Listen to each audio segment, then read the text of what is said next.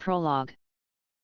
That night, Arcus Raytheft, son to the Viscount, had a peculiar dream. He dreamed of the life of a certain man, who lived in a world unlike any Arcus had ever seen. Unlike Arcus, this man was born to an ordinary family and lived an ordinary life. During his teens and early 20s, he dedicated his life to studying before dying suddenly in an accident. In a way, it was like Arcus lived that man's life through his dream. He learned of that world's history and culture with that man at school. He learned of an art named science, something which didn't exist in Arcus's world. He won competitions, made friends, fell in love. The majority of Arcus's dreams were vague and nonsensical, yet this dream in particular was so vivid and real, it almost seemed entangled with reality itself. It even made Arcus wonder if the life he had accepted as reality was, in fact, a dream, and the man he thought he dreamed of was his true self. Perhaps Arcus didn't truly exist, and his entire life was nothing but a dream the man saw in his final moments. The only thing that was certain was that this long dream had a profound effect on Arcus. He could barely believe that the bed he woke up in was really his.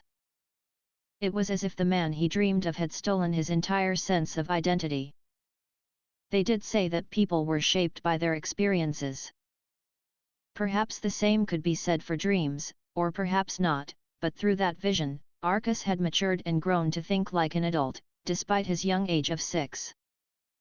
What affected him most was the loss of that man's lover just before their wedding. Arcus found himself weeping at the very thought of it, just as if it was his own lover that he had lost. There was no doubt, that man was now a part of Arcus. That day, Arcus broke into a fever. His dream was only one of the factors that caused it. His temperature shot up, and his condition deteriorated rapidly. It reminded him of when the man in his dream was suffering from the flu. As Arcus lay in bed, he was visited by a couple. The man's hair was silver, while the woman had brown hair, a much more common color in this world. Arcus was extremely familiar with the pair. They were his parents, Joshua and Celine Raytheft. "Mother! Father!" Arcus croaked. Even in his current state, he wanted to call for his parents. He wanted them to save him. The expressions on their faces as they looked at him instantly twisted. "The child certainly puts up a fight," remarked his mother, as though Arcus were a worm she had just spotted on the ground. His father grunted in agreement. Despite Arcus's fever, his parents' gaze sent a chill through his spine as memories began to resurface. Arcus lacked a talent for magic, and so he had been denied his position as the Raytheft's heir. This is the story of how Arcus Raytheft, a 6-year-old boy, began to work his way back to the top with another man's memories. Part 1, the disinherited boy. Arcus stared out of the window and sighed for the umpteenth time. The window looked out on the Raytheft's well-kept garden, trees, and a great number of stone houses. In terms of civilization and culture, Arcus's world was much like the medieval Europe of the man's world. Unlike that man's world, the buildings here were not made of reinforced concrete, but stones and wood. Needless to say, motor vehicles were also non-existent. Most people traveled by horse and carriage. Television, gas cookers, air conditioning, refrigerators. None of these things existed in Arcus's world. They did, however, have lighting, water, and sewage systems, which was something. Not that those things comforted Arcus, who had experienced the wonders of the other world through his dream, but that wasn't why he was sighing so much anyway. His anguish arose from the condition of his estate. Even after his fever went down, his parents treated him just as poorly as ever. Before Arcus's magical abilities were tested, his parents regarded him and his younger sister like there was nothing dearer to them in the world. Now Arcus was treated like dirt. "And I am no longer the heir. It had only been a short time before Arcas dreamed of the other world that he was barred from his inheritance. It all came down to magic and the weight it carried in this world. In that man's world, magic belonged to fiction and quackery. Here, it really existed. The Wraithefts only held a viscountcy among the gentry, but it was a position they'd maintained since the ascension of the first king. They were a military family, and it was the founder's use of magic on the battlefield that earned him a position of nobility, beginning the Wraitheft line. The house's standing could not survive an heir weak in the arts. When Arcas's ether was assessed by the family a few weeks ago, he failed to achieve even an average score. The test was simple. The examinee was asked to use magic to create ripples through the surface of a large pond and scored on how long they could sustain the effort. Most Wraithefts could go for an hour or more. Arcas, however, didn't even last 3 minutes. Ever since then, his parents looked at and spoke to him like he was pure filth. They called him a disgrace, talentless, and sometimes even a mutt. It was an abhorrent way to treat a 6-year-old. In her more enraged moments, his mother even struck him. Arcas had tried desperately to improve his magic skills ever since. If he could do that much, then maybe his parents would return to the loving mother and father he used to know. Arcas had torn the family's library apart looking for some way to increase his magical power. He even asked the servants if they knew how. In the end, it seemed it was impossible after all, and even when his parents learned of his efforts, their attitude toward him did not change. That was how Arcas ended up bedridden with a fever. He thought back to his mother's words. "It's as though she wished me dead," he murmured glumly. They upset him, of course, but what he felt lately was a pain that stayed with him and weighed on him in a way grief didn't. Those words of hers made him worry about the future. Would they really carry on looking after him here at the estate? Were they planning to throw him out onto the street now that he survived his fever? Either way, Arcas considered his dream of that man to be a great blessing. He had matured through that dream, and now the prospect of being abandoned by his parents didn't seem as scary as it may have in the past. That wasn't to say the idea filled him with joy either, but he realized that there was no point now in trying to win back their love. As he gazed at the gloomy sky outside his window, there was a knock at the door. "Brother!"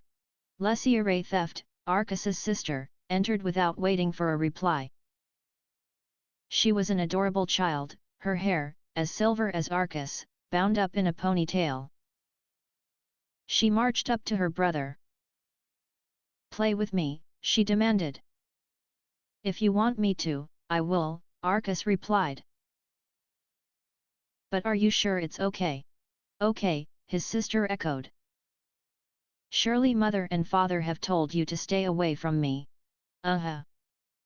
Mother told me not to go near you," Lesia announced proudly. Arcas wasn't surprised in the least, though he hadn't expected Lesia's rebellious streak. "I just wanna play with you," Lesia repeated. "All right," Arcas replied, getting to his feet. He enjoyed playing with his little sister. He hoped this wouldn't end up being the last time.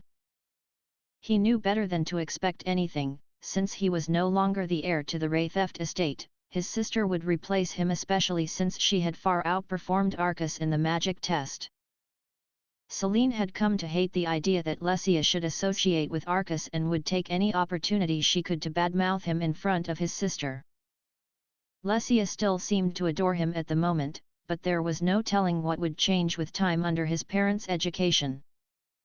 "Lesia." Arcas studied his younger sister as she smiled at him sweetly. They weren't actually brother and sister but cousins. While Joshua Wraitheft, the head of the family, was Arcas's father, Lesia was the daughter of Joshua's brother, the late Dudley's Wraitheft. Arcas's memory of their first meeting was vague, but he recalled that Lesia was introduced to him as his cousin. When her father was killed the following year in a war with a neighboring nation, Joshua took Lesia in. Arcas and Lesia were brought up together as siblings of the same age. His parents were probably relieved now that they had done so, but Arcas himself wasn't sure how he felt about it. "What's wrong?" Lesia suddenly asked. "Nothing," Arcas reassured her. "What did you want to play today?" And so Arcas ended up spending the majority of the day playing with Lesia. The next day, he was called into Celine's room to be disciplined. "I thought I told you to stay away from Lesia." Celine's shrieks pierced Arcas's ears as she stood above him. So long as Celine caught wind of it, Arcas knew he could expect this treatment every time he and Lesia crossed paths from now on. There was nothing he could do in response but shrink back and apologize. "I'm sorry, Mother. Sorry isn't going to cut it. If your worthlessness rubs off on her, what then? Would you try to fix that with an apology, too?" Arcas knew full well that worthlessness, as she put it, wasn't contagious. But he barely finished the thought before he felt a sharp impact against his cheek. Despair and frustration at his helplessness welled up inside him. I'm sorry. Listen, you filthy mutt. I'm warning you now. Stay away from Lesia." She gave him a drawn-out beating. Arcas bit his lip as hard as he could, trying to bear the pain. "Why did God curse me with a waste of space like you? Why couldn't you be more like the law's real heir? He's overflowing with magical power." Pulling out a handkerchief, Celine began to dab at her eyes dramatically, like she was suffering most of all. She barely finished her act before she was back to screaming again. "Next time you do something like this, don't even think that I won't use my magic on you." "Yes, Mother." Finally free of his mother's wrath, Arcas left the room. On his way back to his bedroom, he heard the servants whispering. "There he is. The Wraithef's failure of a son. Look at his face." His mother's punishment made him cry.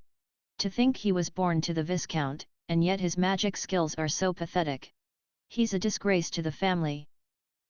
I don't understand why they haven't gotten rid of him yet. Without magical talent, he found himself beneath even their concern. He took solace in the fact that not every servant participated in this harmful gossip. It was only those who knew how to use magic themselves, those who didn't sympathized with him. After finally returning to his room, Arcas closed the door. His legs trembled, like all the tension holding him up had drained from his body. It doesn't matter. It doesn't mean anything. It didn't matter. Arcas knew that he had experienced over 20 years of another man's life. Being hated and hit by his own mother wasn't a big deal at all. It didn't affect him. There was no reason for him to feel anything at all. He only had to think of his parents as his mother and father in name only. Arcas's true mother was the gentle woman who raised the man in his dream. As long as he believed that, he had no reason to break down here. He had no need to be jealous in the least. A sob escaped his throat. Soon, his eyes were burning. There was no stopping now. Something snapping inside him, Arcas began to bawl. Why did his parents treat him so cruelly, when less than a month ago, they treated him so tenderly? They would stroke his head and hold him tightly. Even if he whined, they would smile without scolding him for it. Now they saw him as dead weight. Was this really how his mother was going to treat the son she carried for 9 months? Perhaps it was right to shout at your child just because they were talentless. Maybe it was normal to hit them and treat them roughly. Arcas had lived another man's life now. He wasn't the same boy he was before. And yet, he found he was powerless to resist the emotions the man had endured. But why? He saw countless hardships through that man's eyes. He was bullied through elementary school, which led him to become the class clown until college, where he could finally spend his days as he wanted. That entire time, he carried on. That man's life had taught Arcus how to stand strong. Why couldn't he stand strong now? Arcus howled, the emotions he could no longer hold back streaming down his face as tears. When his throat dried and his tears stopped, he stayed curled up against his bedroom door. He didn't know how long he stayed there like that. Before he knew it, the sun disappeared, and the view outside the window darkened. Opening the door behind him, he found a trolley laden with a meal. A servant who sympathized with him must have left it there. His stomach empty from crying, Arcus couldn't hold back his appetite. Magic, he murmured to himself as he dipped a slice of bread into the cold soup. Magic. Magic was the reason he was in this mess. It was because he lacked magic ability that he was removed from the position of heir. It was because he lacked magic ability that his parents' love for him ran dry. A thought flashed in his mind. If he became a magician more powerful than anybody had ever seen, he could show his parents that they were wrong. Arcus bit off a clump of bread. He knew it was a childish thought, but the idea appealed to him. There was something else, too. I miss hamburgers. And could you really blame him? The truth was, while it was far from enough to satisfy his parents, Arcus actually possessed a fraction more ability than the average magician. He could use some level of magic, but it wasn't like he was destined to become the greatest magician the world had ever seen, either. If he put the work in, there was a chance he would be able to find some way to increase his ether. He had failed before, but that was when he was a normal 6-year-old. If he could bend his new memories of the other world and its technological wonders to his advantage, then the results might be different this time around. His determination renewed, Arcus set to work rereading all his family's grimoires. Magic is the power to bring all sorts of phenomena to life, using mystical words to create spells. That was probably the simplest way to sum up what magic was in this world. Based on this definition alone, the magic of this world seemed to be less limited than the magic described in the books Arcus knew from the man's world. All you needed was to put certain words together, and you could make all sorts of things happen. As long as you could create a spell, countless possibilities lay before you. When the books spoke of mystical words, they weren't referring to a modern language, but to the elder tongue, whose roots were in the very origins of society. It was written in characters known as arglyphs, which looked similar to astrological and zodiac symbols from the man's world. Each word of this language held power related to its meaning, and assembling those words into a sentence or phrase would create a spell, waiting to be used. What happened as a result of those words largely depended on the magician's intention, but as long as you memorized the elder tongue, in theory you could use magic to do almost anything. The book went on to describe that to use the language, you had to put an appropriate amount of magical power into each word. If you got the amount wrong, the spell would fail. In other words, the idea of overclocking a spell was mere fantasy. Not that it really mattered to Arcus, who wouldn't have enough ether for that in the first place. The amount of ether you possessed determined a sorcerer's staying power. To sum up, Arcus needed to learn the right words and how to arrange them into spells, and how much magical power to put into each word. Alongside his studies of the language they spoke at home, Arcus had also been learning the elder tongue, and so he already had a decent understanding of it. When casting a spell, it was important to picture your intention vividly. Thanks to that man's memories, Arcus now had a whole host of imagery that he could draw on things he witnessed in real life and in films, comics, and cartoons.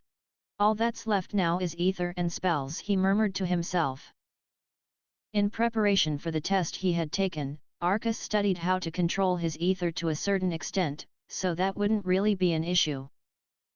In terms of spells, he just had to learn those that already existed, how to make his own, and how much power was consumed upon casting them. On this front, he was out of leads, he'd bled the book dry. It wasn't worth considering asking his parents, and the magic users among the servants likely wouldn't help him, either. At this point, Arcas would have been well within his rights to give up. "I'll make this work." The truth was, he had someone in mind who he thought might be willing to help him out. A few days after Arcas gathered his resolve to become a magician, the Wraithefs received a visit. "Brother. Hey, Joshua. Been a while, hey." In the Wraithefs' drawing room stood Arcas's father, Joshua, and a man who looked much like him, with the same silvery hair. Unlike Joshua, this man had much more of a working-class air about him. His muscular body, browned from the sun, had a few burn marks here and there that spoke of his return from the battlefield. His name was Crabe Abend, and he was Joshua's elder brother, although he had absconded from the Wraitheft estate years ago. The reason for his defection was to do with his ether. When it came to choosing an heir for the Wraitheft name, Joshua had been chosen, simply because he had more ether than his brother. Crabe quarreled with Arcas's grandfather about it, which eventually led to his decision to leave. He could still show his face to the head of the Wraitheft estate and still be considered that man's brother for one reason. Crabe had studied and worked incredibly hard in exile. When he came back to fight in the war, he achieved success after success, eventually receiving an important office within the military from the king. His true strength ended up far exceeding his brother's talent in the arts. As a baron, Joshua still outranked Crabe among the gentry, but within the military, their roles were reversed. Crabe didn't associate much with the Wraithefs, but he dropped by when he was moving between military posts, just to check in on his family. "Hey, Arcas! How are you doing?" Crabe grinned as he spotted his nephew. "I am well, thank you. It has been a long time." "I am glad to see you are well, too," Arcas replied. "Since when did you speak so much like a grown-up, hey? Is this what they're teaching you in those fancy air classes?" Crabe let out a hearty laugh, apparently overjoyed to see his nephew maturing so fast. Arcas's uncle was always so open and straightforward. Arcas found him very approachable. Joshua, however, did not look so pleased. "Arcas is no longer the heir to the Wraitheft estate." There was a pause. "What?" Crabe's eyes widened in surprise. "His ether is far too low for our standards. Lesia shall be taking his position as heir," Joshua explained. Lesia, who was sitting next to her father, shot an anxious glance at Arcas. He couldn't blame her, she was put in an extremely awkward position. Suddenly, Crabe narrowed his eyes. "Don't tell me that's why you ain't letting him sit on the couch." "That is indeed why," came the response. Arcas alone was being made to stand behind the rest of the family as they sat, on Joshua's orders. Though his father was treating Arcas like a servant, he likely saw him as even less than that. Crabe's expression crumpled into a frown. "Look, even if he ain't got that much power, don't you think it's kinda early to be making that decision? He could still have potential, you know." "Please," Joshua scoffed. "You should know more than anybody that ether doesn't increase over time." Crabe let out an exaggerated sigh before turning his frustrated gaze back toward Joshua. "You remember what Dad said to us before he died, right?" It seemed he struck a nerve. "Things are different now," Joshua protested. "The fact is that the boy simply hasn't enough ether to be worthy to lead the house." "Hey! That boy is your son. At least treat him like your own flesh and blood!" Crabe shouted, raising his voice to a level above Joshua's. "He is no longer the heir, therefore, he is no longer my son." The moment his lack of power was established, he became a worthless mutt. It was like a frigid wind swept through the room. Arcas nearly shivered.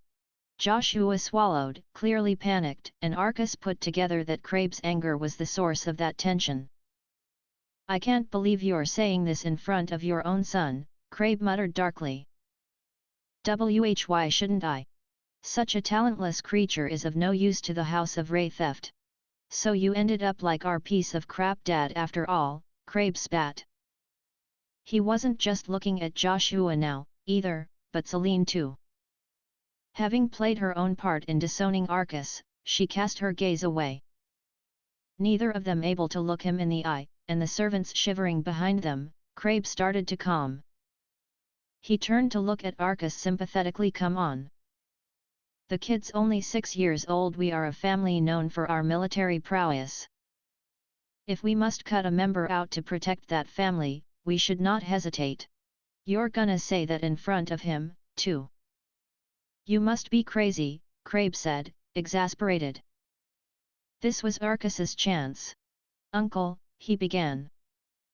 Uncle, I have a favor to ask of you. What's up? I would like you to teach me about magic. Arcas. Why, you little? Joshua scowled at his son. Arcas met his gaze head-on. There was nothing to be scared of anymore. He let out all the tears he could spare days ago. His parents could glare at him and hit him all they liked, but he swore he would never let them make him cry ever again. From now on, he was prepared to stand up against them. Crabe stared at Arcas, taken aback by his words. Are you sure, Arcas? Yes. I am sure. He was doing the right thing. In fact, this was all he could do. In getting so angry on his behalf, Crabe proved Arcas could trust him. Arcas nodded, watching as the confusion in Crabe's eyes turned to admiration. It didn't take long for Joshua to interject. Stop right there, he shouted. How dare you ridicule the name of Ray Theft like this? That is not my intention. In fact, I am doing this for the family. Arcas's unexpected words and nonchalant tone merely provoked Joshua's rage further. What utter nonsense! If I prove that I have talent, then there should be no reason for the family to be ashamed of me. Am I wrong? Arcas was doing his very best to take a dig at Joshua. That he was doing so in front of Crabe, who had already proven himself worthy, made his words all the more effective. Just as Arcas expected, the venom in his father's gaze increased. In terms of his position within the family, Arcas could fall no lower, and so there was no way to make him regret this. He no longer cared how much his father came to hate him. Why, you... Joshua began, but Crabe interrupted him with a hearty laugh. Come on, Joshua. It's too early to decide he's gonna shame the family. Or are you saying I showed you and Dad up, just cause I made something out of my life? Brother! Joshua's face turned red as hot iron at Crabe's barb. Crabe stuck his tongue out at his brother as he raged. Okay, Arcas. I'll teach ya. You'll be a fine magician once I'm done with you. And that was how Arcas's uncle, Crabe Abend, became his magic teacher. The following day, Crabe took Arcas to his home in the royal capital. There in the garden, he began a magical demonstration. Crabe stood in front of Arcas, a bandana wrapped around his silver hair and his military jacket hung over his short-sleeved shirt. His tanned, muscular arms were folded in front of his chest. He looked much more like a fighter than any sort of magician, but despite his appearance, he was known across the land as a scholar of magic, not that he wasn't also a fine man at arms.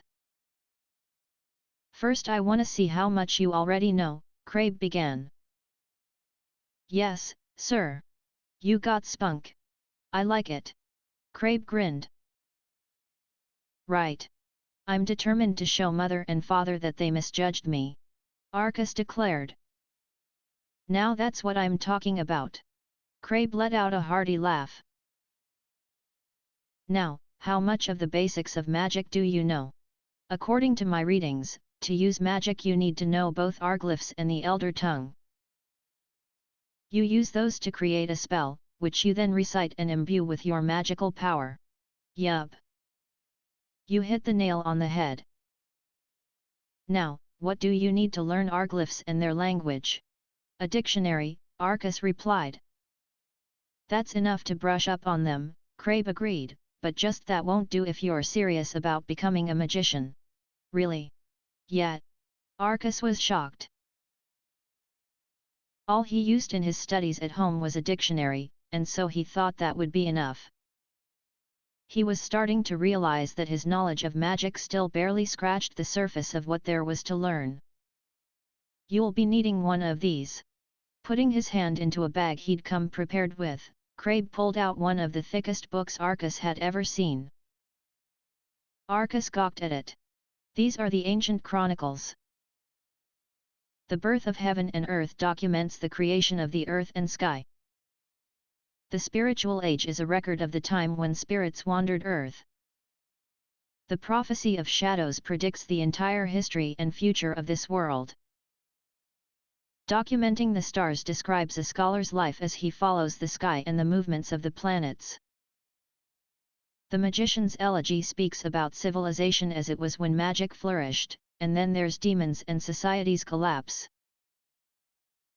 That one's about the 4 powerful demons who will come and destroy the world. It's got the song of destruction in it.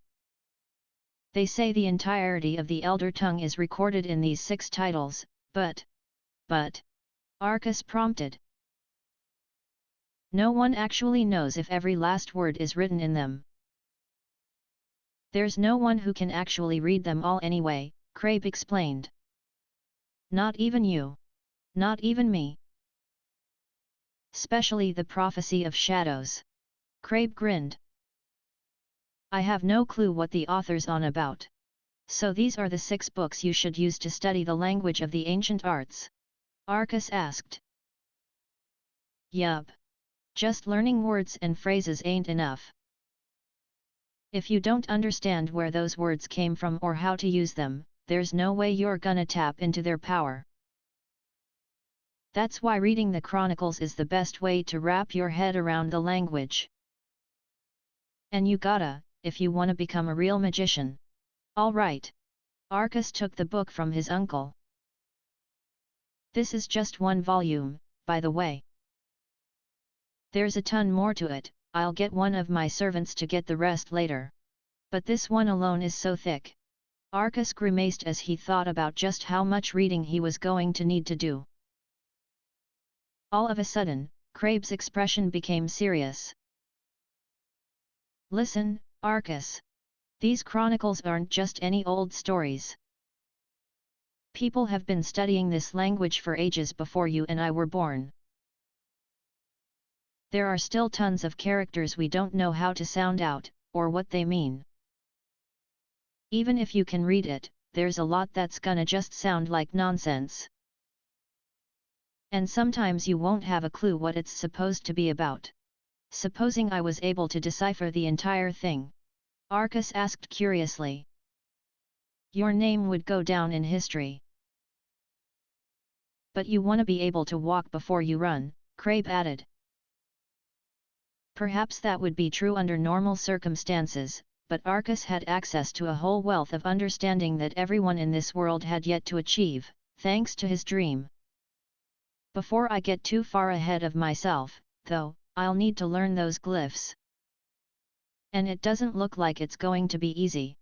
Deciding he would just have to take his time with it, Arcus returned his attention to Crabe. So, on the one hand, you've got your language to learn. What else have you got to learn along with that? Crabe asked. How to control my ether. Yup. You got it. I see you've done your homework. Crabe broke into a smile at Arcus's instant response. Magic consumed the caster's ether in order to create a specific effect, but just reciting the spell wouldn't automatically consume it. Instead, you had to prepare the right amount of power beforehand. This meant you had to learn to regulate your ether so that you could put just the right amount into each spell. You've already learned how to control your own power, right? Crabe asked. Yes, sir, replied Arcus.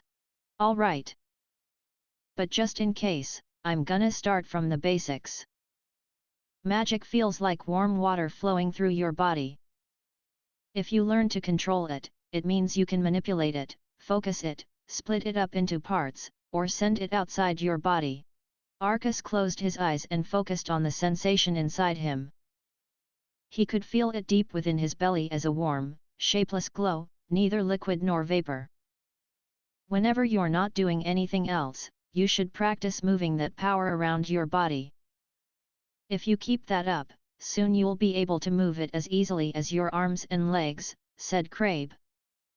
Yes, sir, your goal should be to be able to move that power even when you're doing simple physical tasks. Then you'll be able to keep it up for days on end. Arcus nodded. The way Crabe was speaking right now told him that this point in particular was very important. By the way, once you get good at this, you'll be able to feel magic from places outside your own body, Crabe added. Really? Yep. And I was the one who discovered it. What'd ya think of that, huh? Crabe puffed out his broad chest proudly before bursting out into embarrassed laughter. As you probably know, I left the Ray Theft House and passed the airship over to Joshua. Everyone mocked me for it, and I hated that, so I went on a journey to look for ways I could increase my ether. Arcus nodded.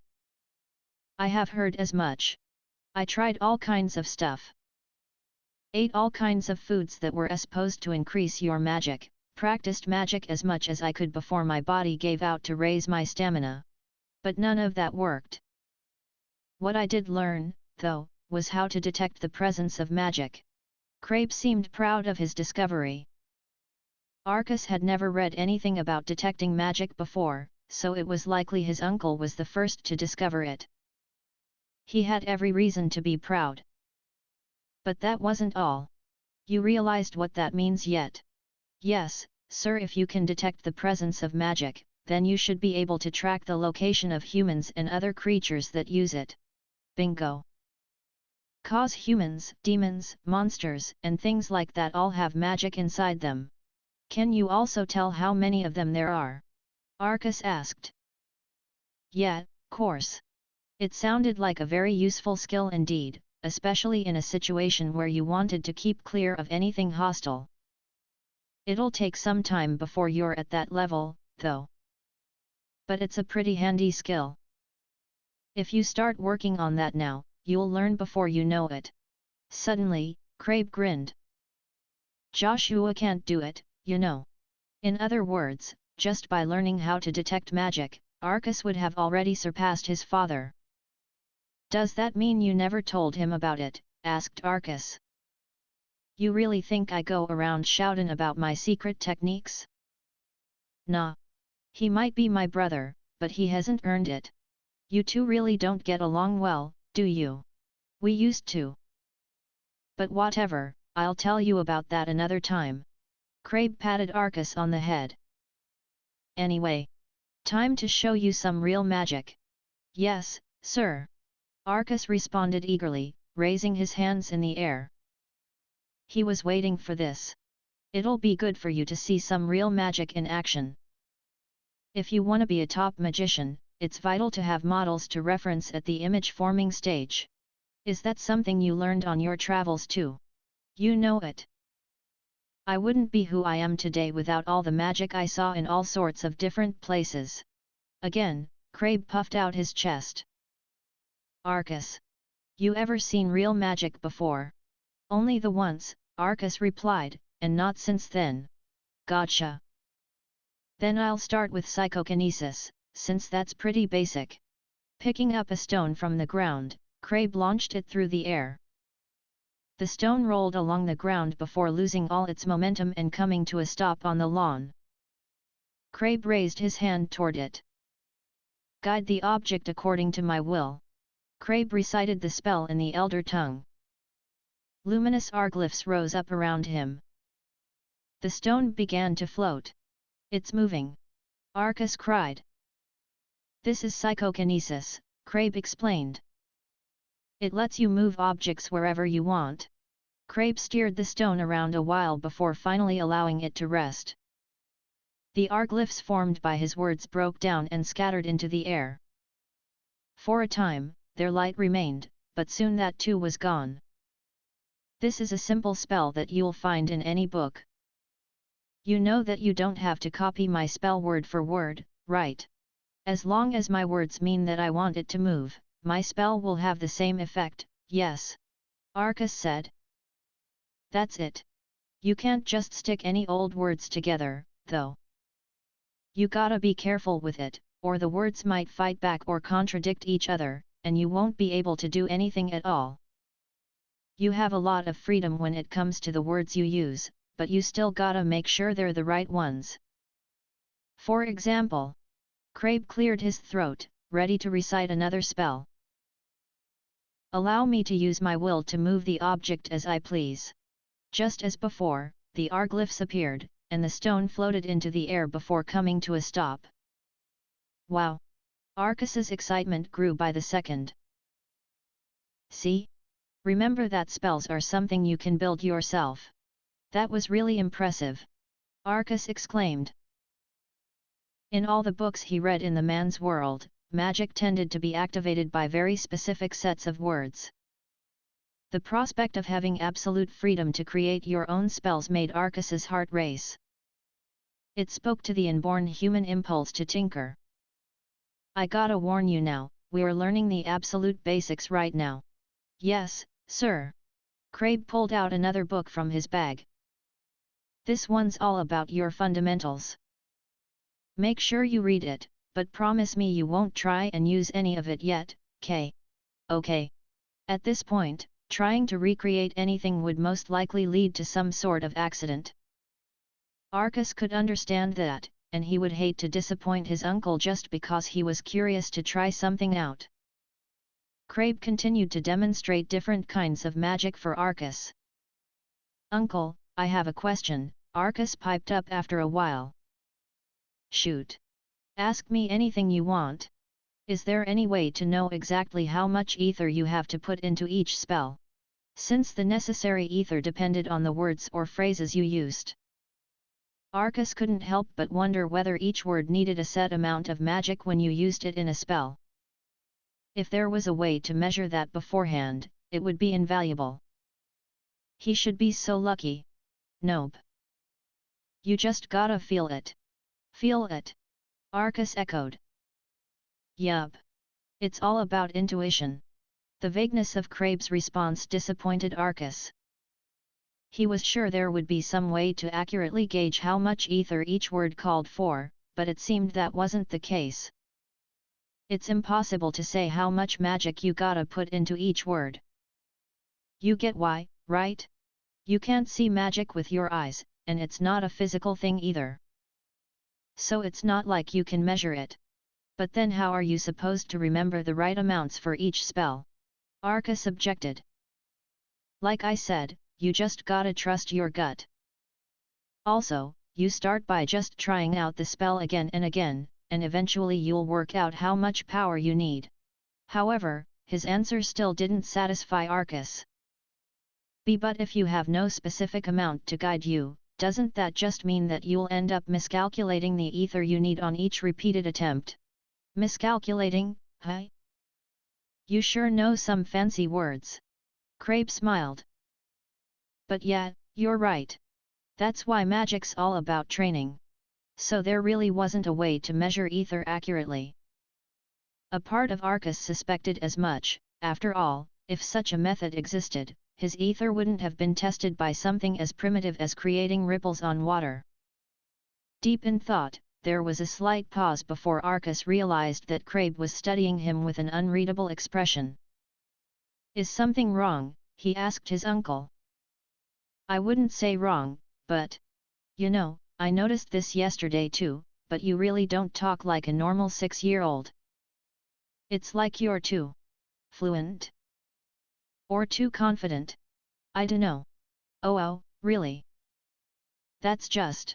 It must be the result of my studies. Arcus was under the impression that speaking more loudly would make his statement more convincing. His fluent speech and speed at picking up new vocabulary was, of course, a result of what he'd learned through that man's memories. He always had to memorize new words when he was receiving his heir's education, but now he found it much easier to actually put them to use. Before he knew it, he was able to speak at length without even needing to pause for breath. Yeah. I guess that makes sense. There was a hint of pity in Crabe's eyes. The next moment, he placed his large hands firmly on Arcus's shoulders. "Don't worry, Arcus. I ain't gonna let all that hard work of yours go to waste. We'll get you up to scratch on magic, I swear." "Oh, thank you." Arcus wasn't sure what else he could say under his uncle's intense gaze. Apparently, he had given Crabe a false impression. It seemed he thought his family had forced him to study day and night. "Still, I'm very lucky to have a kind-hearted uncle like him around." Arcus genuinely thought so, especially when considering what the rest of his family was like. He found hope rising in his chest, hope that he would be able to master magic like he wanted to. So long as he didn't dwell on never knowing for sure how much power he would need. Even though Crabe was teaching Arcus magic now, it wasn't like he could be by his side at every hour of the day. Thanks to his scholarly and military work, and the fact that he held his own territory, he was actually fairly busy most of the time. Instead of teaching him directly, he would give Arcus assignments to do at home before catching up with him in his spare moments. Arcus worked hard on these assignments daily. Today, he was reading an old grimoire he had borrowed from Crabe's library.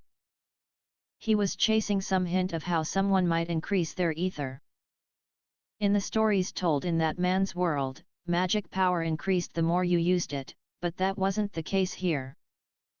In this world, ether was set from the day you were born, and it wasn't thought that there was anything you could do about it. Crabe had once followed this same line of inquiry that Arcus now pursued and apparently found nothing of use, so Arcus didn't hold out much hope himself. Even then, he felt he had to check. With the knowledge from his dream, there might be something he would spot that Crabe couldn't. He wasn't having any luck. The book mentioned nothing on increasing your power, merely listing ways your power could manifest once you learned to control it, among other similarly unhelpful things. Not only that, but the last few sections of the book were so complex that not even Crabe was able to understand them. For example, he had just come to a section about needing one's magic. Crabe had this to say about that section: "Oh, yeah. I don't really have a clue about this part." Crabe himself had done as the book said, manipulating the magic inside his body and working hard to build it into something greater. But he never had any success with it. In the first place, he wasn't quite sure what the book meant by need. Need?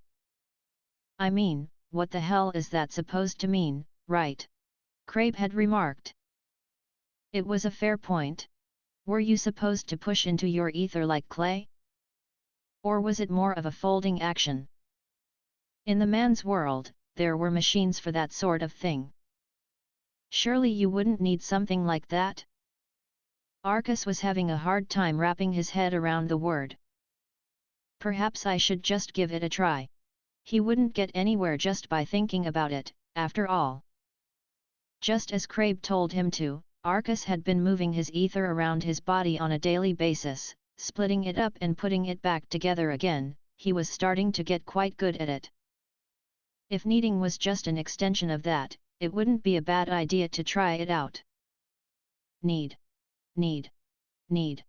Arcus focused, folding his power over itself, kneading and pressing into it over and over again.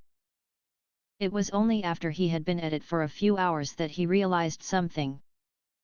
Is my power decreasing? As he kneaded, it felt like his power was ebbing away, little by little. Just moving magic around inside your body shouldn't consume it, but Arcus was sure he had less now than when he started this exercise. I shall keep kneading, he decided. Some sort of change was happening within him, which meant he was making progress. He continued to knead, hoping he might discover something new in the process. However, I must have exerted myself a bit too much. Arcus kept going until it felt like there was barely any magic left inside him at all. When he started, his magic was pleasantly warm like freshly drawn bath water, but now it burned like steam. Not only that, but he felt more resistance as he tried to manipulate it now. It had been so easy at the start, but now the magic seemed to settle inside him like a boulder. Arcus briefly considered casting a spell. No, I can't do that. Especially not indoors. In its current state, his magic would likely need a forceful way out and that risked a shockwave. Not only that, but this sensation was entirely new to him. If his inexperience led him to release it clumsily, he could end up destroying his entire bedroom. Yet, if he didn't release it now, that burning weight was just going to sit there until he did, or until it found its own way out. Arcus was starting to get nervous. I'll work it out later. He decided he would leave the dangerous power he had created inside him. If he didn't focus on it, he wouldn't feel the burning. If he left it alone, it would probably cool down. He hoped so, at least. He hoped, but he suspected it wouldn't be that simple, either. People had researched magic for hundreds of years before he was born, but Arcus was just a 6-year-old boy. It wasn't like he was going to be able to discover anything new based on a passing whim. Increasing your own ether was one of the biggest roadblocks in magic research. Finding the solution wasn't going to be easy. Picking up the textbook, Arcus left his room. As he did so, he was unlucky enough to walk right into Joshua. He stiffened under his father's icy glare. Ever since Crabe started teaching Arcus magic, Joshua's attitude toward him became colder by an order of magnitude. It seemed the tension between him and his brother was just as complicated as Arcus thought. Joshua's gaze dropped to the book in Arcus's hands. Studying magic. Yes. Joshua clicked his tongue. Studying shan't get you the inheritance back, he remarked irritably. I never wanted the inheritance, Arcus replied. Nor does it matter how much you learn from my brother. Joshua barked. Your magic levels will remain pitifully low. Magic levels are not the be-all and end-all of a good magician, Arcus informed him, remaining cool against the fire of Joshua's anger. The next moment, he felt a sharp pain across his face. Joshua had hit him. The next thing he knew, Arcus's head slammed against the corridor wall, and the metallic taste of blood spread across his tongue. He must have cut his mouth. You are nothing but a nuisance. Joshua spat, enraged. His father no longer felt the sadness of a parent who had lost their son. If he had, he wouldn't be able to treat the child who shared his blood so horrifically. Wrath was all that consumed him now. For a while, Arcus stared at the floor in silence. Eventually, having lost interest, Joshua left him there. Arcus put his hand to his cheek and stood up. It was then that he noticed Lesia's head poking around one corner of the corridor. Her eyes shone with anxiety. She must have seen the whole thing. Be brother. Lesia. Lesia checked if the coast was clear before racing up to Arcus. Are you okay, brother? She asked. I'm fine. This is nothing. Arcus smiled reassuringly at her, but Lesia dropped her gaze to the floor. I'm sorry. Sorry for what? Arcus asked. It's cause of me that mother and father are being so mean to you and hitting you and stuff. Lesia's shoulders shook like she was about to burst into tears. Lesia, none of this is your fault. Why yeah, it is, cause I'm gonna be the heir instead of you. I stole it from you. It seemed Lesia was under the impression that this was her fault. No, Lesia, Arcus told her. It is my fault. No it's not. It's not. Lesia wailed, unable to hold her tears back any longer. Arcus waited patiently for her to calm down. Eventually, her wails became a series of intermittent sobs. Brother! Why can't everyone just get along like we used to? I wanna play with you. I don't know, Lesia. But it would be nice. That was impossible now. Much as he agreed with Lesia that families should get along, Arcus's relationship with his parents was damaged beyond repair.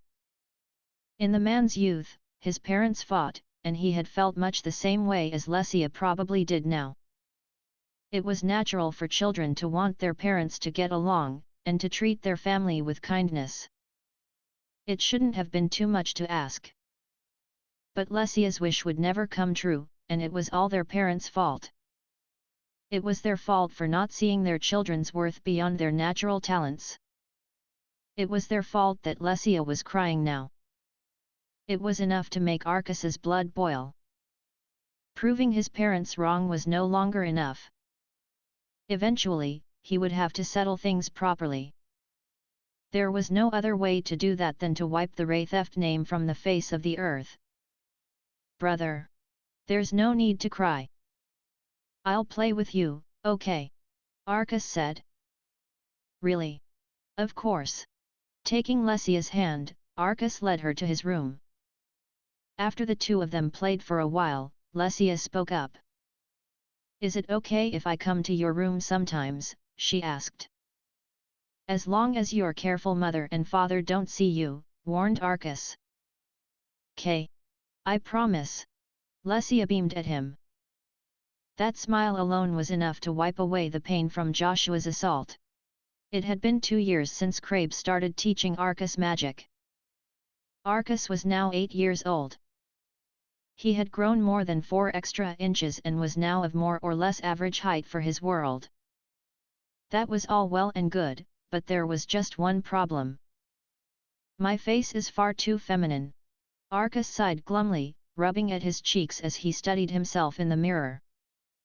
His features adamantly refused to surrender their baby fat. It wasn't just his face, either his unusual silvery hair also gave off a feminine impression. Logically, Arcas knew he was still only 8 years old and that the situation would probably improve over time. That didn't stop the uneasiness from bubbling up inside him every time he saw himself in the mirror. There was still good news, however. His magical studies were coming along nicely. He had put countless hours into studying the Arglyphs and the Elder Tongue and memorizing a fair bit of the characters and vocabulary. Arcas put a lot of his success down to the language skills that carried over from the man's world. Magic aside, its laws of nature and physics were very similar to his own. There were quite a few words and phrases that Arcas shouldn't have been able to understand but was able to work out when he compared them to what he knew from the other world. Electricity, obscurity, magnetism, nothingness. These were just a handful of the words that helped Arcas's understanding. The words from that man's country held nuances other languages lacked, which also worked to Arcas's advantage. Arcas had been lucky that the man was such a bookworm. According to Arcas's uncle, he was at the same level as a student of the Royal Institute of Magic. It wasn't normal for an 8-year-old to be this far ahead in his studies. Perhaps part of that came from Arcas's desire to win out over the elder Wraithefts. That wasn't to say he disliked his studies, but the abuse his fall from grace still brought on him spurred him forward like little else. Arcas still had a long way to go before he could get his revenge on Joshua. He had to keep going if he wanted any chance of being able to show up him and Celine and destroy the dated traditions of the Wraitheft house. As for the use of magic itself, Arcas had become quite good at it. He would practice with Crabe in his garden whenever his uncle had time, and it was safe to say that he had more or less mastered the basics. It wasn't too long ago, on one of these occasions, that he chose to show his uncle what he had learned. "Okay. Give it a try," Crabe instructed. "Yes, sir." Under Crabe's watchful eye, Arcas carefully portioned out the ether he needed for the words he had in mind. "Turn the wrath within me to flame. Scorch the skies with your roar and incinerate all in your path as you become a burning arrow." The moment the words fell from Arcas's lips, Arglyphs began to float up around him. They slowly twisted themselves into a magic circle, and a spear of flame pierced through its center. This was an offensive fire spell, Flamme la Rune. It was a version of the spell Flamme Rune, which Crabe had created to be easier to use. The spear of flames shot from the center of the circle, hitting its target and setting it ablaze. Once the flames burned out, they transformed into arglyphs before dissolving into the air. Nice! That was awesome! Thank you, Arcus replied, bowing his head at Crabe's praise. It took Arcus a long time to work out how much ether and what kind he needed to put into that spell, but after practicing it over and over, he finally had it down. There was still something that bothered him, though. It's just far too inefficient. It was the lack of numbers that gave Arcus the most trouble. Sure, he had gotten used to feeling out how much ether he needed, and according to Crabe, that was the only way to do it. But no matter how many times he repeated that, Arcus found it difficult to accept. If he could only measure it, he would be able to use each spell as effectively as possible. He felt a rough hand ruffling his hair. Arcus looked up at Crabe curiously. I can't believe you're already using Flamme Larune. And you're only 8. You know this'd mean you're war ready, right? Really? Arcus asked. Yep. Wanna come join me on the front line next time? If you think I'm ready. I was just kiddin'. Crabe let out a roaring laugh. Ha! Ha! Arcus's lips twitched into a hesitant smile of their own. He wasn't quite sure he approved of how casually Crabe spoke of war, like he was inviting Arcus to a picnic. It was true that this level of magic would likely qualify Arcus to fight out on the battlefield. Firearms did not exist here. Not only that, but nobles and royal heirs were often made to fight at a very young age, so you couldn't blame Arcus for not being able to tell whether Crabe was joking or not. I shall probably have to go eventually. The situation in this world was much less stable compared to the world Arcus dreamed of. Nations scuffled with each other over the smallest of issues, and even lords who served the same king often squabbled. The situation could change overnight. As a citizen, you had to be ready for your country to go to war at all times. Aside from spell practice, there was something else that Arcus worked on in Crabe's garden with him. He was learning about the art of seals. With the right tools, you could carve out a spell on an object to give it a magical effect. It was a very useful art. It filled many of the same niches as the other world's infrastructure and consumer electronics. You didn't need to cast a spell for those objects to work, so it was widely used by both magicians and non-magicians alike. One popular use of seals was to create a soul glass, which was a piece of lighting equipment often placed in and around the home. You could also make objects that created fire, similar to lighters from the man's world. Seals could even be engraved on weapons, creating a special class of prohibitively expensive seal arms. Arcus started learning about seals not only to further his studies, but so that he could earn his own money. It was Crabe who initially suggested the idea. Arcus would engrave seals and sell the finished work to wholesalers. The financial incentive would also help Arcus increase his skills. After all, since he was selling these items, he couldn't be lackadaisical about his technique. Still, at the moment, Arcus was only working on very small objects. At first, he couldn't engrave as neatly as he needed to, and his results were dubious to say the least. Thanks to his enduring practice, he had now become much better at it. Taking up his carving tools, today Arcus was working on carving out a new set of arglyphs. If I make this part more solid, it will also become more brittle. But I can't use the word tenacity here either. The reason Arcus hesitated was that there weren't many words he could use together with tenacity, a word he had learned from his dream.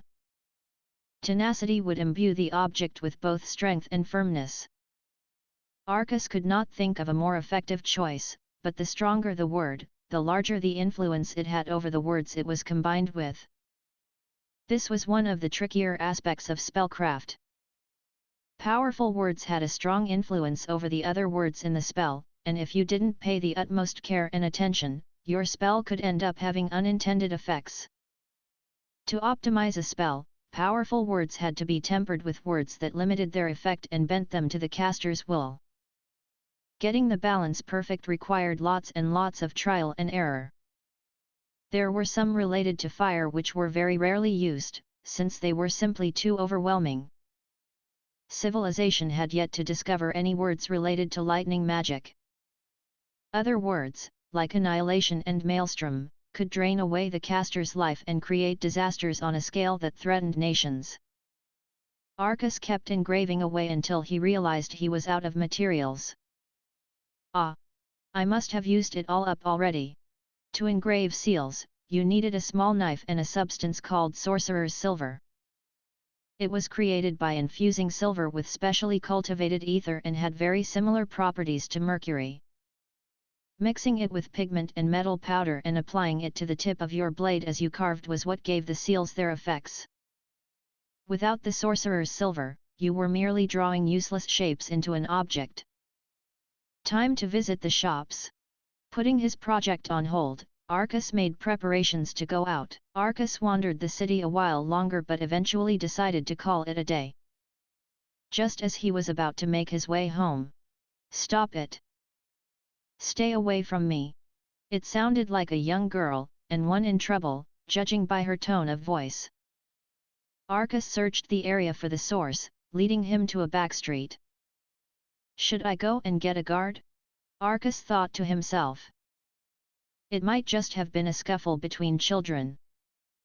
Shrieking children weren't hard to come by in the plaza. Back streets, however, were a different matter. Although I'm just a child myself. If Arcus didn't share that man's memories, he probably wouldn't be making such a big deal of this situation. In the end, he decided to step into the back street and find out what was going on. He was confident he could fall back on his magic to defend himself, even from an adult. It was just as he was investigating the street that a girl dashed from the entrance to an alleyway right next to him. He found himself gasping in surprise as the girl let out a small shriek. He stumbled backward, only just avoiding her crashing into him. Though the girl lost her balance, she killed her momentum by spinning around on the spot before righting herself. Arcus was impressed with her agility. She looked to be around the same age as Arcus. She had long black hair that flowed down the back of her white cloak, a pretty face, and deep blue eyes. Arcus could hear the whispers of men coming from behind her. He strained his ears to listen. Where did she go? This way. Come on. It didn't take a genius to figure out that the girl was being chased. Hey, I mean. The girl spoke up, but she was having trouble forming a coherent sentence. Arcus assumed she was trying to ask for help. This way. He wasted no time in grabbing her arm and pulled her back into the alleyway. Peering around the corner, two shabby-looking men eventually came into view. The men picked the street over for a trace of the girl, but after a while, they gave up and started to head in a different direction. The girl let out a sigh of relief. Thanks. You saved me. You're very welcome. May I ask who those men were? Arcus replied. I'm not sure. I was just walking along when they surrounded me. And when I ran away, they chased after me. Even when I ran into the alleyway, they were right behind me. You'd think they'd give up sooner than that. The girl became more and more animated as she recited her tale. They sound like kidnappers or something to me, Arcus remarked. Probably. We should take this opportunity to return to a hold on. The girl interrupted Arcus mid-sentence. He looked up at her to see she'd pressed her finger to his lips. Arcus fell silent, careful to keep his breathing quiet. He heard footsteps. It seemed the girl had a good pair of ears on her. This way, the girl whispered, pointing deeper down the alleyway. The two of them walked heel-toe further down the alley. Following the dimly lit path, they made for an adjoining alleyway. The footsteps of their pursuers grew steadily louder. The pair continued in search of a way out of the labyrinth of backstreets. A dead end, the girl gasped. What do we do now? They were surrounded on three sides by high stone walls. The only way out was to turn around. Perhaps pulling the girl back into the alleyway was a mistake. Sorry. This is my fault, Arcus admitted. That's not true, objected the girl. The two of them didn't have the time to work out their next step before one of the men appeared. He wasn't one of the two in shabby clothing they had seen before. He wore a dark brown cloak, and there was an air of exhaustion around him. In terms of looks, it would probably be nicer not to say anything at all. The girl took a step forward, a determined glint in her eye. How did you know we were here? She demanded. Just kept looking till I found ya, didn't I? The man let out an unpleasant, screechy laugh. He had found them unusually quickly, regardless of the kidnappers' numbers. It would take unnatural endurance to cover the ground he had in so little time. In other words, you're a magician, the girl stated. Yeah. You know, ya coulda done me a favor and not bothered with all that runnin' about, the man grumbled. This isn't how you're supposed to treat children, you know, the girl informed him. Why are you chasing me? Just lookin' to make some cash. With a pretty and intelligent face like yours, I reckon you'd be worth a pretty penny. How dare you? Whatever. Money makes the world go round, you know.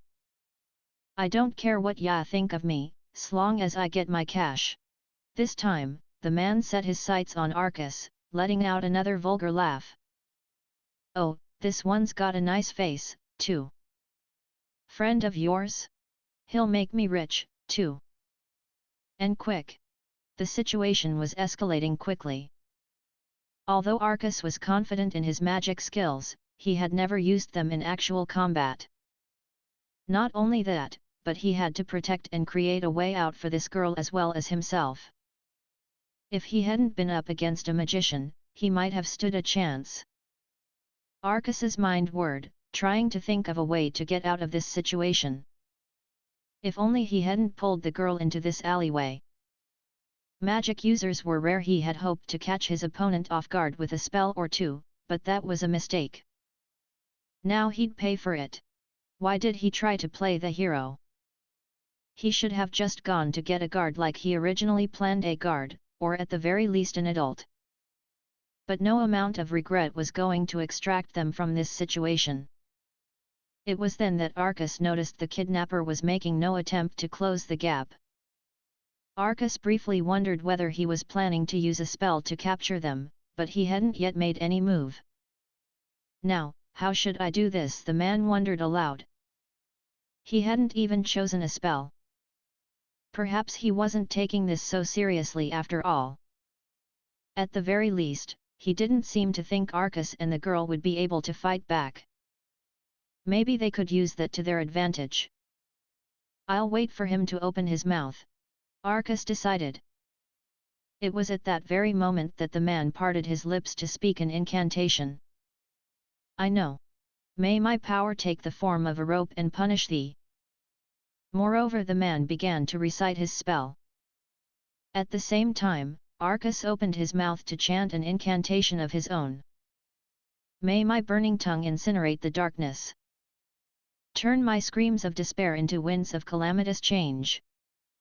Set forth, and permeate the sky. But it wasn't Arcus's spell. It was the girl's. Both Arcus and the kidnapper were taken by surprise, and the kidnapper hadn't even managed to finish his own spell yet. He stopped his long incantation and made to cast a different spell, but the girl's magic was already cast. Glyphs as orange as the scorching sun rose up in a magic circle as flames burned in the middle. Those flames burst forth, twisting and turning in the air, before diving straight toward the kidnapper.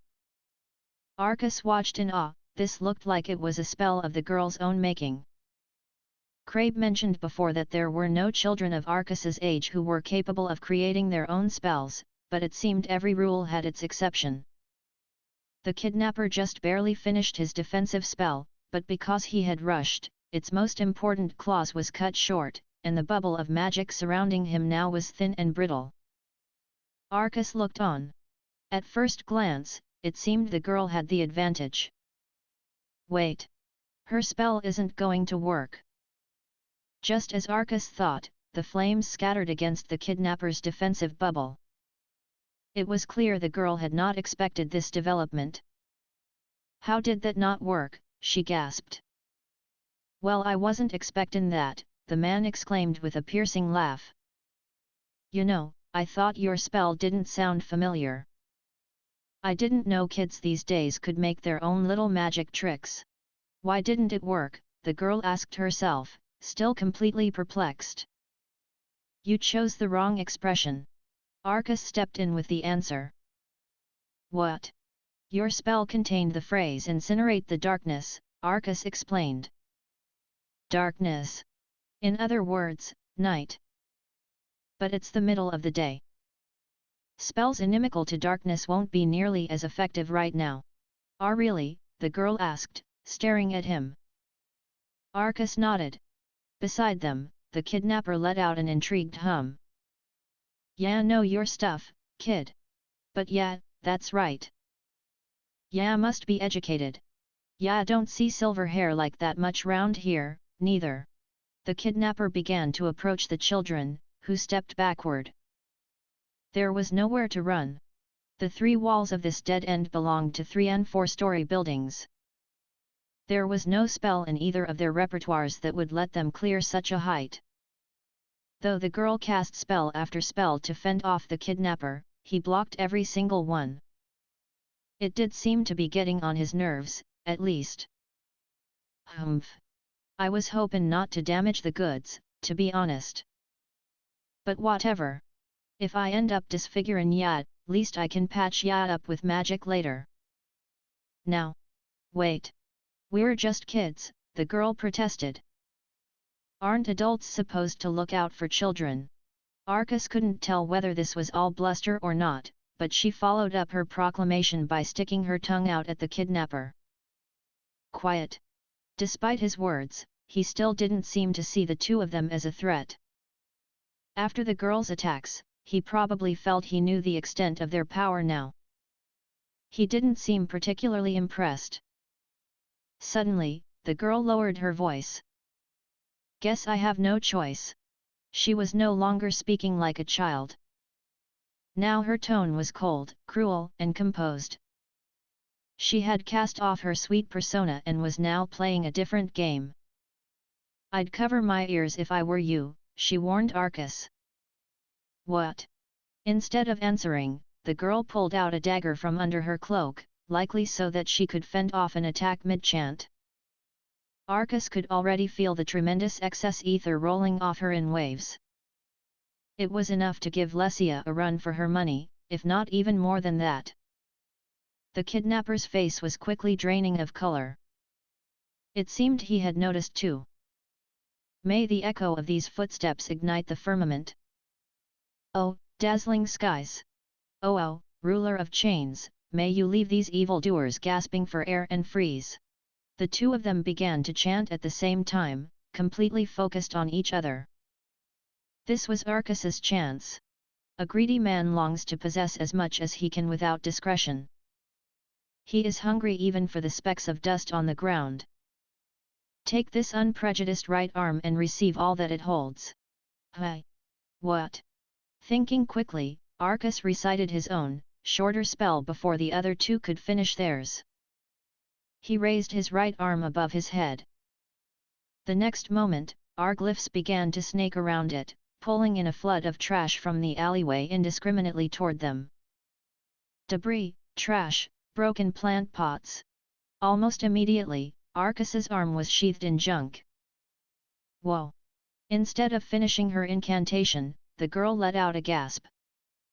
It wasn't long until Arcus was ready to launch. Scrapped arms. What the? Arcus swung his giant junk-covered arm down. The kidnapper just laughed at him. Ya stupid or something. Ya ain't gonna hit me from all the way over there. In that case, I'll have to launch a rocket punch. At that very moment, the junk around Arcus's arm launched at the kidnapper with the same speed and force as Arcus's first attack. What? No, caught completely off guard, he had no time to chant a defense. The impromptu missile came apart, its component junk clattered and crashed against the kidnapper, burying him in a pile of garbage. They had done it. Arcus let out a sigh of relief. Suddenly, the girl spoke up. Hurriedly, he tried to stop her. We did, huh? Don't say that yet. You'll jinx it, he gasped. A jinx. Arcus should have known more than anybody just how powerful words could be. He managed to stop her, but not before most of the spell was already out of her mouth. The two of them stopped still, holding their breath. But it didn't look like the kidnapper was going to be moving any time soon. Satisfied, Arcus moved his hand away from her mouth. What was that for? She demanded. Listen. Any sort of victory cry after a battle will make the enemy stand right back up again. Arcus explained. What sort of magic is that? She asked. It's not magic. Arcus knew it was all just superstition that he had picked up from the man's memories, but even then he didn't want to risk anything. Wait a second, the girl spoke up, as if suddenly remembering something. Right, Arcus agreed, knowing just what she was about to say. This wasn't the time for idle chit-chat. They had to make sure that the kidnapper was really down. Apparently, Arcus had misjudged the girl's thoughts. The next second, she was throwing herself at him. That spell you cast just now. You know, with all the junk flying to your arm? What was that? Tell me. Come on, tell me. Arcus stayed silent. What's wrong? Come on. I wanna know. Tell me. Tell me, tell me, tell me. The girl continued to badger him about his scrapped arms, either oblivious or indifferent to his uncomfortable expression. I think we have bigger things to worry about than that right now, he finally said. Huh? Why? She really didn't seem to have a clue. We need to make sure that magician isn't just playing dead, Arcus explained. There was a pause. Oh! The girl let out a belated gasp of realization. Had Arcus's spell really impressed her so much that she lost all semblance of common sense? Or maybe she just really liked magic. That was probably it. Once she calmed down, Arcus gave a gentle, experimental kick to the man lying beneath the rubble. There was no movement. Are we good? The girl asked. I think so. It would probably be wise to hit him with a binding spell, though. Arcus glanced back at the girl. That was all it took. The next second, he found his body being lifted into the air. Arcus could still move his neck to see what had happened. There was the kidnapper, dirted from the trash. He had his arms around Arcus and was lifting him up from behind. Weren't expectin' this, huh? He screeched with glee. You rotten, but the kidnapper put a hand to Arcus's mouth. I can't have ya castin' spells now. Even if you're just kids, your magic's kinda too powerful, you know. Arcus writhed, kicking his legs with all the strength he could muster. He was just a kid, there was no way he was going to be able to leave a scratch on a fully grown adult. The kidnapper didn't even flinch. You guys are a real pain, ya know that? Ugh! I wish I had a better assignment for my first job. I should have been more careful, the man muttered to himself. Suddenly, the girl cried out. Let go of him. Not happenin'. And don't get any funny ideas, neither. Any magic ya cast could hit him, you know. He was right. Not only that, but there was nothing stopping the kidnapper from launching his own magical attack. They were backed up right into a corner. Arcus tried to think. What could he do? If he couldn't speak, he couldn't use magic. Should he leave things to the girl to sort out? But what if she messed up? Think. Think. Think. There had to be something. Something he could do. He went through the contents of his bag in his head. His wallet. The sorcerer's silver. The pigment. Nothing that could help him now. What else did he have? Ether. He still had some left inside him. And it wasn't just any ether, it was the hot, burning ether from when he practiced kneading. He had held it inside him ever since. Ether was released as waves. If he let it out now, he might be able to make a breakthrough. He had nothing to lose. Arcus pushed out his ether with all the force he could muster. The hot waves that burst out of him were much more powerful than he had expected, like the moment a balloon bursts from being overinflated. It briefly crossed his mind that he wouldn't come out of this unscathed. Arcus cried out as he felt himself being launched through the air like a rocket.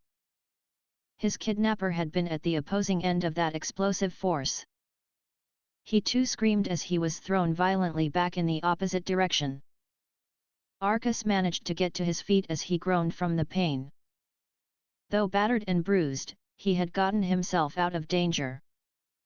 He studied the man, but it looked like he really was down for the count now. He was twitching and convulsing but otherwise completely unconscious. The girl, astonishment still written on her face, opened her mouth to speak. "Was that like a huge fart or something?" she asked. "No." Arcus snapped. "That was ether."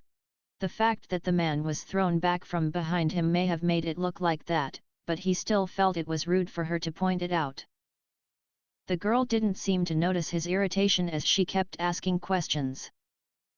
"But ether doesn't come out that forcefully. Neither do farts." "What?" "Sure they don't. And I'd thank you to stop making such embarrassing assertions." Once the pair calmed down from their quarrel, they tied the man up before handing him over to one of the guards who patrolled the capital. Apparently, the other men who had been working with him were also apprehended. Questioned about their activities in the backstreets, it wasn't long until they were arrested. Arcus and the girl made their way out of the backstreets and toward the city's central plaza. Central was a misnomer. The plaza was a little to the southeast of the castle at the city's true center. Roads split off from the plaza to the east, west, and south, meaning that if you wanted to go anywhere in the capital, you would invariably pass this plaza on your way. The ground was paved with a level layer of stone, and a flower clock in the center painted the area with color. Stalls were dotted around, filling the air with lively voices. Street performers and artists took up position in the most conspicuous spots, drawing in crowds of commoners and low-ranking nobles who sought entertainment. It reminded Arcus of the scenes from medieval Europe he had seen in his dream: noblewomen in dresses carrying parasols, and boys in quilted jackets adorned with lace. He admired just how much attention to detail was paid to the clothing in that world. Although he would have expected otherwise, in this world, the same kind of ostentatious coats, jackets, blouses, and scarves were also popular. In terms of fashion, there wasn't much of a gap between the two worlds. Whether noble or commoner, women would wear scarves, and noble boys would wear long, formal jackets. At first glance, this world didn't seem very technologically advanced. However, when you took a closer look at the production of glass, spinning of textiles, and construction of buildings, there were many technologies in use that simply didn't exist in the man's world. The difference between the worlds in civilization's evolution was likely due to the existence of magic and seals and the highly advanced civilization that occupied this world hundreds of years ago. Arcus and the girl sat down by a flower bed on the edge of the plaza. After they had their breath back, the girl spoke. "Thanks again. My name's Sue." "You're very welcome." "I'm Arcus Ray Theft." Sue frowned thoughtfully. The frown became a quizzical gaze. "The Ray Thefts are nobles, right?" "Well, yes, they are. Hi. So you come from good stock. She continued to study him, her curiosity piqued. Stop prodding me. But your cheeks are all squishy and soft. Not content just with poking them, Sue went on to pinch them. Sure, they were probably soft, but so were any 8-year-olds. Arcus waited patiently for her to stop. Oh! Sue exclaimed. You're a noble, right? Are you gonna set the guards on me for playing with your face? Of course not. No? How about asking me to pay with my body? What on earth was she talking about? Do you know what that means? Arcus asked. Course I do. It means you get like, one of my organs or an arm or something, right? The organ trade is not something that should be taken lightly. Arcus was beginning to get concerned. Anyway, although I may be of noble blood, you may treat me as you would anyone else. You sure? Sue asked. She grabbed his hand to shake it. In that case, it's nice to meet you. Arcus couldn't tell if it made him embarrassed or just shy. He didn't really have any friends at the moment, and it was unusual for him to meet children his own age. At the same time, he couldn't help but wonder who exactly this girl was. Even if she hadn't given a surname, it was entirely possible that she came from a wealthy background, especially given her appearance. Her long black hair was well combed, and her skin was completely free of dirt. She even wore jewelry, although it was subtly placed. The thick cloak she wore was of the tailor-made cut typical of aristocratic children, unlike the more common cloaks, which were fastened at the neck. The former were usually given to help disguise a child's social position when afield. If Sue wasn't a noble child, then she could have belonged to a merchant family. In fact, it might have been Arcus who should be treating her more respectfully. In any case, what concerned Arcus the most was what a child of her status was doing wandering the capital by herself. Anyway, you gotta tell me about that magic now.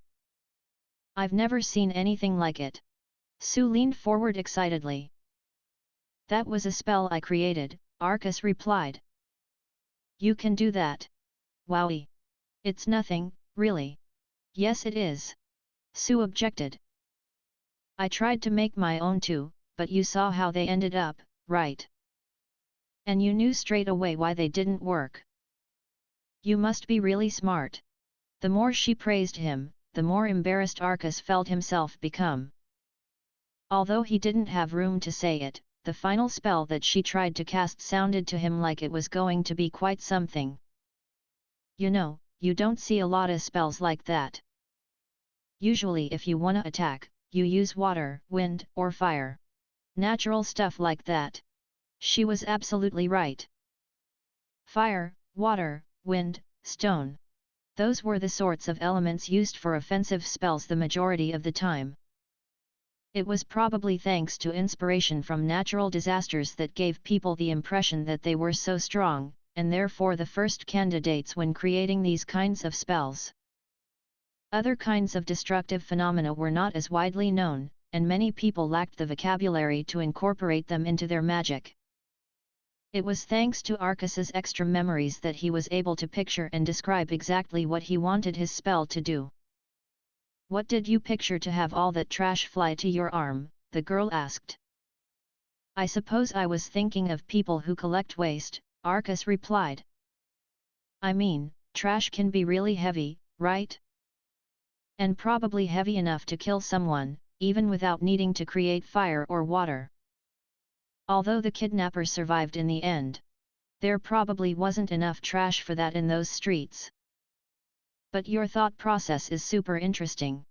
Sue tilted her head thoughtfully, taking in his words. Was there anything else? Well, Arcus began. The two of them continued to discuss magic. Before they knew it, the sun had already set.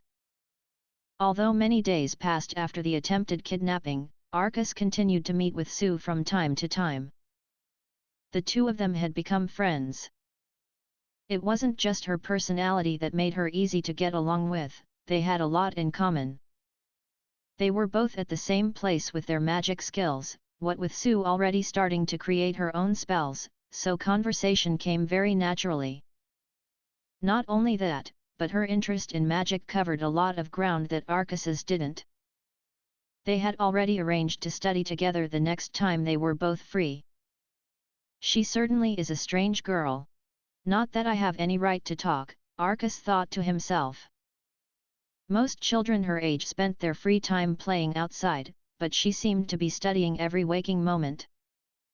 While studying magic was more enjoyable than other kinds of work, since you could actually see your skills improving, it was still a little strange. Arcus was reminded of a proverb from the man's world, birds of a feather flock together. In any case, he was very pleased to have a friend who shared his passion for studying. Having a friend who could help you improve your own skills while you helped them was quite rare indeed. Although Arcus would have appreciated it if she stopped prodding and pinching his cheeks and calling him baby-faced. Today, Arcus was busy carving seals in his room. He had everything he needed, a bottle of sorcerer's silver, a case of pigment, and his notebook filled with glyphs. He had learned that if you carved using the hot, needed ether he was now able to produce, your seal would be even more effective. Ever since that incident with the kidnapper, he kept an emergency reserve of that tempered ether and had even practiced controlling it. On a whim, he decided to use it when making a seal, and the results were impressive. This kind of ether required much more careful handling than the regular kind, as well as a great deal of focus, but it was all worth it for its effectiveness. In fact, using it for seals made Arcus realize that his original way of carving probably hadn't been terribly efficient in drawing out the spell's full effects. It was a new discovery, and one made by him alone. Although there may be someone who discovered this before me, he thought. Although he had struggled with seals before, all those struggles had led up to this discovery. That knowledge made Arcus feel all warm inside. He continued to carve as a cheerful song played inside his heart. Brother! Ack! He hadn't noticed his visitor until she was standing right behind him. The shock caused him to lose focus and the careful control of his ether. He struggled to keep his grip on the dagger in his hand, but it was at the cost of his sorcerer's silver bursting out of its bottle. It splattered over the floor, the drops sparkling and catching the light. Flustered, Lesia began to gather it all up. I am sorry. Don't worry about it. It's fine. I didn't think I'd scare you. Alright. Most people wouldn't. Arcus let out an awkward laugh. He felt bad that she was apologizing, given that he was the one who should have had his guard up. Having collected up the sorcerer's silver, Lesia sat down next to Arcus to watch him work. In the past 2 years she'd overcome her lisp, and now she was perfectly capable of a fluent conversation. Proper speech was essential to a magician, since you wouldn't be able to properly enunciate spells otherwise. Not only that, but poor language acquisition in your mother tongue would lead to problems when learning glyphs and the elder tongue. As the heir to a noble military family, Lesia must have received rigorous speech therapy. Lately, she had taken to tying up her silver hair with a blue ribbon. The hair that fell around her face was long, and her eyes were tired. She was just a little shorter than Arcus. Beneath her white blouse, she wore a frilly blue skirt, as well as suspenders to hold up her socks. Lesia peered at Arcus's handicraft curiously. "You're making seals again today?" she asked. "That's right. You must have worked very hard to be able to carve seals like that. Have you done any yet?" Arcus asked. "Not yet. I've only just started learning magic, after all." Lesia's magical education had been delayed, likely until she was judged properly able to handle it. Arcus had jumped the gun a bit. Most people didn't start to study magic until the age of 12 at the earliest, and some didn't start until 14. "Have you learned any spells yet?" he asked. "No, not yet." That didn't surprise Arcus, either. It had taken more than 6 months for Crabe to give him permission to start casting spells himself. Lesia would probably need around the same amount of time. What about you? I'm sure you've used magic several times by now, Lesia said. Yes, although they've mostly been basic spells. Uncle taught me Flamlerune, too, and I've learned how to cast that properly. Really? That's amazing.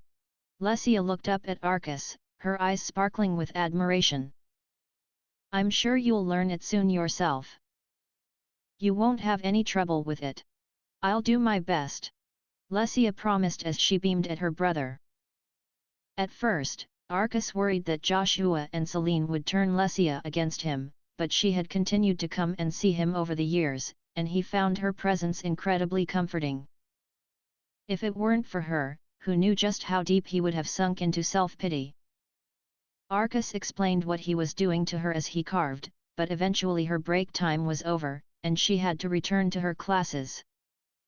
Arcus decided it was time for him to take a break, too. He gathered his ether, ready to tidy up, but then he stopped. Unless he was mistaken, one of the drops of sorcerer's silver on the ground just moved. Arcus let go of the ether he gathered inside him. The spot of liquid on the ground shrunk again, as though it had been expanded a moment before. Intrigued, Arcus centered his ether again. Sure enough, the drop expanded. It was very odd. Even though he was putting his ether to use, it wasn't like he was trying to do anything with the sorcerer's silver. Perhaps it's reacting to my ether, he wondered aloud. It was the only explanation he could think of. What he couldn't work out was why. He had never seen sorcerer's silver behave like this, and so he concluded that it must have had something to do with the ether he released when Lesia made him jump.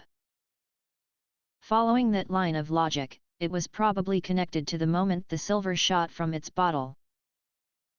But if that was true, Arcus couldn't work out what about the incident would cause this phenomenon. I wasn't using it to cast spells, only to carve out seals, he murmured. So something must have happened to it the moment it exploded. It was then that he remembered the hot, tempered ether inside him. That had to be it. When Lesia scared him, he lost control of that ether, meaning the sorcerer's silver would have been exposed to it. There was no other explanation. While the silver would have been exposed even as he carved out the seals, that exposure would have been very limited. Not like the intense burst he released when the silver exploded. Imbued with that ether, the sorcerer's silver had transformed into something else. It's awfully curious for it to change size like this, Arcus said. Now that he had worked out what had happened, he now had to figure out what to do with this new material. Tentatively, Arcus released some ether. As though reacting to it, the former sorcerer's silver began to grow in size once more. Arcus stopped. The liquid shrank back to its former size. He repeated this exercise over and over for a while, until suddenly it came to him like a bolt of lightning.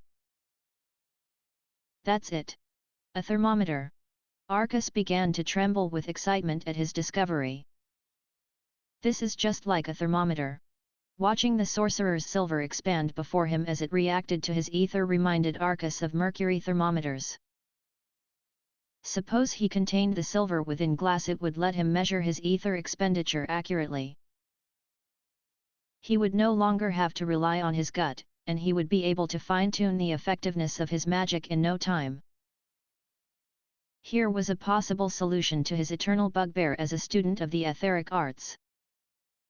That night, Arcus stayed up researching sorcerer's silver and its transformation until dawn. His research confirmed his hypothesis: by exposing sorcerer's silver to hot ether, it became etherically reactive.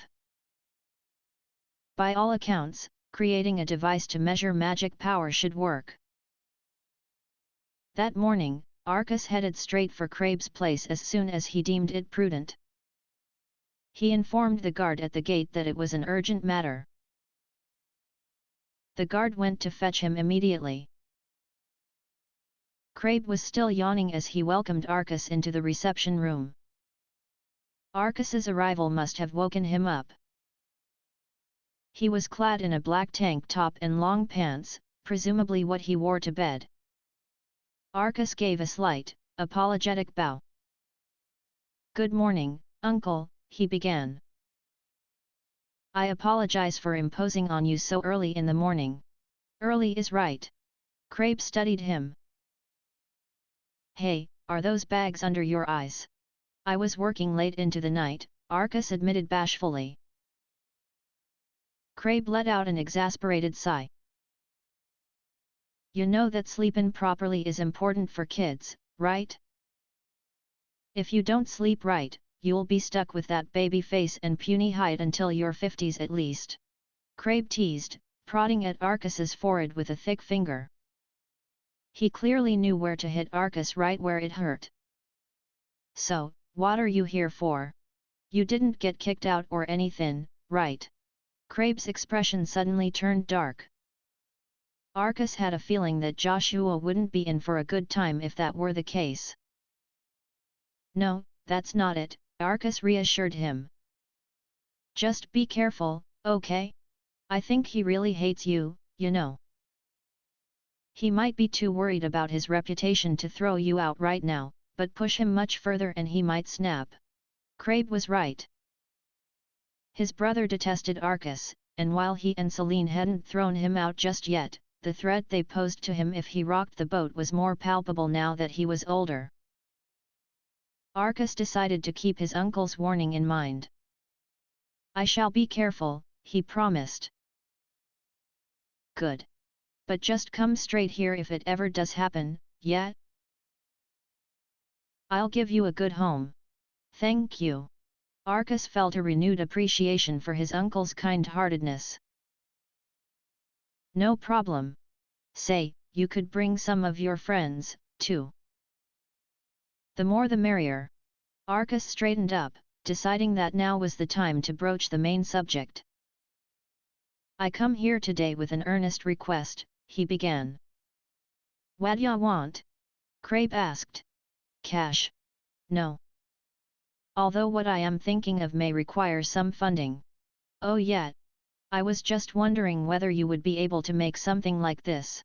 Arcus pulled a piece of paper out of his bag. On it, he had drawn all the necessary components for his ethometer, with a written explanation of each piece's function. Taking the sheet of paper from him, Crabe studied it closely. "So you want a glass tube and a graduated wooden frame? What's this for? I suppose you would call it an experiment. Do you think you could make those for me?" Arcus had no choice but to ask Crabe. He didn't know anybody else who would be able to help him. He had never made anything like this before. He decided to keep what he was trying to make a secret from his uncle, of course. "Yeah, I could do that. You just want the stuff that's written on this paper, and a few of each, right?" Crabe asked. "That's right. Sure thing. Looking at this, though, it'll probably take a while." "Is that okay?" "That's fine. Thank you so much." It wasn't long until the requested items arrived at the Wraitheft estate. As for the sorcerer's silver, Arcus took care of that himself. The first step was to create a vacuum on the inside of the glass tubes with an appropriate spell before filling it with the silver, just like a regular thermometer.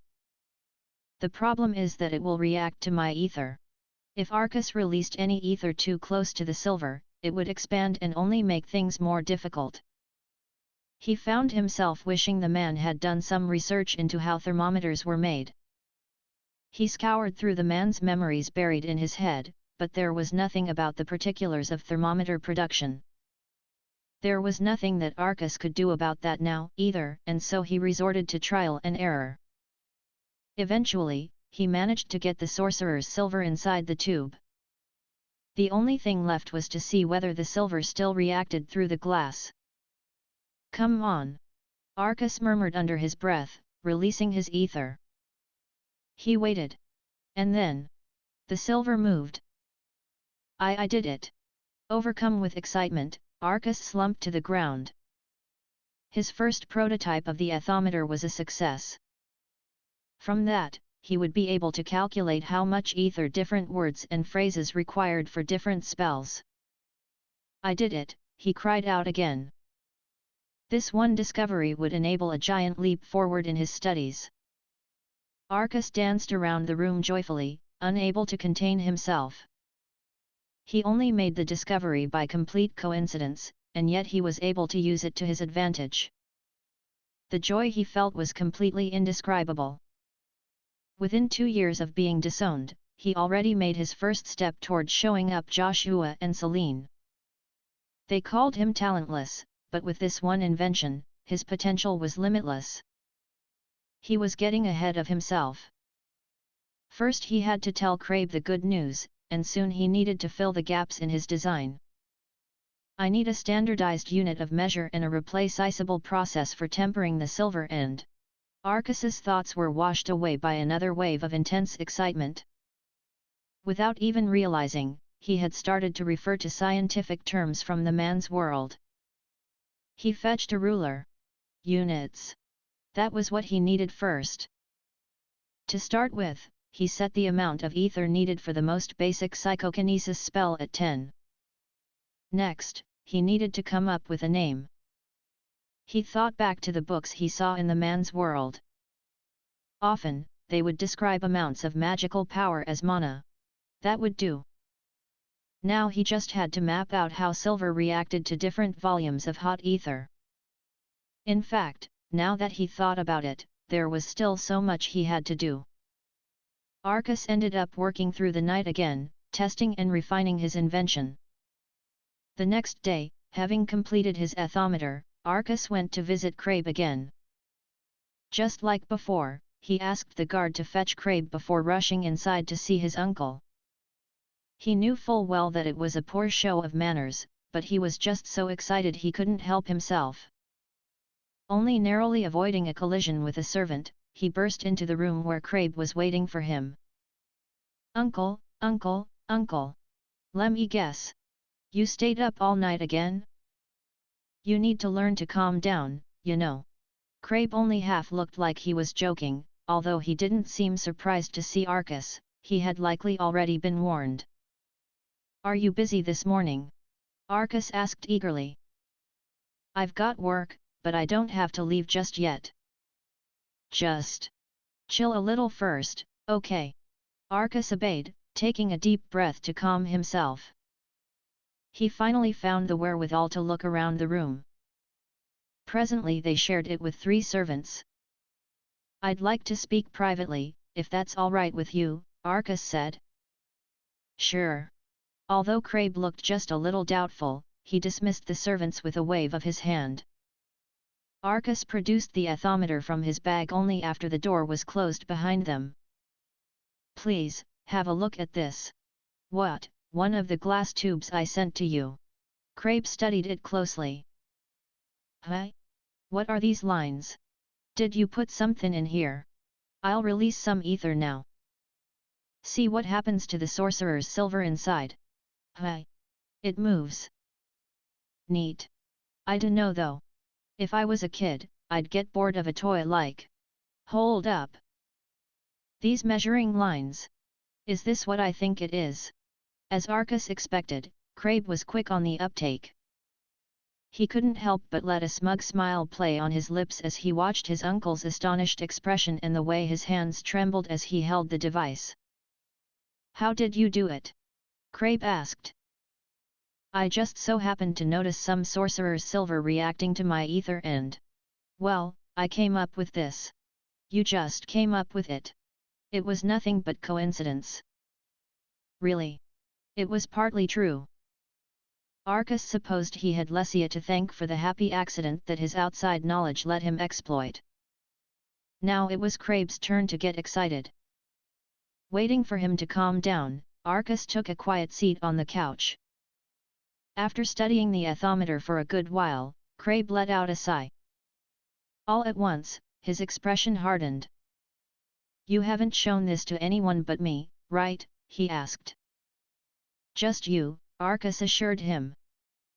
I do understand the nature of what I've created. I knew you were a smart one. Good thinking to get those servants out of here, too. The tiniest of humorous glints appeared in Crabe's eye. This thing you've made could be huge. I understand that. No one has ever been able to measure ether accurately, right? Arcus pressed. Right. I've never seen anything like this in my travels. This is really something. This could further mankind's understanding of magic, couldn't it? Yeah, I mean, being able to tell just how much power you need for a spell. It's a game changer. Placing the ethometer onto the glass table in front of him, Crabe's expression hardened once more. I'd love to ask how you made this thing, but there's something I gotta check first. What are you planning to do with this exactly? Arcus hesitated. His main objective was to use it to expand his own repertoire of spells, of course, but Crabe was asking a bigger question than that.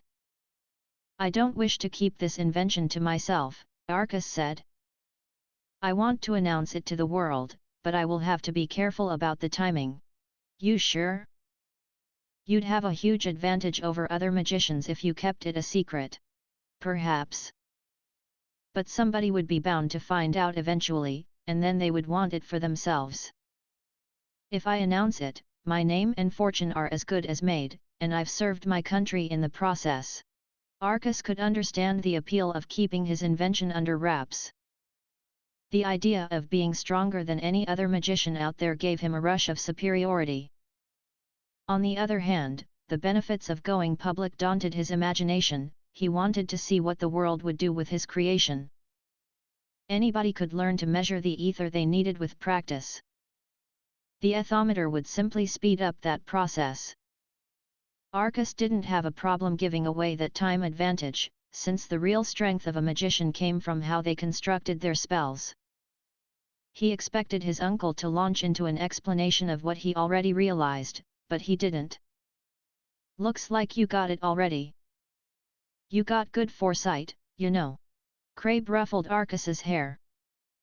I know I don't gotta tell you this, but don't tell anyone about this thing just yet, okay? We gotta make sure everything's right for you to announce it. What about my friends? Arcus asked. I guess friends are okay, so long as you're sure they ain't gonna tell anyone either. Crabe paused. I didn't know you had friends. Of course I do, protested Arcus. Crabe let out a laugh.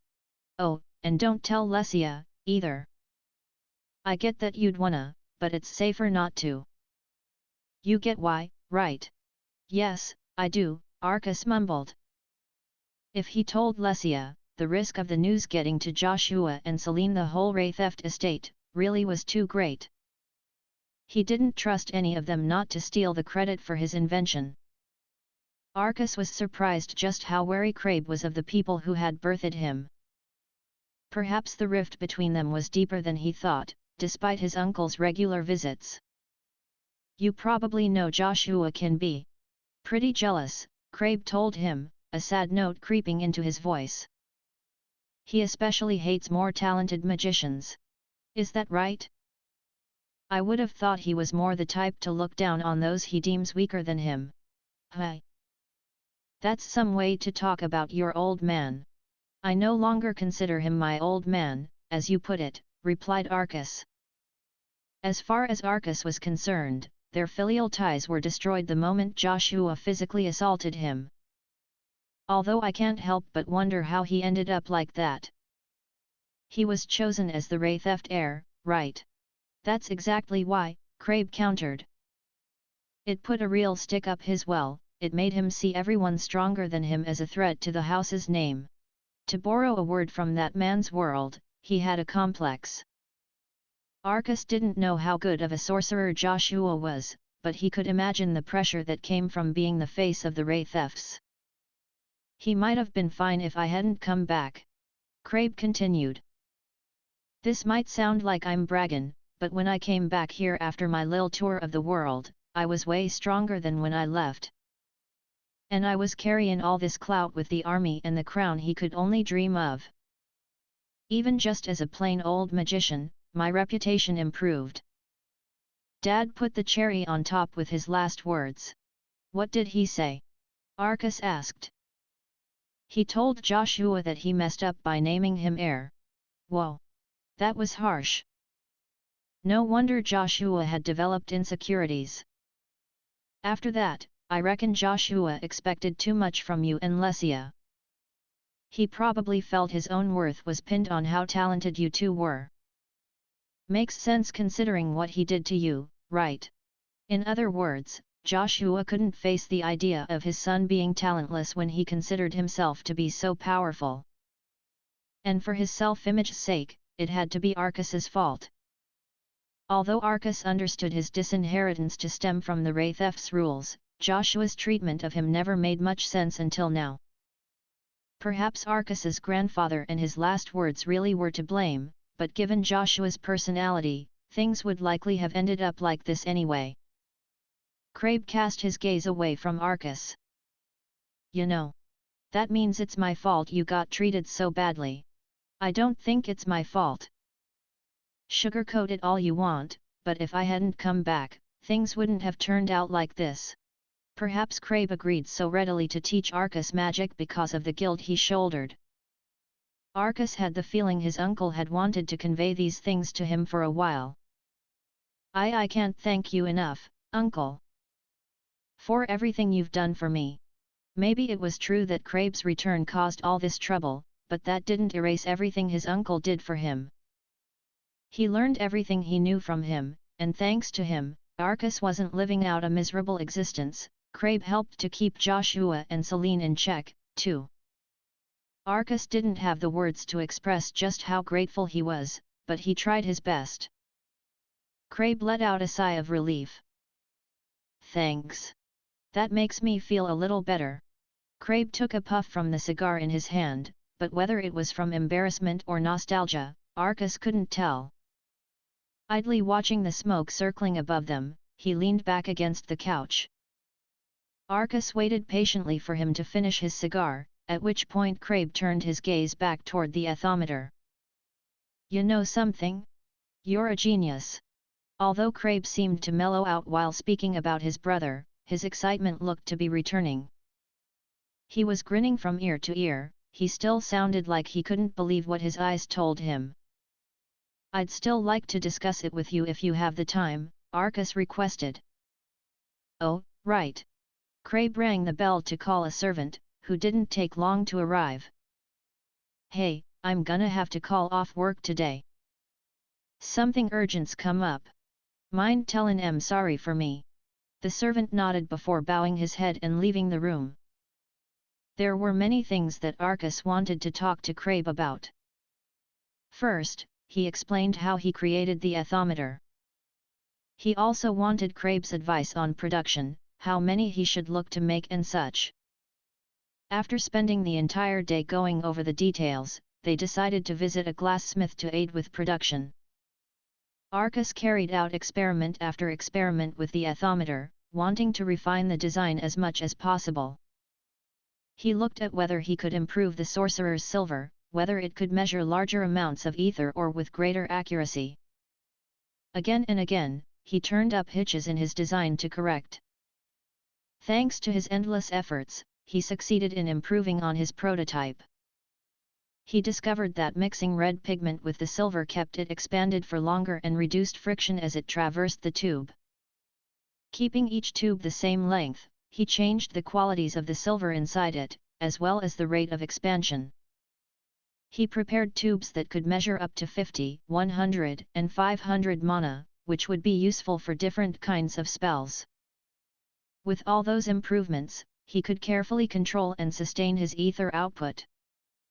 It wasn't like a magician would be able to use an ethometer in every situation, so it was still important for them to be able to trust their gut. However, being able to measure ether by numbers like this would make all the difference in the world. They would be able to measure how much was required for every last word and clause of their spells. The once inescapable trial and error approach was obsolete. It couldn't be overstated how much time this invention would save the average magician. And so, the ethometer's design was finalized. Crabe and Arcus were nothing short of overjoyed. They spent the next entire week refining the spells they already knew with their new ethometer readings. What pleased Arcus more than anything was just how excited his uncle was about the whole thing. "Your name is gonna go down in history. Congratulations, Arcus." Arcus loved how his uncle shared his intense passion for magic. It was becoming even more apparent just how revolutionary his invention was. Beyond its vast ramifications for the field at large, it could give the nation's army an unspeakable edge. The latter point left a bad taste in Arcus's mouth from what he knew of war in the man's memories, but he knew there would have to be compromises in announcing his creation. In any case, he still needed to work out the timing for his announcement. To gain permission, he had to speak to the royal family and the Institute of Magic. Before that, he needed to gather as much data as possible and have a stockpile of ethometers at the ready. And so, Arcus's years-long project with Crabe began. One day, Arcus was taking a break from the ethometer to work on spell development. He hid himself away in the corner of the Wraithef's garden. Though there were no hedges or flower patches to conceal him, this patch of fresh lawn was difficult to see from the estate itself. He often came here to practice magic, but this time was a little different. Arcus cast his mind back to the incident with Sue. His scrapped arms attack failed to knock out the kidnapper, and as a result the two of them only barely managed to escape. It was total carelessness on Arcus's part. He'd gambled on the effectiveness of an attack he never field-tested and lost. Arcus didn't want to take a risk like that ever again. Though in theory magic was capable of anything with the right words, that didn't always translate into reality. The important thing was to try things out and practice spells over and over to see what worked. This was especially important to Arcus, who wanted to do more than just imitate forces of nature or improve on extant spells. He wanted to make something the world had never seen, and his memories from the man's world were the best source of inspiration for that. The first thing that came to mind was guns. Arcus saw them often in movies from the man's world. A single pull of the trigger sent a metal bullet traveling at imperceptible speed, and your opponent was wounded in a heartbeat. In this world, most attacks were visible. By creating one that couldn't be seen, Arcus could catch his opponent off guard. The main issue was that gunshot wounds were very often fatal. "I'm not sure I could do anything about that, though." Kidnappers and the like still ran rampant through the streets, despite the kingdom's efforts in the name of security. Showing mercy or hesitating could prove a fatal mistake against opponents like them. Regret after the fact wouldn't be enough to undo your mistake. Arcus gained more than knowledge from his dreams, a foreign set of ethics came with it. You could rarely afford to show mercy to your opponents here. Arcus already had plenty of words and clauses memorized, thanks to his wide reading. All he needed was to assemble them and create an image in his mind of what he wanted to happen. To help his imagination along, Arcus bent his fingers so that his right hand resembled a gun. He stretched his arm out in front of him. Black bullet. Rip through the air faster than sound and tear apart the wind. Arglyphs swirled up around him, forming a magic circle around Arcus's index finger. They spun, and Arcus felt a weight in his arm. So far, so good. But what is my ether doing? Concentrated ether whirled inside his right arm. It felt like blood boiling as it passed through his veins. No longer able to keep his arm up under its own weight, he brought his left hand under his elbow to steady it. The next moment, there was a loud snap as a black bullet shot from his finger. A plume of ether rose like smoke from the tip. It was just like a real gun. But Arcus wasn't ready to celebrate just yet. Something was off. It was certainly powerful enough. It shot a hole right through its target. Arcas realized his failure the moment he saw the black bullet. You weren't supposed to be able to see bullets in flight. Even though he instructed it to move faster than sound, the bullet moved too slowly, and Arcas couldn't work out why. He thought over his exact phrasing. Perhaps I should use the gun's mechanism as the basis for my spell. The problem was that the mechanism wasn't common knowledge. Explosive, detonation, propellant. These words existed in the man's world but had no equivalent in our glyphs, nor even in the language spoken in Laner. Spells depended on the precision of the arglyphs used to form them. If Arcas couldn't dictate what he wanted clearly and precisely, then it was impossible to recreate a gun's mechanism perfectly. He asked Crabe, too, but he said those words didn't exist within arglyphs. They must exist. Arcas thought to himself. They simply haven't been discovered yet.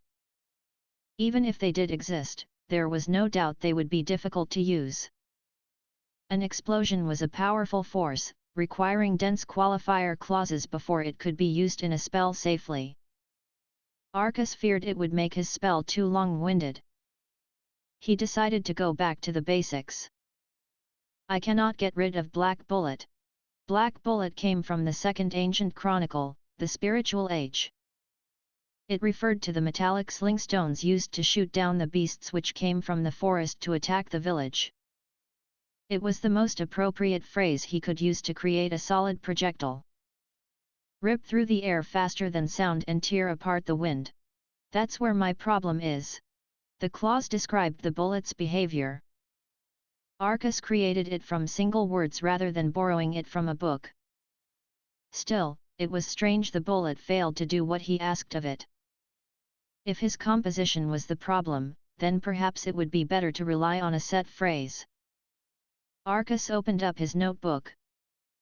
Let's see, he murmured to himself. Arglyph phrases are created by linking several single words together. While the words composing the phrase give its meaning may also be influenced by factors like its context. This gives one phrase several potential effects. For example, there was the spell that Sue cast against the kidnapper. She used a set phrase, incinerate the darkness. Taking the meaning literally, incinerate was, of course, to destroy something by burning. The phrase's original use in the chronicles, even the author's intent, could alter the spell's nature. The Magician's Elegy, the 5th chronicle, Arcas whispered. Then, he began to recite. O vengeful magician, weave fire into thy words.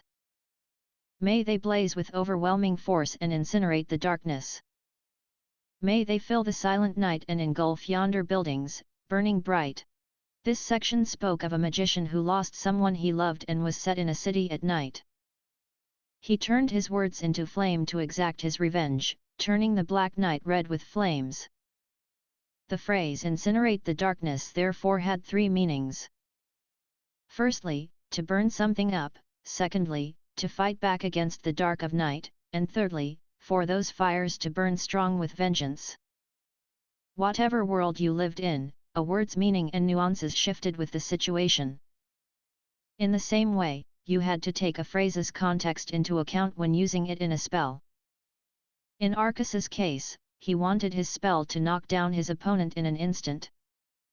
He thought back through the 6 ancient chronicles.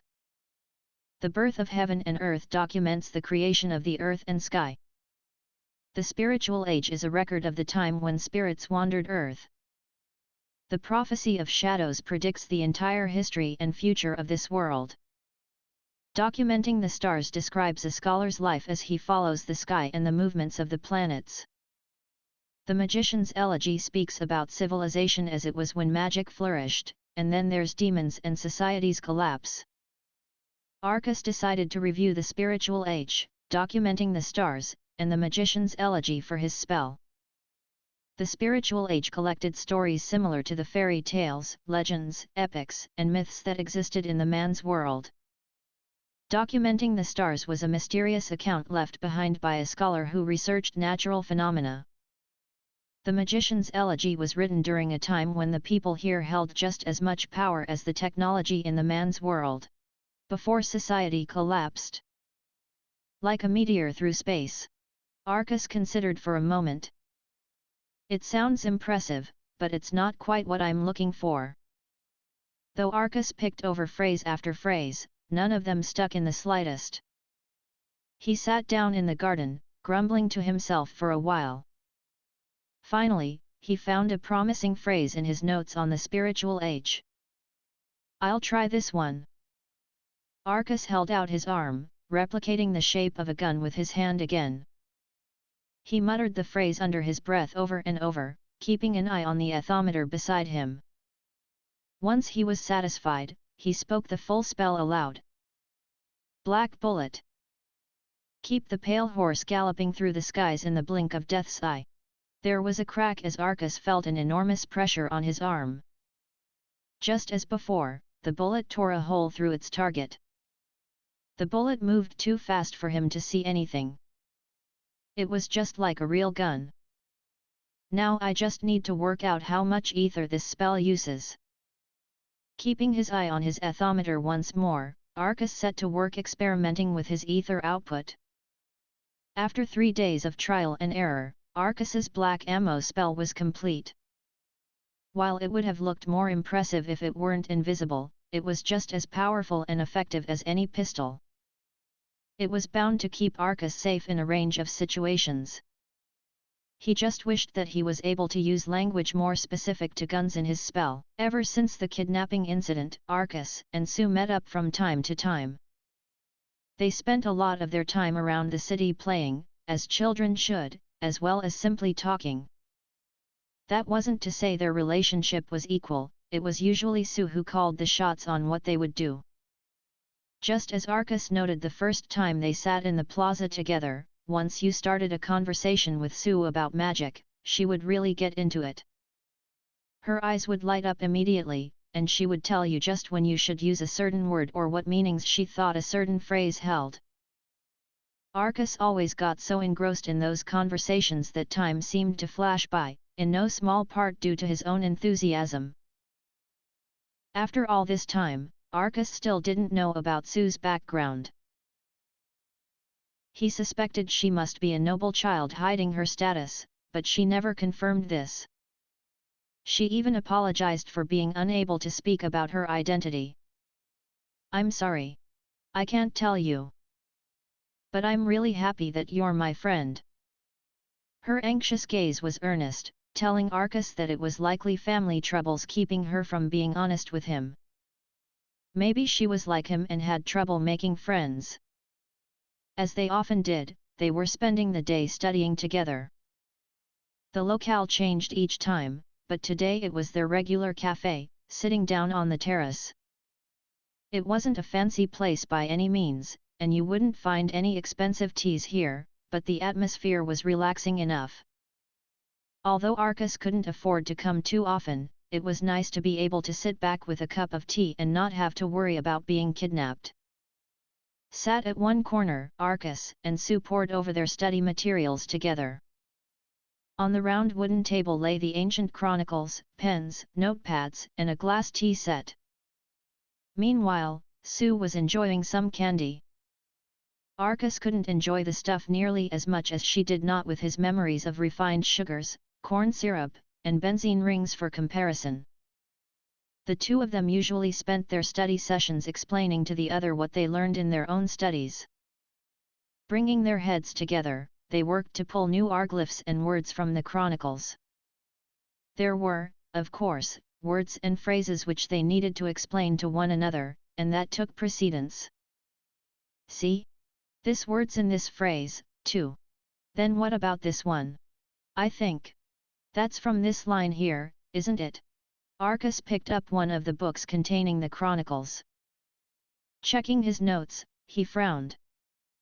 According to the birth of heaven and earth, it's when the ground shakes violently, like a shockwave through the earth.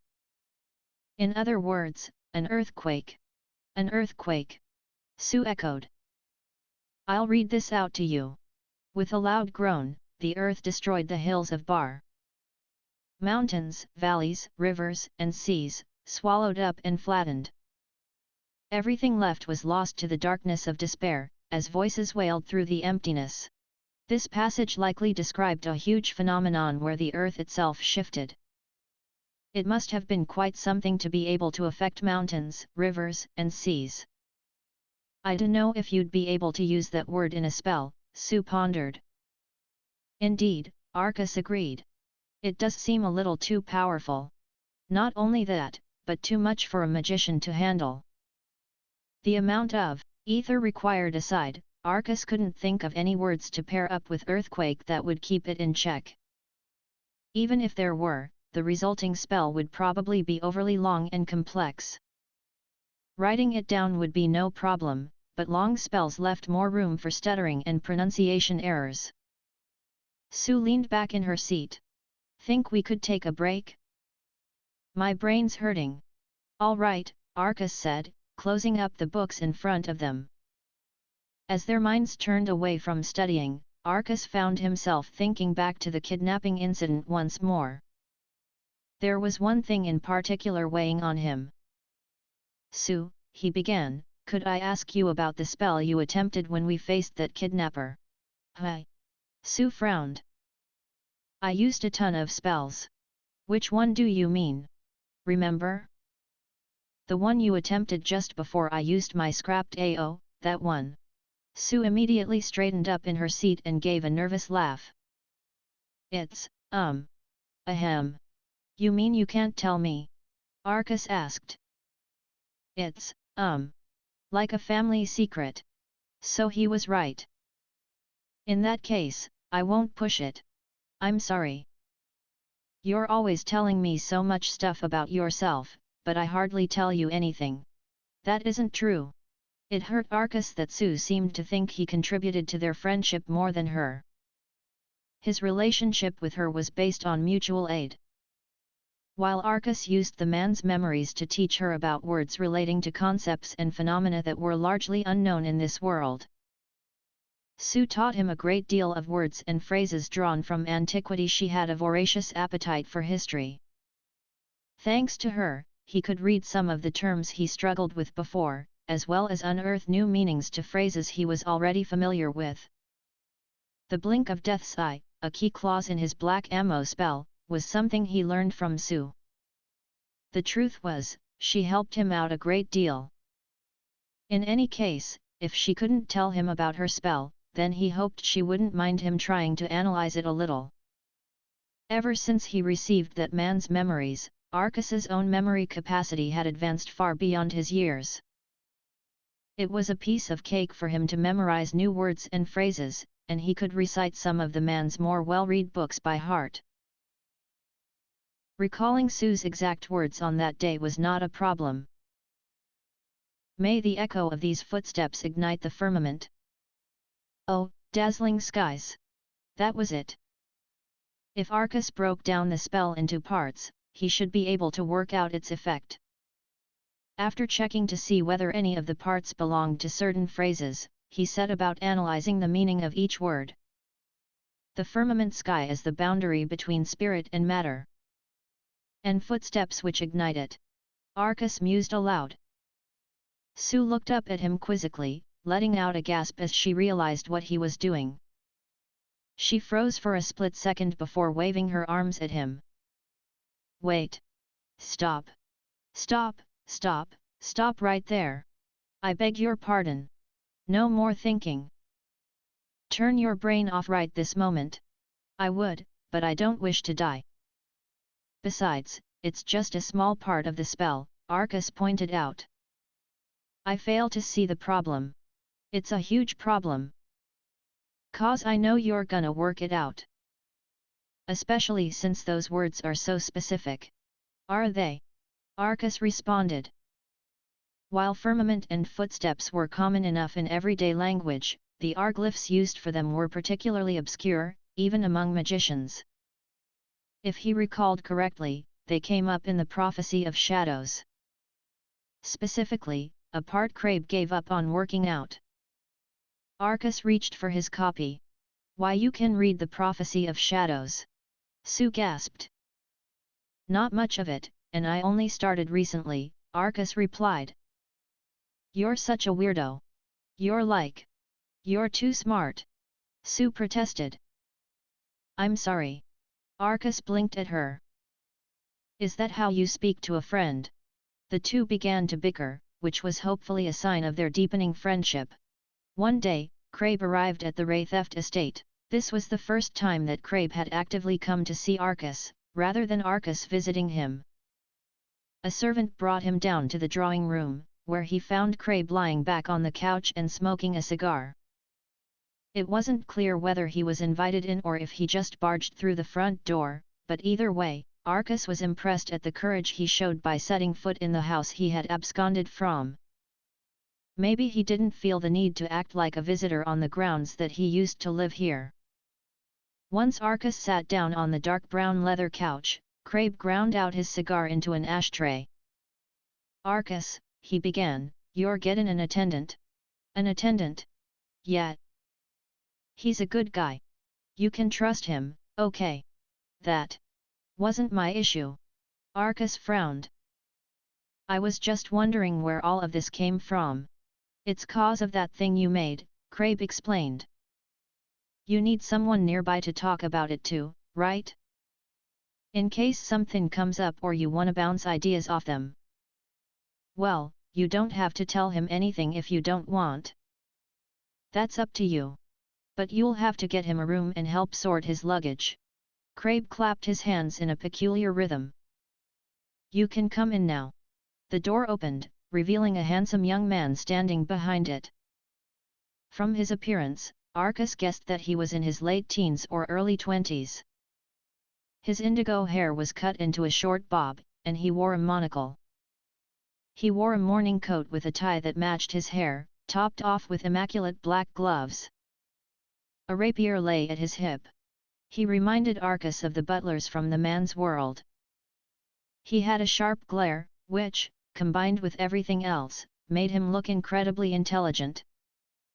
They were the kind of looks that would make him extremely popular with the ladies.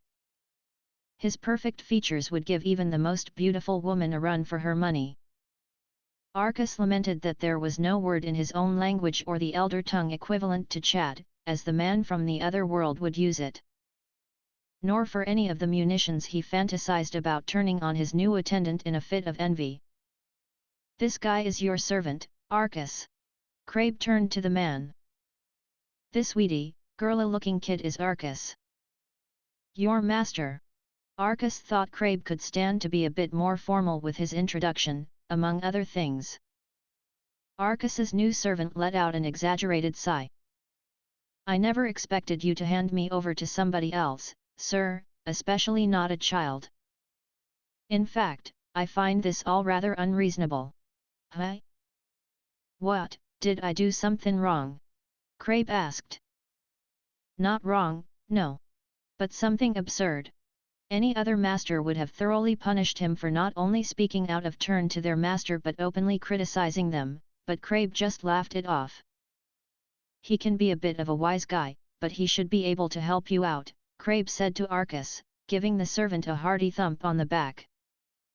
Initially, the servant reciprocated with a hard stare, but he eventually turned to Arcus with a resigned sigh. Putting a knee on the embroidered carpet, he put his right hand to his heart and gave a bow. I would like to thank Crabe for introducing me. My name is Noah Ingvain. I look forward to serving you, Master Arcus. It's a pleasure to meet you. Arcus replied, still wrapping his head around the situation. Noah looked up at him. Forgive me, but please do not feel that you must address me formally. I am your servant. Being overly formal with one's servant can be an excuse for mockery from others. You know I've been disinherited, don't you? For now, yes. Although the question of what you intend to do from here on remains. Noah's serious gaze pierced through Arcus as it sought an answer. Arcus froze. What did he want to do? Now that he had a servant, he would need to think carefully about how to use him appropriately. If he truly wanted revenge on Joshua and Celine, maybe he should take the same route Crabe did and work his way back up the social ladder. It might benefit him to start learning how to act as a noble now so that things would be easier in the future. Arcus looked back into Noah's indigo eyes. Yes, I mean, all right. It's nice to meet you. The pleasure is all mine. You'll need him to teach you how to be a good noble, Crabe pitched in. Crabe clearly expected Arcus to follow in his footsteps. Maybe he saw something in Arcus that reminded him of himself. You talk too formally to him, too, Crabe added, turning to Noah. I can't remember if you were like this with me, but I think you could stand to loosen up a little, you know. I was not, but only because your manner of speaking is far too informal, Noah replied. Perhaps I would have had more time to prepare had you informed me of these arrangements more than a few hours ago. I get it already. I'm sorry, okay. It wasn't long before the two started bickering. Noah seemed to have a hard time keeping his thoughts to himself. At the same time, Crabe seemed to enjoy the banter. Arcus could tell how well they got on, but it also concerned him. Noah, are you sure it's okay for you to leave my uncle? He asked. Surely servants had preferences in who they worked for. Arcus couldn't imagine how Noah felt having to change masters all of a sudden. It is not a problem, Noah reassured him. Really? Change can be exciting. There was a small twinkle in Noah's deep blue eyes. Exciting? Arcus repeated. Indeed. I became Crabe's servant because I knew it would not be boring. You know him well, and so I believe you can understand why. When he promised me an even more exciting term of service under yourself, I trusted fully in his judgment. So far, I have not been disappointed. That's why you accepted, despite the short notice, Arcus said, blinking at Crabe. He didn't miss the small chuckle that Noah barely managed to stifle. Although he looked serious on the outside, it seemed he had a warm heart. You can be pretty entertainin', Arcus, Crabe assured him. If you say so. Arcus replied. I know so. You're way more fun to be around than me, 'cause you're so unusual. Crabe nodded enthusiastically, but Arcus couldn't share in his joy. He wasn't sure if he was being mocked or not. Although he couldn't deny he wasn't exactly normal. Anyway, you can trust Noah with your life. Make sure you rely on him, yeah? Crabe continued. I will. Thank you, Arcus said. No need to thank me. You've helped me more than enough yourself. Crabe gave Arcus a pat on the head. Crabe didn't seem to know his own strength sometimes, it hurt more than it should for a display of affection. Perhaps if his uncle stopped hitting his head so hard, Arcus would be able to grow a few feet. So it was that Noah Ingvain became Arcus's servant. Noah Ingvain was a magician who specialized in ice magic and grew up with a butler's education. According to Crabe, he was a prodigy who graduated at the top of his class from the Royal Institute of Magic.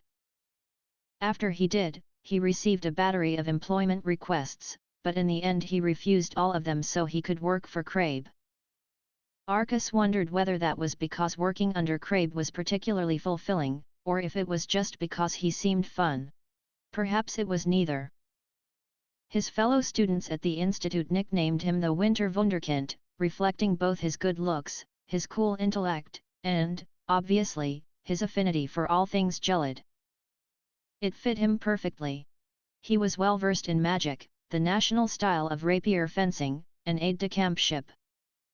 He was also an adept student of imperial history and etiquette.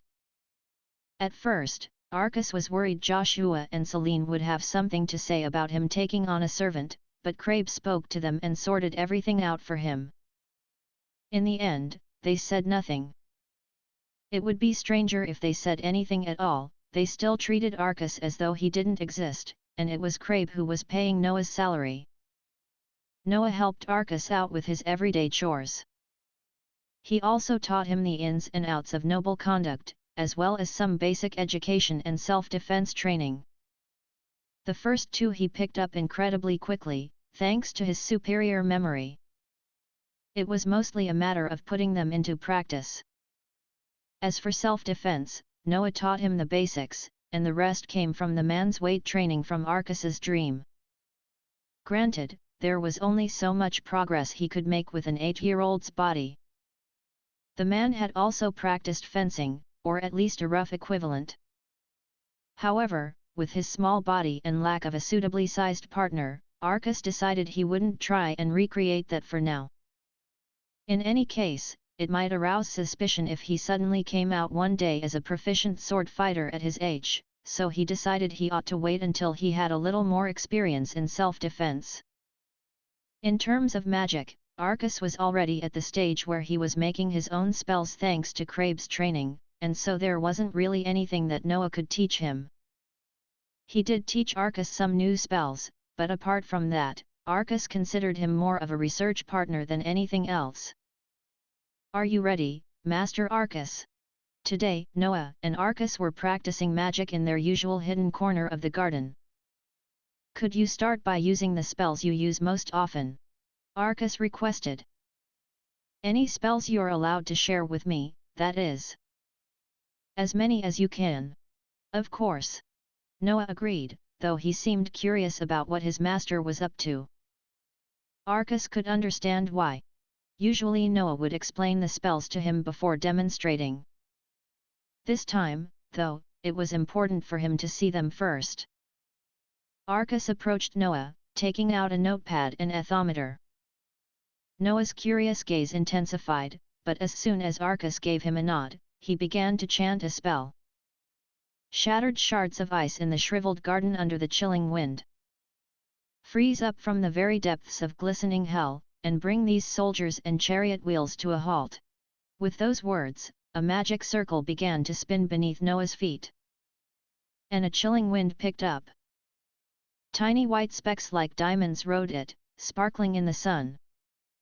Those specks fell to the ground, freezing the corner of the garden in an instant. "Wow!" Arcus breathed. "This is my freezing gale." "What do you think?" "It's impressive." "Did you make it yourself, Noah?" "Indeed. I developed it from Icy Breeze, an ice spell which works to hold back the progression of one's enemies." "I see. I'll have to categorize it properly, then." Magicians often built their portfolio by improving on the framework of extant spells. Arcus dropped his gaze to his notepad and the notes he scribbled out while Noah was casting his magic.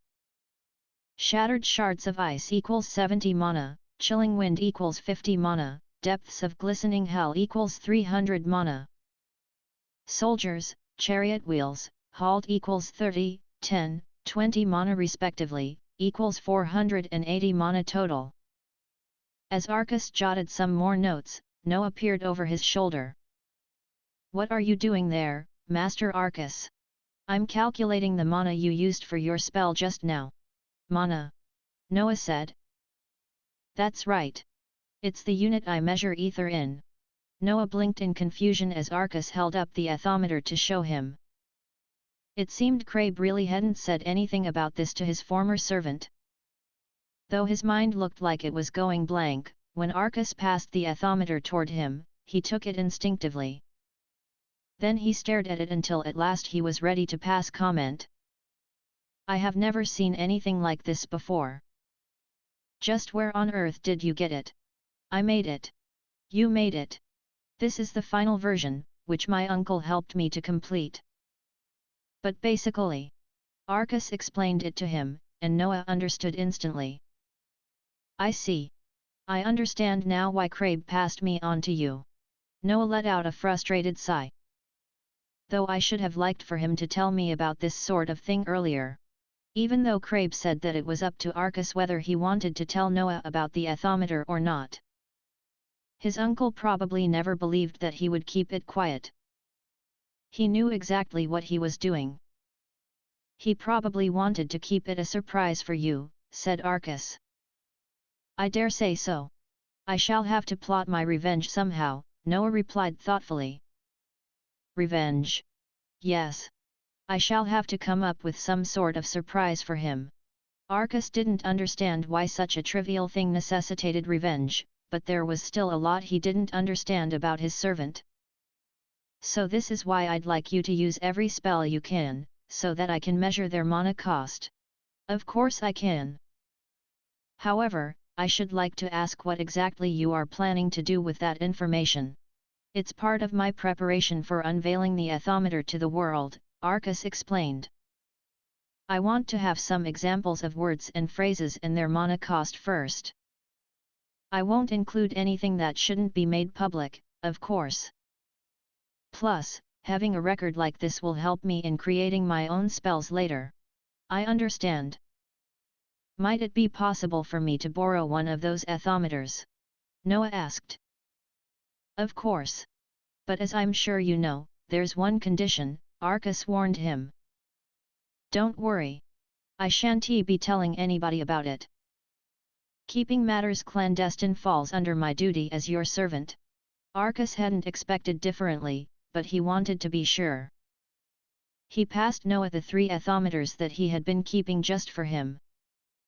Noah studied them, his eyes widening in wonder again. Arcus did feel a slight twinge of reluctance giving them away like this, but he imagined his uncle would feel the same way in this situation. There is more than one kind? Noah asked. I've made 3 different ones, Arcus explained, for when you want to measure more precisely or with larger amounts of ether. I'll probably make other kinds if the need arises. Unlike the thermometer, the ethometer wasn't one size fits all. Ether had a much wider range than temperature did. Arcus looked back up at his servant, who seemed to have frozen with the ethometers still in hand. If the thing itself came as a surprise to him, then to have 3 different kinds probably blew his mind. When he could finally move again, Noah's lip curled. Crabe was right. Working for you is exciting indeed. Noah chuckled. Arcus took that as a good sign.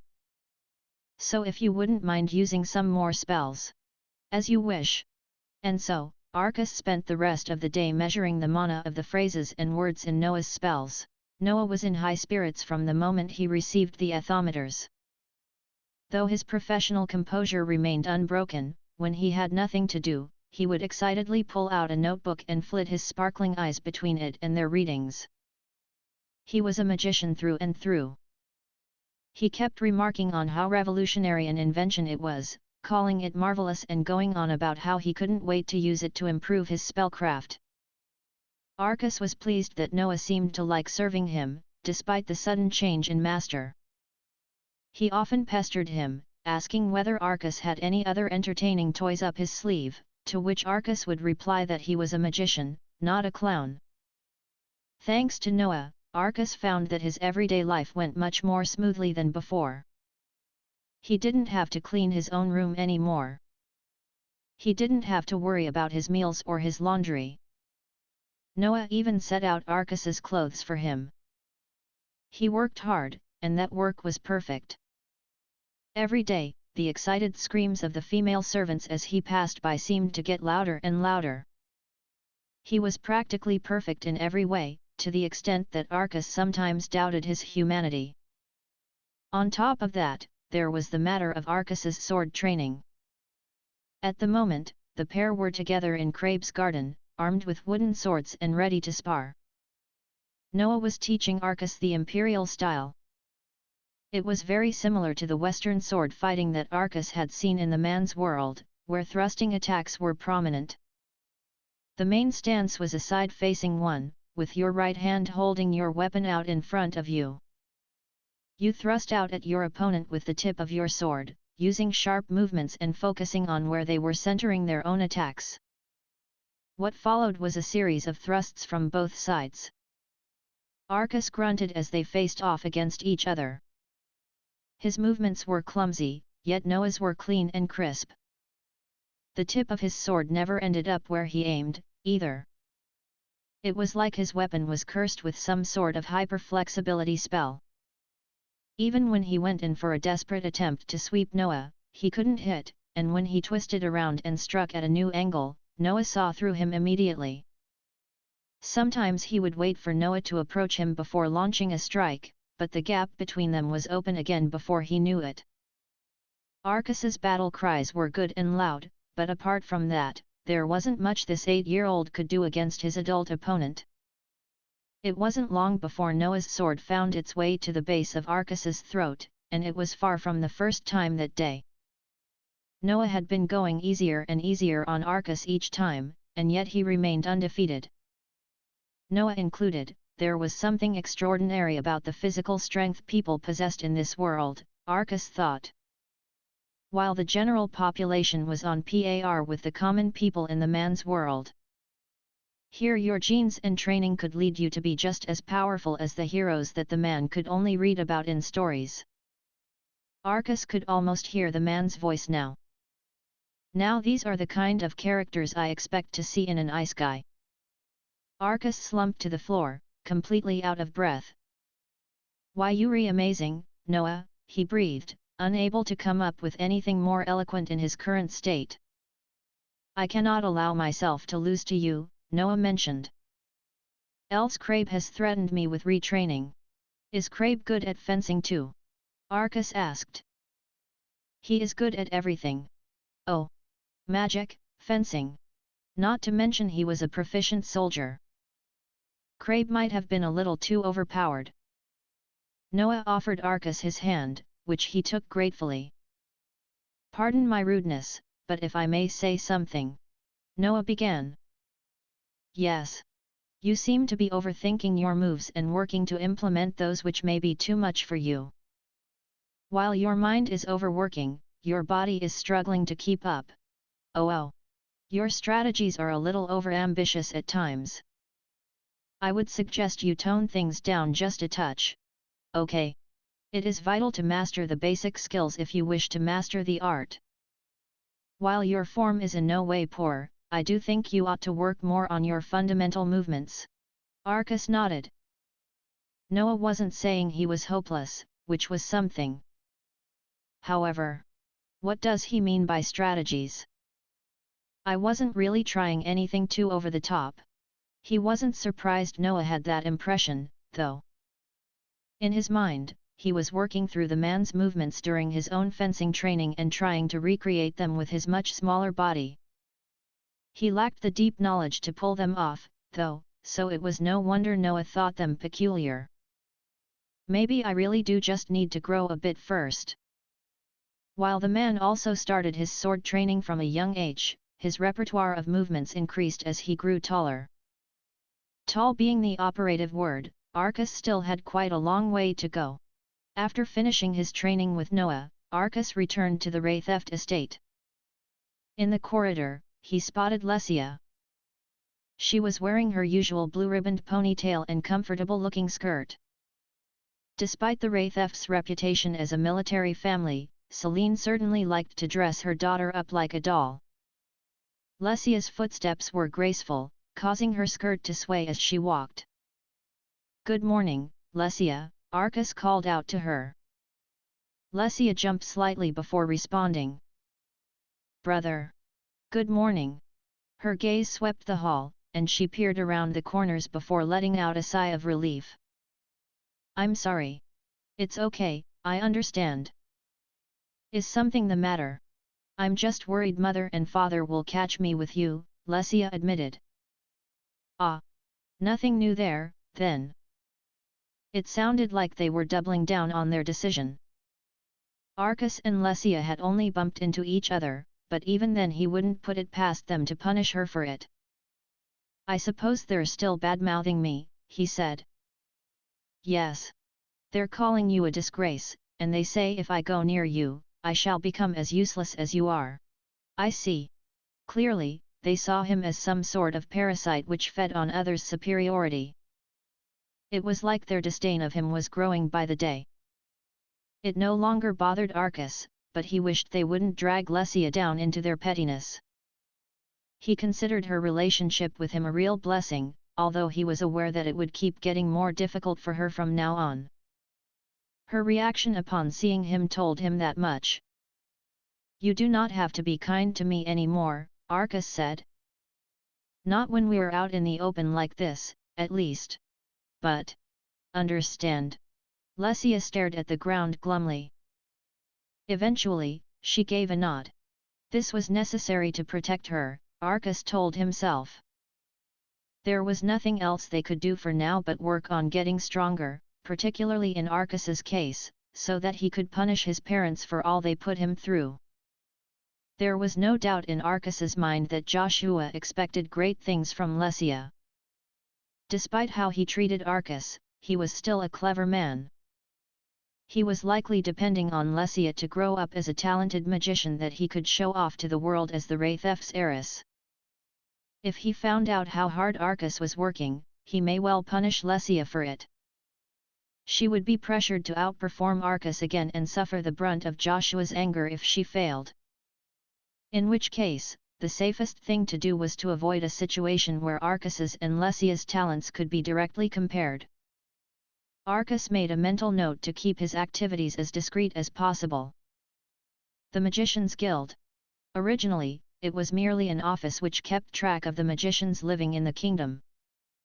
Now, it dealt with much more: official magic identification, advertising magical services by its members, and protections for magical activities. Its black, four-story building was close to the palace, in a district dedicated to national offices. After his meeting at the palace that morning, Guildmaster Godwald Sylvester returned to his own castle, the Magicians' Guild. In the carriage on the way, he turned to his elderly secretary, Baljas. "I have a meeting first thing this afternoon, right?" "Yes, sir," with one Crabe Abend and two others accompanying him. "They asked to meet where we could not be disturbed, and so I have reserved the dark room." "Oh? Do you think they're up to something? Scheming in a secret, soundproofed room is hardly new territory for you, Sir Humph." "Go on then. What's this meeting about?" Godwald asked after his secretary's wisecrack. There were 3 meeting rooms in the guild. VIPs were seen in the Golden Room, the Blue Room was where many people were expected, and the Dark Room was for confidential affairs. It was a completely isolated, windowless room. It was where state magicians came to report on their research, and so it was used more often than one might think. "Those two accompanying him. Are they servants?" "Very likely," Baljas replied. "Do you think he's made some sort of discovery?"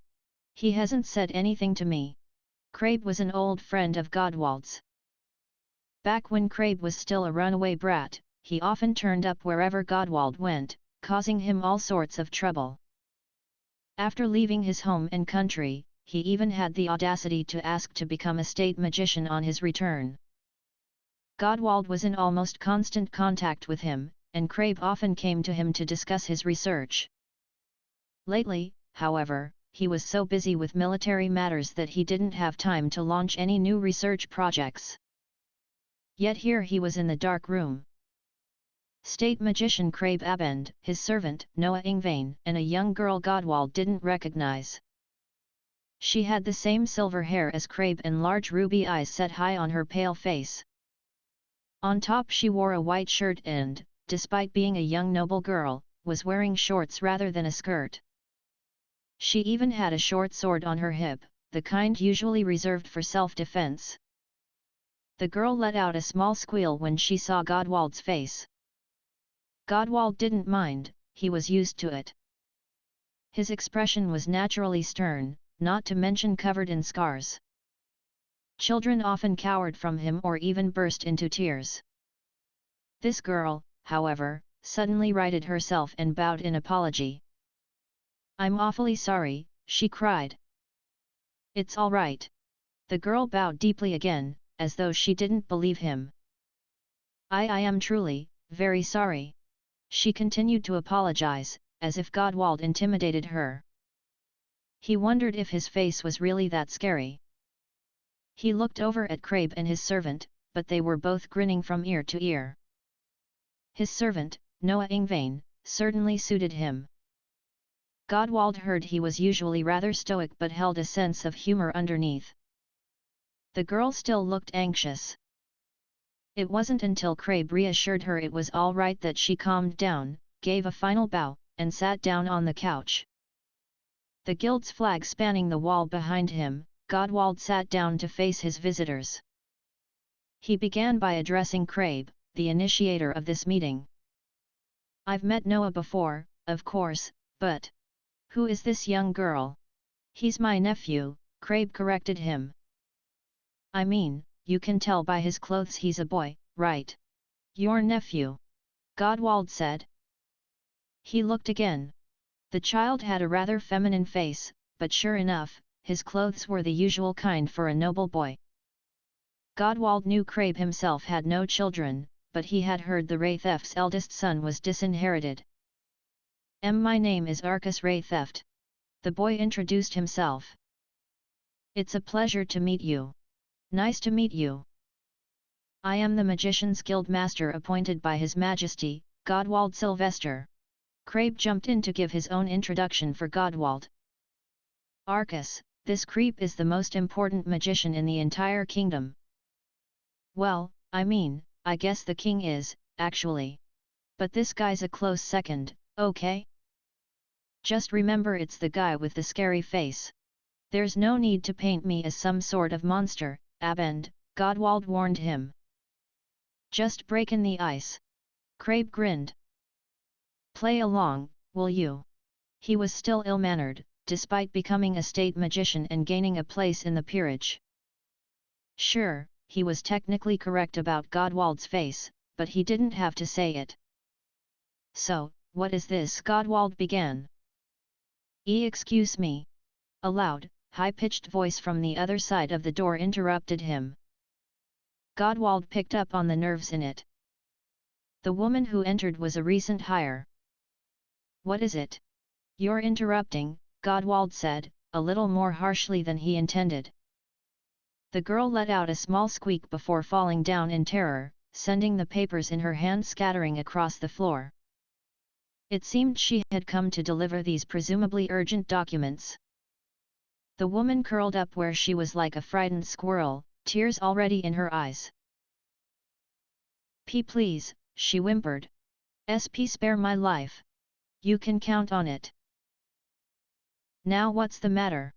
Godwald asked. I. Speak up. I'm sorry. I'm sorry. I'm so sorry. Please. Just. I'll do anything. But please just spare my life." She knelt on the floor, begging for forgiveness. The color drained from Arcus's face. When he opened his mouth to speak, it was a moment before he could find the words. "Why you really going to kill her?" he asked. "Why you going to bury her alive in concrete and throw her into the sea?" The woman let out another frightened squeak as Arcus described the manner of her death. "Of course I'm not going to kill her," Godwald replied. "Please don't say such things. They give people the wrong impression." Forgive me, sir." Arcus gasped, sitting up straight in his chair. Crabe's exasperated sigh was audible to everyone in the room. "Come on, man. You need to realize that if you speak so harshly, people are gonna be scared of you, what with your face." I can't help what's on my face," Godwald grumbled and then added. "And I'm doing my best." He turned to the woman. "So? What's the matter?" Godwald repeated. "You Mr. Baljas sent me with documents, and tea and sweets, since there's a child present." "Those are outside." Baljas was as thoughtful as ever. "That's very kind of him," Godwald said. Excuse me, but I'm not very fond of sweets." Arcus spoke up, a guilty expression on his face. "Oh? How unusual. Usually, kids of his age loved sweets." Godwald could probably count those he encountered who didn't on a single hand. "He's a bit of a weird one," Crabe chipped in. "He is indeed," Noah agreed. "I'm right here, you know." Arcus smiled uncomfortably. The woman placed the tea and snacks on the table before taking her leave. The four of them had a brief respite before Crabe brought up the matter at hand. "Now, about why we were here. Yes. I was wondering about that, Godwald admitted. It'll probably be faster if I showed you. Crabe pulled out a glass tube encased in a wooden frame and set it on the table. Godwald eyed it curiously. It was too narrow to be a test tube, and in any case the tube was closed off, so you couldn't pour anything into it. There were gradations etched into the wood, as if for measuring something. At the bottom of the tube sat a viscous red liquid. This was something worthy of the secrecy of the dark room. There was no doubt it was big. Yet Godwald had no idea what it could be. "What is it?" he asked outright. "It's a device which accurately measures ether, called an ethometer." "Sorry." The first thing Godwald felt was confusion, and initially he couldn't find any meaning in Crabe's words. Crabe grinned at him, as though the flummoxed look on his face was just what he hoped to see. Godwald quickly regained his senses. "So, you say this thing measures ether?" He'd never heard of anybody attempting such a thing. He knew there were magicians who attempted to make spells or seals which could measure ether, but they inevitably reached a point where it proved infeasible. Any research on such a thing was long considered to be a dead end. But now, this isn't some sort of joke, is it? He asked quickly. "Nope. It really works. See this red stuff down here? That's what reacts to the ether," Crabe said. "You mean it moves? It expands," clarified Crabe. "It expands more the more ether it's exposed to. And you made this." "I helped. But it was this fella who came up with it." Crabe plonked his hand down on Arcus's head next to him. "Him?" Godwald gasped in astonishment.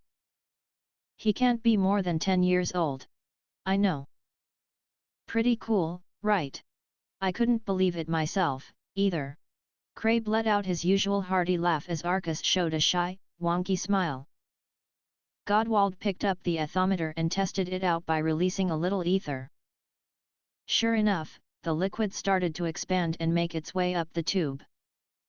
The moment Godwald stopped, it began to contract before settling back at the bottom. "It's extremely sensitive, isn't it?" he remarked. "Yup. That's what makes it super easy to use." At first, Godwald hadn't believed it, but now that he'd seen it for himself, he was convinced. This device really could measure ether as Crabe claimed. "How far away does it work from?" he asked. "Not that far. Its range is probably just a little shorter than this room," Crabe told him, as Arcus nodded in confirmation. "In that case, it probably wouldn't work to measure the power of an opposing magician." Despite that, however, it was nothing short of groundbreaking. Using it would greatly increase a magician's understanding of their own magic. By cutting the time spent learning how much ether was used per spell, the standard of magic in Laner would vastly improve, and magicians would be put on an even playing field. It was impossible to put into words just how much of an advantage this small object would bring, but there was one thing Godwald could say. "This will bring untold benefit to our country." "Right. Are you sure you want to do this?" Godwald asked. "You have every right to keep it to yourselves, after all. The ethometer would unlock one of magic's greatest mysteries." There was precedent in Laner that permitted a magician who created something like this to hide its existence without punishment. With it, Arcus could strengthen his own house, gain advantage over another, or even go on to found a new one of his own. "He's already decided," Crabe spoke for him. "He said he wants to make it public and reap the rewards from it." "I see. How odd," thought Godwald, "for a child of his age to be so materially concerned." "Arcus Ray Theft," he addressed the boy. "What exactly do you hope to gain from announcing this creation of yours?" "Money. And, if I may, I would like as much access to Laner's texts on etheric studies as the state can afford to allow me." He was a magician through and through. Money and knowledge, the biggest twin desires of any magic user. However, Godwald just couldn't wrap his head around the boy's age. Crabe. You know, kids at this age usually just think about sweets and toys. Yet. I told ya he's weird. Just one day, out of the blue, he asked me to teach him magic. Now he's already making his own spells. Really? Godwald gasped. He felt a chill run down his spine. Creating your own spells was often one of the final tasks assigned to magicians studying at the Royal Institute before they could graduate. It wasn't until after 4 long years of studying the elder tongue's grammar and vocabulary and deepening their understanding and power over their ether that they were finally knowledgeable enough to create their own magic. Even then, there were students who fumbled it, and less than 10% were able to come up with anything impressive. Was Crabe really saying this young boy was at that level? Godwald would expect such a thing of a gifted child of the royal family, but never of a boy like this, even if he was trained personally by a state magician. He must be an astounding young man if he created this on top of being able to craft his own spells. Magicians had been searching for a way to measure ether for years. And now here was a young boy showing him the solution. If this was the level he was at now, just what would he be capable of as an adult? Godwald turned his attention back to Arcus, studying his feminine, innocent features. He kept sipping his tea, as though nervous, and it was hard to believe there was a gifted brain behind those anxious eyes. Godwald looked at Crabe. Have you reported this to His Majesty? Nah, not yet. He'd just ask about all the boring stuff like production goals and contracts with third parties and stuff. I don't even want to think about what he'd say if we told him we hadn't done any of that yet. Godwald could see his point. His Majesty very much favored those with actionable ends in mind. With no such plans, going to see him would doubtlessly result in a scolding. You don't think he'll complain now that you didn't go to see him first? Godwald asked, voicing his remaining doubt. Probably. Dude's gotta staff up his butt, after all. Godwald suddenly realized that Arcus looked more stiff than before. You uncle, he began, are you sure it's okay to be talking like that about the king? Hi. Crabe blinked. Oh. Right. In Laner, as in other kingdoms, the king's power and divinity was absolute. Speaking so lightly about him as Crabe was definitely treasonous. That should have been common sense. But Crabe, of course, was the kind of person to defy common sense. We're friends, you know, Crabe explained. We used to sneak out and run all over town. Crabe began to tell tales of how he and the current king forged a strong friendship. Though he spoke proudly of their escapades, to Godwald it sounded like they were nothing but a pair of nuisances. Arcus, meanwhile, simply gaped at his uncle. Anyway, I guess we'll drop in on him quickly, Crabe decided, bringing his stories to an end. Sounds good. I'll make some arrangements so that he'll listen to you. How's that? Thanks. We'll sort out all the researchy stuff. Once we've got an announced date sorted, we'll rely on you to get all the formal preparations and legal stuff done. Crabe stood up. Aren't you taking this with you? Godwald asked Arcus, motioning toward the ethometer. You may keep it and use it, Guildmaster, he replied. It'll be a thanks for seeing us present. Crabe grinned. Very funny. Though Godwald sighed, the excitement at getting to use the device was plain on his face. Just before the group left the room, he called out. Abend. Yeah. For Crown and Country evermore. Right. For Crown and Country evermore. With that, Crabe left the room with his companions. Citizens Plaza No. 3 was one of the plazas built in the early days of the capital's construction. Unlike the Central Plaza, it wasn't near the middle of the city. It was more like a park from the man's world, and these recreational spaces were spread out through the capital. Children ran around the center while housewives from the neighborhood chatted with each other. Meanwhile, elderly folk with too much time on their hands were bonding over a board game known as battle chess. As usual, Arcus and Sue met up to study magic together. Having foregone their cafe, today they sat together on stone stools. They already finished studying and were now simply enjoying a light conversation. Before Arcus knew it, he was relaying his life story to Sue. He explained how he was born to the Viscount and was now learning magic under Crabe. He didn't omit anything when it came to his disinheritance, of course. Sue didn't look like she knew how to react to that. Her dark blue eyes narrowed and widened repeatedly, as though she wasn't sure whether she ought to be surprised or appalled. "So you had the airship stolen from you?"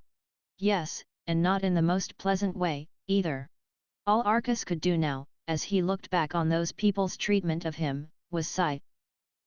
In the man's world, they would surely have been arrested for child abuse. Nowadays, he tried his best to avoid them, but even if he ran into them, they couldn't do much with Noah around. They simply ignored each other's existence, though Arcus knew that didn't make everything okay. Sue frowned dubiously. "You said they disinherited you cause your ether was weak, right?" "That's kinda weird." "I know. However, as far as they're concerned, my magical abilities simply had to live up to the Wraitheft name, as is tradition." "You seem fine at magic to me, though," Sue remarked. She was right. From a normal perspective, his magical abilities were fine. There were even officials who were less powerful than him. Being able to use magic at all was impressive in this world. After all, theory and learning spells weren't enough if you couldn't control your ether or picture what you wanted your spell to do. The Wraitheft bloodline is a small one compared to other noble families, Arcus explained. "That sounds like a pain." "It's not your fault, your ancestors just happened to be good at magic." "Yes. And now I have to work even harder because of it." Arcus sighed again. He hadn't meant for his life story to devolve into a series of complaints, but that was how it ended up. "So why are you working so hard at magic?" Sue asked. I mean, you're not the heir anymore, right? So who cares if you're good at magic anymore?" "Ah! If it was me, I'd hate magic forever." "But you love it, right?" Sue made perfect sense. Magic was the cause of all Arcus's troubles, so he had every right to turn his back on it. In fact, it seemed like the most logical response. "I want to become a famous magician. So I can show them up." Though he felt a little self-conscious about it, Arcus told her the truth. Sue let out a small giggle. "What are you, a kid?" Yes." Arcus pouted a little, but Sue was still laughing. "I'm sorry. You're just so mature in other ways."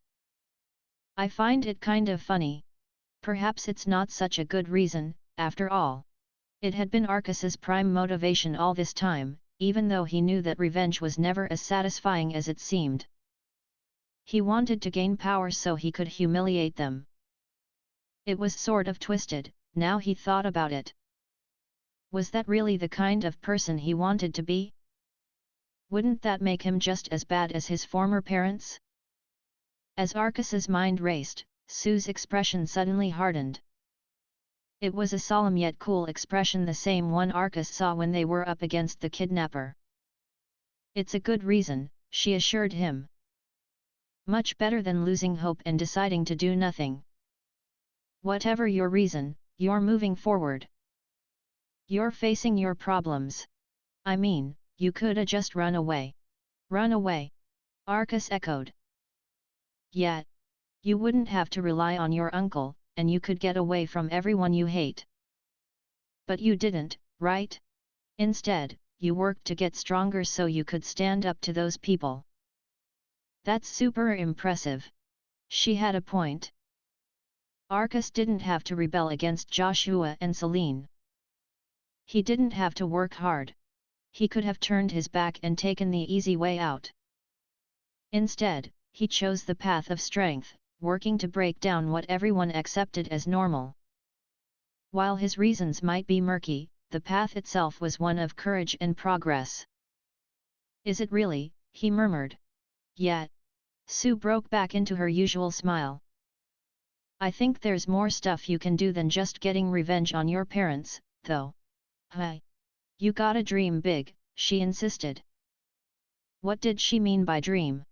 When you've had your revenge, what then? If you don't think about that, then you'll be totally lost when you've achieved your goal. I see. Finally, Arcus understood what she meant. In other words, once he finished what he set out to do, he would burn out. She definitely had a point there. You often heard of people losing all direction in life once they finished what they set out to do. He remembered a particular friend of the man, who spent almost all his waking hours studying just to get into a certain national university. Once he was in, he deflated completely. Who said the same couldn't happen to Arcus? His goal was born out of resentment and frustration, which usually went hand in hand with that sort of outcome. If he put his heart and soul into his goal, then he would have neither left once he was done. What he needed in order to avoid that might just be another objective. Another objective. It had to be something big. Something bigger than his current goal. How about aiming to become a state magician? A state magician, just like his uncle.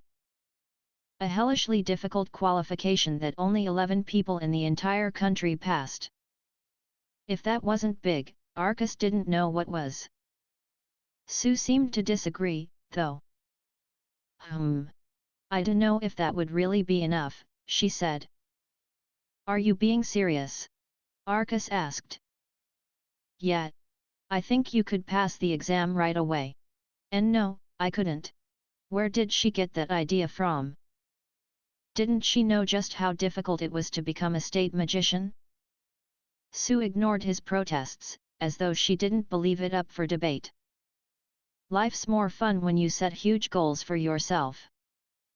I'm talking about something like becoming a general or one of the most highly ranked nobles in all the land. What d'ya think? Don't be ridiculous.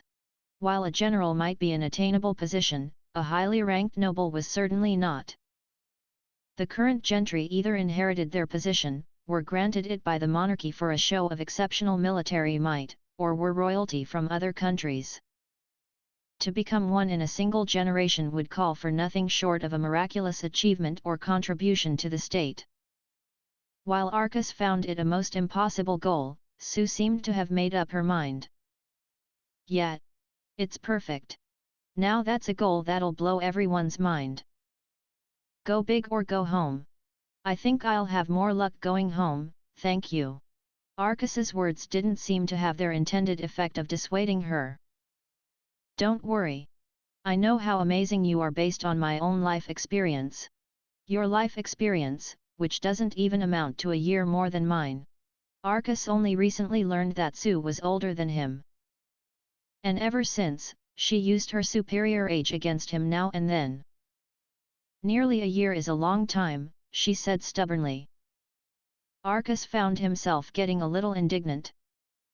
Anyway. That's the kinda lofty goal I think you should aim for. Very well. I'll do my best. Yup. Don't worry, either, 'cause you'll have me to cheer you on. Her words sparked a small fire of confidence within him. This was a part of her personality that he found very encouraging. Even though he had no idea how to go about achieving this new goal of his, she made him feel like he would figure it out eventually without having to try too hard. Now, if you wanna make it big, you gotta take every opportunity. Every single one. Be greedy, okay. Those don't sound like the words of an 8-year-old. Hello. I'm nearly 9, you know. Sorry, ma'am. Anyway, what about you? What about me? Don't you have any plans for the future? Of course. For example. Well, Sue's expression hardened again. I want to make this country strong. Strong enough to overpower anyone who opposes it. What?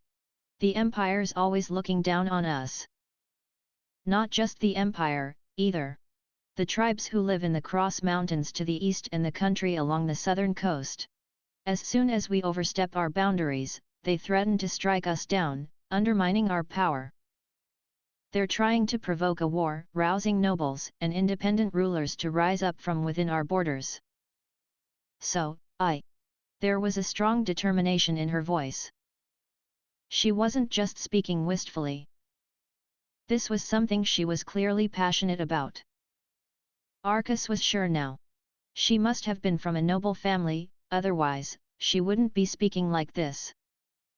She was only 8 years old, after all. There were tons of adults not half as ambitious as this. Perhaps Sue really was more mature than Arcas gave her credit for. Her patriotism seemed to burn stronger than any flame. She wasn't satisfied with the status quo, and the only solution was to rise up and just kidding. You sound like you've been through a lot. You must think we're severely oppressed by those other countries to talk about ours becoming stronger. Been through a lot. Sue echoed thoughtfully. I don't think I have. How odd. Arcas couldn't see where her earlier words had come from, if not from experiencing hardship. She wanted to make the country stronger so that it wouldn't be swallowed up by its neighbors. Suddenly, Arcas remembered something. Oh, I have something for you. He pulled an ethometer out of his bag. What's this? Sue asked. What do you think it is? Arcas countered with a sly smile. If she really was so much more experienced than him at almost 9 years old, maybe she could work it out. Sue spent her time studying the device, turning it this way and that, and inspecting every angle.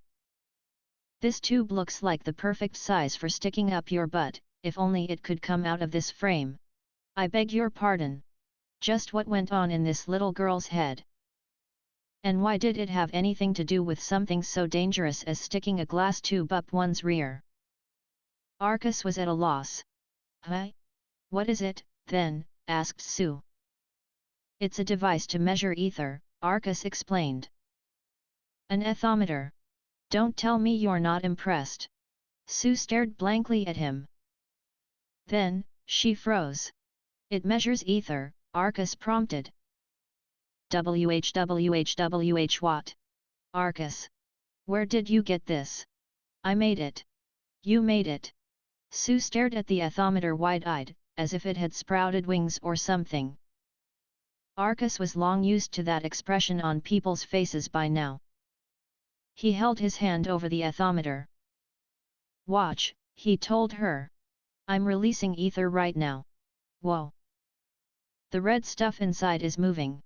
This is as much ether as it takes to use psychokinesis. 10 mana, to be precise. Mana is the unit used to measure ether. That's so cool. Sue lit up brighter than a kid in a candy store. In this case, Arcas couldn't blame her for her reaction. He was sure he would react in the same way. Just then, there was a needy glint in her eye. It looked like she wanted to keep it. She was starting to fidget now. Arcas had never seen her like this before. Sorry, but... Come on. Please. Can I have it? Please, please, please. She didn't even let him finish his sentence before throwing a tantrum. What was it that Arcas was thinking earlier about her being mature for her age? I'm sorry, Arcas repeated, but I can't give this to you. That's not fair. How come you're dangling it in my face, then? Because if I didn't tell you about it now, you'd complain when you finally found out about it. Duh. Ugh. Sometimes I just don't know what to do with you. Well, first, you should give that to me. Come on. I should have it, I'm the elder child. I already told you I can't do that. But why, though? Because I'm planning to unveil this to the public.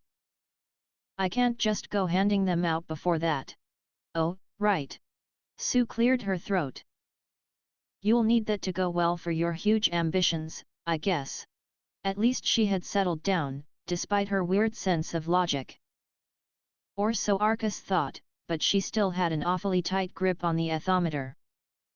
He gave it an experimental pull, only to lift her hand up along with it. Arcus gave her the hardest stare he could muster, which she responded to with a cheeky grin. "I need that back. Ah, but it's just until I make the announcement.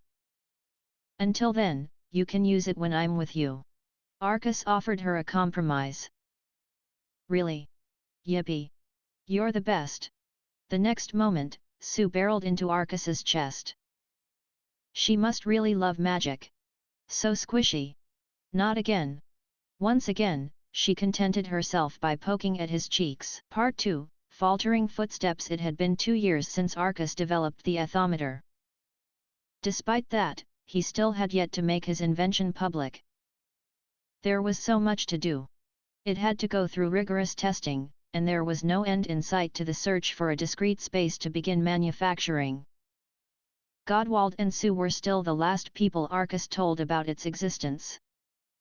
The production process itself was probably the biggest obstacle. The tempered ether required for each device posed a frightful drain on Arcus's time and energy. He hadn't decided whether he was going to announce that discovery yet either. The road ahead would be long and arduous. Since there was still so much Arcus didn't know about tempered ether, he was leaning toward keeping it to himself, as was his legal right. Of course, this meant he would be the only one capable of creating ethometers, but he considered that a plus. The fewer that were produced, the easier it would be to manage their production. Arcus was now 10 years old. While he had grown over the past 2 years, he was still shorter than other children his age and a little on the lanky side. However, in this world, height and bulk didn't directly correspond to one's physical capabilities, and the fact remained that Arcus was much fitter than most other 10-year-olds. This was all thanks to his daily training.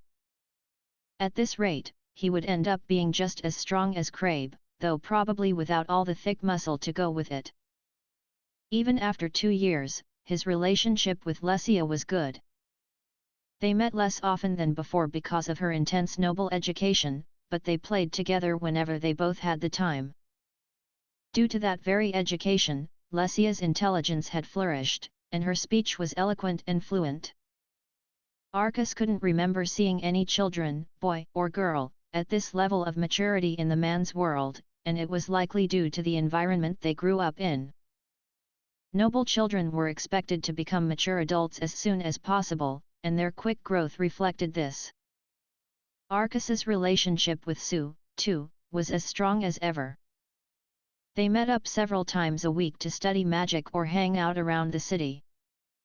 Access to the ethometer expedited their studies, and they had greatly deepened their grasp of the elder tongue.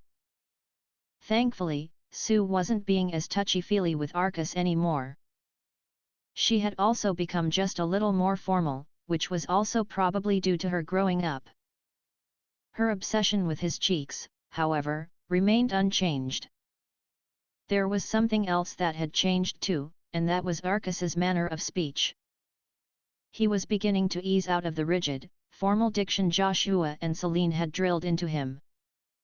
Noah had this to say on the change: "I must say, I'm not quite used to you speaking so casually just yet." In fact, his servant commented on his speech rather a lot. Personally, Arcus thought it quite rude.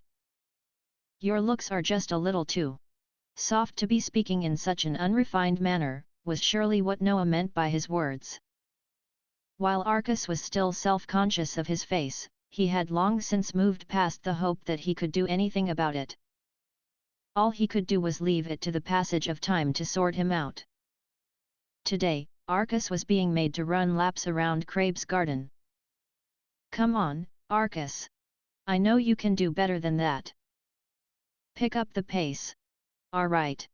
You gotta make sure your physical strength can keep up with your magical strength." The coach yelling at him, of course, was none other than his uncle Crabe. He had volunteered himself to watch over his nephew's exercise, and part of that was supplying plenty of encouragement. While it may seem strange for a magician to have need of raw physical grit, the reason was quite simple. Arcus possessed just a little more ether than the average magic user. As Crabe pointed out, however, this meant that there were still plenty of magicians out there who surpassed his capacity. Though they never directly compared, Arcus reckoned he had about a fourth of Lesia's ether and a fifth of Crabe's. He didn't even want to think about how he would compare to Sue, who he couldn't be sure was even human. These were just a handful of people among the many magicians in the world, but there were doubtless many more of them whose ether excelled against Arcus's. To close the gap between those superior magicians and himself, he needed an edge to bring to bear, hence, strength training. At 10 years old, his body was finally able to handle it. Or so he thought, but that was before he reckoned with his uncle's intense observation. Arcus wasn't sure whether it was the military influence or not, but the moment he showed any sort of weakness, Crabe would just add more exercises to his training regime. There was a reason his uncle was so well built. In fact, Arcus had been exercising his body more than his magic lately. Continuing to run despite his lack of breath, Arcus found himself starting to get nauseous. He heard that children in this world were much more resilient than in the man's world. This level of exercise shouldn't do him any long-term harm. Despite that, and thanks to the influences of his dream, he couldn't help but feel that he should have been filing an abuse claim to someone about this. Finally reaching his breaking point, Arcus came to a stop, resting his hands on his knees. This did not go unnoticed by Crabe. "I told ya not to stop. That's it. Another lap, even if it kills you. In fact, run as though you're trying to die. Alright." Still gasping for breath, Arcus set off once more on unsteady feet. He saw demons in the man's world who were less terrifying than his uncle right now. In fact, Joshua was less terrifying than this man, although at least Crabe didn't lay a finger on Arcus. Eventually, Crabe's intense regime for that day came to an end. Arcus could barely remain on his feet. "Good job. That'll do for today. Thanks." Arcus gasped. "Arcus." Crabe's voice softened. "If this is all it takes to wear you out, you'll never be able to hack becoming a state magician. You gotta keep going and building your strength like this, okay?" "Okay." Arcus already knew how high the standards to become a state magician were. But this was ridiculous. He would at least like his uncle to remember that he was only 10 years old. He knew him well enough to know that was a pipe dream, though. This wasn't the full extent of it. Crabe decided that Arcus also needed a basic knowledge of physical combat skills, and so he was helping him train in swordplay, archery, and horseback riding. To be honest, Arcus underestimated just how difficult things would be. He didn't think his uncle would put him through so much. He expected the training to last just 3 or 4 hours a day, but the time it actually took would constitute a human rights violation in the man's world. Noah mentioned that this sort of intense training was rare, even for noble families, but that was putting it mildly. Even princes and princesses would quake at the sort of things Arcus went through. Arcus was starting to wonder whether he would even grow old enough to get the revenge he sought on those who birthed him. He also trained daily by himself, so on those days that Crabe put him through his paces, the entire day would be spent on his physical strength. Though it was tough, he didn't want to give up his daily training. There were specific things he wanted to work on, and he was reluctant to carry out that training in front of Crabe or Noah, and so it ended up as a separate exercise. That private training consisted of techniques he learned from the man's world, but neither Crabe nor Noah really approved of them, since they differed from the nation's style of rapier fencing. "I don't think there's any harm in it personally." He already knew how to avoid those techniques conflicting with the national style of fencing, thanks to what he saw in his dream. Besides, all he was really practicing was how to move with a wider stance, which shouldn't affect things too much. It was a technique where he kept his upper body still, using the soles of his feet to move. With one foot in front and one behind him, he would jump off his back foot to close the space between him and his opponent. After that, he would focus on the twisting of his waist and turn to the side, changing his position in an instant. Again and again he repeated this move, determined to commit it to his muscle memory. As usual, he wasn't practicing this specific move without reason. If I combine this technique with that other one from the national style, I should be able to pull it off. He had a certain move in mind. The most vital step to making it work was to keep his upper body as still as possible. With those two techniques combined along with the difference in human bodies between worlds, he should be able to pull off what only heroes in books managed in the man's world, at least in theory. He had no time to rest. If he took even a single day off, he would never manage the move. He had to learn it, the move that the man could only dream. Arcus continued to juggle all these separate arts, making slow but steady progress. One day, Joshua and Celine Raytheft took their daughter Lesia to a certain noble household. It was a large, 4-story mansion situated in one corner of an upper-class district in the capital, complete with a tower.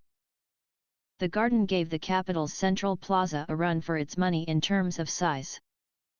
While the Raytheft family had an honorable and established place in Laner's history, their financial power was nothing compared to this place.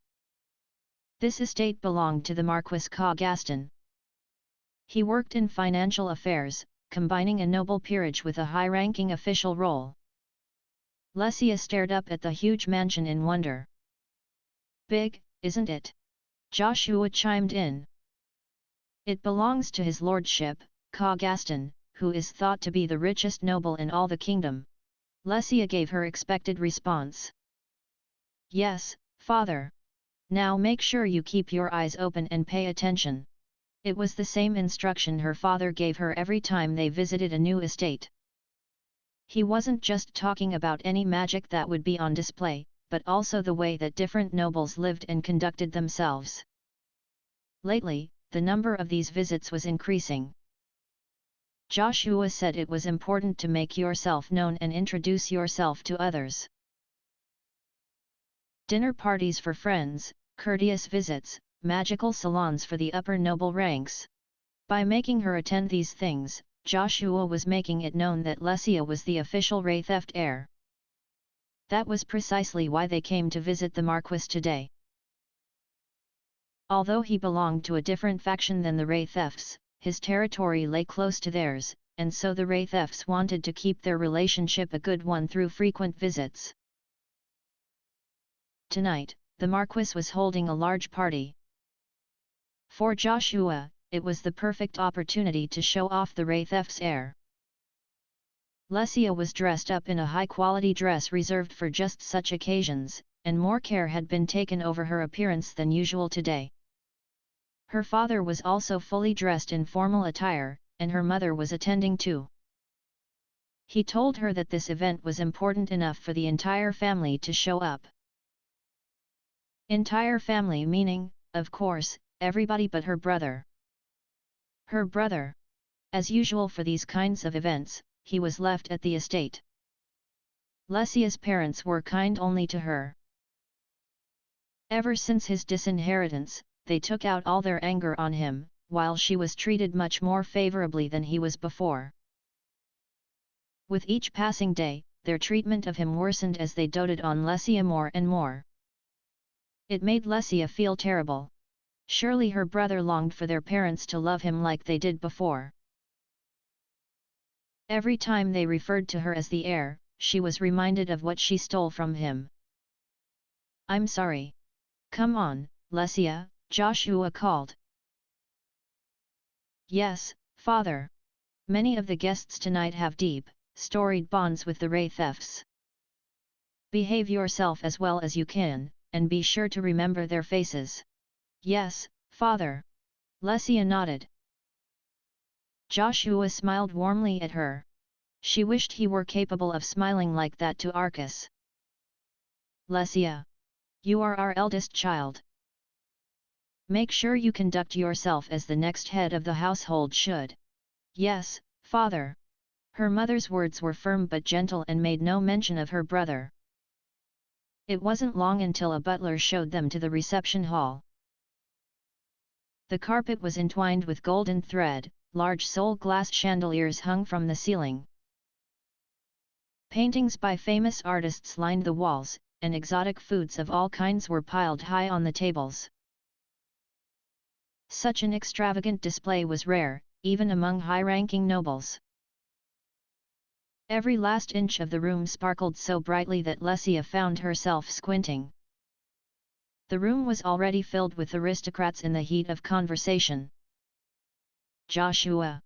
Lesia turned to see who called her father. It was a man whose dark hair was streaked with grey. His frame was slender yet sturdy, and he walked with the gait of a man at least 20 years younger. Gaudy medals stood at attention along the chest of his mostly white jacket. An expensive-looking rapier hung from his hip. "My lord," Joshua greeted him. It was the Count Pers Cremelia. The Cremelius were also a military family, with the Wraithefs directly beneath them in the hierarchy. The Count was also a general in the armed forces. Count Cremelia was the highest-ranking noble in the east, and as such took command of all those below him when the area faced an emergency. With their territory in the east, the Wraithefs also fell under his command, and Joshua was one of 3 viscounts who supported the Count. As Joshua bowed, Lesia and her mother curtsied. The Count gave them a friendly smile. "You are as pretty as a flower. Much more beautiful than any jewel," he told Lesia, but she already knew it was the least he was obliged to say. His interests lay more in conflict and fighting strength, after all. "Is his lordship yet to arrive?" Joshua asked, referring to the Marquis. "It seems so. It appears he has something up his sleeve. My daughter and I are waiting eagerly as well." His daughter, Charlotte Cremelia, appeared next to him. Her hair was a golden brown, and her beautiful features seemed to have been carved by a skilled doll-maker. In her immaculate white gown, she gave off an air of nobility identical to her father's. Picking up her skirt, she gave a graceful curtsy. After greeting Joshua, she approached Lesia, and they exchanged pleasantries. The two of them had met before when the Wraithefs had called upon the Cremelius, or the Count through a magic salon. They often spoke at these events, too, and as Charlotte was older than Lesia, she addressed the younger girl much more casually than Lesia herself would be permitted. Charlotte surveyed the room like she was looking for someone. "Where is Arcus, Lesia?" she asked. "My brother is not in attendance." "Oh. Might it be that the rumors are true?" "They are." Rumors of Arcus's disinheritance had spread ever since Lesia began attending these kinds of events. She hated talking about it, but such treatment of one's children wasn't unheard among families like theirs. If the heir wasn't good enough, they were simply replaced, with the next in line set to take over the family and its territory. Heirs needed to be talented, after all. Personally, however, Lesia thought her brother was talented, thank you very much. Not to mention hard-working. "My lord. If I may." "What is it, Joshua?" "I would like to officially annul the arrangement between our son and your lordship's daughter." "You mean their engagement?" "Yes." "My lord. Joshua and Pers had arranged for Arcus and Charlotte to marry the moment Arcus was born. The two of them had yet to meet, however, and now it was likely they never would." Pers's expression hardened ever so slightly. "Do you not think the decision to expel your son was made in haste? I understand he failed to meet your expectations, but that does not mean he lacks potential as a magician." "I'm afraid I must disagree, my lord. His ether is simply not sufficient to be worthy of the Wraitheft name. A matter of tradition, is it?" "Indeed. As your lordship knows, we are a military family, and therefore our heir must conform to a certain standard. We cannot risk him causing problems for your lordship, either. The count let out a small sigh. This all sounds very familiar to me, you know. My lord. Pardon my outburst. I have never known a more successful head of the Ray theft house than you. You did much to help us suppress the Hans during the Battle of Jars, too. Thank you, my lord. Though Joshua thanked Purse, it seemed he wasn't finished speaking about their arrangement just yet. However, I do not wish to put your lordship and the countess in an awkward position, and so I would like to call off the engagement. The count looked at him thoughtfully, as though a little taken aback by Joshua's stubbornness on the matter. If Lesia's parents were to be believed, Arcus's lack of ether was contagious. However, aside from the fact that it didn't make him talentless, one's ether was something set in stone. Lesia wished her parents would just open their eyes to that simple truth. Her brother's words on the matter were too rude to be repeated, and he suggested they wrap themselves in to soften the phrasing somewhat, some sort of protective magic if they were worried about that kind of thing. Lesia noted that her brother wasn't nearly as polite as he used to be. Father. Let us do as he wishes. Charlotte. It seemed she was in favor of calling off the engagement.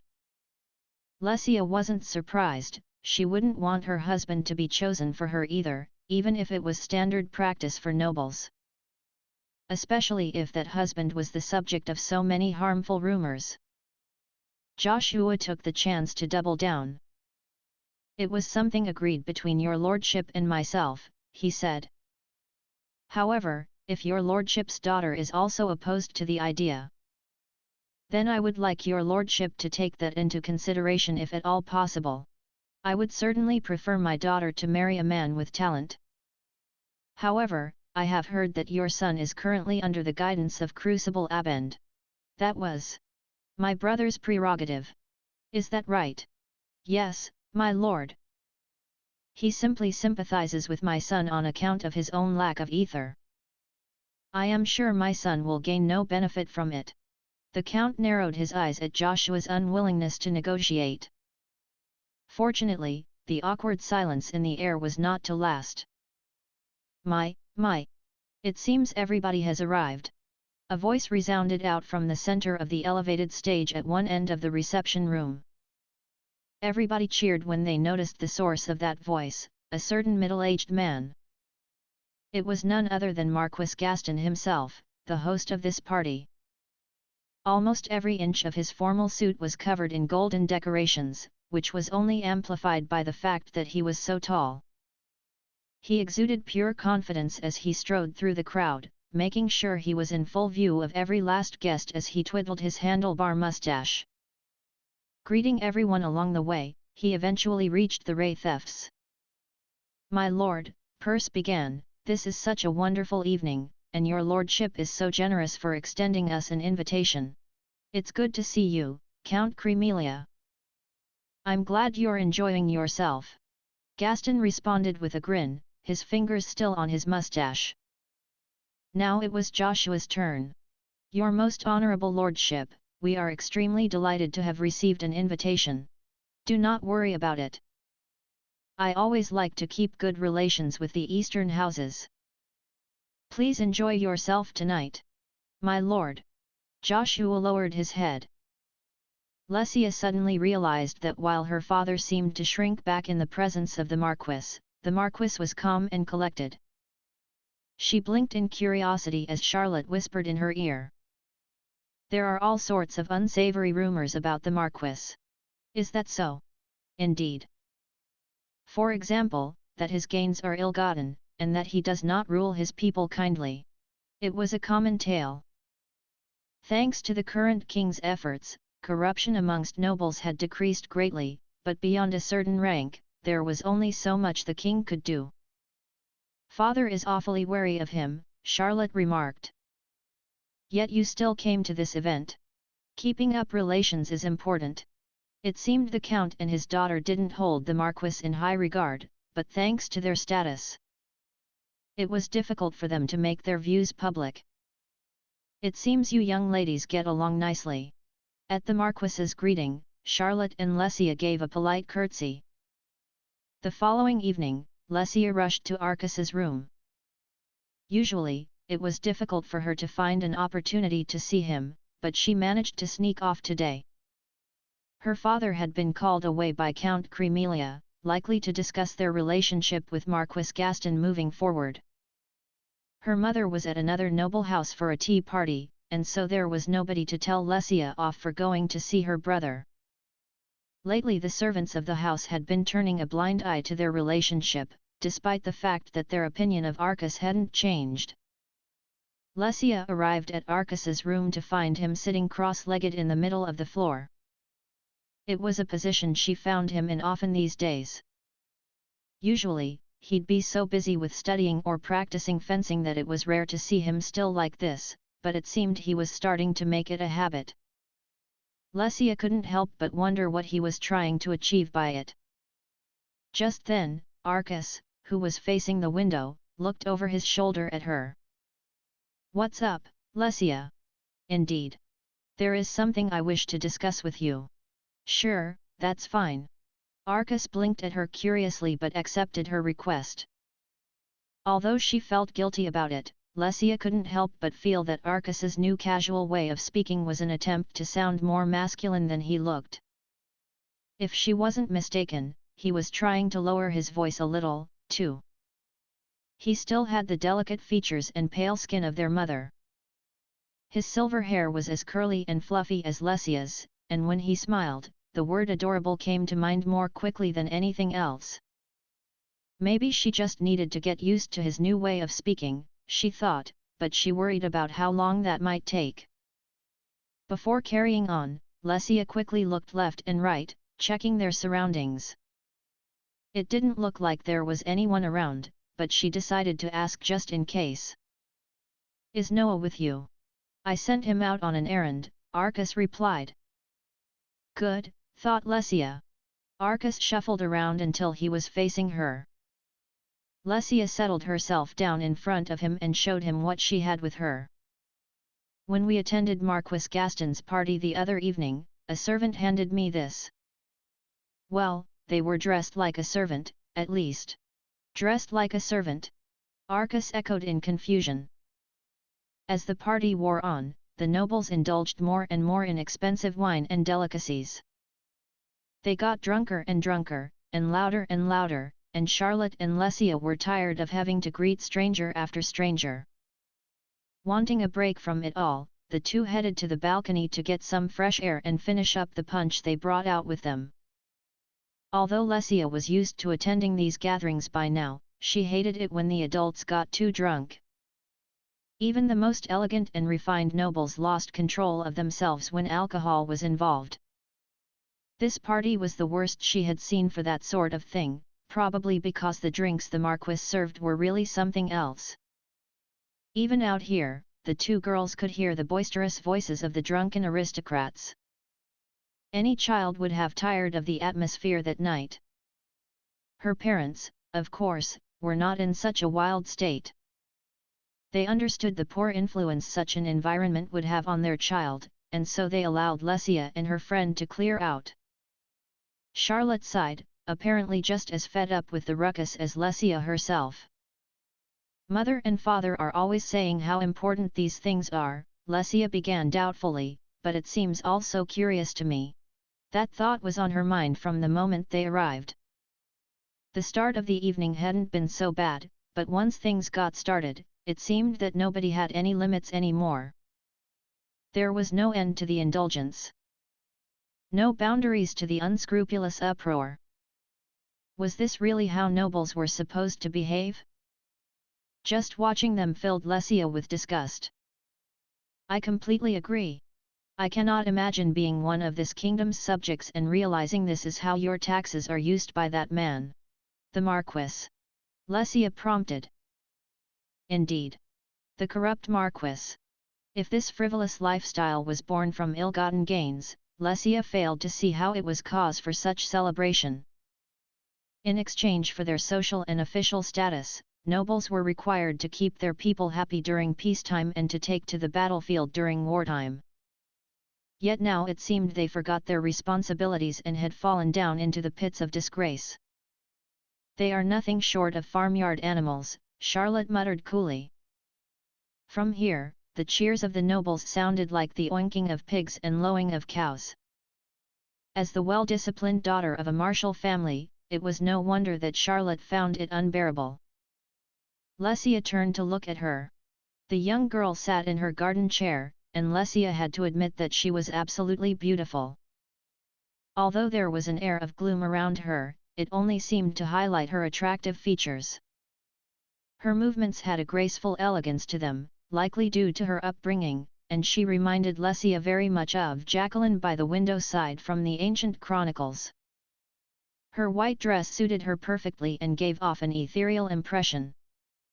Just as the two were starting to relax, Charlotte spoke up. "Lesia," she began, "what is Arcus like?" "Arcus?" Lesia echoed. "Yes. We have never met, so I find myself curious." Charlotte looked a little uncomfortable, and Lesia could tell she was trembling slightly from the way her golden brown hair shook. Perhaps it was the exhaustion of the evening. Usually she was much more cheerful and gentle than this. "My brother is an amazing person," Lesia began. "As his lordship mentioned, he is studying magic under our uncle, who is a state magician. Although I am also studying magic, I am nowhere near as skilled as he." Though Lesia and Arcus had never compared their magic, she was sure that their skills were worlds apart. She couldn't just come out and explicitly say that her brother was a magical genius for fear of appearing biased. However, she was sure he was able to use a much greater variety of magic than her. Charlotte's eyes lit up with admiration for a split second before cloudiness returned to them. "So he's hard-working," she finally concluded. It didn't seem like that was enough to capture her interest. It seemed she didn't have any other remarks to make. Lesia wasn't surprised. Charlotte likely met hard-working people on a daily basis. The Cremelia House was head of the national art of rapier fencing and so took on a great number of pupils. Charlotte would have been surrounded by these pupils practicing hard day and night in the family's training halls. "What kind of man would you be interested in?" Lesia asked her friend. "One who is strong," she replied after a thoughtful pause. "At the very least, I cannot abide a gentleman who is scrawny and pale-faced." Scrawny. Lesia pictured Arcus. While she wouldn't go so far as to call him wimpy, he was small and much more feminine-looking than other boys his age. Perhaps to some women, that would count as scrawny. "How is Arcus in that regard?" Charlotte prompted. "His physique is similar to mine," Lesia admitted. "I see." Charlotte didn't attempt to hide the disappointment in her sigh. Apparently she was looking for somebody sturdier. Those were the kind of men she was used to in her family, so maybe that was where her preferences came from. Lesia had to admit that she was relieved at Charlotte's disinterest. She didn't want Arcus to leave the estate forever. At that pause in their conversation, the pair spotted a servant in the hallway leading up to the balcony. He was a slender man with an unhealthy pallor to his face. There were shadows under his eyes, and he gave off a rather gloomy impression, not to mention that the way he kept checking his surroundings was pretty suspect. Lesia frowned as he approached them. "Who is he?" she wondered. "He seems far too suspicious to be a servant." As she stiffened, he gave a quick bow before getting even closer. "I beg your pardon. I am from the Royal Ministry of Justice. I apologize for the sudden intrusion, but I wonder whether I might ask you to hold on to this for a spell." Lesia simply stared at him as he held out a black bag toward her.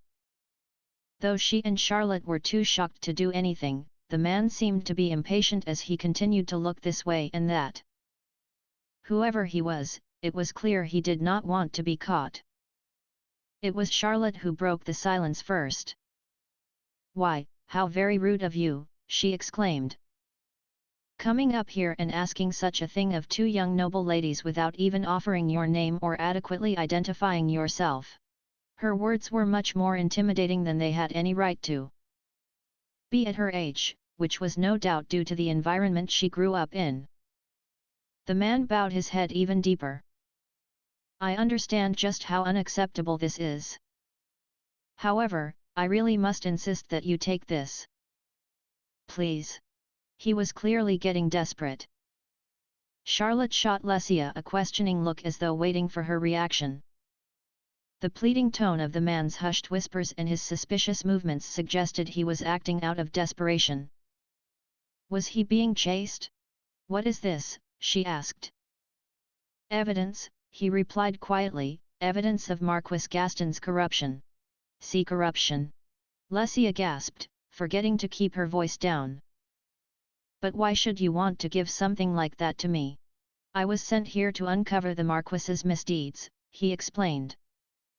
However, I am ashamed to admit I have aroused his suspicion, and now he is keeping a careful eye on me.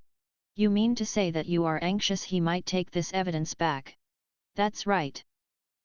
But if you take it, even temporarily, he will no longer be able to get his hands on it. It made sense, and trusting the evidence to one of the guests would allow it to leave the estate safely. At the very least, it would prevent Gaston from destroying it. Please, the man repeated, do it for the kingdom. I am not sure I can agree to this, Lesia said. Please allow me to speak with my father before making a decision. I'm sorry, but I would ask that you do not speak of this to Lord Raytheft. The existence of this evidence needs to be kept a secret until the right time. The man bowed imploringly again. It was clear from his behavior that he believed this to be his only chance. On the one hand, argued Lesia to herself, all she would be doing is holding on to it for him. On the other, she didn't want to cause any unnecessary strife, especially if that might end up involving her parents or brother. And yet, this evidence was clearly important. She couldn't just leave it be, and this man had risked his life for the kingdom to get a hold of it, too. By refusing now, she would be ensuring that his valiant efforts were all for naught. Simply by holding on to it, she could help to rid the kingdom of one of its parasites. Very well. I shall take it. Thank you, the man gasped with joyful relief, handing the black bag over to Lesia. Is there anything I ought to do with it? Lesia asked. When the time is right, I shall come to retrieve it. Until then, please keep it safely at the estate. Thank you. The man hurried away without Lesia ever learning who he really was. For a while she stared after him blankly, before the curiosity of what was inside the bag overtook her. She still wasn't sure he hadn't played her for a fool, but when she looked, she found it was filled with documents. She showed Charlotte, whose expression stiffened once she realized her suspicions about Marquis Gaston were right on the money. Are you sure about this, Lesia? She asked anxiously. Yes. Lesia wasn't sure she had done the right thing necessarily, but she was certain she at least hadn't done the wrong thing. However much it worried her to have such important documents in her possession. Shall I take it? Charlotte offered, sensing her friend's unease.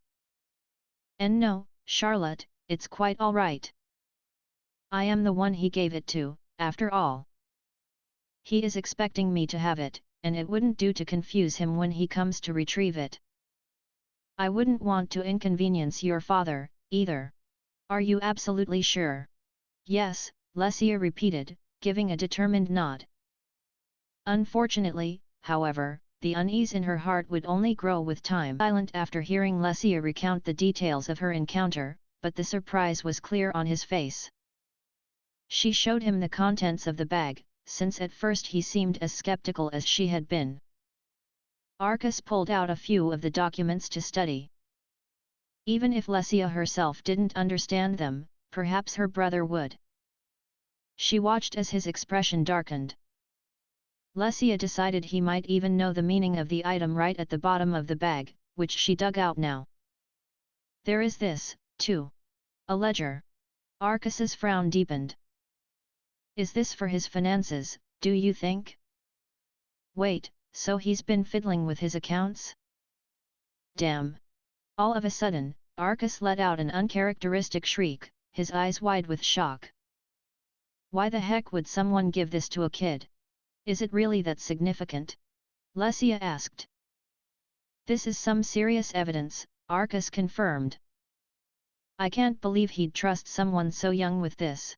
He did seem to be in quite the hurry. I'm sure he was desperate, Lesia said. Arcas grumbled under his breath as he studied the book, eventually letting out a deep sigh.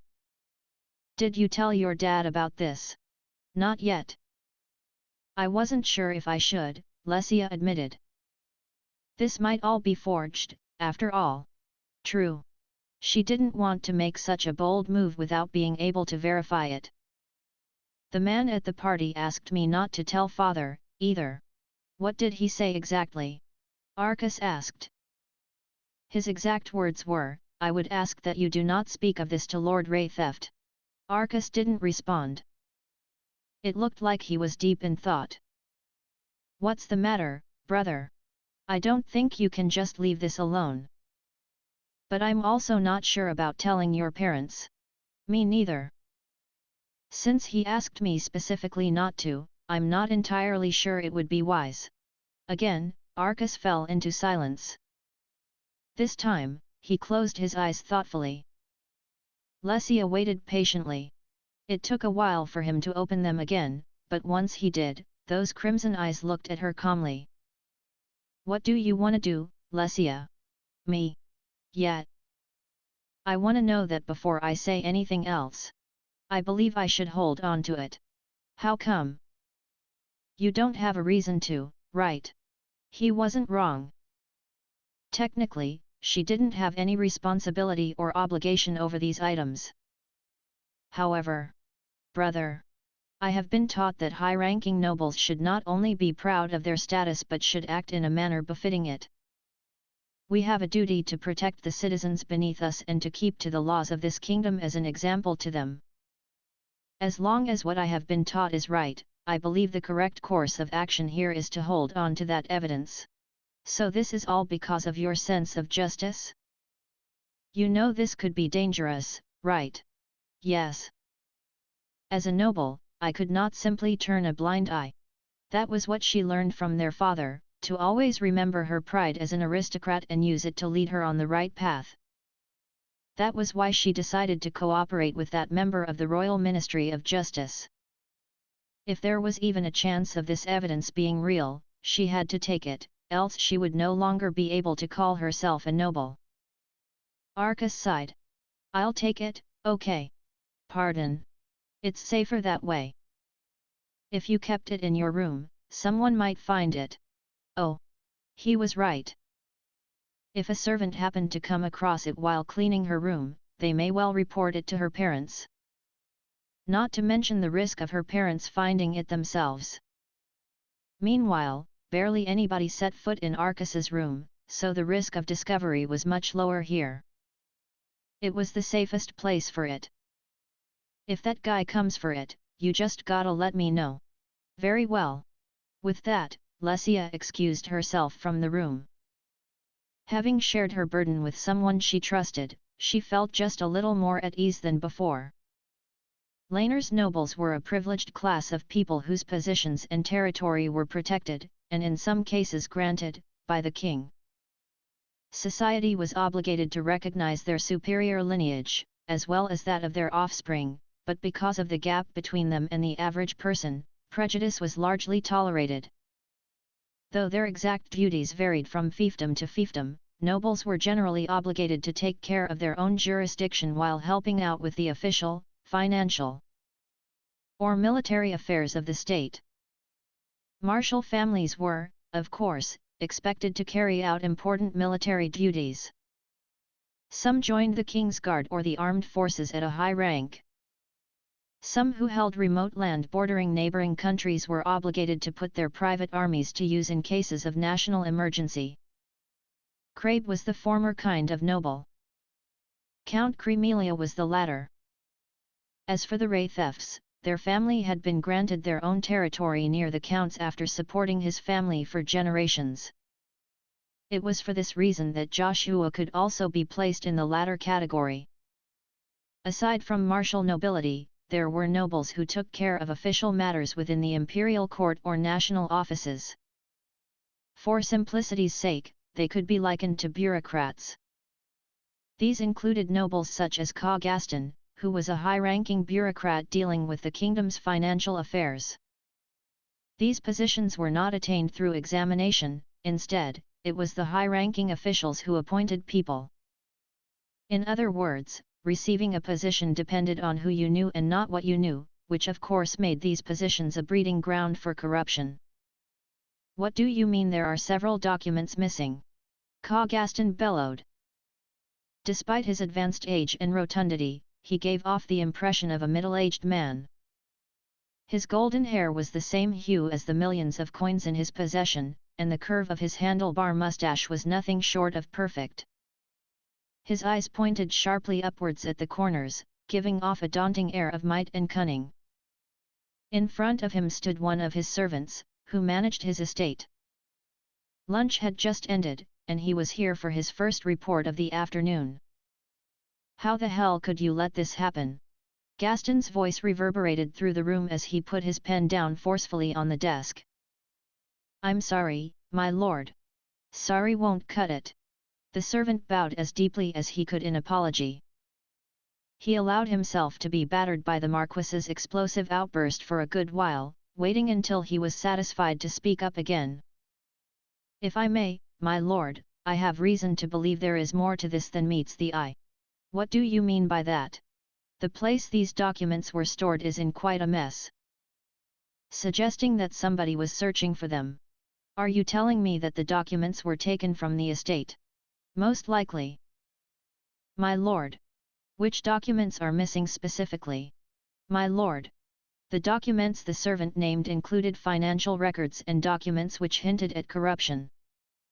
After his explanation, Gaston stubbed his cigar calmly into the ashtray on his desk. If that is all, then everything should be fine. Despite learning about his stolen documents, Gaston didn't even break a sweat. It was clear that he thought those documents alone wouldn't be enough to prove anything. In other words, while they were valid as evidence, he was confident that he had the power to quickly stamp out anything that came of the theft. There was, however, one thing he could not ignore. A ledger has also gone missing, the servant informed him. Humph! That's not good. Gaston's expression darkened. That ledger proved that he didn't pass on as much of his territory's taxes to the state as he was supposed to. But Gaston was still calm. Even this new discovery wasn't enough to destroy him. He would just pretend it was all a mistake, make a couple of bribes, and hand over the correct amount. At the same time, it would still be best that ledger wasn't discovered. Even if he could brush it under the rug, the state would be keeping a close eye on him afterward. Do you have any idea when these things went missing? It was likely at the recent party. Due to the nature of the guests at the party, security had been tight. However, the sheer number of them meant there was still a fair chance of slipping by unnoticed. It was just a matter of striking at the right time. Do you think it might have been someone from the surveillance office? It is very likely, my lord. There have been recent reports of a suspicious individual within the estate. So it might even be a spy. What a nuisance! The surveillance office was made up of the royal family's lapdogs. Their job was to observe the kingdom's various nobles and make sure that they were following the king's laws. They sniffed out corruption, whether from inside or out. Of course, Gaston hated them from the bottom of his heart. Though he cursed them now, his demeanor remained calm. His dealings had been dirty from the moment he took over the estate, and this wasn't the first time he'd come under suspicion. Do you know where this questionable individual is at the moment? We already have him detained, my lord. Detained?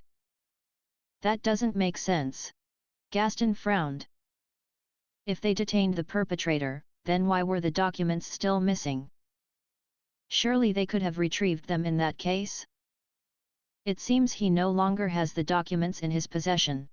Does that mean the surveillance office already has its hands on them? It would appear not. Are you sure you detained the correct individual? We hope to find out soon, as he is currently under investigation. There was a pause while Gaston mulled everything over. If they went missing at the party, then I would have expected a summons to the castle by now. A good number of days had already passed. Even if the office dallied about accusing him, he should have heard something by now if they really were handed those documents. Therefore, the possibility that the thief hid them somewhere couldn't be disregarded. How far along are you? Gaston asked. We have been going at it for a while, but we are having trouble getting him to talk. If you need to use violence, do so. Anything it takes to get him to sing. Begging your pardon, my lord. But I did hear something interesting in regards to the document's current location. Go on. One of the attendants on duty that evening mentioned seeing Lord Raythef's daughter leaving with a bag. She didn't have on arrival. Raythef's daughter? She was likely just taking home one of the gifts I prepared for the guests. Apparently it looked completely different, my lord. Different how? A black bag, my lord. Which did not match the color of her dress. Gaston wasn't entirely convinced. He met the Raytheft girl for the first time at the party, and she only looked to be about 10 years old. He couldn't imagine the surveillance office was taking on child labor. Suppose those documents were inside it. How did they get there? One of the state's officers might have passed them on to her, taking advantage of her innocence. My lord. Yes.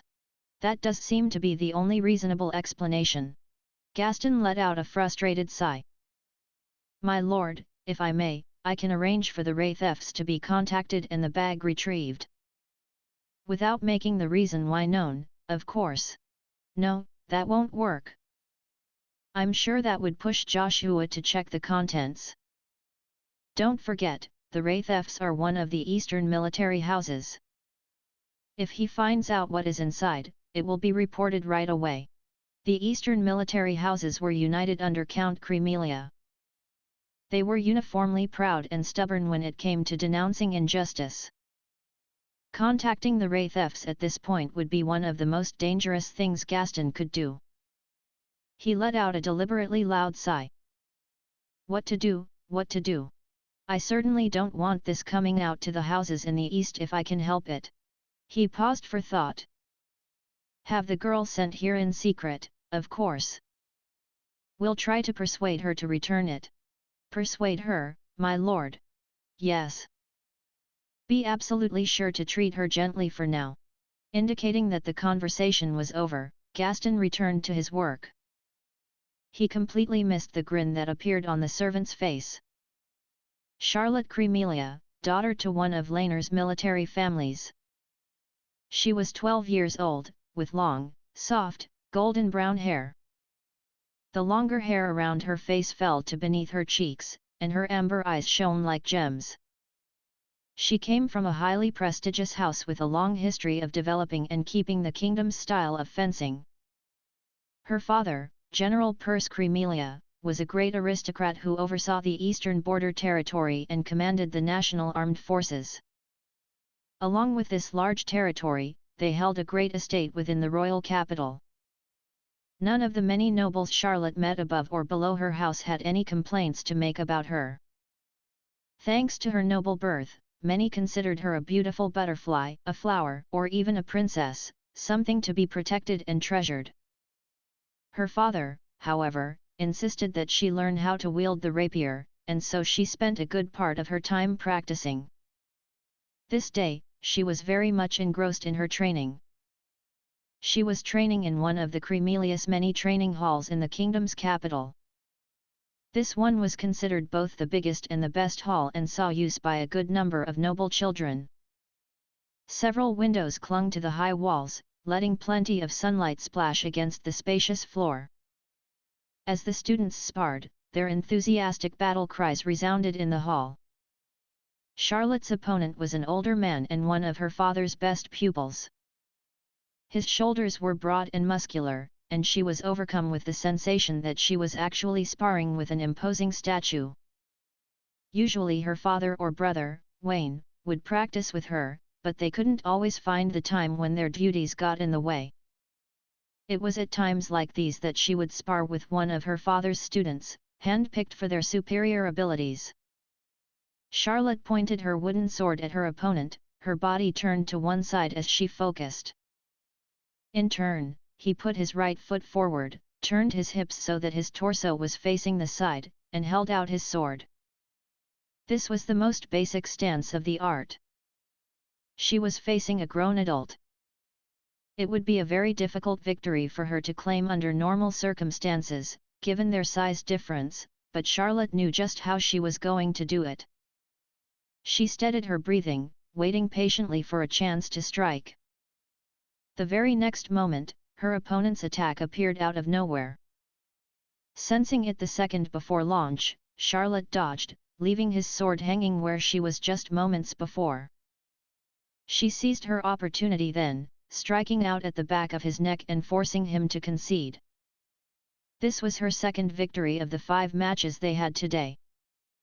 Though she sensed her opponent's attacks each time, her body wasn't always fast enough to get out of the way or to match the swiftness of his movements. In these cases, just perceiving what he was going to do wasn't enough, leading to her defeat. As the man commended her efforts, Charlotte heard somebody entering the hall. She didn't have to look to feel the powerful air coming from her father. Immediately, the tension in the hall thickened. Greeting his pupils as he passed, Percy approached his daughter. "Father." "Hello, Charlie. Working hard again, I see." "Yes. I have managed 2 victories against Zell here." Her father's eyes widened in surprise. "You can already hold your own against him." "Yes, father." Charlotte bowed her head elegantly. It was then that Zell piped up to sing Charlotte's praises for Percy, calling her a natural, highly skilled, and so on. Charlotte found herself staring at the floor in embarrassment at his ceaseless string of compliments. "It looks like you really are gifted with the rapier," Percy commented. "Gifted? Yes. More so than Wayne or me." When Percy used the word gifted, he didn't mean that you were vaguely good at something. He meant that you had undeniable talent, the kind that was granted by the heavens at your moment of birth. You were someone whose skills were far beyond that which the average person could even hope to achieve. This kingdom's royalty and its heroes who earned their fame on the battlefield, he considered those people amazingly gifted too, else they would not be in their positions. Gifted was also how he described Charlotte, Wayne, and himself. Was this gift he spoke of the power to foresee her opponent's moves? Charlotte wasn't entirely sure. "I feel their moves," Percy told her, "in my gut." "What about you?" "I can see them," Charlotte replied. "Astounding," her father breathed. "I honestly think you have it in you to become the kingdom's top fencer."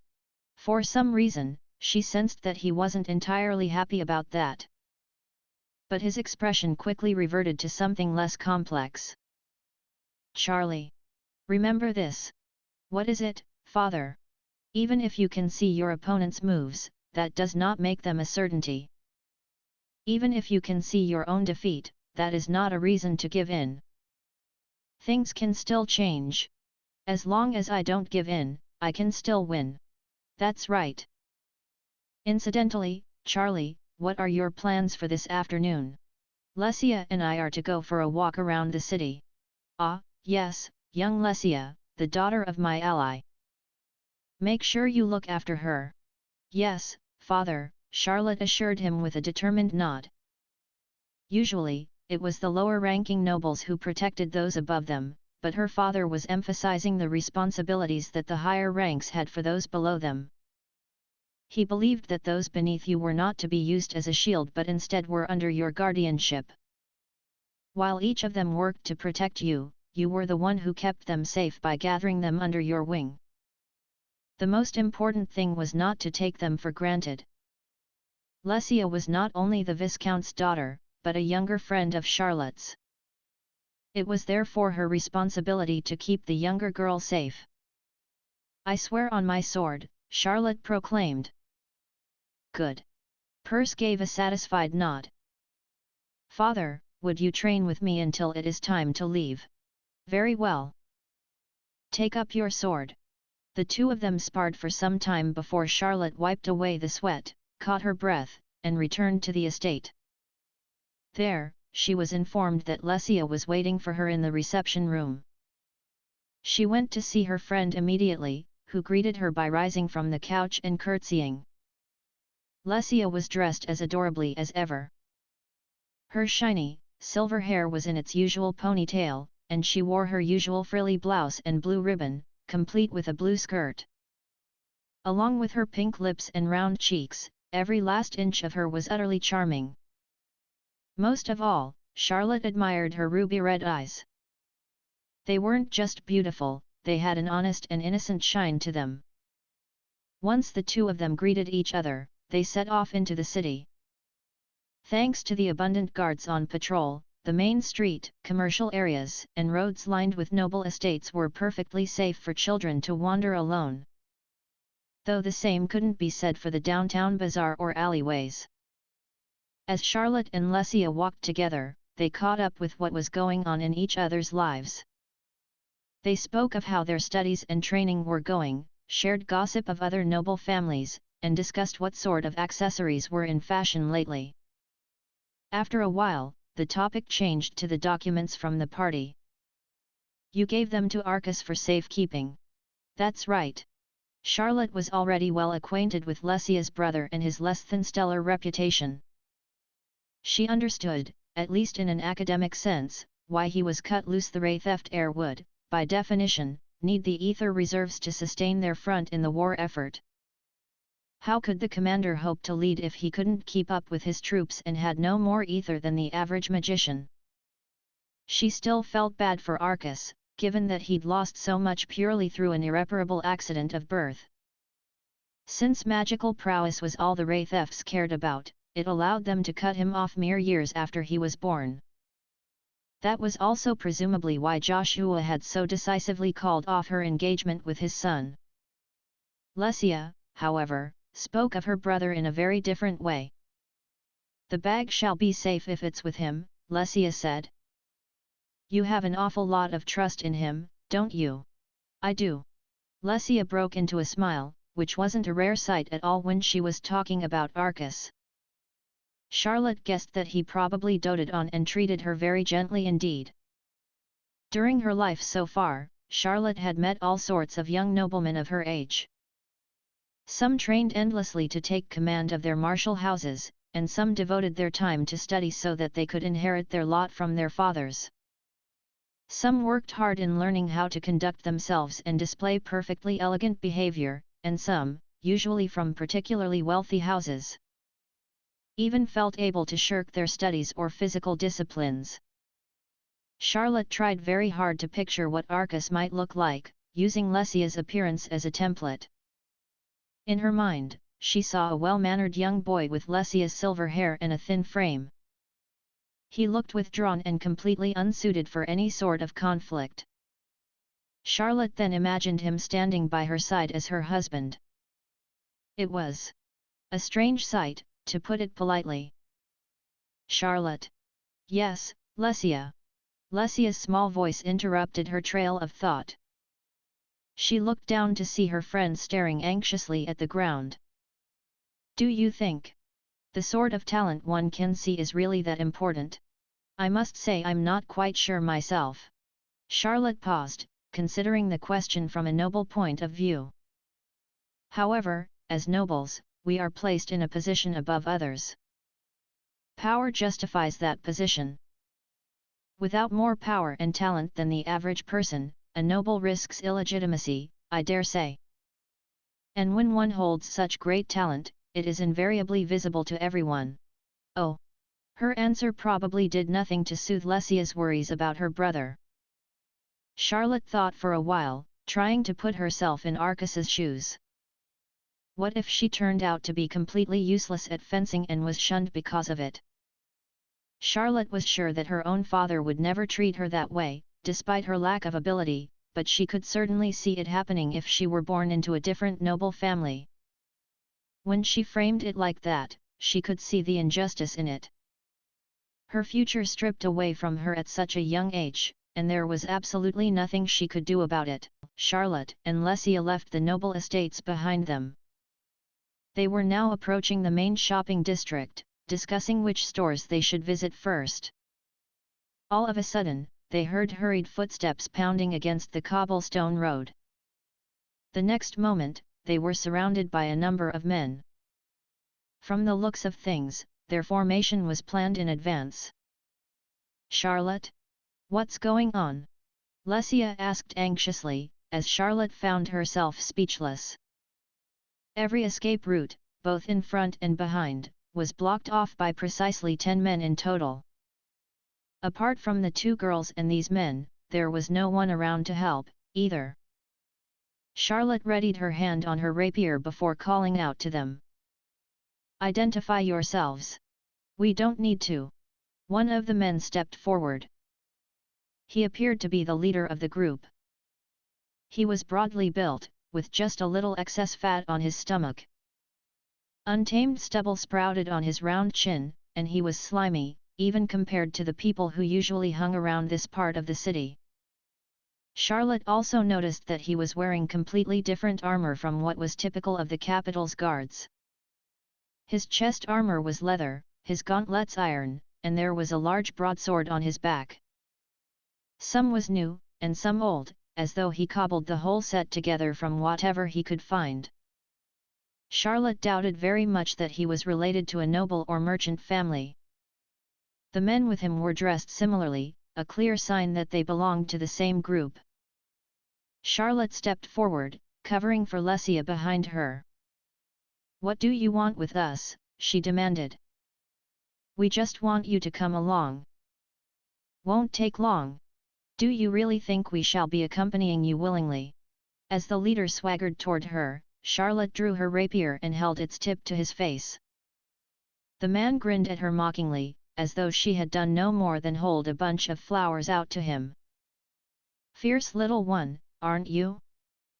I can see why people admire you, Miss Charlotte. But what does a frail princess like you think she can do against a whole group of men like us?" he guffawed. Charlotte felt disgust coiling in her stomach as the other men joined in. The man then turned his gaze to Lesia. "Don't you worry, Miss Raytheft, we've got a magician here with us, too." The large man jerked his chin in the direction of one of the others. He already picked up on the fact that Lesia was preparing to use magic. Just as the man said, there were several men who were dressed like magicians among their group. Though the girls had no way to tell whether they really could use magic, the leader didn't seem to be lying. Charlotte pushed the thought from her mind, there were more important things at hand. "You know who we are?" Charlotte questioned. "Yeah. How?" These men knew both Charlotte's and Lesia's identities. That alone told Charlotte that they weren't your ordinary back-alley kidnappers. They knew they were dealing with nobility, and yet they still targeted them. "I'd appreciate it if you could put your sword away, madam. As long as you do what we say, we won't harm you, all right? What reason have I to trust in your words? So it's a fight you're wanting, is it?" Bending backward ever so slightly, the large man unsheathed the broadsword from his back. Charlotte's eyes narrowed. A sword fight was just what she was hoping for. Charlotte," Lesia called out anxiously. "Leave it to me, Lesia. As soon as I've dealt with this, we can make our escape. But Charlotte, trust me. He is not as much of a threat as he seems to believe," Charlotte replied confidently. She wasn't bluffing, either. She was almost certain she would be able to claim victory. In fact, it was more than that, she couldn't see herself losing. She spent countless hours in the training halls, taking on and defeating adult opponents just like this one. The evidence was clear. This was a fight she was bound to win. After all, she was gifted. Gifted with the ability to see her opponent's moves before they even made them. Even then, Lesia seemed nervous. "What? You got some kind of plan or something?" the man asked. "Yes. A plan which involves your defeat." "Oh, I'm shaking in my boots." The man grinned scornfully. It was clear to Charlotte that he thought she was just putting on a brave face. While it was true their difference in size was not insignificant, she had fought several opponents even taller than him before. She could do this. She could fight, and she could win. If she defeated the leader here, she might be able to break through the men's defenses and run away with Lesia. The fighters held their swords out to one another. Charlotte focused, trying to foresee her opponent's moves. Oh! Unwittingly, she let out a soft gasp. She saw the man's sword striking her and sending her body flying. "What? Now you're scared? Or did you just realize you have no hope of winning this match?" Charlotte grit her teeth without responding and lowered her rapier. She saw it, her own defeat. How could she fight now? "Put your sword away," the man repeated. Charlotte paused before eventually doing as she was told and re-sheathing her rapier. She had no hopes of winning a head-on fight with this man. Maybe if they were both armed with rapiers and it was just training, things would be different, but it was his broadsword which gave him an advantage. In her vision, the man had barely even reacted to the thrust of her sword.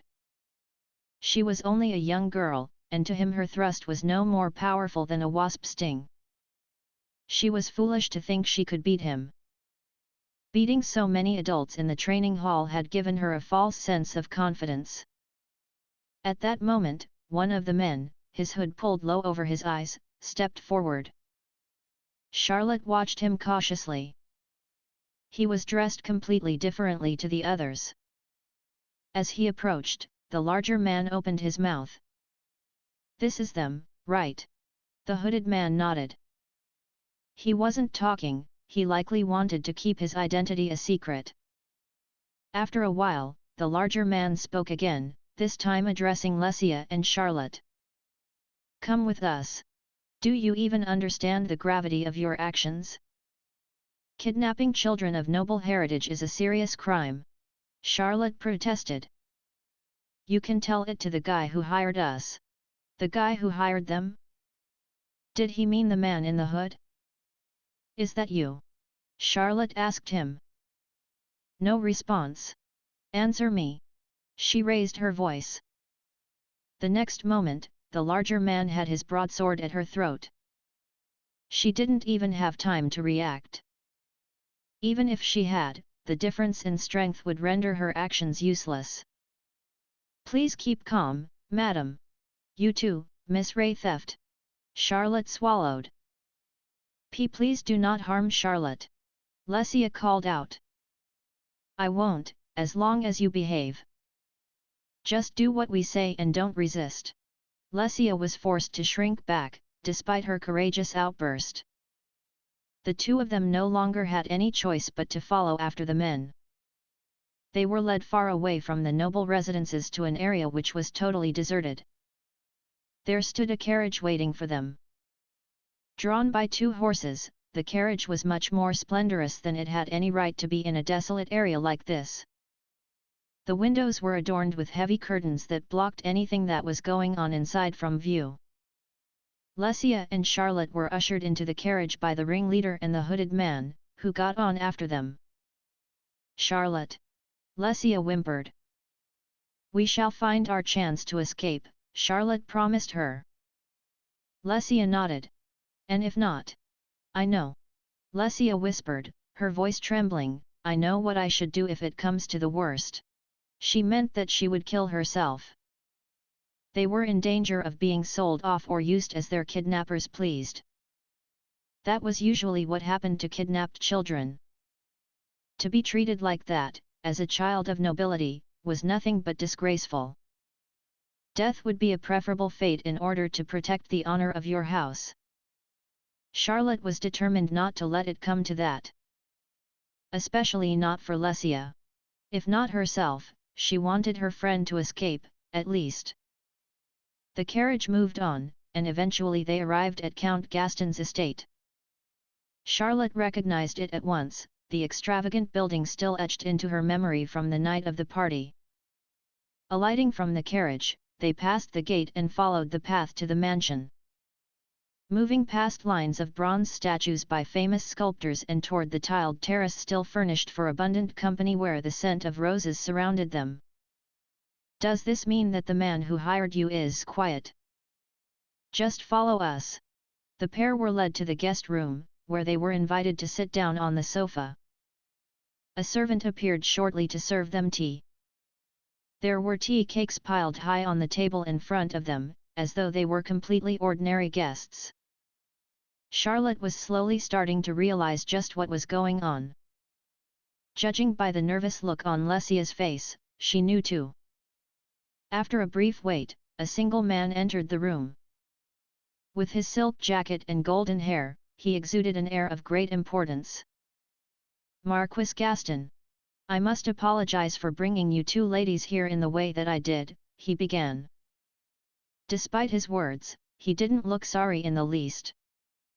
He was completely composed, and it was clear his apology was wholly a formality. How do you do, my lord, Charlotte said. If I might be so bold, to what do we owe this pleasure? Firstly, I have some gifts I would like to share with you, by way of apology. I intend to report this to my father, Charlotte told him. Of course. Do as you wish. She tried to make her tone as icy as possible, but the Marquis simply brushed off her words with a warm smile. Your lordship seems utterly unconcerned, she remarked. Of course. Something like this is unlikely to affect the good relationship I have with your father. I suppose not. This is how you play politics. I suggest you start taking notes. Cutting himself a cigar, Gaston took 3 deep drags. It was clear that he expected no consequences from his actions whatsoever.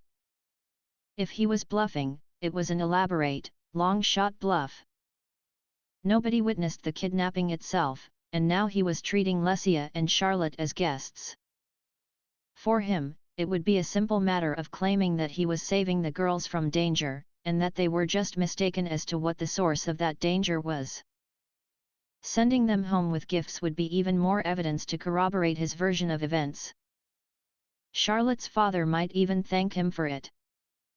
Even if the existence of the kidnappers was discovered, Gaston could claim that they were moving of their own accord. There was probably no evidence of their connection to Gaston anymore, if it even existed in the first place. The Marquis was certainly powerful enough to make that happen. I suspect you two already have an inkling of why I've brought you here. Gaston looked from Lesia to Charlotte and back again. Lesia was perfectly composed as she responded. Why? You cannot outwit me, Miss Lesia.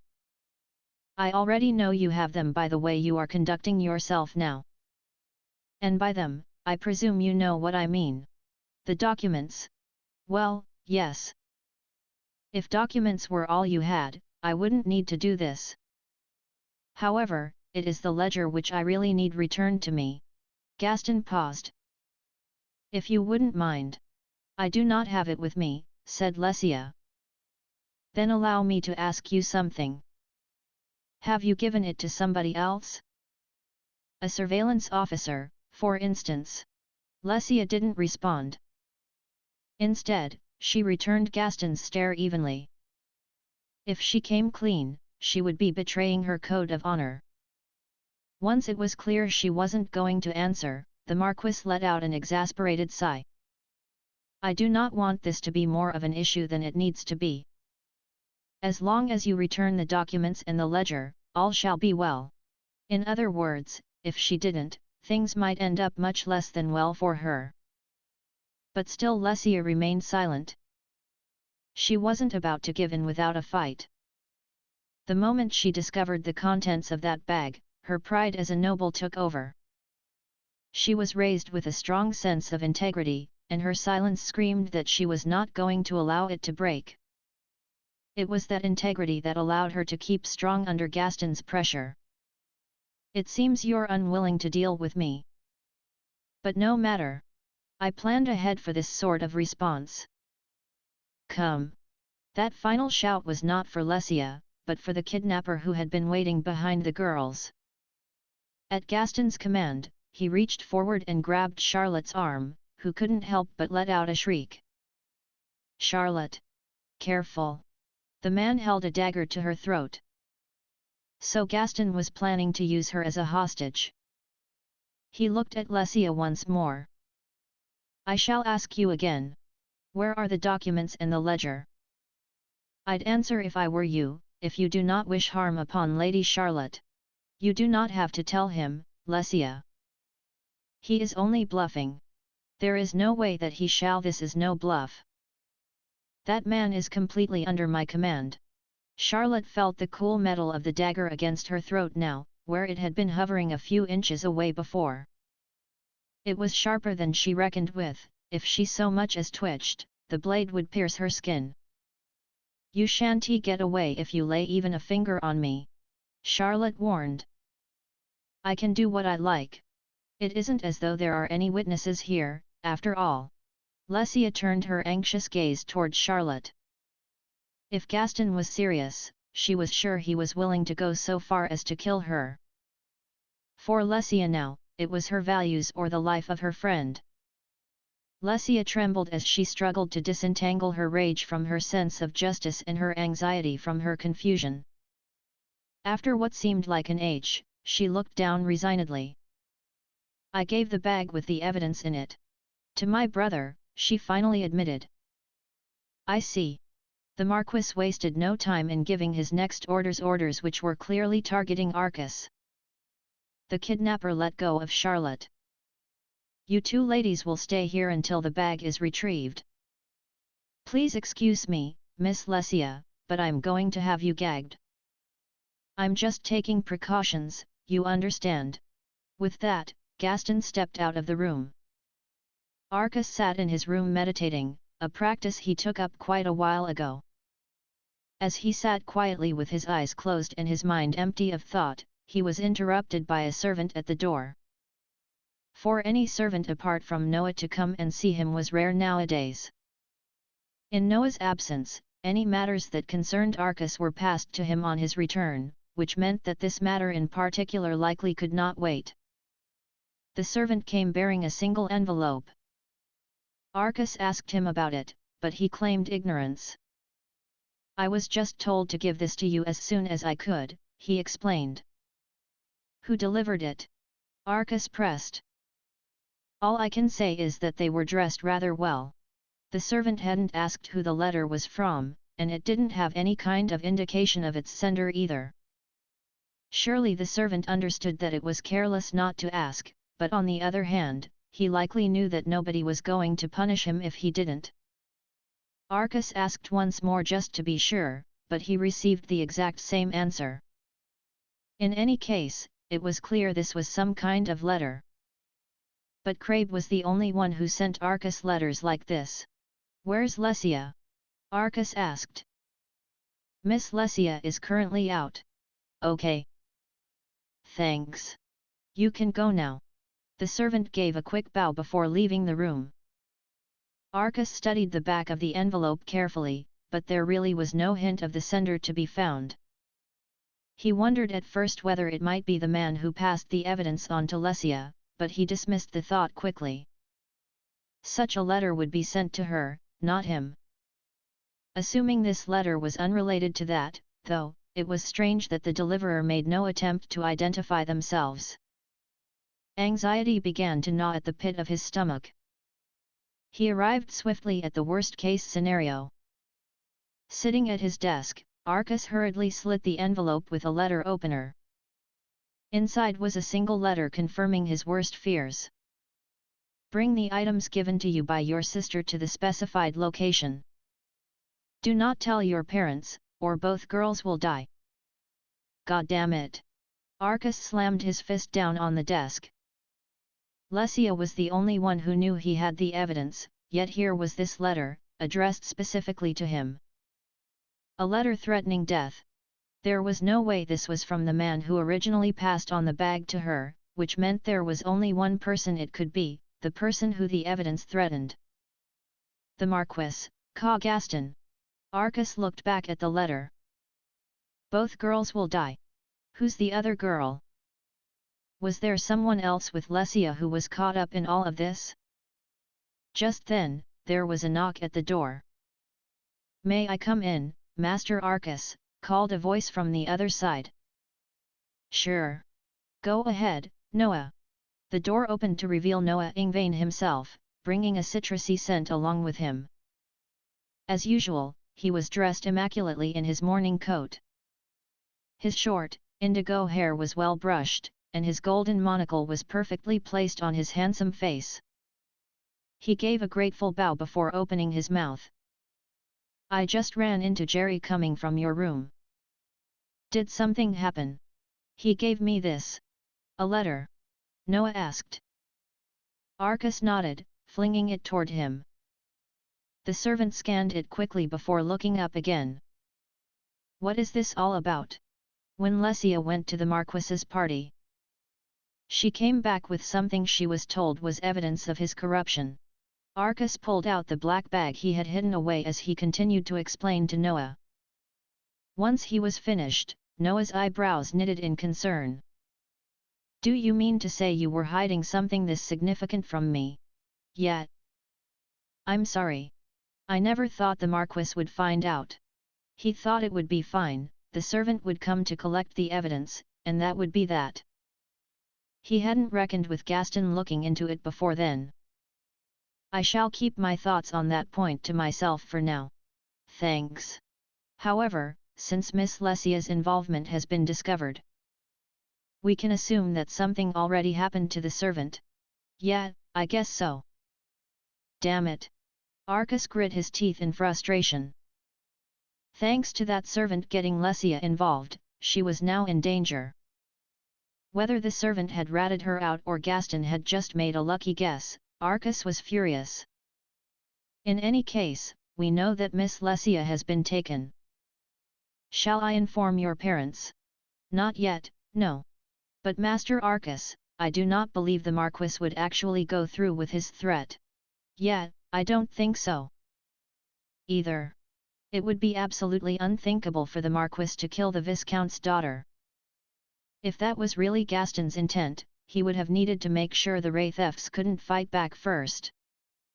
Either that or he would have to get rid of every last shred of evidence that he was involved in her death. I do believe that informing somebody of this would be the most prudent course of action," Noah advised. "Right. Could you tell Crabe for me?" Politically speaking, Crabe was higher ranked than Joshua. He would be more useful should things get ugly, and if Lesia's parents were informed, then the entire estate would go into an uproar, which could prompt Gaston to act. The Marquis had to be desperate if he'd already resorted to kidnapping.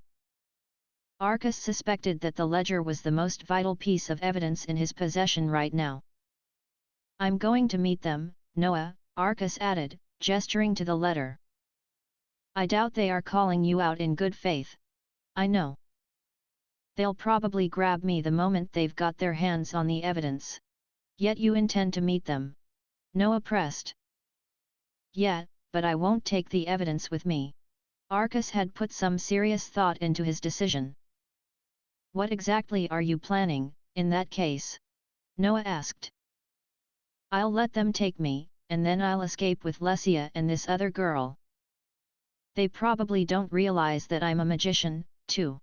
His assumption was made on the basis that even in a magically advanced kingdom like Laner, children usually didn't study magic before the age of 12 at the very youngest. At 10 years old, he was beneath consideration, although they might be a little wary, since he came from a martial family. "How about the possibility that you won't be able to reunite with them? That's what Plan B is for." "You'll be in charge of that, Noah.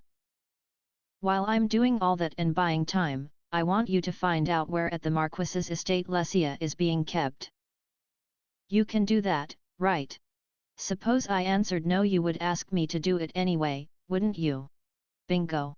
What is? Never mind. No aside. You can be quite troublesome sometimes, you know. I know. Anyway, when you've found Lesia, I shall ask Crabe to do his thing. Yup. It's not like he can storm in there without knowing where she is, right? If they had no proof Lesia was in there at all, and someone as high-ranking as Crabe broke in, there would be trouble, to put it very gently. They needed two things. The first was information, and the second was time to gather that information. There was only so much Arcus could do to obtain those things. Whatever happened, relying on someone with Crabe's status was going to be his best bet. It won't end there, though. That stark realization suddenly came to him. No matter what, Lesia's safety was his top priority. But just saving her wouldn't be enough to end things once and for all. He had to come up with a way to settle everything before he acted. Should he rescue Lesia and leave it at that? Or should he expose the Marquis for the corrupt official he was? Deep down, Arcus knew that even that wouldn't be enough. Master Arcus. It was important to figure out the root of the problem. The ledger aside, it shouldn't be a problem for a powerful man like Gaston to destroy the other evidence which pointed toward his misdealings. The official who gathered the evidence and passed it on to Lesia was likely someone from the surveillance office. But in that case, he should have been aware of how easily Gaston could destroy them, so why did he gather these documents in the first place? Making them public called for careful planning if it was to have any meaningful effect on such a prominent social figure. The evidence needed to be absolutely watertight for any accusation to have a chance of sticking. Arcus was adamant that these documents were not enough for that, even combined with the ledger. The other issue was why the official acted when he did, despite the lack of evidence. If he held out for longer, he might have gotten his hands on something more concrete, but by stealing the documents when he did, he threw that opportunity away. Perhaps he was just incompetent? Not only that, but he identified Lesia as Joshua Raythef's daughter and handed the bag over to her, knowing who she was. Arcus had no idea where to start with this question, and all these unknowns and suspicious individuals were giving him the creeps. It was like they were crawling around every corner, watching and waiting. Maybe it was just his imagination, or maybe there was something more going on that his instincts were trying to warn him about. All he knew was that he didn't know. Noah. There's something else I want you to look into, if that's all right. You do know how to keep a man busy, don't you? Not as much as Crabe, I'm guessing. No, perhaps not. Yet. Noah sighed. This wasn't the first time he'd voiced such a complaint. Despite his grumblings, however, he never failed to do what Arcus asked of him. With every part of his plan to rescue Lesia firmly in place, Arcus headed out to the location specified in the letter, a plaza within the capital. Being quite a way away from the center of the city, this plaza in particular saw almost no traffic and was bound to be deserted. Clouds lay thick in the air today, blocking the sun enough that even the vampires in the tales from the man's world might have ventured out during the afternoon. An unfamiliar smell suddenly hit Arcus's nose as he approached. It was somewhere between mold and sewage, either way, it wasn't pleasant. This was doubtlessly one of the other reasons people avoided this place. Still, Arcus stood there in the spotless outfit that Noah lent him. Mainly blue and white in color, he had both a shirt and a jacket. With his cute, round face, if only he wore a skirt and ribbon, you might even mistake him for his sister. There was a short sword on his hip suitable for a child. In one hand he held a black bag filled with the decoy evidence he prepared. Apart from those two items, he had nothing else. Arcus waited. After a short while, he heard something stir. So he came. Someone noticed him.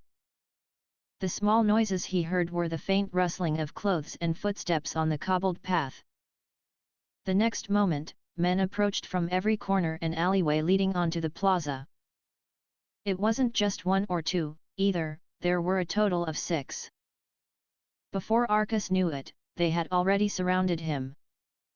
A particularly large man, one who Arcus could only assume was their leader, stepped forward. "Are you Arcus Ray Theft?" he asked. "Yes, I am," Arcus replied evenly. Though he hated showing even the slightest bit of respect to these men, likely the same who kidnapped his sister, he knew he had to play his part for now. He had to pretend to be the perfectly mannered, helpless noble son that he wasn't. That was of the utmost importance right now. He studied the group of men carefully. None of them looked like a good sort. The leader didn't look quite so bad, but his hair was ungroomed, and decent definitely wasn't a word which came to mind. Their clothes were grimy, everything on them that was supposed to be white was instead a dingy off-yellow. From their choice of arms, Arcus was convinced they weren't run-of-the-mill alley-lurking bravos. Those scoundrels were usually armed with wooden clubs or blackjacks bungled together from rocks and cloth. The more dignified ones might have a dagger or knife on them. The men in front of Arcus, however, were decked out with leather shoulder pads, shin guards, swords, and metal maces. They were dressed like the bouncers you'd find in a pub on the city's outskirts. Though every man was equipped differently, they moved as one. Are they mercenaries, perhaps? Arcus wondered. It was common to see sellswords passing through the capital. These guys certainly weren't ordinary soldiers, but at the same time, they looked like they knew this area well. Seeing how they were comfortable working in a group, Arcus was confident in his deduction.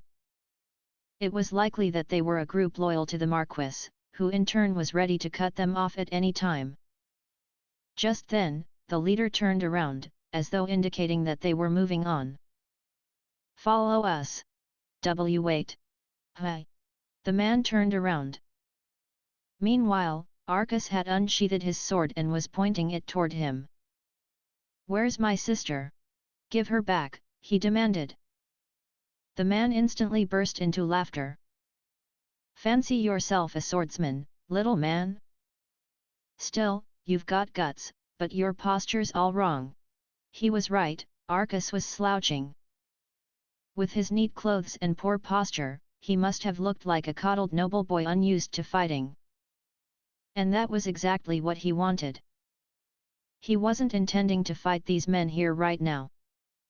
All he wanted was to feign some resistance and give off the impression that he didn't stand a chance against them, should it come to it. Arcus approached the man completely unguarded, with his sword still pointing out toward him. He was careful not to use any of the stances he learned in his fencing training. Leaving himself totally defenseless, he was quickly sent sprawling, and his sword clattered across the cobblestones. "Oof! See? A kid like you can't do anything against us. And no," Arcus lamented, careful to show frustration on his face. If only I could use magic." At the word magic, something in the leader's head seemed to click. "Oh, yeah. I heard the Wraith F's son was useless." Arcus groaned. It had nothing to do with his act this time, though. Just how far had the rumors about him spread, that these oddballs knew about him? Although, given how much Joshua and Celine loved to talk about themselves, it probably wasn't a difficult rumor to overhear. Arcus rearranged his disgruntled features into a pleading look before thrusting his hand out toward the man. Fire. You Go. Fire. Oh, call that magic," the leader guffawed. "Think you could get me a rabbit from a hat next?" His laughter was echoed by the men standing around him. The next moment, Arcus was seized. He allowed himself a hidden sigh of relief that everything had gone to plan. Humans were easy to understand if you broke it down. They tended to believe what they wanted to and favor information that confirmed their biases. Arcus showed them that he was a weak little boy with no hope of using magic, and they were now unlikely to change their view on that. Is this what he asked for? Arcas heard the men whispering behind him. They look like documents to me, yet. I think that should be it. He looked over his shoulder to see one of the mercenaries opening up the black bag and checking the contents. It didn't sound like he could read. The bag was full of page after page of complete drivel. Arcas made them in a hurry, worried that it would be suspicious if he took too long, but fortunately they were doing their job. The mercenaries took Arcas to a nearby waiting carriage. After a short journey, they stopped in front of an extravagant estate, which must have belonged to the Marquis. The entire building was covered in gold, and the perfectly landscaped garden was filled with large, carefully placed trees. Stone statues and golden fountains sat around the house's perimeter. The first word that came to mind was gaudy. Arcas cringed as he surveyed his surroundings out of the corner of his eye, and the men led him into the estate and to a certain room. It appeared to be a storage space, a far cry from any sort of guest room. Lesia wasn't there. It was annoying, to say the least, but Arcas planned for this. Did you get him? Yes, milord, cried out the heavy-set leader. The man who entered the room then was incredibly well dressed. In fact, he was too well dressed. He gave off an imposing air even next to the muscular mercenary. He was as ridiculously tall as Crabe. He must have been Gaston himself. He was just as Noah described him. He didn't look like the sort of penny-pinching rat that you might expect, thinking of a white-collar crook. The way he walked, stood, and conducted himself had a certain dignity about it, and not one that could be dismissed easily. He did look like a villain in his own way, but Arcas would be more inclined to refer to him as an evil mastermind. In any case, he was certain this man was not good news. The Marquis approached him, and he almost found himself having to take a step back to accommodate his overwhelming presence. Was this what the people at the very top were like? It seemed that these sorts of people had so much dignity and overbearing personality that it was almost tangible, and only more so the higher up the ranks you got. Are you Arcas Raytheft? Gaston asked. That's right. You must be Lord Gaston. Indeed I am. And I don't suppose I have any need to hide it. In that case, your lordship must be the one who sent that letter. Gaston simply nodded in response. As though he felt a full explanation would be too troublesome. Is my sister safe? Please, let her go. Is that the ledger? Gaston turned his gaze toward the black bag in the mercenary's hand, who held it out to him immediately. Gaston examined the contents. This isn't what I asked for. I believe I asked you to bring the evidence your sister gave to you. Arcas didn't respond. Where is it? Answer me. The official already took it back. Gaston didn't even flinch. Instead, a faint smile rose to his lips. Commendable effort, my boy. But if that were true, you would have no reason to even be here. He was right. If the official had the evidence, there was no need for Arcas to risk showing up just to get himself captured. Tell me where it is. Otherwise, you'll only have yourself to blame for what happens to your sister. As Arcas was expecting, the Marquis moved on to threatening Lesia. Completely standard practice for someone who had taken a hostage. Arcas saw it all the time in period dramas from the man's world. I left the real evidence at home, Arcas said. Is there anyone else who knows it's there? No. I hid it behind my closet, he lied. Oh ho! Apparently having grown tired of the conversation the moment he had what he wanted, Gaston turned around. He began to mutter to himself, and it sounded like he was trying to work out how to retrieve the evidence. Arcas decided now was a good time to pour on more of his feeble noble boy act. Please, let my sister go. Then I promise I'll give you the evidence. No. I cannot hand her over without being sure what you have is real. Please. This is your own fault. If you had brought the evidence with you, I would gladly have returned Miss Lesia to you. You've already worked to fool me once. I am not going to let it happen again. Gaston doubled down. Words alone wouldn't be enough to get Lesia back. By blaming Arcus for everything, he was probably hoping to weaken his resolve. Playing along, Arcus made a show of hanging his head. "Milord, what should I do with the boy?" the mercenary asked. "Take him away. I have no use for him now. Should I take him to where the girls are?" Arcus's breath caught in his throat.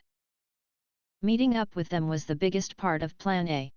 At the very least, it would allow him to ensure Lesia's safety. After that, he could simply wait for his chance to break his cover and escape. He already had a portfolio of spells in mind.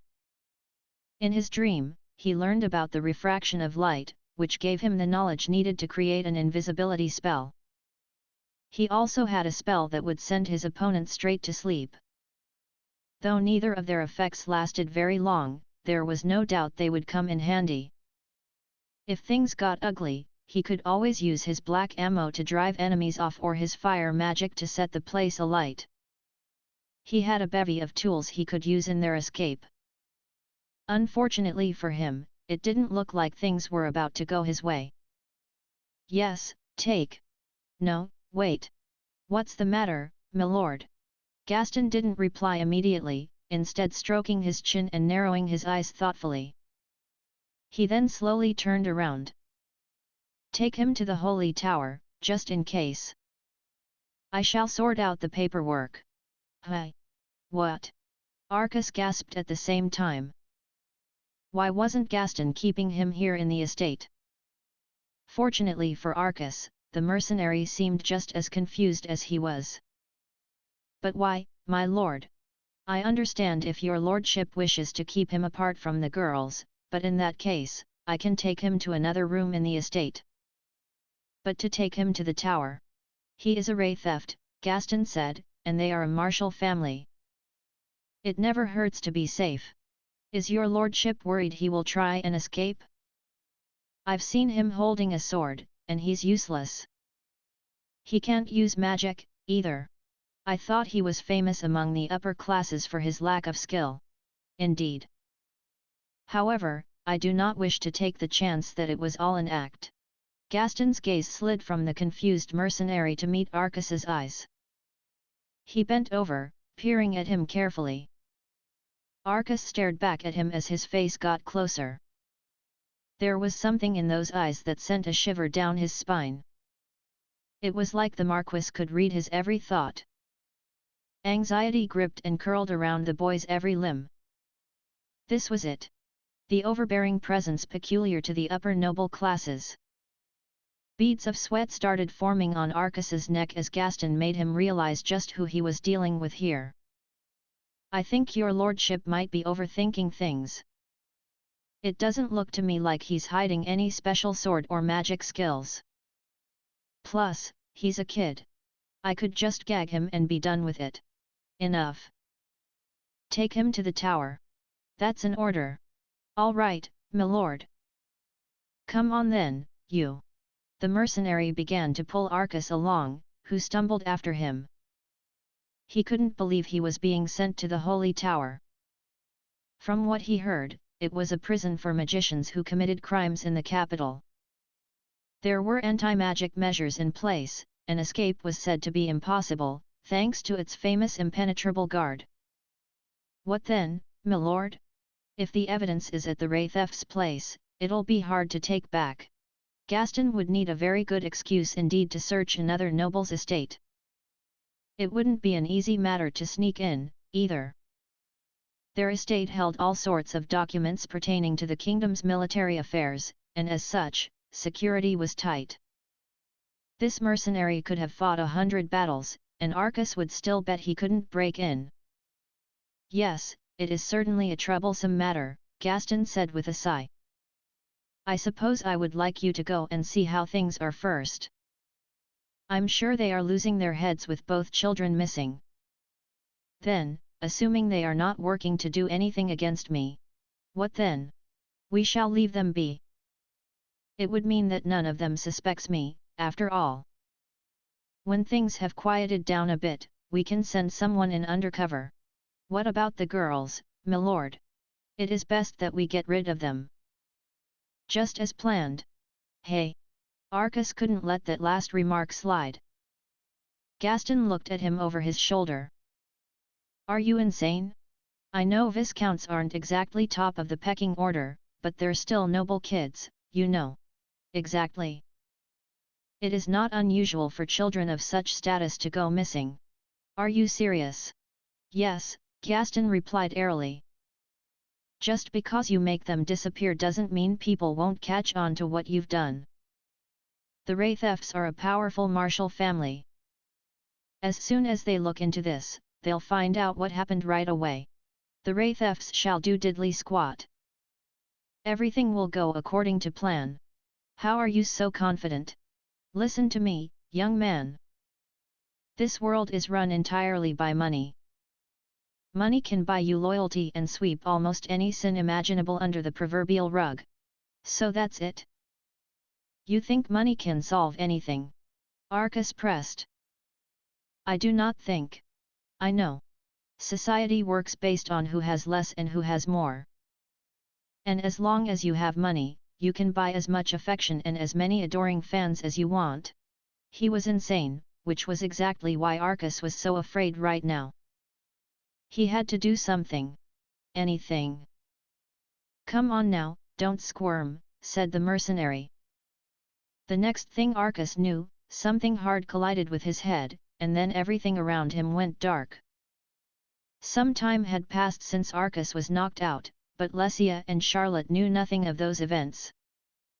They were still on the sofa in the guest room with their hands tied behind their back and their weapons taken by one of Gaston's men. Nobody was there to guard them, and so they were completely alone. How careless, thought Charlotte, most people would be much more careful, even with regular hostages. Having tied them both and gagged Lesia, they probably thought it would be no problem leaving them unguarded. Although, with their weapons taken, there was no way for Charlotte to cut her own rope, let alone take the gag out of Lesia's mouth. Lesia, are you all right? Lesia could only nod in response, although there was a slight glint of guilt in her eyes. Considering her serious personality, she likely blamed herself for all of this. This is not your fault, Lesia, Charlotte said gently. It is the Marquis's fault. Who should enter the room at that moment, but the man himself? Charlotte stiffened, wondering what he was after now. Gaston smiled slightly. I apologize for the wait. However, everything looks like it will settle soon. Meaning that he wasn't finished with them just yet. Assuming he already met with Arcas, that could only mean one thing. Does your lordship mean to say that Arcas did not bring the evidence? Charlotte asked. You are certainly sharp, my lady. Just as you suspect, the boy did not supply what I asked of him. In that case, where is he? He was starting to misbehave, so I had him put to sleep. Afterward, he shall be sent to the tower. The tower. Could he mean the Holy Tower? But why would he send someone like Arcas to a place full of criminals? He was only a child. But your lordship cannot possibly send a noble child to a place like that without good reason. The Viscount will surely. Charlotte trailed off. Oh? What would the Viscount do? Personally, I believe he shan't lift a finger. Everybody knows he has shunned his own son. In fact, he shall probably think I am doing him a service. Charlotte began, but she couldn't think of anything else to say. She looked at Lesia, who was staring at the floor. That alone told Charlotte that her friend agreed with what Gaston was saying. She already knew Joshua did not look kindly on his son in the least. At that moment, the door to the guest room opened. There was the lead mercenary with his broadsword. Immediately on entering, he bowed deeply. Pardon the intrusion, milord. What is it? Gaston asked. I've finished the arrangements to have the kid sent to the tower. Ah. Good. The mercenary then turned to the girls and walked until he was standing right in front of Lesia. He grinned down at her nastily. Your brother was real entertaining when I was capturing him. He tried to threaten me with his sword, even though it was clear he had no idea what he was doing. You should have heard him whimpering. The mercenary carried on, taunting Lesia by rattling off insults about her brother. About how he tried to fight with a sword he didn't know how to use. How he gave in the moment it was clear he couldn't win. How it was the first time the mercenary had seen such a pathetic kid. Lesia glared up at him, her cheeks pinkening with rage as he continued to talk poorly of the brother she respected so much. It only seemed to spur him on, causing his mocking smile to twist further. Lesia had spoken before of how hard-working Arcus was and his impressive command of magic, but listening to this man speaking now, Charlotte was convinced it was all just her bias talking. While it was brave of him to come and meet the Marquis alone with fake evidence in hand, he was caught in the end anyway, making the whole thing meaningless.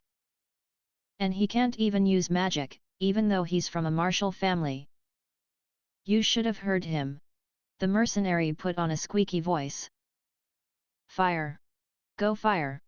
His crude laugh bounced off the walls. Charlotte was confused. According to Lesia, Arcus was able to use magic.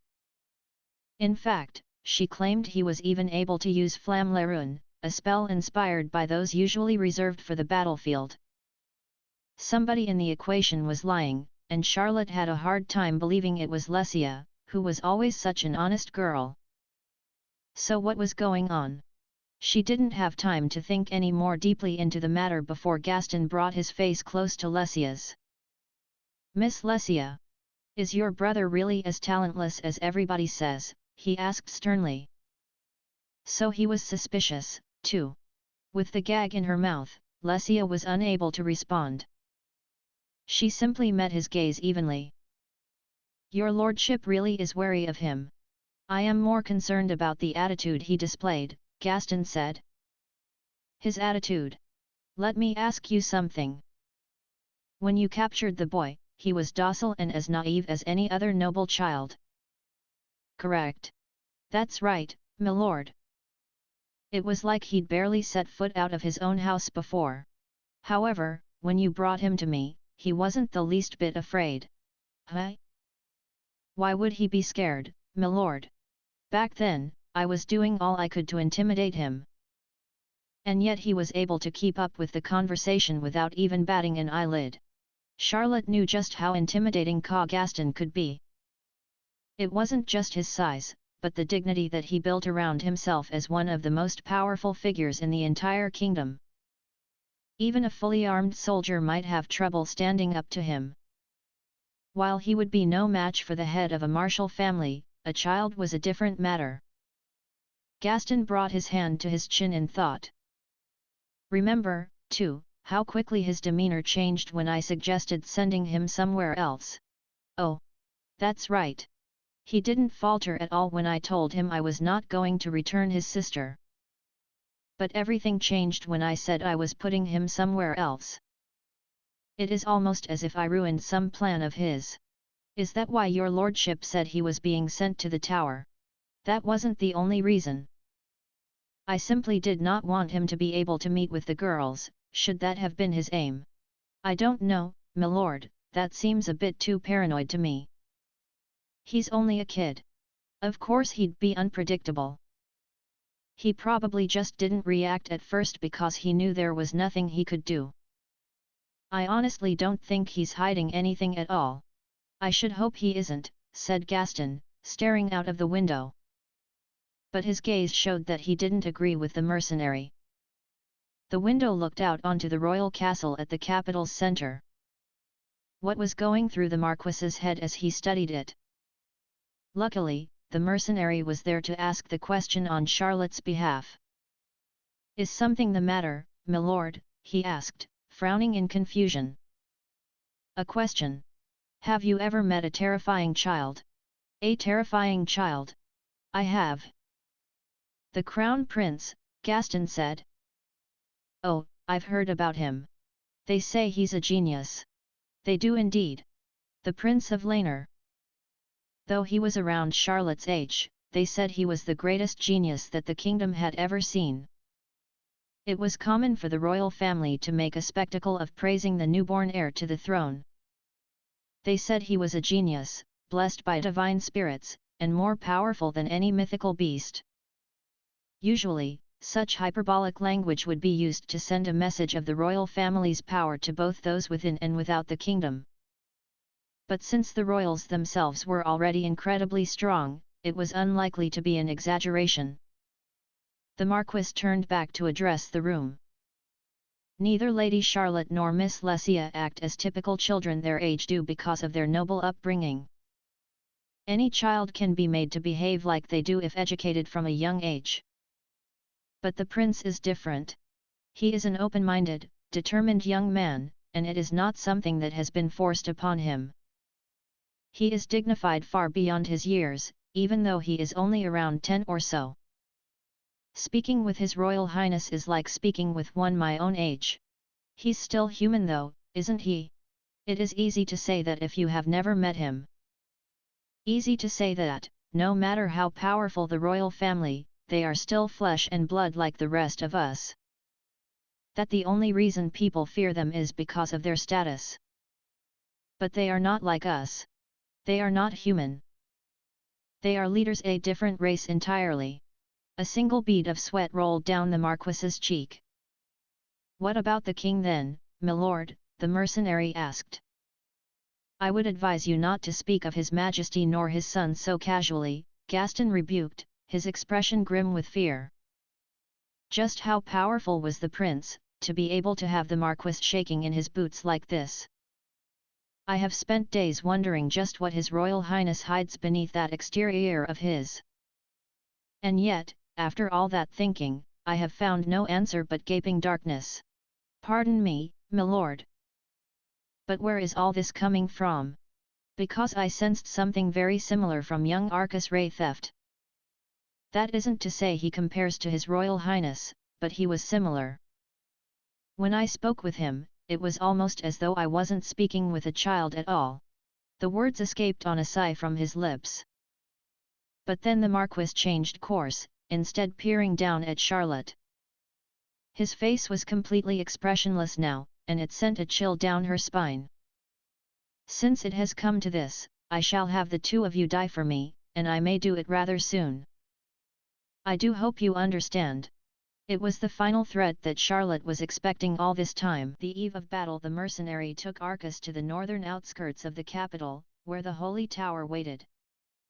Its alabaster, cylindrical bulk extended far into the sky, and while it was dotted with windows here and there, the surface was otherwise completely smooth.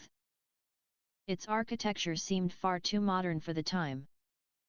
Both its outlandish design and the other buildings around it really made it seem like it was floating in the air. Yet there was more to this place than just that. What amazed most people about it was that, just as the name suggested, the tower extended so far into the heavens that its top could not be seen from the ground. Arcus was reminded of the man's world's high-rises and radio towers. The tower was an impossible feat of architecture for the people of Laner. It was a relic, said to have been built during the time the magician's elegy was written, well before the kingdom's founding. In the interim, it was repaired and reconstructed into a prison. It was also widely accepted that any criminal thrown in here had no hope of escape. The guards were hand-picked from the kingdom's brightest and placed on every floor. You couldn't slip past the guards from the inside, and the walls on the outside were too smooth to climb down. Jumping was out of the question. None of that stopped Arcus complaining. You can't put me in here.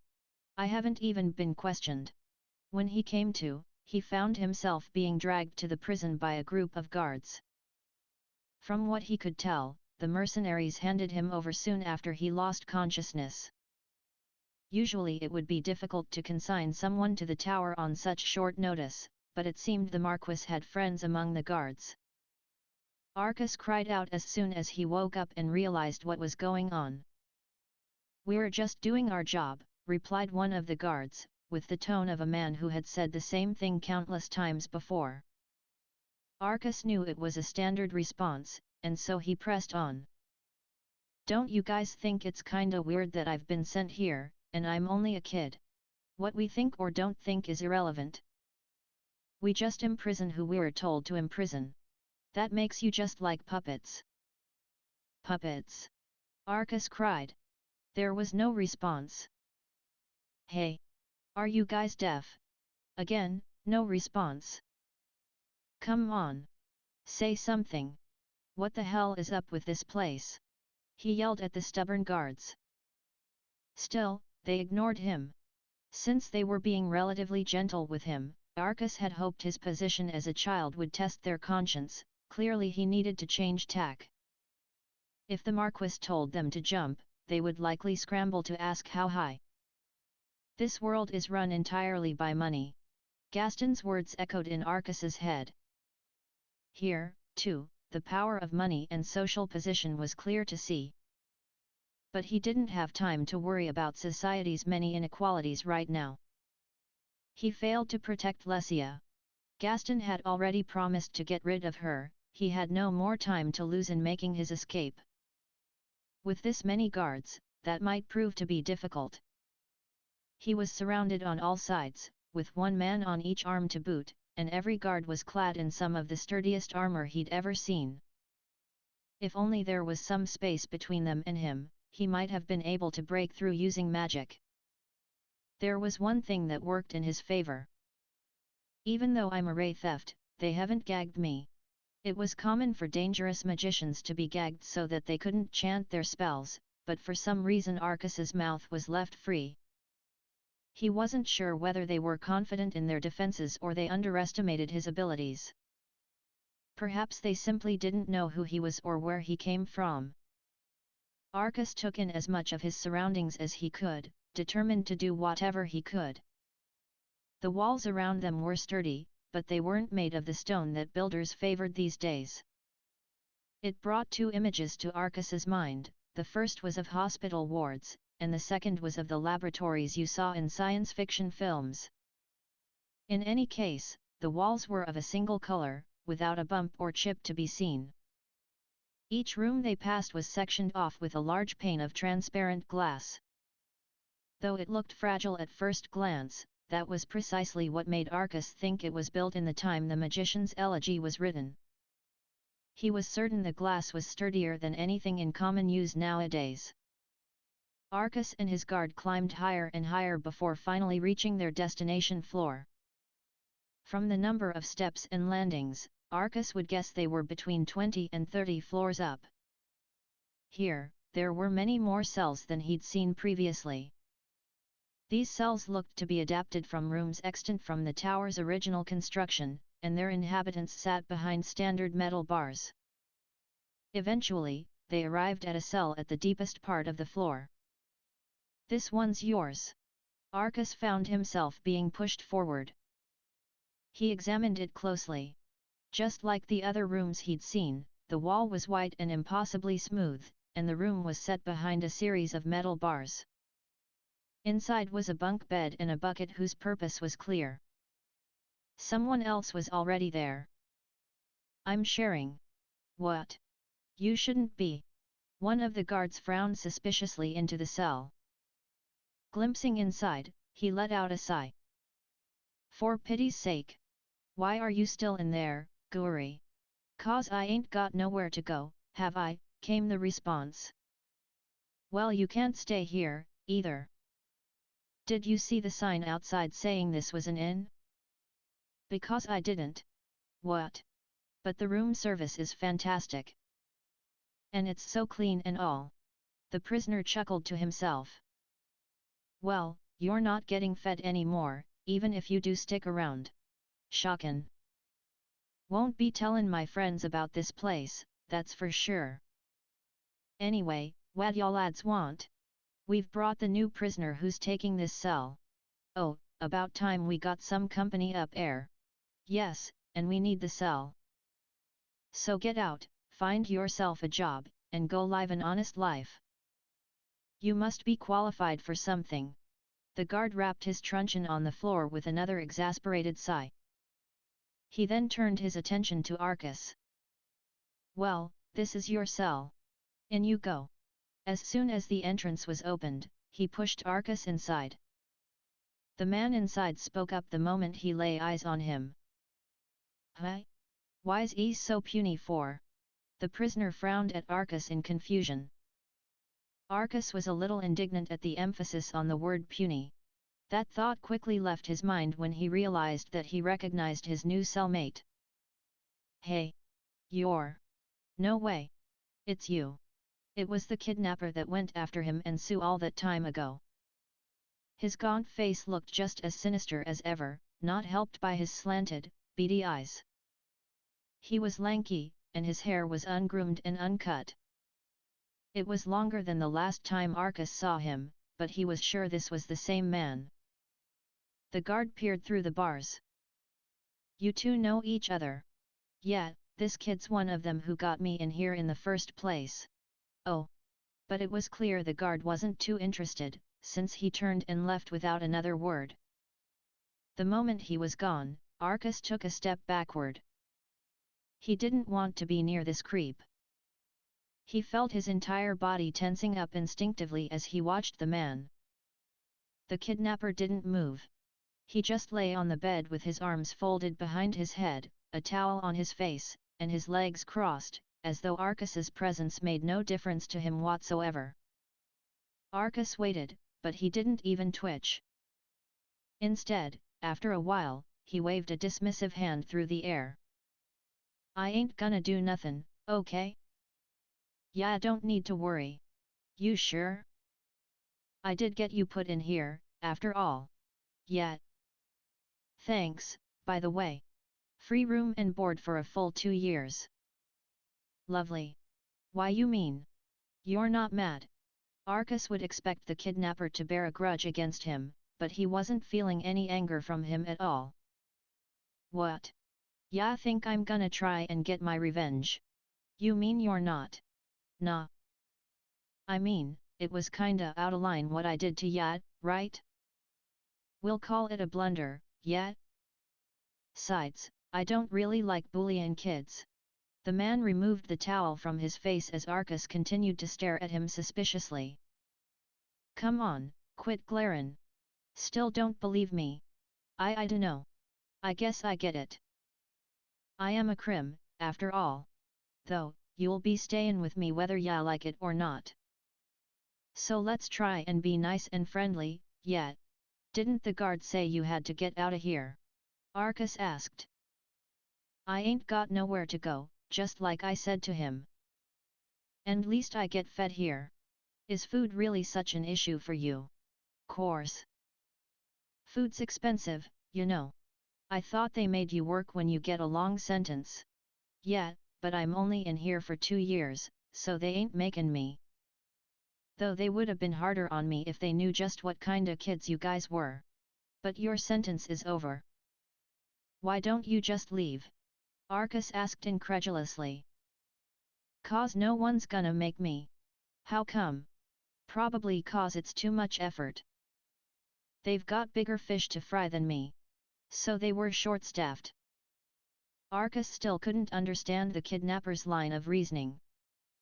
At this rate, he'd never be out of here. Perhaps he felt this was the only place he could survive. I dunno though. I think you could get a job wherever you wanted, Arcus said. What makes ya say that? You're a magician, aren't you? A pretty good one, too. Huh? Why do ya think so? The girl who was with me, Sue. You blocked her attack so well. In fact, you were able to stand up against every one of her attacks. You couldn't have done that without a decent amount of study and practice. Nah, that girl was just weak. You're kidding. Right. Arcus frowned at him. But the man broke into an unexpected sneer. You're a weird kid. Though I guess she was pretty good at magic for her age. So why are you still here if you're a decent magician? Arcus pressed. 'Cause I ain't good enough to make no money. Money. There was that word again. Yeah. Cash. You're a kid, so ya probably don't understand, but ya need cash to get anywhere in life. If ya got it, great, if you ain't, you're stuffed. Ya can even become a noble if you're rich enough, you know. While that was true, Arcas didn't see why that meant he had to give up on everything. Now that he thought about it, the kidnapper went on about money an awful lot the first time they met, too. Perhaps there was something specific he needed it for. So, what did they chuck ya in here for then? Ya don't look like ya could commit a crime or nothin'. What makes you say that? What if I killed a man or two? Arcas said. Quit it. Your face is too soft for that kinda stuff. Ya really should think about gettin' that changed if ya can, 'cause the cutie pie look don't suit ya. Don't call me a cutie pie. Oh, hit a nerve, did I? The man screeched in laughter. Arcas scowled and looked away, redirecting his thoughts to his current predicament. If this is really a prison for magicians, how come security is so lax? He asked. Just 'cause you can use magic don't mean you can get outta here so easy. The walls can take a real pounding, and the guards have some real good kit on 'em. Escape ain't a walk in the park, the kidnapper said. By the way, the worst crims get their teeth and tongues pulled out, and the even worse ones than that get sent to go get tore up deep in the Stone Valley. Whoa! It sounded cruel. But removing a magician's tongue and teeth was the quickest way to rob them of their power. The Stone Valley was a terrible place, too. Working in its furthest depths with the rudimentary tools and methods available to the people of this world could strike you blind and scorch a body inside and out. Anyway, if someone's caught tryin' anythin' funny, the guards'll just rush 'em. So I wouldn't worry too much about none of it. Even though, relatively speaking, the pair were in one of the lower parts of the tower, it was still high up.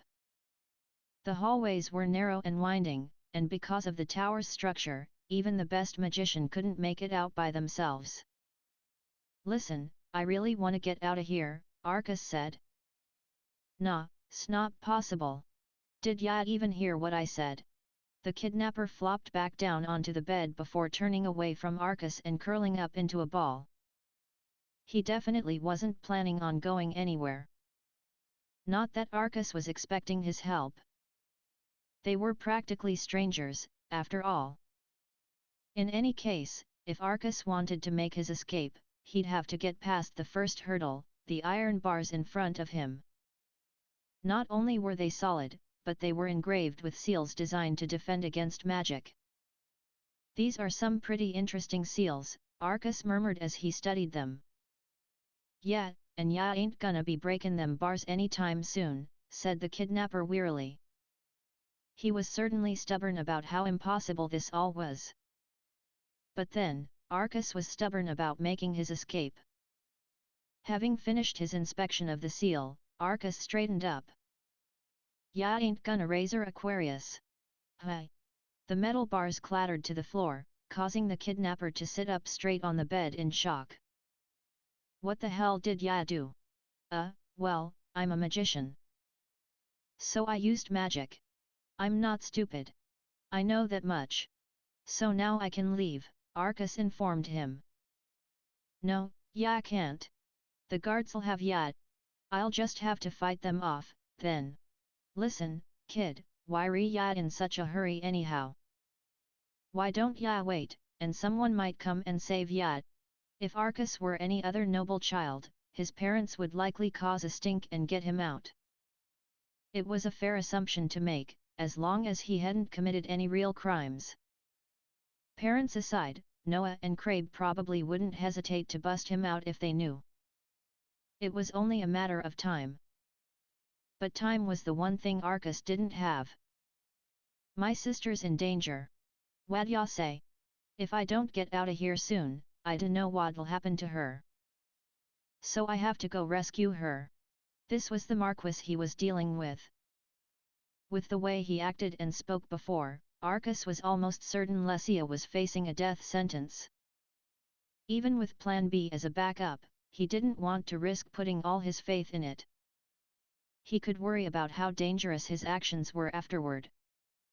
Nothing mattered except saving Lesia's life. What's going on with Yad exactly? My sister came into evidence of a certain high-ranking noble's corruption, and now he's holding her in his estate. And cause Ya tried to save her. Ya messed up and got chucked in here. Yet. Arcas nodded. He had messed up and landed himself in a much bigger predicament than he expected for it. The kidnapper suddenly let out a cold, dry cough. Nobles though, am I right? It's all about the money, all the time. Arcas shot him a puzzled look. But forget about trying to face him head on, okay? What, so I'm supposed to let my sister die? The kidnapper didn't reply.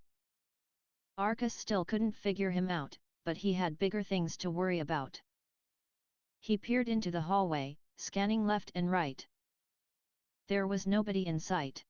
He listened closely, but there was only silence. Just then, he sensed somebody behind him. He looked over his shoulder. It was the kidnapper. I'll give Yad a hand, okay? Hi. Whatever Arcas had been expecting, it wasn't that. If the kidnapper noticed his confusion, he didn't say anything. I'll want a reward though, of course. Cold, hard cash, if ya please. You be but. What's a matter? I just don't get why you suddenly wanna help me. Quit gawkin' at me. This ain't a zoo. I just thought I could make a quick buck. So what ya think? If ya pay me for it, I'll help ya out. All right, Arcas replied. If you help me, I'll pay you the best I can. I never forget who owes me, okay? Got it. Arcas' mind still hadn't caught up with the current situation. Why had this man changed his mind all of a sudden? In any case, he wasn't about to look a gift horse in the mouth. Thanks, Arcas suddenly realized he never caught the man's name. Name's Kazi. Kazi Guri. Right, Kazi. I'm Arcas Ray Theft. Ray Theft. Don't tell me you're from that famous Saldieran lot? Black. Apparently Kazi wasn't a fan. Arcas was starting to wonder whether he could really trust this man. Money. Money was everything. I was sure that was the case, even now. After all, without money, you couldn't live. No matter where I was or how far I went, money troubles always hovered above my head like a dark cloud. Without money, you couldn't live. I never had enough money to live, and when I did, it always ended up running out. There's never been a moment in my life where I haven't been strapped for cash. I came from a family of farmers who lived in a poor village. There were 7 of us all together. We'd get up with the sunrise, look after the animals, and spend the day working on the farm. Day in and day out. My parents didn't make very much, and it was all they could do just to feed the family. There was never a second course. The one thing that set us apart from other families was that we had volumes of the ancient chronicles, a set of books which no magician should be without. Apart from that, we were just a family of commoners, one of hundreds within the kingdom. Our parents would tell us time and time again, money's value comes from the hard work you put in to earn it. Money that's earned by deceptive means is worthless. Never steal. Never trick people. The money you make that way will damage your value as a human being. You only need as much money as it takes to survive. The moment you start to save, you'll just want more and more of it. But I disagreed with those ideas from an early age. I knew making money dishonestly was bad. I knew money was worth more when it was hard-earned. What I didn't understand was why you shouldn't make more than you need. Living on the bare minimum would keep you right where you were. If your life solely depended on working every waking moment, you'd never have enough time. All that money we made would go to feeding the family and the livestock, leaving very little left, if anything. The moment we earned a fraction less, we starved. That happened often, and it was miserable. And yet my parents never stopped smiling, even through the hard times. I often wondered why that was. Was it really a source of joy for us to suffer and to have less than we needed? Was clinging stubbornly to our impoverished lifestyle like this really the right choice? The rich didn't need to worry about making enough every single day. The rich could eat whatever luxurious meals they wanted. So why weren't we allowed to aim for that, too? Even though I asked my parents all of these questions, their replies were always the same. Human greed is a monstrous thing. The more you have, the more you want. When you have more money than you need, it means that someone else has suffered for your gains. One man's coin is not equal to another's. Human suffering is what plugs the gap between those values. My parents must have learned these values from somewhere to be able to come up with such deep statements. Apparently, before they became farmers, they were merchants. Merchants whose work made many people suffer. To atone, they vowed never to make more than they needed ever again. As for me, I didn't understand why that meant they had to put themselves through such hardship. My older siblings always had to pick up the slack in the field. My younger siblings were always left starving. I hated it. And so I dusted off those chronicles and aimed to become a magician. If I reached my goal, my parents wouldn't have to return to their hated merchant life. As well as being paid for my work, I could help others. Once I learned how to cast spells, I really started to enjoy magic. I used it for my family and for people in the village, and they were all incredibly grateful for my help. I never asked for money in return, so I didn't go against my parents' wishes, even though I needed to spend money to be able to use magic in the first place. You mustn't make any money with your new skills. Using your powers to serve others selflessly will give you the best life a person can lead. To me, there was a limit on just how selfless someone should be. Just like before, I disagreed with their values, and my indignation grew by the day. Were those ideas really strong enough that making people happy could keep you satisfied? Was being a good person enough of a reason to keep you motivated? Was steering clear of money enough to keep you pure and righteous? Their ideals weren't enough for me. Maybe that was why I devoted so much of myself to studying magic. Throwing myself into that world of learning and new discoveries, I could forget about my empty belly, my suffering, and my parents' twisted worldview. It was around that time that my talents were recognized by an official from the capital, and I was invited to attend the Royal Institute of Magic. My family were happy to see me off, and so I went to study as hard as I could, so I could hone my skills as a magician and make things easier for them. I worked and worked, barely leaving any time for sleeping. I gained more and more experience with magic, and both my practical and theory grades were good. I was often scorned by jealous nobles for my background, but I never let it get to me. Their prejudices were nothing compared to the hardships I faced back home. Their cold insults were nothing compared to the chilling midwinter winds that froze the farmland. Their shallow hatred was nothing compared to the empty void of my stomach after a bad harvest. I used to worry about whether I would be alive by the end of the week. Nothing they said or did could ever compare to that. I was completely unaware of the fact that my parents borrowed the money to send me to the capital. It wasn't a lot of money. Impoverished as they were, even they would be able to pay it back with a few years of hard work. As a magician, I would be able to pay it back in a matter of months. If only the lender hadn't been corrupt.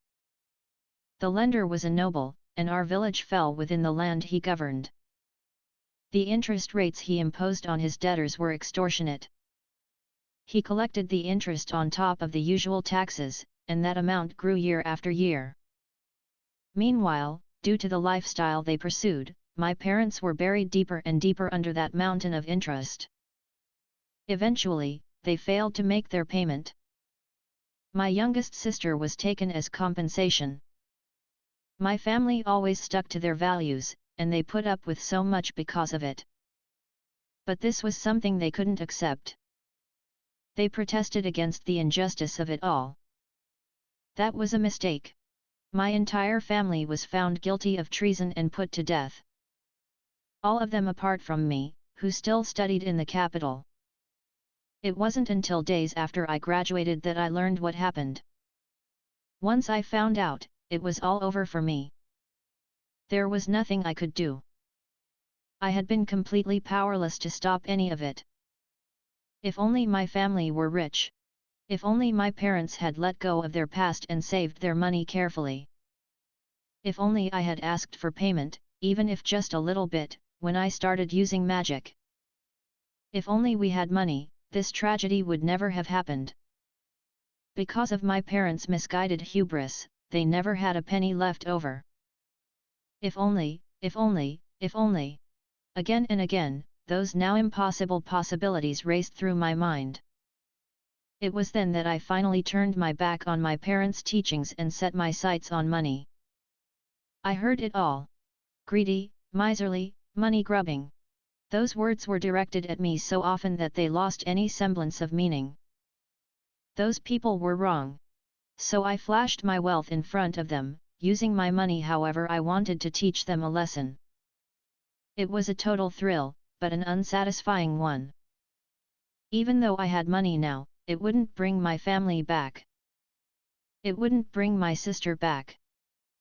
Money was everything. I knew that now. There was no deep meaning behind my decision to help out the noble kid who crossed my path that day.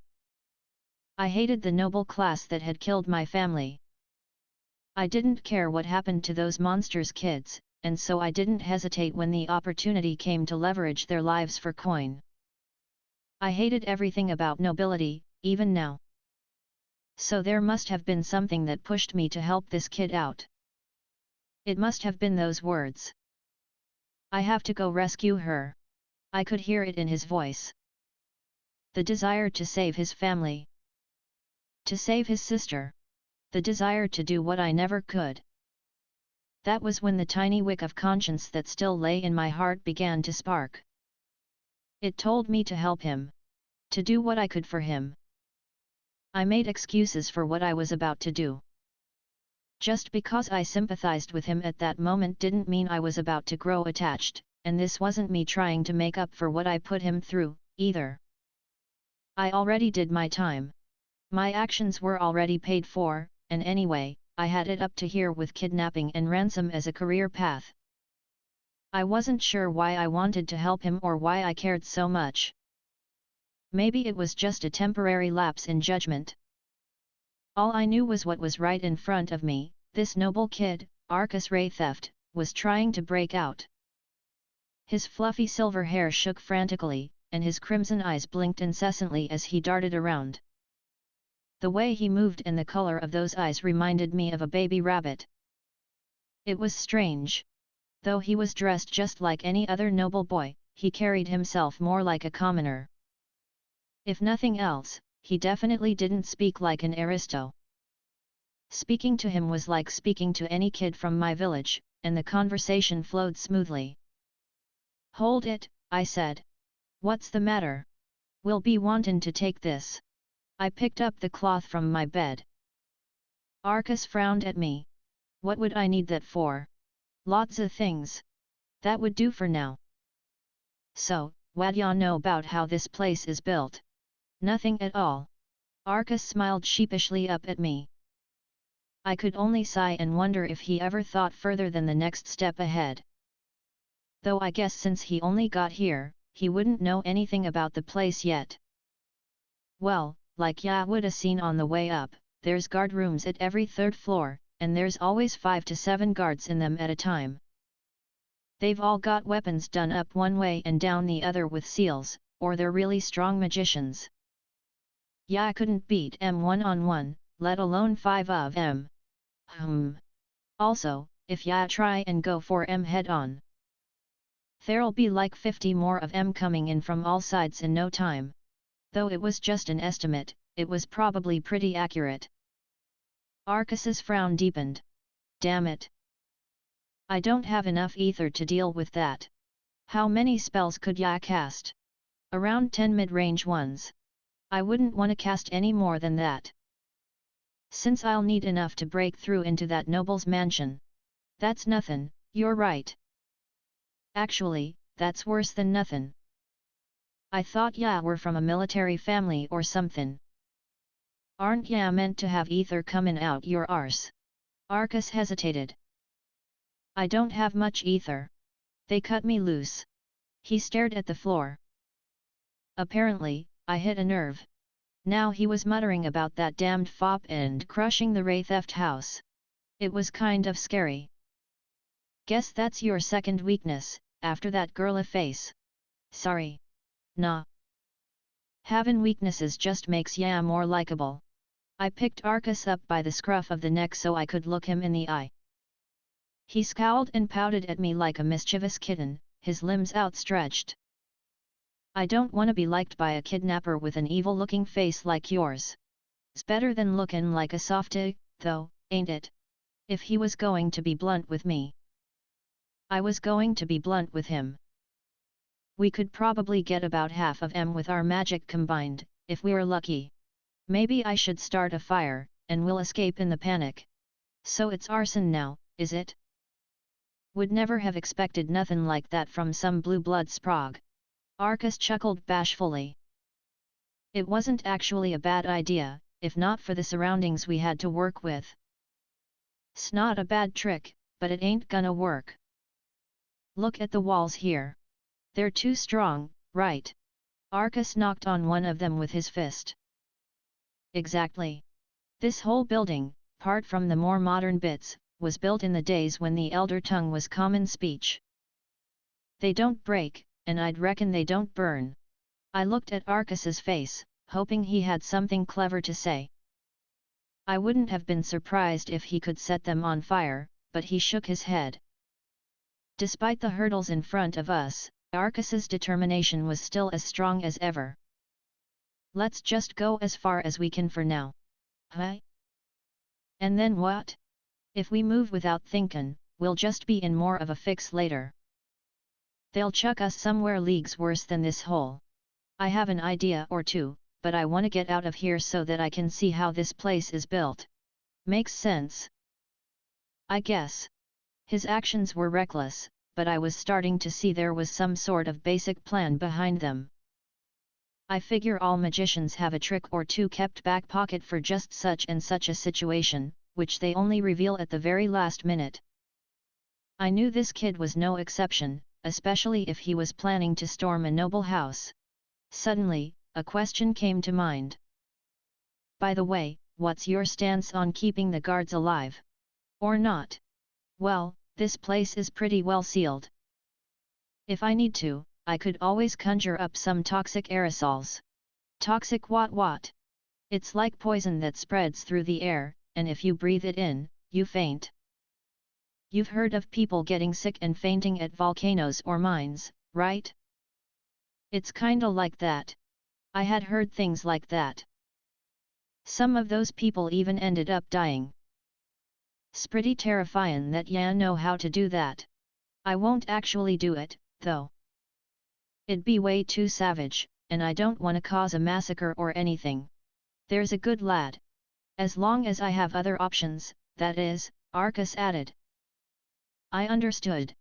He was willing to place the life of his sister above the lives of strangers.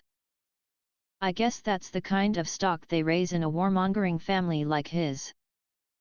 The garish soul glasses lighting the corridor like the midday sun bleached the walls white.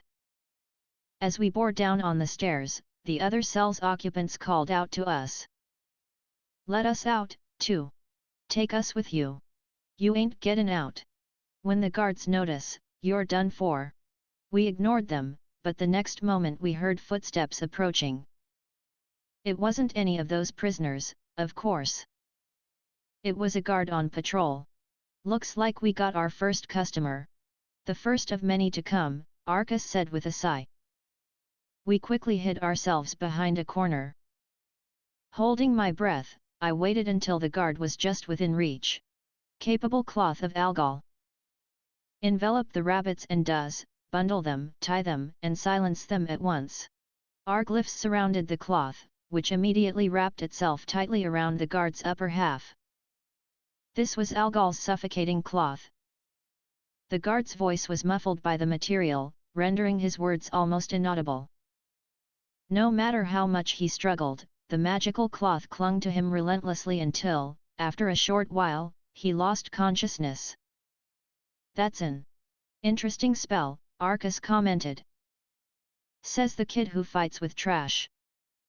Although, since I saw that spell of yours, I started experimenting with the same kinda stuff myself. Sounded like you've been boning up on the spiritual age." Algal's week of farming, Tuesday's harvest. "That's the one." Arcus pinned my spell down chapter and verse. The amount of knowledge that baby-faced head of his held was really something else. Even a graduate of the Institute or a member of the guild couldn't pick it apart so easily. Arcus's knowledge must have been at the level of a state magician already, albeit one who was only just starting out. "If you can make spells like that, how come you decided to become a kidnapper?" asked Arcus. "This and that, you know. Sides, that was my first gig kidnapping." "Oh, yeah. I think you mentioned that at the time." "Did I? Yeah. Well, I guess yeah, I got a better memory than me, kid. I do have a good memory. I could recite exactly what was said that night, if you want." "Hey. Must be a hell of a life to be able to remember stuff like that." Part of me was sick of Arcus being such a genius, to be honest. It probably came across in my tone. It wasn't just his breadth of knowledge, but how quickly he picked stuff up. He was creative and had a powerful memory to boot. If only he had as much ether as the rest of his family, he'd probably be praised as some kind of god. I still wonder why that was the only part of him that fell short. "Is someone there?" a second guard called out from the depths of the hallway. My mind began to whir into motion as I started to work out how we'd deal with this one.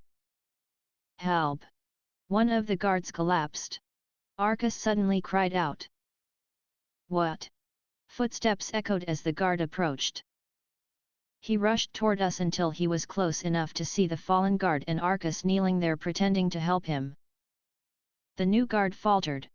It was obvious that he was struggling to decide whether he should prioritize helping his colleague or securing the escaped prisoner. Was this kid even a prisoner? The questions running through his head were plain to see. Seeing my chance, I prepared another Algal's suffocating cloth. This guard met the same fate as the first and tumbled on top of him. "Hey! What do you think you're doing?" Another guard appeared, brandishing his truncheon at us. He was fast. His armor must have been carved with seals to enhance his physical abilities. I ripped away my cloth from the fallen bodies as soon as I could, but I wasn't going to make it. "Leave it to me." Arcus fell to his knees and pointed his finger at the guard before muttering a spell. With his focus on me, the guard reacted too slowly, not realizing that Arcus was also a threat. Black bullet. Keep the pale horse galloping through the skies in the blink of death's eye. The next moment, a loud bang exploded through the air. Before I knew what was happening, the third guard collapsed. He rolled onto the floor and, as I watched, began to huddle up and writhe in agony. A pool of blood spread out between his body and the tower's snow-white floor. A chill raced through me. How had he done this? I didn't know. That was what scared me the most. The spell damaged the guard and the guard alone, meaning it was fully offensive in nature. At the same time, I saw nothing. 1 minute the guard was standing, and the next he was down. "Sorry about that. A healing spell should patch you right up, though," Arcus told the whimpering guard. He used a handkerchief to gag the guard before tying his hands behind his back. He then turned back to me. "Right." I couldn't afford to stand here in shock. We ran down the hallway, and I glanced over my shoulder. The guard was still writhing in pain.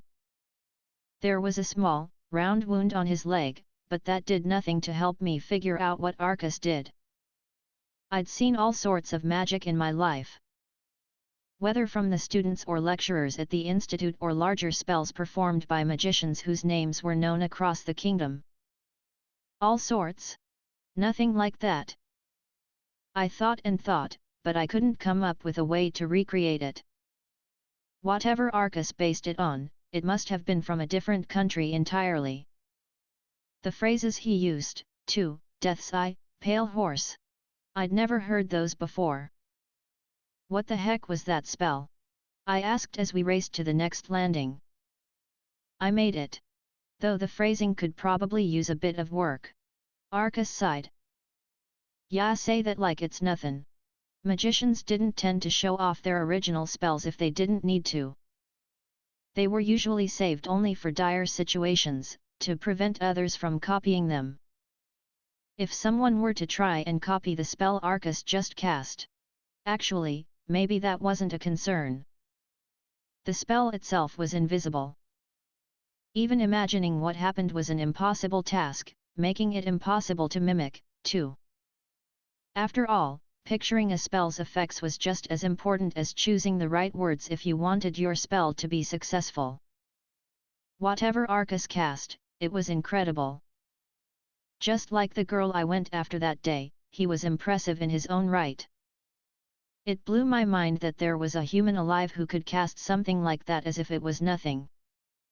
We made it down 10 floors or so, fighting off guards as we went.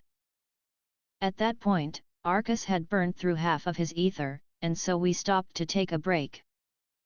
We didn't have much time to panic about our next move, but we couldn't keep up this level of effort the whole way, either. The prisoners inside the cells shouted when they saw us. There were those asking for our help and others trying to slow us down, but in both cases, it wouldn't be long before the guards below heard them and made their way here to see what was going on. We took care of every single guard on our way to stop them calling for reinforcements, but we didn't know when that might change. We crept forward to scope out where we were heading. All of a sudden, we heard prisoners' voices. Attempted breakouts were rare, so it was no wonder they were causing a fuss. But then, all at once, the voices cut short. It was so quiet you could hear a pin drop. So quiet, you'd think there was nobody left in the building at all. Arcus frowned, clearly as confused as I was. "What are you two doing?" A woman's voice called out behind us. Arcus and Kazi were in the middle of their escape from the Holy Tower. Arcus was peering around a corner to see what was ahead when he heard a voice from behind. They were too far from the occupied cells for it to be a prisoner. Not only that, but it was a young, innocent, female voice, not something he expected to hear in a place like this. Arcus turned around, still not sure what he was expecting. There, he saw a young girl sitting in something resembling a wheelchair. She had long, light blue hair and blue eyes to match. From her appearance, Arcus guessed she was around 5 or 6 years older than him. That wasn't the part of her appearance that struck him the most. Her hands, arms, and legs were tightly bound by white leather straps. It made her look like a mummy. Odder still, she was the only one around. How did she get here if there was nobody to push her? As if she was reading Arcus's mind, the girl smirked smugly. He felt Kazi move into a defensive stance beside him. "Who are ya?" "Me? I'm a prisoner, just like you." "Unlike you, you sneaky fox, I'm under much stricter security." "A prisoner?" Kazi repeated, incredulous. It made sense. She was wearing the inmate uniform under her bonds, and apart from anything else, it wouldn't make sense for a guard to be tied up like this. Although if she was under tight security as she said, Arcus couldn't fathom how she made it here. "Don't worry. I'm not here to drop you in it," she said, noticing Kazi bracing himself. "Maybe not, but still," he replied. So? Mind answering my question? What are you two doing? Escaping, Arcus answered. Escaping.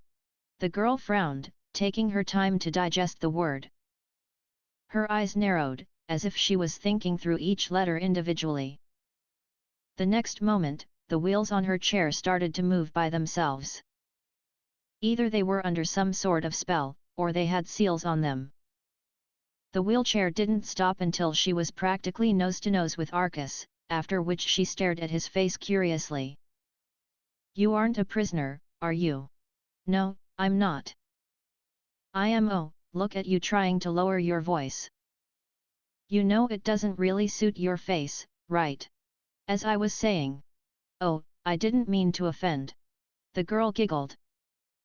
I just thought you were a girl, that's all, little bunny. Bunny. Did he really look like a bunny? Maybe it was the silver hair and red eyes. The girl made no move to question their identities, as if it didn't interest her at all to know who they were. Even though Arcus was desperate to know who she was, somehow he found himself unable to ask. The way she didn't look at them head-on and her creepy smile made her seem so ominous somehow. Yet she was charming in a way Arcus couldn't put his finger on. The way she seemed to look down on him sent a shiver crawling up his spine, as if she was moments away from pouncing and devouring him.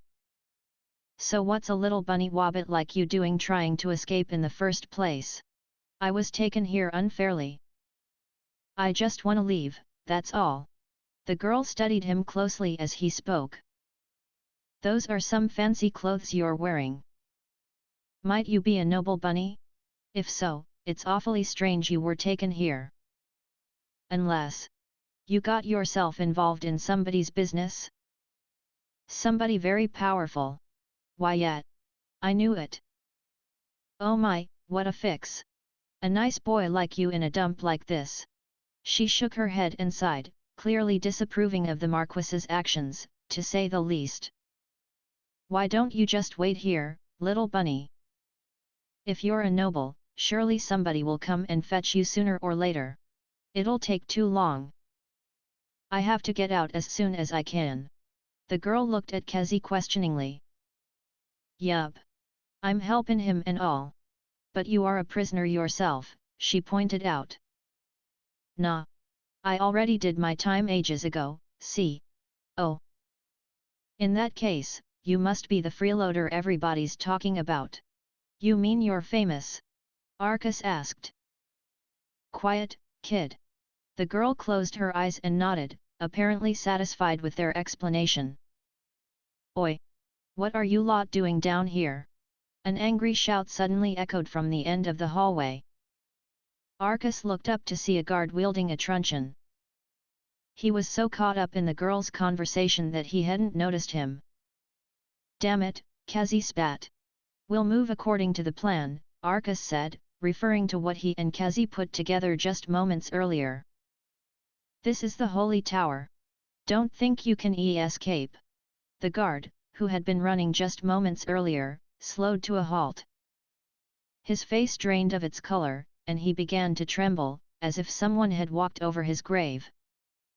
And no. WH. What are you doing here? The guard let out a wavering choke. His erratic gaze led to a spot behind Arcus and Kezi, the spot where the girl in the wheelchair sat. I wonder, she purred. Am I here because I have to be? Because I want to be? Because I'd like to be? Because I'm forced to be? What do you think? The wheels of her wheelchair began to clatter to life again. Stay back. Stop. Stop, Rotterbell. The guard held up his truncheon to fend her off, but his arm was shaking. She didn't stop, of course. The guard inched slowly back. Foolish man. Do you really think you can stop me? Foolishly foolish fool. The whole lot of you are nothing but fools. Pipe down, the guard screamed. The girl opened her mouth, her voice resounding as clearly as a bell. The mirage remains distant, yet the oasis comes ever closer. Merciless, oppressive, wicked. Grant me the refreshing kiss. Thank you, my dear. N. Unable to finish, the soldier let out a gurgling groan before falling to the floor. Arcas rushed over to check the damage. The guard was no longer fully conscious. Instead, his eyes were flung open with his pupils dilated, and he kept gasping over and over, fighting to fill his lungs. Kazi narrowed his eyes at the girl. What the hell did ya do? It's a simple spell. If you missed it, perhaps you'd like me to give another demonstration? The Mirage and nah, you're all right. Kazi cut her off quickly. As he struggled to comprehend what happened, Arcas continued to check over the fallen guard. If they left him, there was a chance he would die. The best way to work out what happened was to analyze the spell's phrasing. Arcas spoke his thoughts aloud. Is he dehydrated? Hi. Kazi said. I think that's it. I think that spell was designed to remove the water content in his body. The mirage remains distant. An illusion which wouldn't come closer no matter how much you chased it. Yet the oasis comes ever closer. An invitation for water to come to the magician. Grant me the refreshing kiss. A request for a kiss - something important to the target. Every clause in the spell created an image of a dry desert, leading Arcas to believe that it was designed to desiccate its target. As he voiced his thoughts out loud, the girl smiled. I have no idea what you mean by dehydration, but you seem to have the right idea. Humans are fragile creatures. As soon as you take away what they need to function, they collapse. Oh, what a wretched man! I should just chop up his corpse right now. All at once, the sweet smile on her face turned sinister.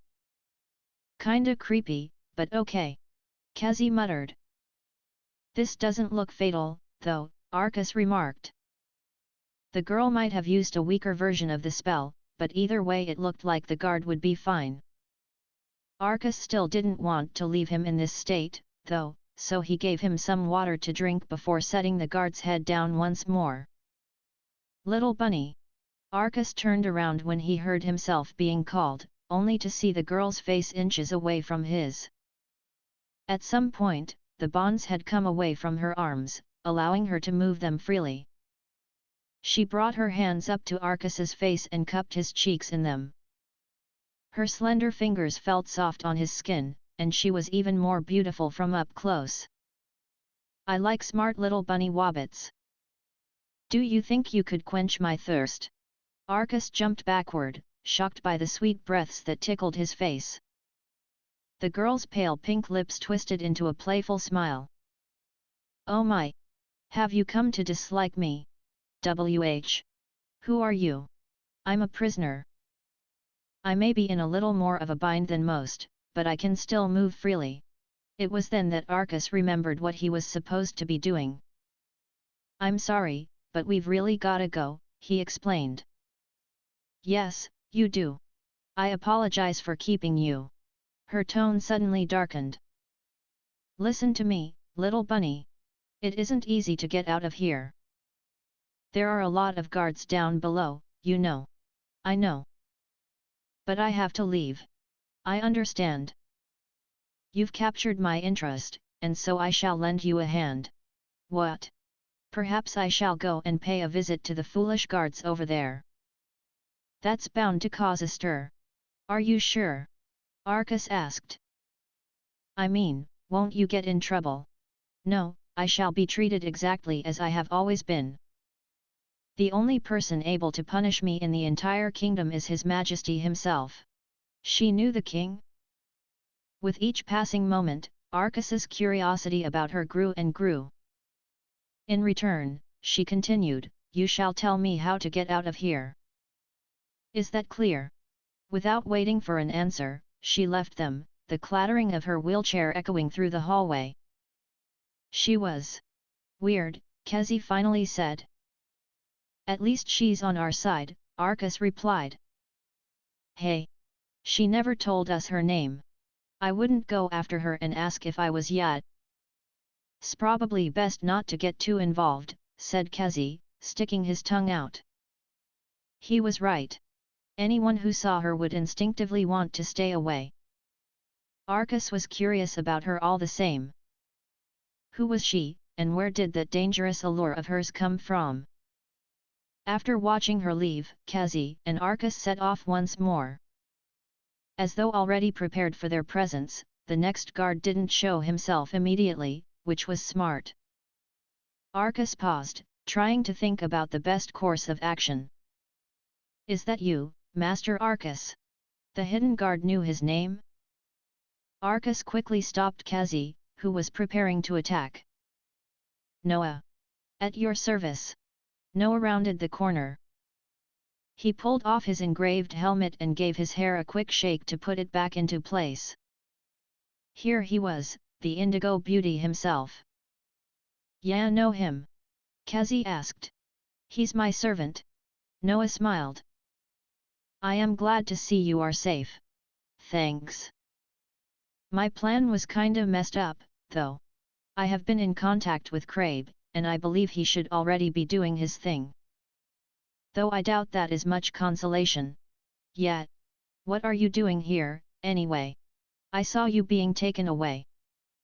And so I followed after the mercenaries before waiting for my chance to inveigle myself. Damn. It can't be easy getting into this place," Arcas said. Indeed it wasn't. However, I caught a lucky break when the number of guards suddenly dwindled. Huh? That's weird, though. Guards don't just suddenly up and leave or nothin'. Kazi said. Noah frowned at Kazi. "Who is this gentleman, Master Arcas?" He's helping me escape. He appears to be a prisoner himself."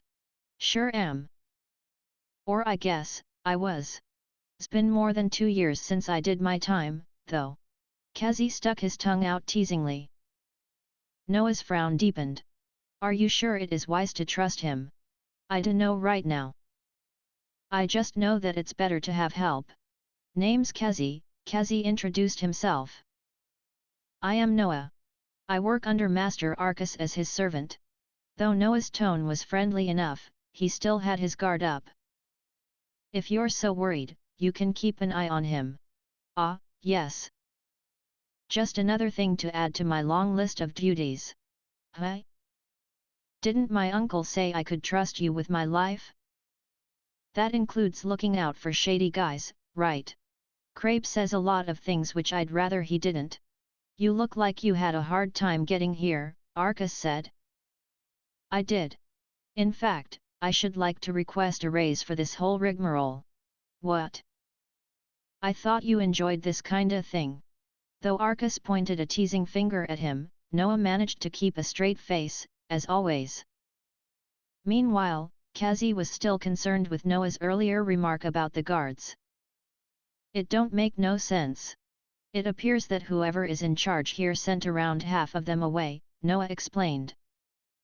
"Talk about a stroke of luck." Kazi still seemed suspicious. "I get why you're here, and I get the girl before was just crazy, but... yeah, sure, ya ain't got some sort of deal with a devil, kid. If I do, I don't remember making it." At that moment, they heard noises coming from the direction the girl in the wheelchair went. "What's all this ruckus?" Noah asked with a frown. "Must be the girl from before. I guess she really does want to help us," said Kazi. Noah shot Arcas another puzzled glance. "There was this girl who showed up just before you got here," he explained. "Some girl in a wheelchair. She said she'd help us out by causing a diversion." "Was she a prisoner, too?" Noah asked slowly. "I think so, yeah. Oh, actually, that guard who's lyin' there called her Rotterbell or somethin'," Kazi said. "Our Rotterbell? Could you mean the Alicia Rotterbell?" "Dry spell Rotterbell." Noah stiffened. "You know her?" Arcas asked. "She was appointed as a state magician last year. However, she caused a lot of problems, and was deemed too dangerous to be allowed to roam freely." "Huh? Looked to me like she could walk around freely just fine, Kazi remarked. I'm sure there's some kinda reason behind it, said Arcus. Still, I can't believe she's a state magician. Look, that's interesting and all, but we really gotta get going. The guards'll be here soon. Arcus could already hear their faint approaching footsteps. It sounded like a lot of them were coming, too. Immediately, the three of them slid into a nearby room to hide. It doesn't look as though getting out will be an easy affair, either, Noah murmured. Do you think we could break through them? Arcus asked. It would be a possibility, but no doubt a time-consuming one. Right. In that case, are there any windows around here, Kazi? Should be at the end of the hallway. But if you wanna try climbing down, I gotta tell ya it ain't a good idea. No. That wasn't what I was thinking. I'm not looking to die here. So, what are you planning? Noah asked. Arcus allowed a dramatic pause before giving his answer. We're going to fly. As he expected, both Noah and Kazi gawked at him. Kazi was the first to raise a loud objection. I think I misheard ya. Did ya say fly? You heard me fine.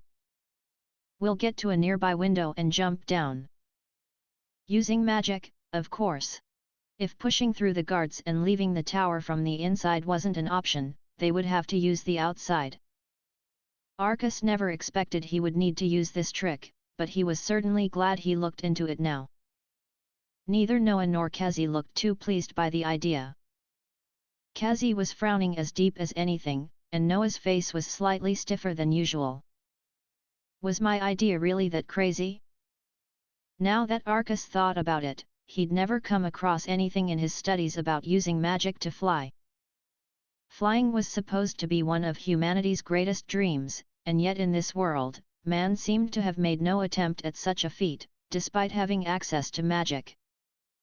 Surely Arcus couldn't have been the first person to come up with such an idea? Kazi broke the uncomfortable silence with a sigh. Listen, kid. Ya know that magicians been looking into this whole flyin' thing, and they ain't ever found a way to do it, right? What? Really? Master Arcus, if I may. At this point in time, it has been acknowledged that using magic to fly is impossible. Though I have heard of many attempts to create such a spell, they have all ended in failure. Huh? Doesn't that just mean their spells were badly made? The spells weren't the issue, kid. Even quoting direct from the chronicles, they never came up with nothing good. In terms of picturing the spells, they used all sorts of flying creatures and their movements as reference. However, none of it worked, and it was eventually decided that the divine spirits must not want us to fly. With the exception of a certain emperor, of course. Noah added, although he didn't elaborate, since it was irrelevant. That doesn't make any sense, Arcus protested. Course it makes sense. 'Cause everyone knows it. Kazi retorted. What about psychokinesis, then? How does that work? That spell sends stuff flying through the sky, too. Nah, that's just like throwing something, except with magic. Huh? Is that what everyone thinks? What about you, Noah? Yes. What? Arcus couldn't believe it. When he used psychokinesis, he always pictured it as some sort of psychic power, but now everyone was telling him they were imagining using their hands to move the object. Now that he thought back, he always seemed to be able to move objects with a lot more freedom than the other people he witnessed using the spell. Perhaps it wasn't so much what you imagined that affected the spell, but more the way in which you imagined it. Arcus's visions reflected the fundamental rules he learned in the man's world. Universal gravitation. The world's gravitational pull. Inertia. It was on these principles that Arcus created and pictured his spells. Did that make his individual approach completely different to everyone else's? What do you two think it is that makes stuff fall to the ground? That was the most important thing to establish here. Was the law of gravity as universally known here as it was in the man's world? It was Noah who answered. Ascension and descent is not something you learn about until your 5th year at the institute. Ascension and descent? Arcus echoed. Arcus's curiosity was piqued. It means the attributes which objects make use of to go up and down, Kazi added. Attributes. He is correct, Noah said. Objects move up and down because they are attracted to other objects with the same base attribute. We humans are attracted to the ground's attribute, C. That's why we fall toward the ground. Consider the following spell, if you will. O grand presence, release the chains and pins that hold me down to Mother Earth. Withdraw your heavenly protection over the ground. Take away the holy resting place of Aeolia's birds, no longer required. Blue of the endless heavens, black of the confined earth we call home. Grant me the viridian feathers of birds as they make toward the sun. Arglyphs sprung up around Noah's feet as he brought his incantation to an end. Release the chains and pins that hold me down was simple enough. In other words, break the barriers which held him to the ground. After a pause, Noah's body started to lift from the floor, but it only lasted a brief moment. He fell back down in an instant. In all honesty, he could have jumped to achieve the same result. He was in the air for the same amount of time after all. That spell was so long, Arcus said. The spell is long because of how powerful it is, Noah explained. I'm surprised I got it out without stutterin' or nothin'. I would a bit my tongue halfway through. Kazi gave an exaggerated demonstration. Noah was top of his class at the institute. Arcus said. Ah, makes sense. I went to the institute, too.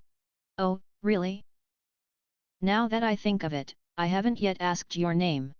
In any case, Noah's spell was a failure. It sounded like it negated the attributes of the ground to cause him to float. Now that Arcus thought of it, that man had read something similar in his own world. That's it. Aristotle! Arcus suddenly exclaimed. Ari, what now? Kazi asked. It was just like the ideas of the 4 elements put forward by the ancient philosopher Aristotle. According to him, these elements were what influenced objects to both rise and fall. Objects wanted to return to where they came from. For example, stones fell because they wanted to return to the ground, while fire rose as it wanted to return to the sky. It was these elements which dictated the rising and falling of objects. Acceleration was covered by the theory, the closer these objects were to their origin, the happier they were, which caused them to fall or rise even faster. Of course, to a civilization where the theory of gravity and universal gravitation was common knowledge, this talk of elements would sound like utter nonsense. If the ideas Noah's spell was based on were similar, then it was no wonder it failed. Arcus couldn't take it for granted that the laws of physics here and in the man's world were the exact same, but if they were, he might be on to something. I think you've got it all wrong. Humans fall because of a force called Gaia, Arcus explained. Gaia? Noah said. Right. It's a force which pulls us toward the ground we're standing on. It's not that our bodies belong to the planet. Instead, space-time deforms around the planet's mass. And we fall into. Arcus trailed off when he saw how Noah and Kazi were staring at him like they couldn't begin to fathom what he was talking about. It was no wonder. Explaining gravity required a vast foundation of science that was only elementary in the man's world, and he was probably using a lot of language they hadn't heard before, either. Yet, if they didn't understand what he was getting at, they wouldn't have a clear enough picture to create a flying spell. At least the word Gaia existing in the elder tongue was a good start, as it was close enough to the definition of gravity from the man's world. How am I gonna tackle this? Arcus's eyes fell on the cloth in Kazi's hand. Kazi, could you spread that out for me? He asked. Huh? This? Yep. You hold the other end, Noah. Then hold it out and keep it taut. Arcus swept his gaze around the room again. When an object has mass, it curves the space around it. You'll be able to see that distortion if I put an object on the cloth. Watch. Arcus found something to place on the cloth. Imagine that's the ground we're standing on, and the dent in the cloth underneath it is the warp space. The object is just like the planet we're on, except the planet is huge, and therefore so is the dent. Us humans are being pulled into that dent, or that curved space. Alright. Kazi didn't sound too sure. Arcus knew that this explanation would be far too basic, but if he went into any more detail, he'd have to start talking about celestial objects, planets, and space. He didn't have the time for that right now. Basically, it's not that our bodies are moving towards something unconsciously. Instead, it's that the ground is pulling us toward it by creating this huge dent. Noah, being who he was, instantly had a response prepared. But Master Arcus, none of this is entirely clear. Are you quite sure your thinking is correct? I don't know for sure. What? Now you're telling us ya don't even know what you're on about. No one fully understands how gravity works. That's why there are so many theories framed around the question. There's Aristotle's theory, which Noah already explained, Galileo's laws of dynamics, Newton's law of universal gravitation, Buridan's theory of impetus, Einstein's general theory of relativity. There are even some theories that gravity doesn't exist at all. There was no end to theories formed in search of the truth. It was likely a destination that would never be reached. What I'm sure of, Arcus continued, is that the rules this world regards as correct are wrong. You're trying to make spells that negate these attributes you speak of, but those spells are based on misguided foundations, which is why no one's been able to use magic to fly. Yet. But. Kazi began. Also, it's not like we'll be making a spell from scratch. I've actually already got one, Arcus said. You're kiddin'. Are you quite serious? Of course. Watch this. Oh, creatures great and small who move and crawl along the ground, revolt against the pull of Hades, and disentangle yourselves from the snares of space. Rebel against gravity, and push back against it. Find your wings, and become as one that soars above the skies. Arcus's body began to float up with the arglyphs swirling sparsely around him. What do you think? I can't really move, but I'm not falling, at least. Doesn't that mean that my explanation is closer to the truth than yours? Noah and Kazi stared at him, their mouths agape. Arcus turned onto his front and started to move his arms and legs as though he were swimming. Still, he remained floating in the air. He still felt a little weight in his body, though, so he was sure there was still something missing in his understanding. By golly, ya really are flyin'. And for more than 3 seconds, too. Unlike Noah's spell, Arcus's showed no sign of letting him fall at all. Just then, he heard a quiet chuckle. You never fail to impress me, Master Arcus, no matter how much time passes. I just wish I could move how I wanted. I guess I'll just have to fix it up. Not only the spell, but my understanding of the theory behind it. Noah continued to smile, poking at Arcus's body curiously with his eyes sparkling. Remember what I was saying about Gaia? Arcus said. The idea that the ground pulls us toward it, not that we're heading toward the ground. If you keep that rule in mind, you should be able to fly, too. Wait a sec. Fine, I get it, you're flyin', right? But I don't think I'm ready to try it out for myself yet. He never used the spell before. Therefore, he didn't know how much ether he needed to pull it off. To work it out, he would need a good amount of practice with that particular spell. Arcus, of course, had a solution. Have you got one with you, Noah? Yes. Right here. Nice one. Arcus wondered how he ever managed without Noah before. His servant pulled an ethometer from his breast pocket. Kezi instantly frowned at it. "What's that?" "That's a device which measures ether." What now?" Unsurprisingly, Kezi didn't pick up on its meaning immediately. But once he did, his expression changed instantly. Wait, no. You've gone too far this time. This time ya gotta be pullin' my leg. I'm not, I promise. Watch this. Release a little ether and the stuff inside it expands. Kezi watched, his eyes wide, as the sorcerer's silver inside the graduated wooden frame expanded. "When did they come up with these?" he asked. "This is Master Arcus's invention." "What, this kid?" "No way. I gotta be dreamin'." Kezi trailed off, apparently at a loss for words. Meanwhile, Arcus took a paper and pen from Noah and began to break down his spell. Altogether, this spell requires 427 mana. Each word needs 30 or 25. From revolt until space, we need 170, and rebel against gravity worked best at about 62 mana. That part was kinda tricky to work out. From there, Arcus continued, noting down the mana requirements for each clause of the spell. Noah himself had been working with the ethometer for over 2 years now, and had become very good at judging how much mana a spell required. "Allow me to start," Noah said before reciting Arcus's spell himself. Sure enough, just like Arcus's, Noah's body began to float. Oh! Oh my! Noah frowned, as though he couldn't quite comprehend that the spell worked. "I must say this really would be much more enjoyable if one could move around freely.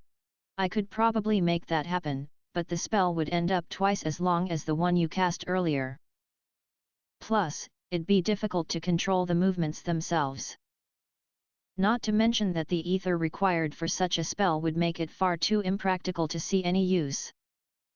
Instead of adding more words or phrases, the existing ones would need to be stronger."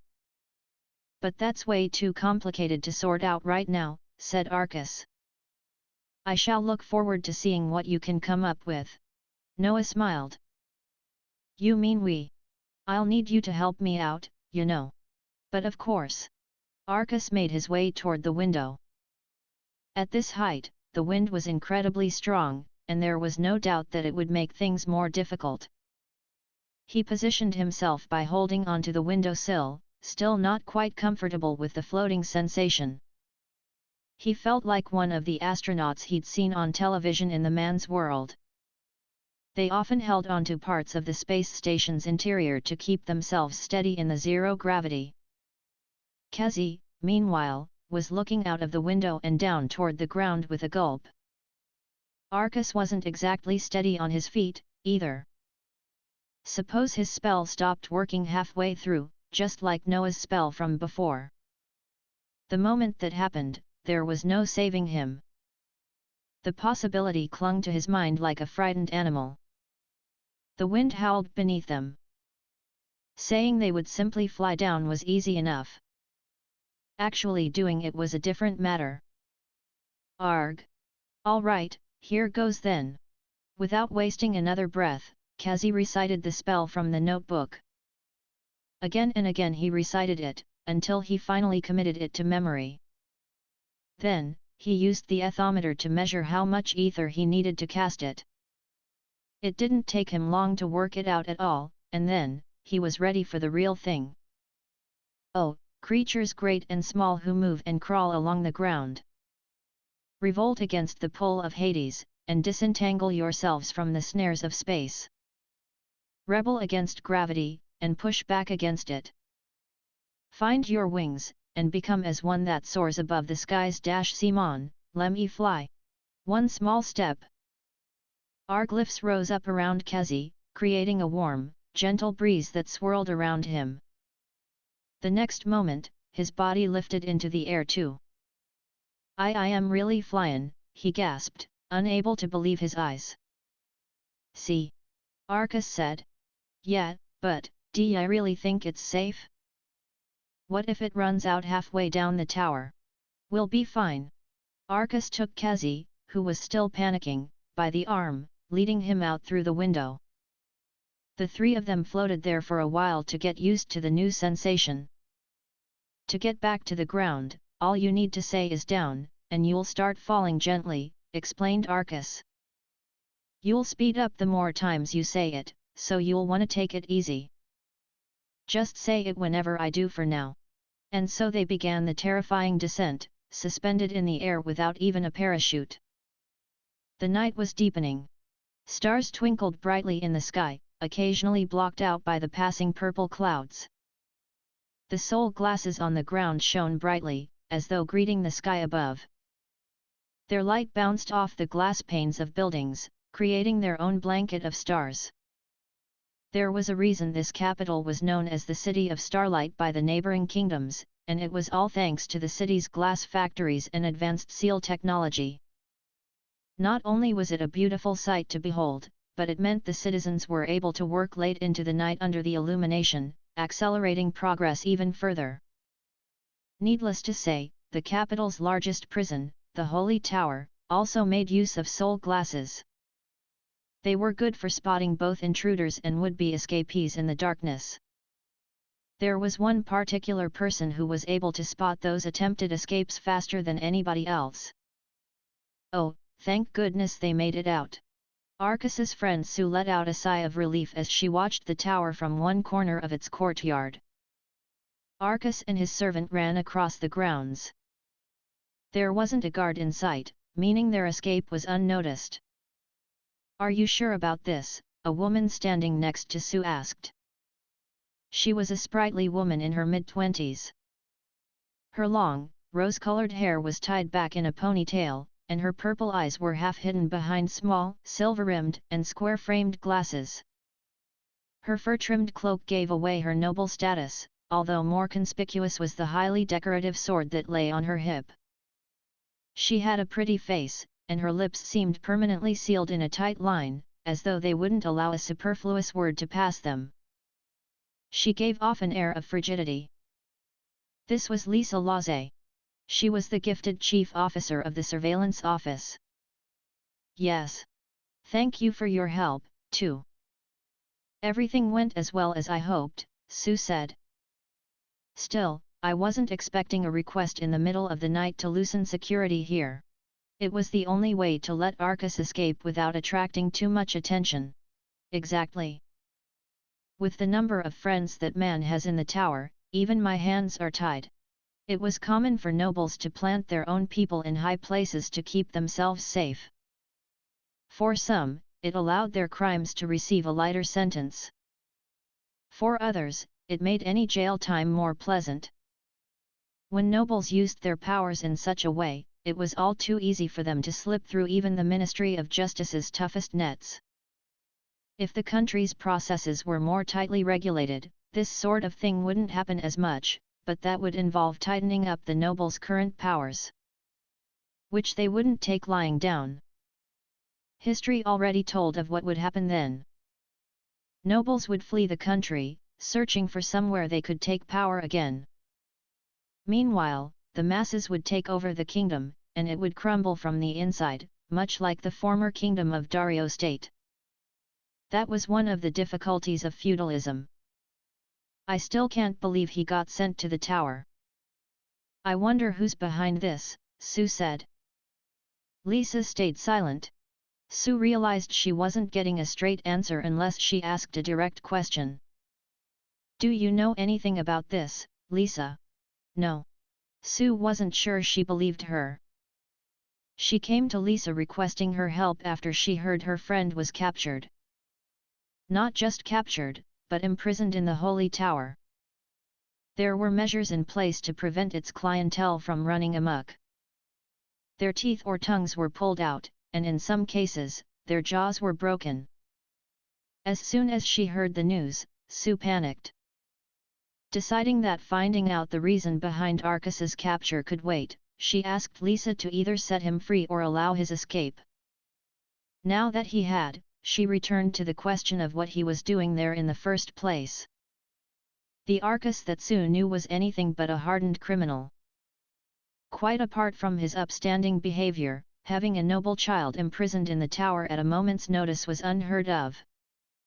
It was clear to her that he got involved in something he shouldn't have, something run by somebody powerful enough to throw him in the tower in the blink of an eye without being questioned. An opponent that powerful meant that Sue had no choice but to turn to a high-ranking noble for help. As chief officer, there was no way Lisa was clueless. It was her department's job to look out for this sort of thing, after all.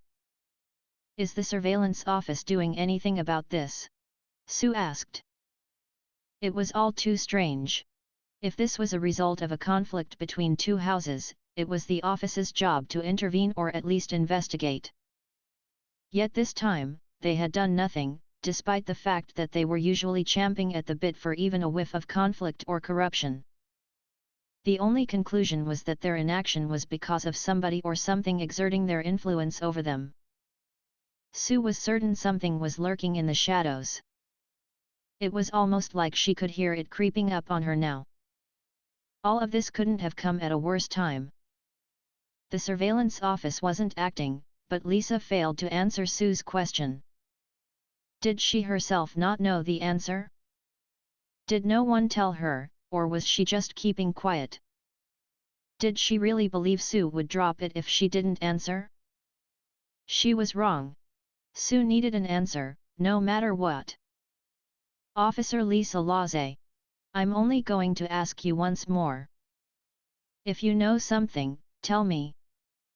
Don't think you can deceive me. Sue, full name Suja Algusha, sighed. At her change in tone, Lisa instantly stiffened.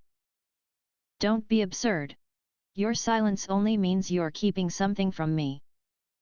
I know the surveillance office must know something about this. But there's no evidence to suggest, at the very least, they must have a small fraction of information. How else would I have been told that Arcus was captured? Lisa's answer was non-committal. It seemed she was still unaware of what a non-answer meant here. How dare she stay silent on a matter that concerned Suja's dearest Arcus?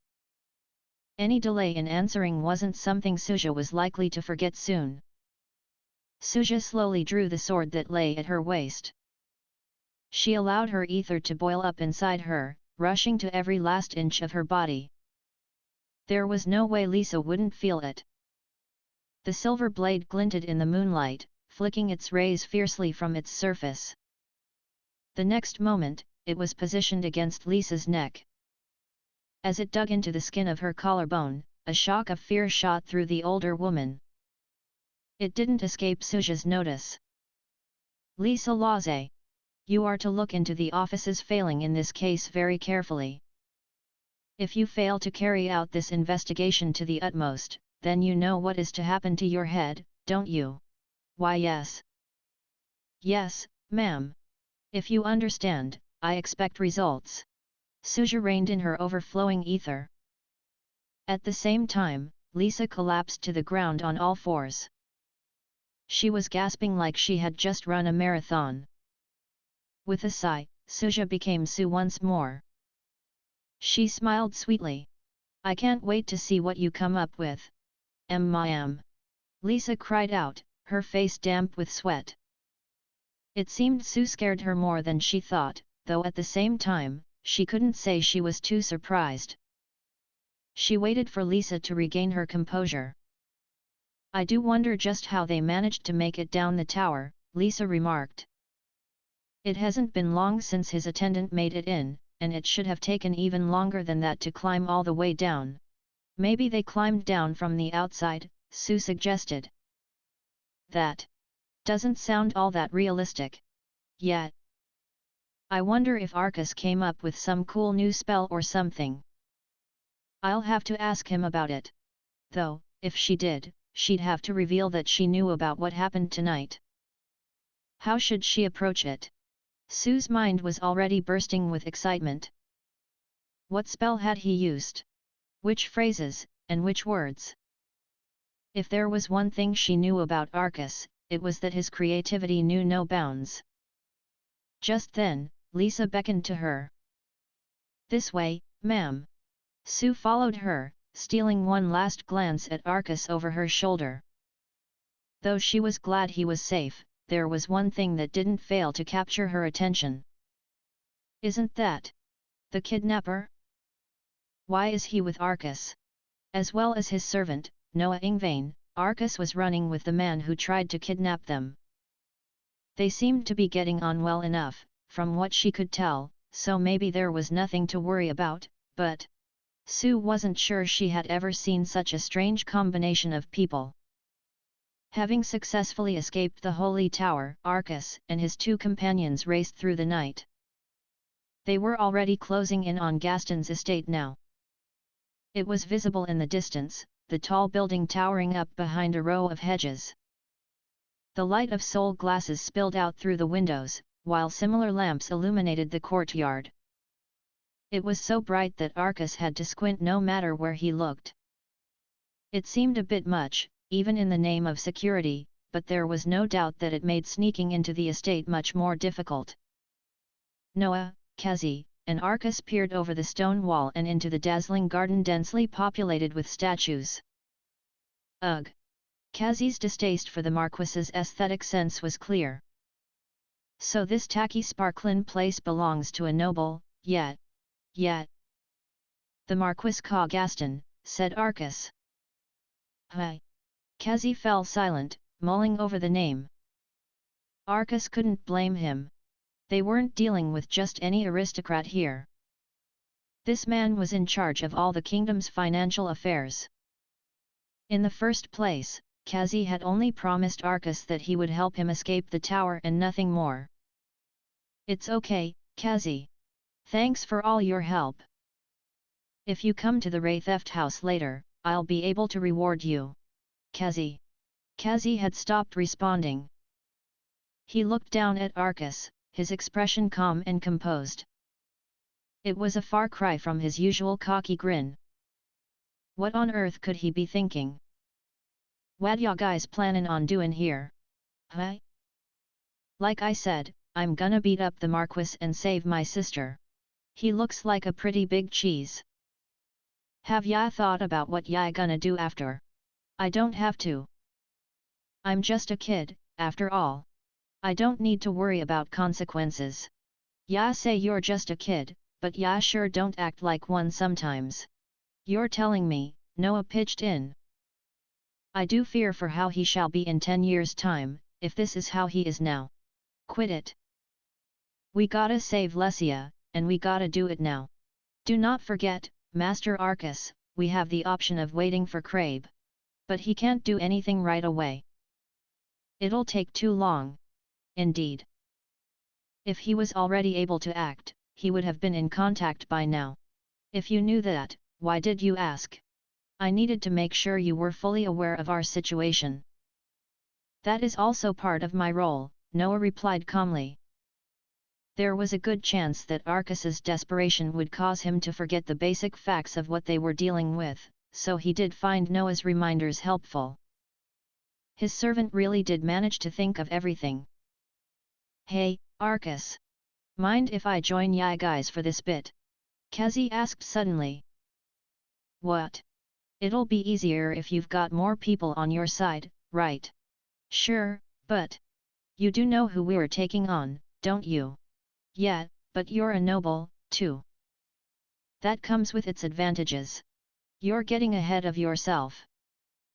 I'm not even that high-ranking, plus I'm not really technically nobility anymore. Sure. Apparently unconcerned. Kazi climbed up over the stone wall and jumped down into one corner of the garden.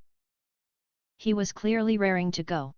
Arcus had no idea what led to this sudden burst of eagerness, but he wasn't about to complain. Climbing up over the wall himself, he joined Kazi in the garden. Careful, Master Arcus! There are mercenaries everywhere, Noah warned. Yeah, the security here is pretty tight. As far as they know, I'm still in the tower, but there are still guys walking around everywhere. They must be on the lookout for surveillance officers. Though their documents were stolen once, I doubt the Marquis is ready to let it happen again, Noah said, before climbing the wall himself. "Let us hide over there for the time being. I'm glad the Marquis has this strange statue obsession," Arcas commented as the group hid themselves behind a collection of statues and hedges. There were plenty of hiding places in the garden. The problem was the number of mercenaries walking around. "What shall we do?" Noah asked. "There are so many guards that we'll probably get caught right away anyway. Let's just face them head on. That, or maybe we should create a diversion. Instead of taking them on one by one, I'd feel better if there were less of them to start with. Hey, kid. You know stealth is a thing, right?" "Yeah, I know, and I've got spells for that. I'm just worried that if we sneak past them instead of taking them out, they'll only cause us trouble later." "And then what? We've used up all our ether on sneaking through, and we won't be able to fight. Talking them out? There's only 3 of us. That's enough. There are about 20 of them, right? If we combine our spells, we should be able to take them all out at once." While they ran the risk of alerting the Marquis to their presence this way, he was going to find out soon enough anyway. They also had the option of wiping out the guards before allowing themselves to be captured. At least then the mercenaries wouldn't be a problem. Arcas already had a plan should that happen. Something that could easily turn the tide in their favor. "Kazi, would you happen to have any spells capable of dealing with a great number of opponents at once?" Noah asked. "Sure I do. What about you? This is not my first time on the battlefield. As long as I can rely on my allies to back me up, I can fight. I'll be good, too," Arcas said. "Thanks to you, I've still got most of my ether left. I could cast around 4 Flamlarune or 10 black ammo." "Black what?" Kazi said. "You know, the spell I was shooting at the guard's legs in the tower." "Oh. That spooky spell. Noah, do you know where Lesia is?" Arcas asked. "According to my investigation before arriving at the tower, she is highly likely to be in the guest room on the 2nd floor." "Got it." Arcas nodded before standing up. "I'll go in and cause a fuss. Once the mercenaries gather, I want you 2 to come at them from the sides." Arcas jumped forward into the center of the garden, making sure he was in full view. "The kid's got guts," Kazi remarked as he and Noah watched from behind. "To think he can just jump out there without a second thought at his age." "I quite agree." In fact, Noah was interrupted by the clamoring of guards. "Can we really rely on you, Kazi?" he asked quickly. "Sure, ya can trust me. Just think of me as another servant, yeah? He's gonna pay me, after all, so there's no way I'm betrayin' him." "Very well. In that case, let us serve our master to the utmost." Arcas was already causing enough of a distraction to have mercenaries gathering around him from every angle. "Hey, moneybags! Cow Gaston! Moo! Moo! Get back to the farmyard, you old crook! Ha ha! Moo!" Noah and Kazi watched in total silence, both of them not quite sure what to say. It was a rather immature way to attract attention. Not that it was ineffective, of course. Let's go," Kazi finally said. "Very well. I shall take the lead." Noah stood up, reciting the spell he prepared to down the mercenaries. Shattered shards of ice in the shriveled garden under the chilling wind. "Freeze up from the very depths of glistening hell, and bring these soldiers and chariot wheels to a halt." Noah recited his spell with perfect fluency. A cold wind picked up around him, carrying flecks of ice. They would be invisible were it not for the sparkling blue reflection of the soul glasses around them. They spread out over a section of the Marquis's garden before falling to the ground. The earth underneath the gathered mercenaries froze, forming a solid sheet of ice. This was the full effect of Noah's freezing gale, and it could not have come at a better time. The mercenaries who were charging toward Arcas slipped on the ice beneath their feet and tumbled forward. Meanwhile, Noah sent down a flurry of snow and ice down on them. The maiden's tears are cool and pure, blue sapphires which trap the freezing hail. O swordsman, take those tears and scoop out their chilling sadness. Raise your sword to protect the maiden. Arglyphs floated from Noah's palm and formed icicles, which finally froze into a glacial sword. It was as beautiful as crystal, a chilling mist bleeding from its surface. It was the frozen sword of Jacqueline, better known as the Weeping Maiden. She was a young noble described in the 6th ancient chronicle, Demons and Society's Collapse. Noah's spell was taken from a particular passage describing her fall from grace. The purpose of the spell was, of course, to create and maintain the existence of a weapon. Noah took up a fencing stance. Arcas watched, wondering what was about to happen. Noah sprung forward without warning. Arcas's brain barely registered his first lunge at the nearest mercenary before Noah was bowing gracefully to the remaining members of the stumbling mob. I'm afraid I am unable to permit anybody to get in the way of my master. Despite the polite tone to his words, what happened next was anything but.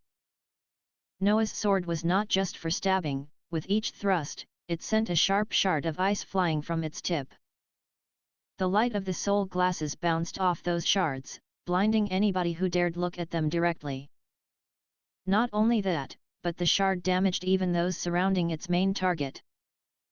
The attack was imprecise, and relied heavily on the fact that there were so many of them, but even that made it impossible for the mercenaries to retaliate immediately.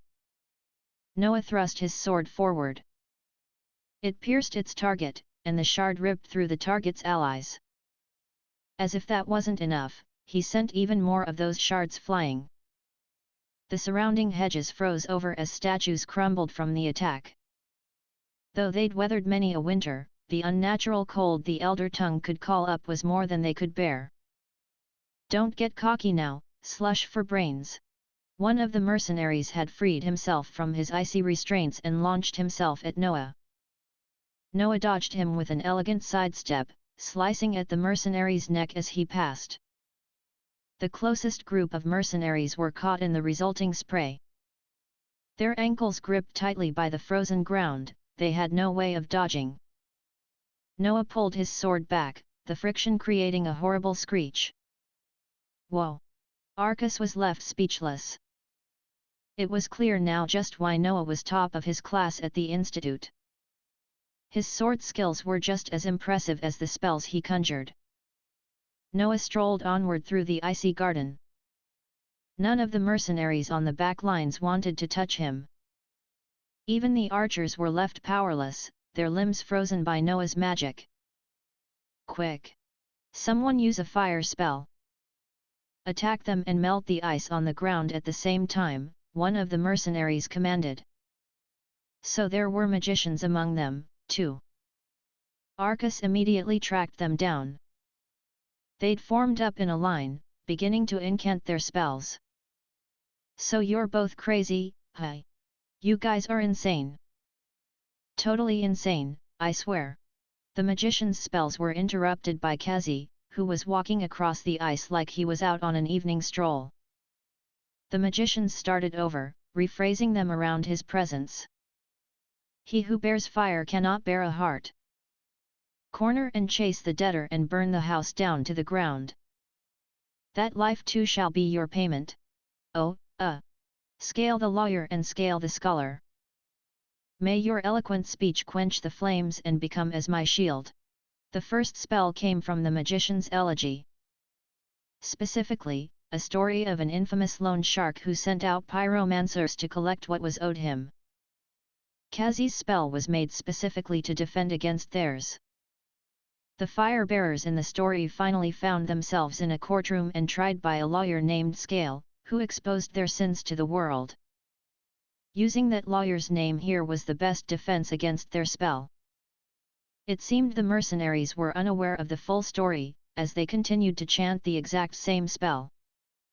They likely thought that if they continued pressing forward, they would eventually break down Kazi's shield, but their efforts were futile. As he knew from experience, Kazi's defensive spells were among the best Arcus had ever seen. Just why somebody as talented as him would resort to kidnapping remained a mystery. "Yeah, like the whole Fire Baron thing, Doncha? Makes things nice and easy for me," Kazi cackled, confident enough to goad the guards. The mercenaries scowled at him, clearly displeased by his scorn. But it would take more than scowls to take him down now. "Okay. Oh, ruler of chains, may you leave these evildoers gasping for air and freeze them with your glare. Evildoers, be bound. Evildoers, be held. May the twin phantoms tie the chains of Hades to your feet and drag you down into eternal slumber." Cerberus's curse. By its words, it was clear that the spell was meant to restrict its target. It was the addition of eternal slumber that turned it into an offensive spell rather than a neutral binding spell. The phrase was a euphemism for death, after all. The first part of the spell, too, sounded familiar. It was the spell Kazi tried to use when Sue ramped up the ante in the alleyway. Arglyphs began to circle Kazi's feet before turning into ethereal chains. The chains flew through the air before surrounding the mercenaries like a birdcage and tangling around them, rendering their swords and leather armor powerless. The chains wrapped around their arms, legs, torsos, and necks. Some hung upside down, some by their throats, and some bent backward. They were criminals, hung and crucified for their misdeeds. Flies caught in a spider's web who could only wait for their hunter's return. Once all the mercenaries were tied up, Kazi said just one more word. "Punish." At that moment, the chains tightened around their prey. The mercenaries were powerless and soon were left as nothing but rag dolls held aloft by the chains. It was an offensive spell, all right. A curse. Arcus couldn't remember seeing any of those words or phrases before, meaning Kazi must have come up with it himself. It went off without a hitch, too. A spell like that would be a force to be reckoned with on the battlefield. "Mercenaries ain't so tough, I guess." Kazi shrugged. "What an incredible display," Noah breathed. "Yeah, so try and leave more for me next time, okay? Wow, Kazi. You're more amazing than I thought," Arcus said. "Oh, so I can impress a 10-year-old too, huh?" Big hoop. Arcus was almost ready to make an indignant comeback when they were faced with reinforcements. This looked like the final group, there was no sign of any more approaching. In all likelihood, the three of them had taken out everyone who was guarding the front, as well as those who were patrolling the inside. The final few were probably only late because they were stationed further away. That or they weren't sure whether they should leave their post or not. Noah and Kazi prepared themselves to fight. "Sorry guys, but there's something I wanna try," Arcus called out to the mercenaries in front of them. Noah shot his master a puzzled glance. "What are you thinking, Master Arcus? The guest room is on the front-facing side of the mansion, right?" "Indeed it is." "Good. Have ya even got enough ether, kid?" Kazi asked. "Don't worry. What I'm planning shouldn't take much," Arcus replied quickly before turning his attention back to the area around them. Arcus checked the estate's windows, but there was no sign of the Marquis, nor of the mercenaries' leader.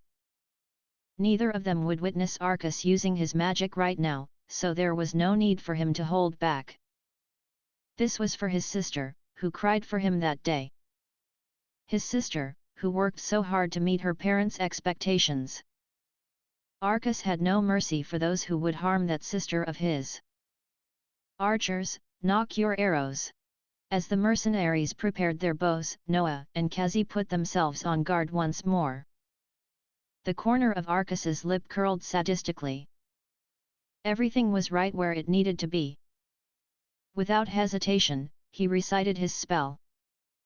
"Miller of the river, miller of wheat. You lack skill, you lack talent.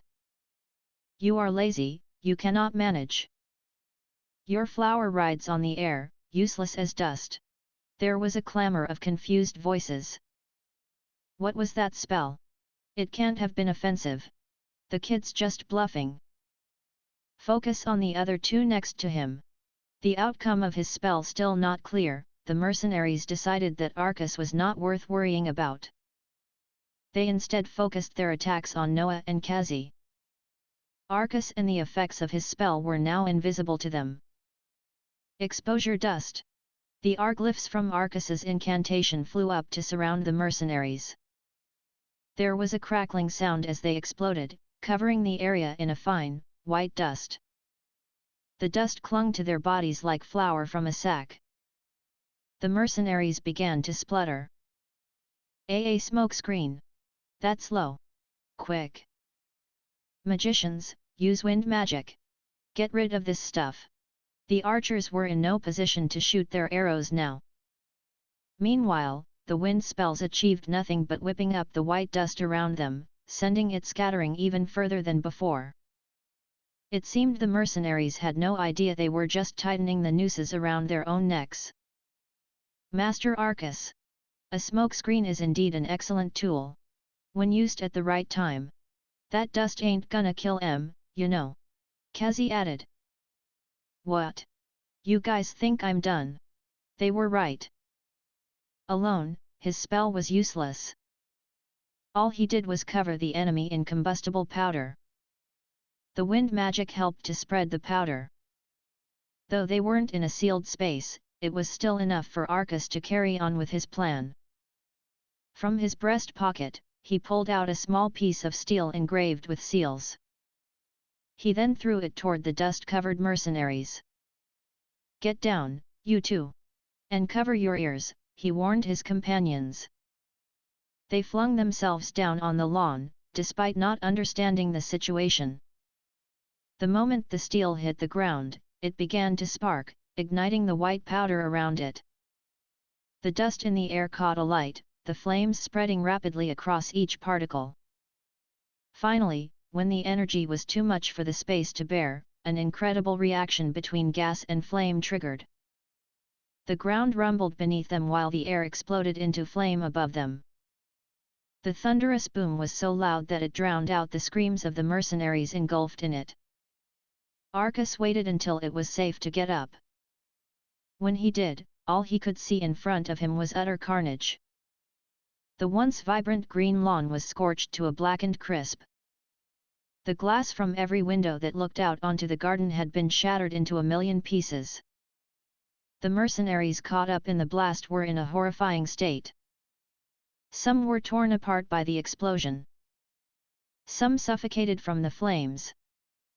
Some were left limbless. Though others were still gasping for air, their injuries were so heavy that they wouldn't be able to move anytime soon. Most of them were dead. Though a few survivors likely remained out of sight, dealing with them would only be a matter of time.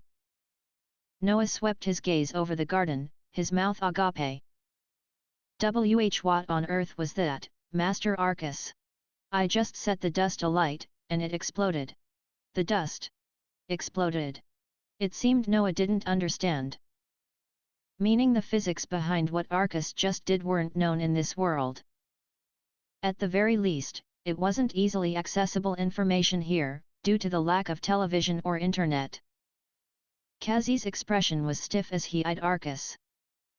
How the hell do ya know about this? Ain't ya supposed to be just some noble kid? So Kazi knew? I have my ways. Kazi snorted. I bet ya do. Have you seen this sort of thing before, Kazi? Noah asked. It's something that happens at flour mills, though it's rare. The flour flies into the air and gets set alight, and then the whole place goes flyin'. It's a dust explosion, Arcus explained. Combustible flour, sawdust, or aluminum powder gets in the air and mixes with the gas. If it catches fire, it creates a powerful reaction like the one we just saw. What? Ya even know how it works? It's good at catching your opponent off guard. Plus, it hardly uses any magic at all. The only problem is, you're relying on a totally natural process, so if something doesn't line up properly, you're toast. Ya given me the creeps, kid. Kazi shuddered. Ya we're just like this with the whole flying shtick, too. I worry for your future sometimes, Noah added. In fact, make that all the time. Whatever. Arcus was starting to get used to them talking about him like this. Master Arcus. Please go on ahead. We shall take care of things here. Got it. Wait up, pretty boy. Yeah, sure, it's okay to let him go alone. You continue to doubt him. Even after what you just witnessed. Good point. Kazi grinned sheepishly before preparing himself to take on the remaining guard.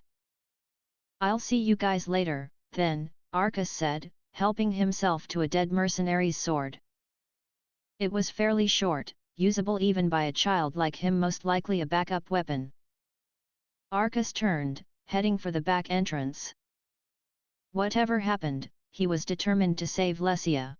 It didn't take long after Arcus began his attack for Charlotte Cremelia to notice the ruckus that was going on outside the guest room window.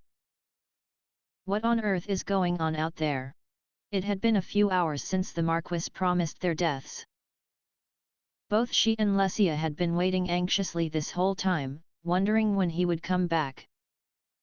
She could only imagine that the reason he hadn't killed them yet was because he was keeping a close eye on the Ray theft and Cremelia houses. If they already knew the Marquis had them here and they died, it would be near impossible for him to escape suspicion. He could have all the money and the highest government position in the world, but if a military family dared to bare their fangs at him, he was done for. It was highly likely that he wanted to make sure they had no idea of their daughter's whereabouts before he acted. For the time being, Charlotte and Lesia were safe. At best, they probably had until the following night. It was then that the estate suddenly went into an uproar. At first, there were shouts and thundering footfall in the corridors. Once things were quiet again for a while, there were more noises outside. These noises were different. There were screams and the sounds of large objects breaking. Finally, there was a huge rumbling boom, loud enough to set Charlotte's ears ringing. Charlotte wouldn't expect to hear such violent sounds here, given the mansion's position in the capital. Guards patrolled the area around these noble estates frequently, and every mansion had a private guard on top of that. Causing trouble in a place like this was a fool's errand. She would have loved to discuss what might be happening with someone, but Lesia, the only other person in the room, was gagged. It also sounded like whatever was happening on the other side of the estate, so looking out of the window would offer no clues, either. It was frustrating, to say the least. Just then, the guest room door opened, revealing the ape-like mercenary leader behind it. He strolled into the room. "Ladies, it looks like we're under attack." "What?" Charlotte exchanged a glance with Lesia. This estate was heavily guarded, particularly the outside. Who would be foolish enough to launch an attack under such conditions? Could it have been launched by one of the girl's fathers? From what I heard, this little lady's kid brothers brought some friends with him. He's pretty brave for a lad with no talent. Arcus is here. Didn't the Marquis say he sent Arcus to the Holy Tower? If he was here, then how on earth did he manage to escape? Not only that, but why did he come here, instead of heading straight home? The door opened again, interrupting Charlotte's train of thought. This time, it was the estate's master, Gaston, who appeared. He was wrapped in a bathrobe, the steam from his soak still coming off his large body. Gaston turned to the mercenary. "Give me an update. What is going on?" "Everything's going swimmingly, milord. My men have it all under control. I heard we have an intruder on our hands." "Who are they? Are we dealing with the surveillance office? The Cremelius? The Ray thefts?" "Who?" It's that kid, milord. The one your lordship sent to the tower." "Nonsense. The Ray theft boy. That's what my men are saying, and they wouldn't dare lie to me." Gaston grumbled. Somebody must have slipped up and let him get away. But I was sure to give my note to one of my own men. It doesn't make sense. Charlotte couldn't believe it herself. From what she heard, escape from the tower was utterly impossible. Still, this does leave us in a bit of a tight spot, Gaston continued. No need to worry, milord. We'll sort that kid out. That's not my concern. If he escaped from the tower, there's a good chance his father's heard about what's going on now. It was a reasonable assumption, and, if Arcas had told his father, there was a good chance Joshua would have passed the news on to Perse, too. The mercenary didn't seem concerned. Nah, he wouldn't know. How can you be so sure? Because the kid only brought 2 more men with him, milord. What? I'm sure of it, milord. If he told his dad, we should have way more intruders on our hands. Yes. Joshua would have brought as many men as he could. There would be no expense spared in the rescue of his daughter.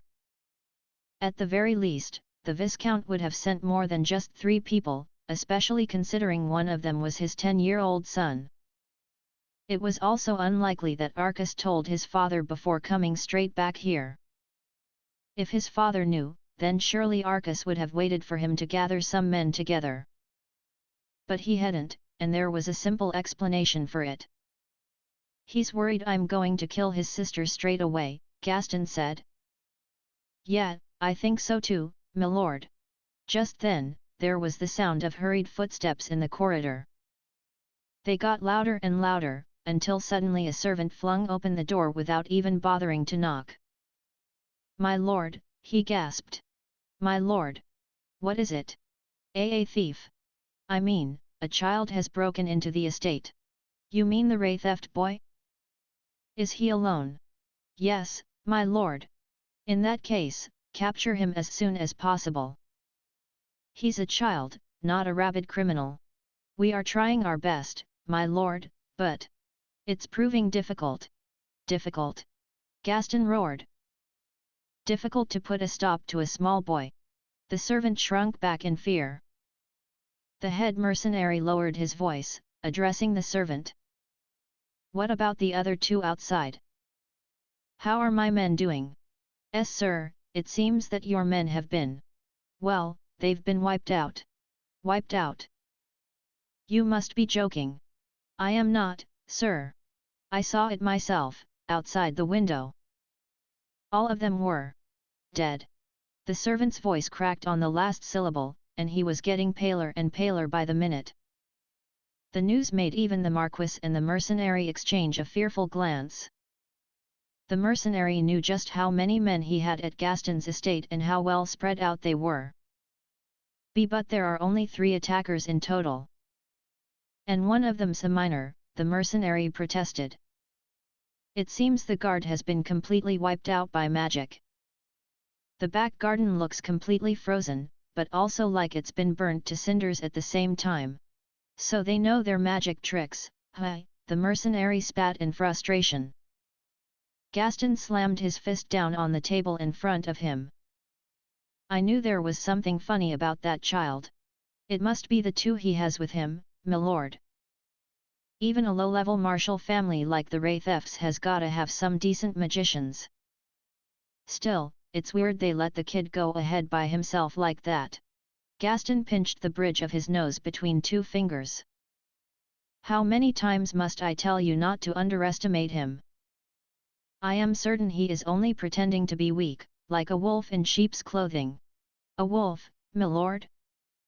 I guess it's time to go hunting, then.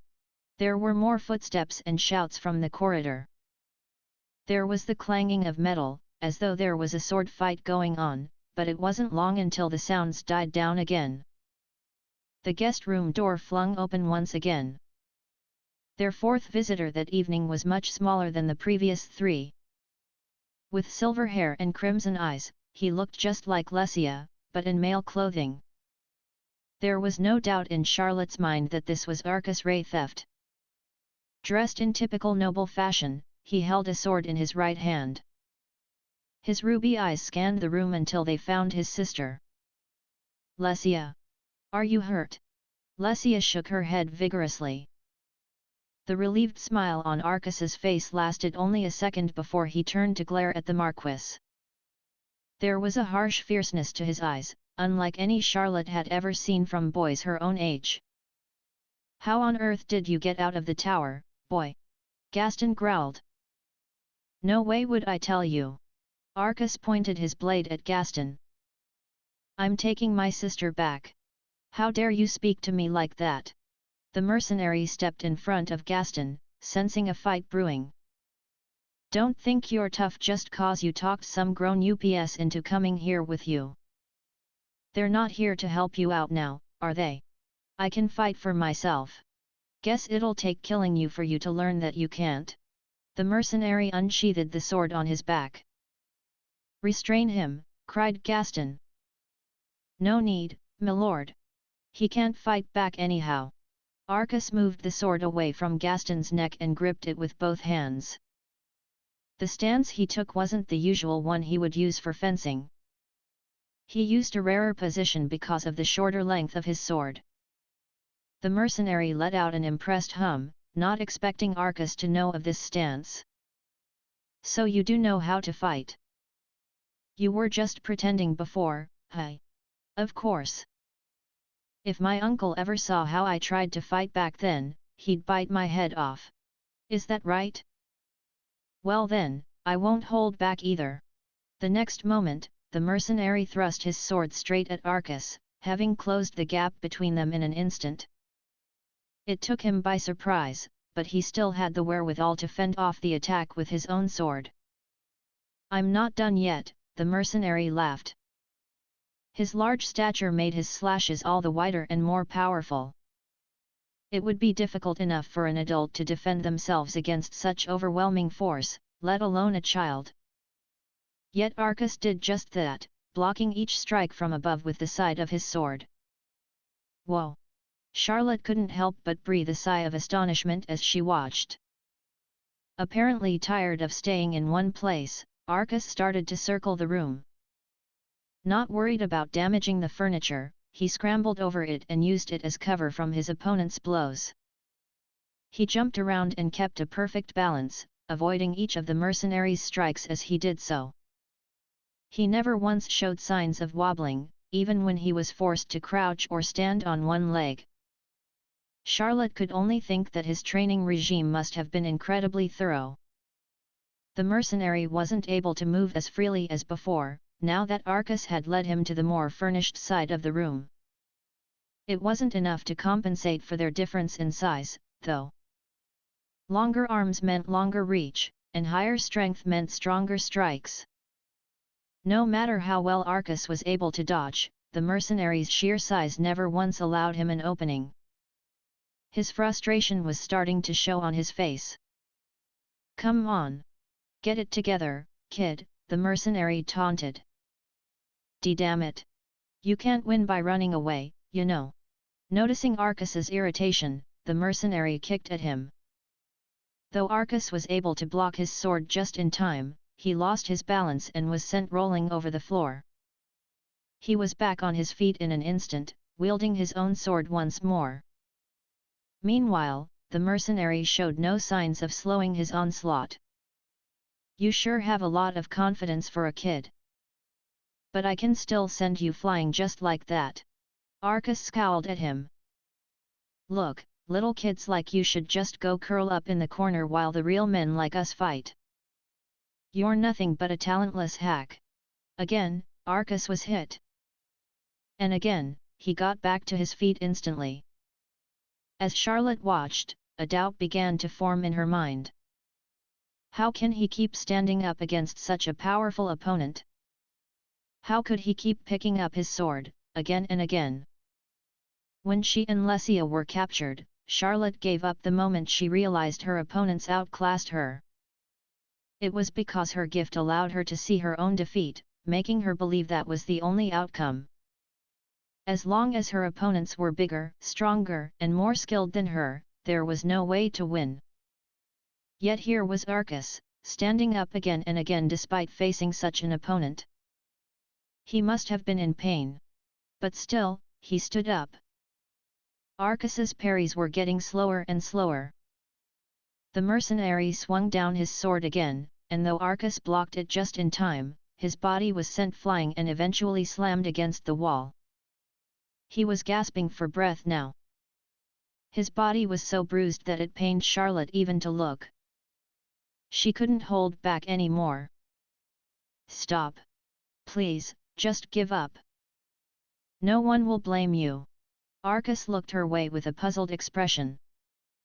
"You should know you cannot defeat him. So just give up." Thanks for the concern, but there's no way I can quit now." Arcas smiled at her. Why on earth was he being so stubborn? He didn't even deny that his opponent was too strong for him. Charlotte couldn't understand. "I'm not giving up. I don't care what they call me. Talentless, useless. Whatever. I gotta keep fighting." It was just then that Charlotte remembered her father's words. Even if you can see your opponent's moves, that does not make them a certainty. Even if you can see your own defeat, that is not a reason to give in. Things can still change. Remember this. The mercenary burst into laughter. "You gotta be joking. I've never met a kid as stuck up as you. Come on, just accept it. There's no way you can win. Even the little lady thinks so." "I can't give up," Arcas repeated. "Not yet. I guess you're looking at an early grave, then." Sword in hand, the mercenary took a step closer to Arcas. "Do make him put up a good fight, won't you?" Gaston said, his lip curling viciously. "You got it, milord." Just then, Charlotte saw something a flicker, an intimation which made her gasp. Something that made her stop yelling at Arcas to give up. "Fighting you head-on was never gonna work. I knew that from the start."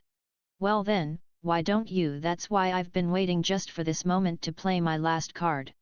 Arcas pointed a finger at the mercenary. When Charlotte looked closer, however, she saw that it wasn't just one finger. He had his thumb raised, too. "Huh? What are you doing? This is something that's gonna mess you up. Big time." "Huh? Thanks for knocking me all the way to this end of the room." Arcas smirked before starting to mutter something under his breath. "Do whatever you want. I already know you only have enough ether to fill a thimble. Shut up. I'm gonna blow your brains out." Bang! The mercenary had no time to defend against Arcas's spell. Even though Charlotte saw just moments before what Arcas was about to do, she still couldn't wrap her head around what happened. Putting his index finger to his lips, Arcas blew away the wisp of smoke that rose from it. "I'm glad this spell came in handy. I'll have to thank Sue later." Arcas rose to his feet. The mercenary lay on the floor, unmoving. Arcas looked down at the head mercenary on the floor in front of him. He reminded him of the gorillas he saw in the man's world. He lay there lifeless, the blood draining from his head. He can't have seen this coming. Arcas was at a complete disadvantage, and the mercenary had the upper hand throughout the entire fight. If Arcas tried to cast a spell earlier, his opponent might have taken that opportunity to close the distance between them. He didn't want to reveal his true magic ability to any of the servants in the corridor, and until he knew who was here in the guest room. He couldn't judge whether it was worth using his trump card or not. It was only because of his restraint up to this point and the false image he'd put up that he could catch such a physically superior opponent off guard. In other words, there was no guarantee he would be able to use it at all. If the distance between him and the mercenary never widened, then he would have to create that distance, and the opportunity to strike, himself. He knew it was just a matter of time before the mercenary let his guard down when he realized how weak Arcas was. If Arcas cast his spell too early, he would lose the element of surprise and his chance of winning. It was only when Arcus hit the wall that the opportunity to use his black ammo came.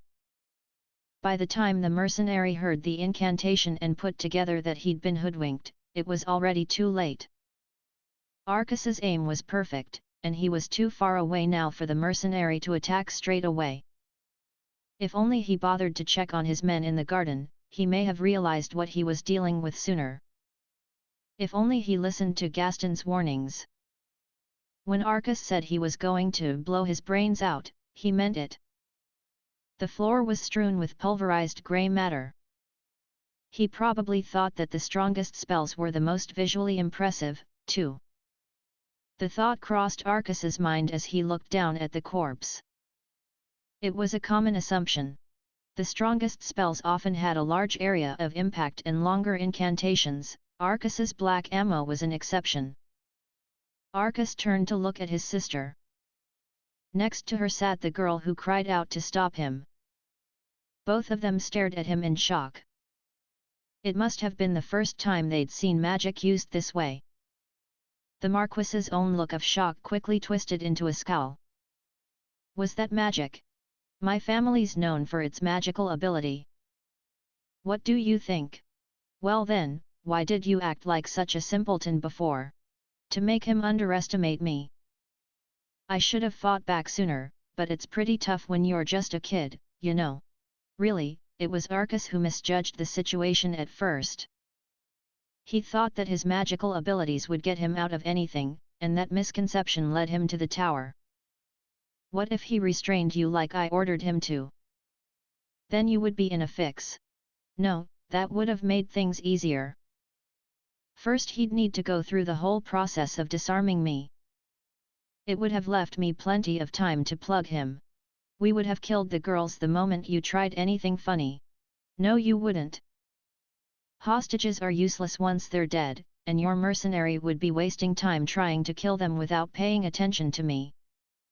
At that moment, you'd both be dead. Guess it doesn't matter now anyway. For once, Gaston looked surprised, as though he only just grasped Arcus's reasoning. This might have been the first time taking hostages hadn't turned the tide in his favor, assuming he'd taken them before. Anyway, it's over. So stand down. You really think it's over? Gaston smiled. You don't know who you're dealing with, do you? Look, there's no point taking me as a hostage. I can speak faster than you can move. Plus, thanks to his daily training, Arcus was faster than him, too. Leaping forward so that Lesia and the other girl were behind him, Arcus faced the Marquis with his arms outstretched. Gaston fell into a fighting stance, ready to attack, not that he was in a position to, coming fresh out of the bath. Arcus had a clear advantage, both physical and magical. He only had enough ether left to cast black ammo one more time, but that was all he needed. Just then, Noah and Kazi burst through the door. They must have finished dealing with the rest of the guards in the garden. Oh. Guess ya don't need us after all. If only we had come here sooner. You have backup. If he didn't realize it before, Gaston must have known he was in trouble now. He ground his teeth for a while before eventually letting out a sigh. He raised both his hands in surrender. All right. I admit defeat. Arcus narrowed his eyes. For someone at gunpoint and soaking in his own failure, he seemed unnaturally calm. There was nothing noble about his surrender, either. Arcus got the impression he didn't actually feel defeated. Did he think they would just leave him be now? How about a deal, Arcus Ray Theft? A deal? You think you're in a position to say that kinda thing? Yes. I am willing to end things here. I will ignore the fact that you stormed my estate and killed so many of my men. I will even return the girls to you. But in return, you must give me the evidence. Why should I take that deal? I can just take them back myself, and I've got nothing more to gain anyway. Oh, I think you do. Like what? I can offer you my assistance. A boy in your position must have fiduciary concerns. I think that's rather reasonable, don't you? Arcas's parents gave him no financial support at all. It was very likely that money was going to be an issue in his future. Gaston probably guessed this and saw it as a way to sweeten the deal. The only people who knew about what happened tonight were right here in this room. As long as everyone kept quiet, the Marquis would never pay for kidnapping Lesia and the other girl. Don't be stupid. I'm not gonna agree to that. And here I thought you were smart. I must have been mistaken. You are mistaken, especially if you think money's the answer to every problem. That's how the adult world works. In case you were not aware. Don't think you can look down on me just cause I'm a kid. I'm not as obsessed with growing up as you might think. That doesn't matter. Children like you are easy to lead around by their base impulses. So? If that's the worst of it, then I don't mind being a kid. Helpless, impulsive Arcas Ray theft. That's me. Gaston snorted. I see what you're thinking. Nobility should take pride in being upstanding rulers of society, is that it? It matters not when it comes to money. Money doesn't care about what you do to get it. When you have it, that's that. Maybe so, but the way I see it, your money is tainted. Tainted. That's right. And I don't want anything to do with it. Just then, Kazi interjected. Listen, Arcas. He's kinda right. Doesn't matter how ya get your money, it's still got the same value, and ya can still use it for all the same things. Don't ya think so? Arcas looked up at him, puzzled. What was he trying to say?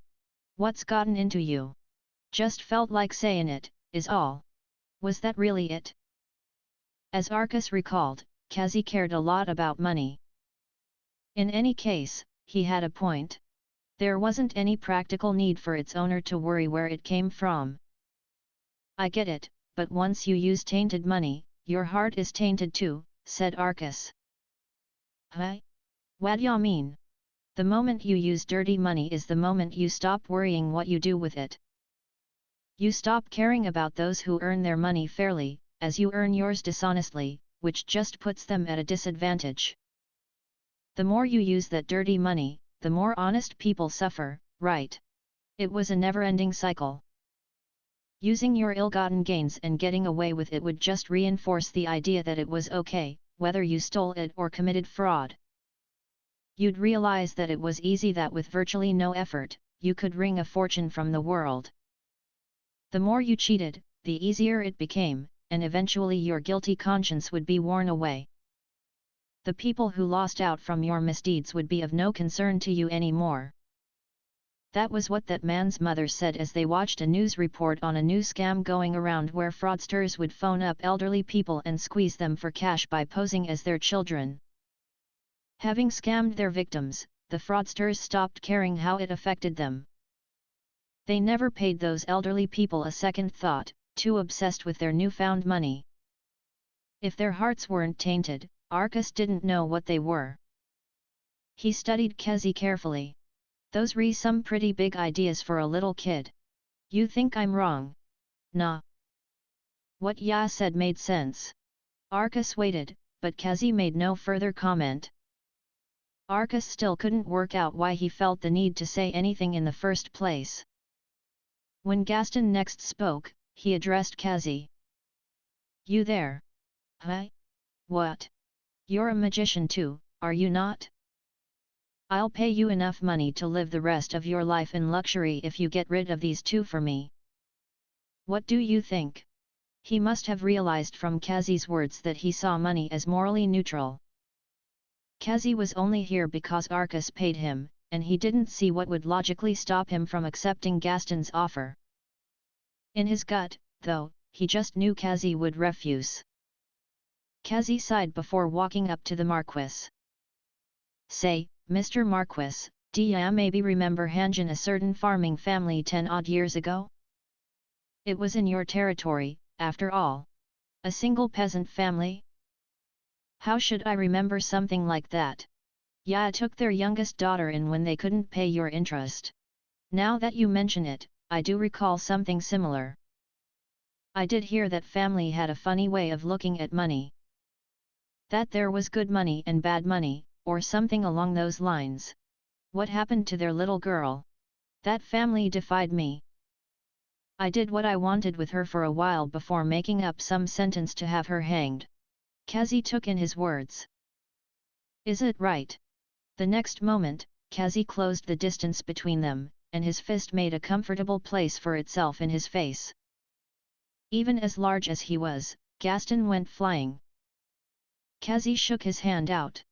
Gaston glared at him. How dare you? I ain't talking that deal. I was never gonna, anyway. Kazi opened his mouth to recite an incantation. Wait, Kazi! Arcas cried. Don't try and stop me. I don't know what this bastard did. I don't, but you can't kill him. Why not? Look. Just calm down and listen to me. Maybe it was because of the grudge Kazi seemed to hold against Gaston that he offered to join the attack on the mansion so readily. Arcas hated the Marquis too, but it wouldn't be a good idea to exact revenge now. It seemed that both their younger sisters suffered under Gaston. Even Arcas wanted some way to take out his anger. Master Arcas! Don't kill him! But you can beat him up if you want. Hey! We're the only ones here. Just make sure it looks like self-defense. Arcas's lip curled cruelly. Kazi gaped at him for only a second before his own grin spread across his face. Gaston began to protest desperately. Do you really think you can get away with that? You'll hang anyway, right? There's all this evidence of corruption against you, and you kidnapped a noble's daughter to try and cover it up. If it looks like you're gonna get away with your crimes, the Wraitheft House and its allies will cause a stink, and the king will be forced to punish you to avoid infighting. Arcas explained casually. Gaston wouldn't be able to use his position or connections to escape Joshua's wrath against his daughter's would-be murderer. Joshua had his own connections among various military nobles and would surely use them to start an attack against the Marquis. With no fighting experience, Gaston wouldn't even last a second, and his reputation meant no one would want to ally themselves with him, either. In fact, anyone eyeing his position for themselves would be more likely to ignore the entire conflict. The Marquis's fate was sealed the moment his offer was rejected. Noah. If anyone asks, we didn't see anything, okay. How soft you are, Master Arcas. Very well. I shall take no notice of anything that happens. I'm surprised you didn't even say anything to stop me earlier, said Arcas. Oh. Noah smiled knowingly. You two are fine with this too, right? Arcas asked his sister and the girl next to her. They nodded. It's payback time. Kazi let out his usual, squeaky laugh and began to approach Gaston. Gaston tried to run away, as anyone would. Damn it! What? Thought I could get away. Kazi caught up easily and launched another punch. He was stronger than he looked. Gaston, despite his build, didn't seem to know how to defend himself. He was sent sprawling to the floor. Walking up to him, Kazi cracked his knuckles. Gaston shrieked like a strangled chicken. I'll have to return this favor at some point. Kazi muttered quietly. Did you say something? Arcas asked. Nah. Nothin'. With that, Kazi got to work administering the Marquis's punishment. While Kazi was doing that, Arcas untied the girls. The moment Lesia was freed, she leapt at Arcas. Brother! Lesia! I'm so glad you're okay. His beloved sister finally in his arms again, Arcas was filled to the brim with relief. Holding her close, he could feel her trembling. Her face had been bone dry, but she must have been holding back tears the whole time. She sobbed into his chest. There was no need to put on a brave face anymore. Arcas stroked her head gently. I'm sorry. Lesia sobbed. This is all because I took that bag. It's not your fault. It's the fault of all the adults who do this kinda bad stuff. But it's not your fault, Arcus whispered, continuing to hold and comfort her until she calmed down. Arcus blamed Gaston, of course, but he also blamed the officer who got Lesia involved. Technically, she could have handled things better, but she was just a child, after all. The officer should have known this sort of thing might happen. Arcus was curious about the girl with her. That girl was watching them with a gentle gaze, likely suspecting it would be insensitive to interrupt. Soon, Lesia's sobs quieted. Feel better? Yes. Though Lesia still seemed emotional, she wiped away the last of her tears on her sleeve and looked up at Arcus determinedly. As the heiress to the Ray theft name, she would have been taught that she couldn't cry forever. The next second, doubt flashed in her eyes. Brother! Do you think I was wrong in doing what I did? She asked fearfully. You mean taking the evidence? Yes.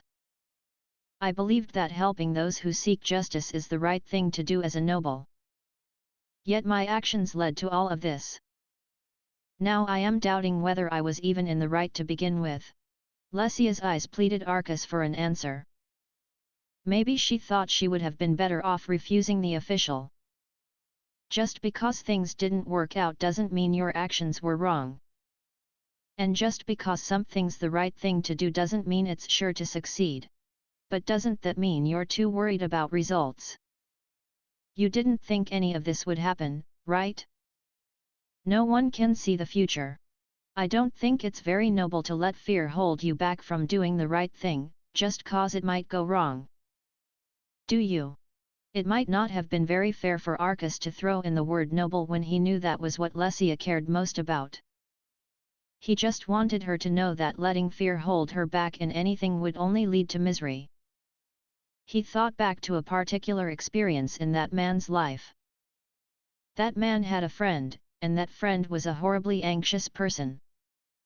He was a clever man, and yet the fear of failure held him back. He refused opportunities left and right and eventually gave up one of the greatest opportunities of all. Despite his potential, he threw it all away, and by the end of his life, had very little to show for his smarts. He was left full of regret. If only I had said yes, he said again and again, as he and the man spoke over drinks. If only I had gone for it. That friend taught Arcus a valuable lesson. Holding yourself back like that and limiting your potential would only lead to regret. He didn't want the same thing to happen to Lesia. If that was how she ended up as head of the Ray Theft House, the masses would see her as feeble. Don't worry about failure, Lesia. Just listen to your heart. But what if something like this were to happen again? I'll be around to save you then, too. I'm your brother, yet. Okay. Though her eyes were starting to fill with tears again, Lesia didn't let them overflow and nodded firmly. I shan't stray from my values. Good girl. Arcus turned his attention to the other girl. She had long, golden brown hair and shiny, amber eyes. Good-looking and refined rather than cute, she was the perfect picture of an upper-class girl. Her eyes were somehow mature yet doll-like at the same time, hidden beneath a set of long eyelashes.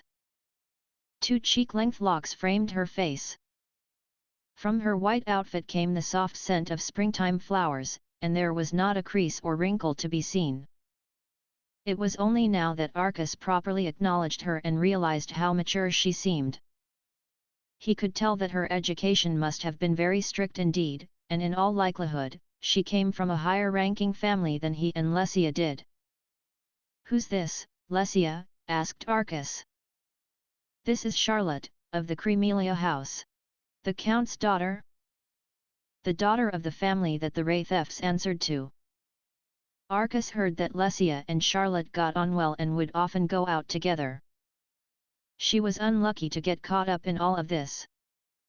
Or perhaps it was calculated, and Gaston thought having Charlotte here as well would put more pressure on Lesia to give in to him.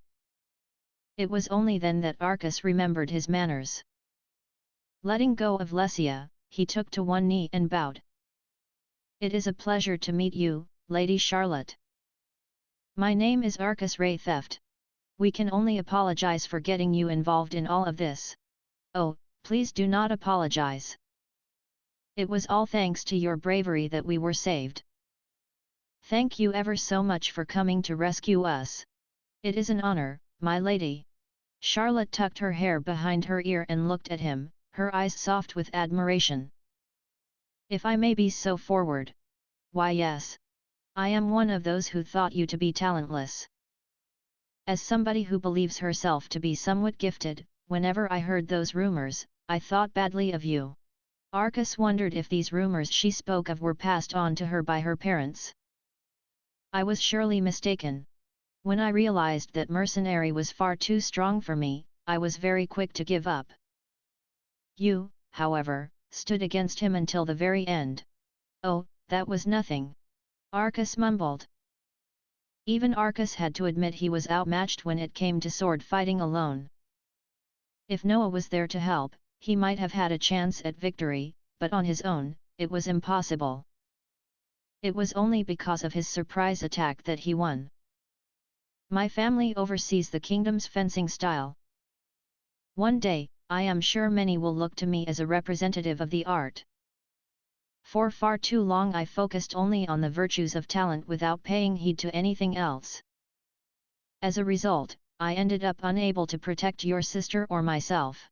My lady, it matters not how strong the opponent. You have shown me that honor only comes from fighting until the bitter end." Charlotte put her hand to her heart. "I shan't forget that moment in a hurry. The moment you said you would not give up. I apologize for trying to convince you otherwise." She was very honest to be speaking her mind unprompted. After her apology, she stepped forward and took Arcus by the hand. "May I address you just as Arcus?" "Huh?" "Oh, of course, my lady. Thank you, Arcus. I am very much looking forward to being your fiancé once again." "What? Charlotte?"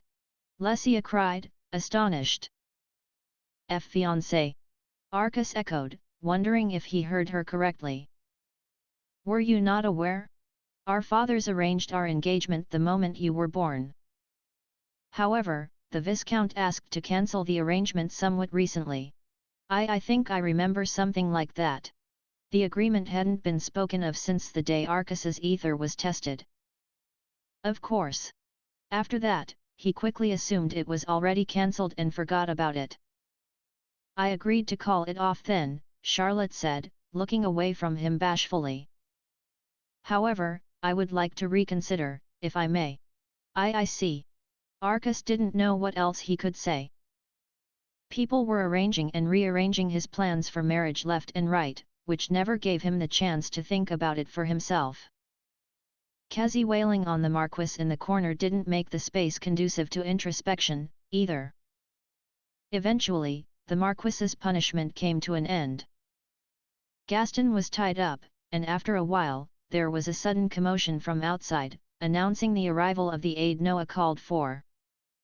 After receiving a request for help, it seemed from the noise that Crabe put together some men and rushed to the scene as soon as he could. In other words, it had taken him this long to come to Arcus's rescue without alerting Gaston to his actions. There, in the Marquis's gaudy garden, stood not only the Raytheft's troops but Crabe's and the Cremelius too, as well as some troops from other allied houses. The head of the Raytheft house, Joshua Raytheft, was also waiting as the group left the estate. Next to him was his wife, Celine. They watched Arcus with a cool glare, surrounded by troops from their branch families and houses below them. Joshua spotted Lesia as she and Arcus approached. "Lesia! You are unharmed, father!" A flash of relief appeared on Joshua's face shortly before he turned to glare at Arcus. "You really messed up this time, boy." His face was red, and his eyes and words were burning with a fiery rage. "You shouldn't be blaming me. There's an unconscious Marquis over there who I think you'd want to talk to," Arcus replied in a cool voice, pointing back at Gaston, who had been dragged out of the mansion by Kazi. The Marquis's breathing was labored, and his entire body was swollen from Kazi's assault.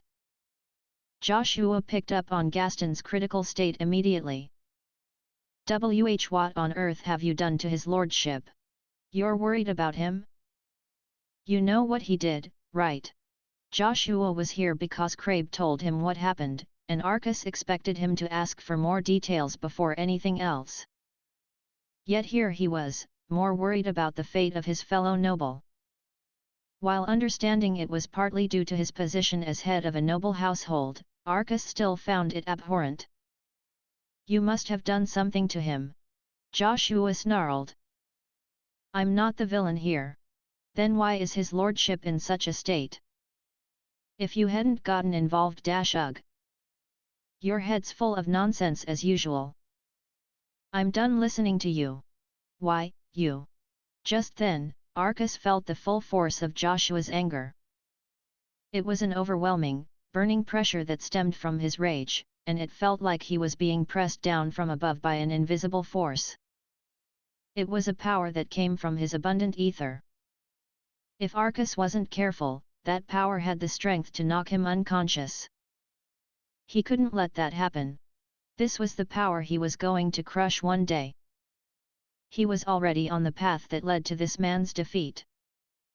If he let himself be overwhelmed now, he might never find the strength to recover. His age and lack of ether had nothing to do with it. Relying on those excuses now meant accepting defeat. Joshua would always be older than him, and Joshua would always have a superior level of ether. Arcus planted his legs firmly on the ground and kept the fire in his heart burning. He stared his former father right in the face, knowing that this was an opponent 100 times stronger than the Marquis or his mercenary. Joshua couldn't stand it. Arcus could already sense that his fist was about to fly loose. That's enough, Joshua. See Count Cremelia. The older gentleman standing next to Charlotte noticed Joshua's trembling fists and called out to him. His dark hair was shot through with white and grey, and his face well-defined and deep-set. Though his frame was slender, it was clear even under his white jacket that his muscles were well exercised. Metals lined his chest, glaring brightly at anybody who laid eyes on them. He looked quite a bit older than Joshua. Stronger, too. Even though he was on the brink of old age, and without him showing any outward display of strength, Arcus could already tell he was superior to Joshua in every single way. Since Charlotte was with him, Arcus guessed he was her father, commander of the Eastern martial houses and a military leader, Pers Cremelia. The Count had a stern frown on his face as he spoke to Joshua again. I am not impressed by a father who strikes his own child without even giving him a chance to explain. If I may be so bold, my lord, this is a private matter. It is our prerogative to teach our children the difference between right and wrong. Are you perhaps suggesting that the Cremelia house is not involved in this situation? My lord. I would never. Our daughter was also kidnapped. Deciding how to handle the culprit should be a joint decision, don't you think? Joshua had no reply. Even if the Count pulled his excuse out of thin air, Arcus was grateful for the intervention. Pers turned to him. You are Arcus Ray Theft, are you not? Yes, my lord. It is a pleasure to make your acquaintance. Arcus took to his knee and bowed in the same way he had for Charlotte. The Count's gaze remained stern, but his voice was gentle. You may rise. Yes, my lord. Although I am still unaware of the particulars, it would seem I owe you a great deal for my daughter's safety. Not at all, my lord. It was due to our carelessness that your lordship's daughter was involved in the first place. Charlotte immediately stepped forward. Father, none of this is Arcus's fault. The Marquis was the one who kidnapped us. Arcus came gallantly to our aid. Father, this kidnapping is my fault, Lesia said to Joshua. Please do not blame Arcus for this. Allow me to take responsibility. Lesia. The uncertainty was plain to see on Joshua's face. As you can see, Joshua, that seems to be the truth of the matter. It would be nonsense to blame your son when Marquis Gaston was at fault. As you wish, my lord, Joshua said, stepping back from Arcas. As Arcas expected, he did not look happy about it. Just like Joshua, it seemed the Count already knew more or less what happened. As Arcas was wondering where the source of their information was right now, he was suddenly buffeted by a hot wind, which was followed by a scorching sensation on his skin. Nothing nearby was burning, so where had it come from? Arcas turned. There stood the majestic Crabe Abend, the air around him rippling with a furnace's heat. His military jacket was slung around his shoulders, and he had enough glittering medals on his chest to compete with the Count. His sleeves were rolled up, revealing arms covered in scars and burns. In his mouth was a large cigar emitting thick, purplish smoke. There were magicians and shouts of conflict all over the grounds. Crabe strolled across the battlefield casually, as if he enjoyed the Marquis's tacky garden. The waves of power rolling from him were even more impressive and overwhelming than Joshua's or even Perce's. Joshua and his troops turned their attention toward him. A single glare from Crabe sent them all gulping and, if Arcas's eyes didn't deceive him, trembling. It was either rage or the thrill of war that was causing the air around his uncle to crackle with tension. The soldier then began to make his way toward Arcas in silence. "Sup, brat? This is quite the mess you've made for us, hey? Ow!" Crabe's fist came crashing down on Arcas's head, leaving him reeling. "Think you could wait for me to get my crap together before you start stormin' noble houses next time?" Crabe sighed and shook his head, but even he should know that Arcas couldn't afford to wait. "Why, you heard what happened, right?" Arcas asked. "Yeah, and that's why I'm so mad. You even went and got yourself locked up in the tower." Just when Crabe was on the verge of giving Arcas a lecture, Charlotte approached them. "Hello, Crucible," she greeted. "Ah, Lady Charlotte. So glad to see you're safe. The Marquis tried to kill us, and I am sure he would have succeeded had Arcas not come when he did. I believe he was right to move as quickly as he did so. I understand that, milady, but even then, I think he deserves a walloping. Is that so? Well, do not let me stand in the way of your good judgment." Charlotte returned to her father, who Crabe addressed next. "Sorry to put your lordship through all this trouble. I cannot allow you to apologize to me, Crucible. We have already established who is at fault here. Milord."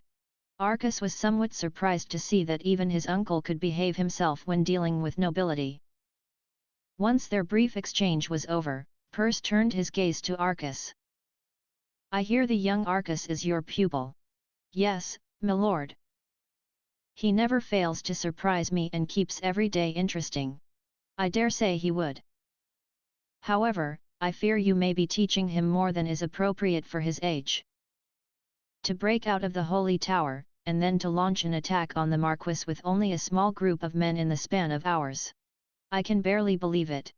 Actually, milord, I'm holding back on him." "What? You call that holding back?" Arcas cut in, memories of being forced to run around for hours flashing before his eyes. "Yeah, course. What? You want something more challenging?" Arcas only just managed to hold back the frightened squeak that rose in his throat. The very idea that Crabe's intense training program wasn't the worst he was capable of made him shudder. The Count chuckled at the look on Arcas's face. Meanwhile, Joshua was keeping a sharp eye on Crabe. "Brother Joshua, we're investigating the estate.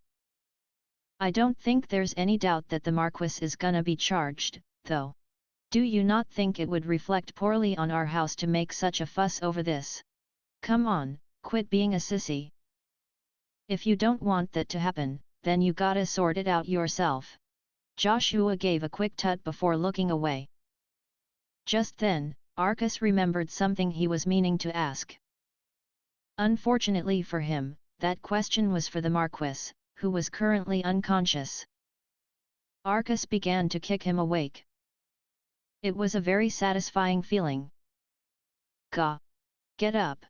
Gaston opened his eyes and, for a split second, seemed confused. The moment he realized where he was, he glared at Arcus. "How dare you kick me?" Gaston spat. But then he was speechless. He must have felt the intense presence of the three men standing around him, of Perce and Crabe, and even Joshua, who seemed to be over his anxiety. Though they were all aware of Gaston's status, they were willing to put their mandated respect for him aside for the sake of the kidnapped girls. Their expressions overflowed with paternal rage. There was the general and his aide-de-camp, as well as one of the most powerful soldiers in the kingdom. All three of these men were telegraphing their hatred toward the Marquis. Even an ordinary person would struggle to hold their nerve in this situation, and, of course, the Marquis could do no better. His face ran pale, and he let out a strangled cry. Cold sweat beaded on his forehead.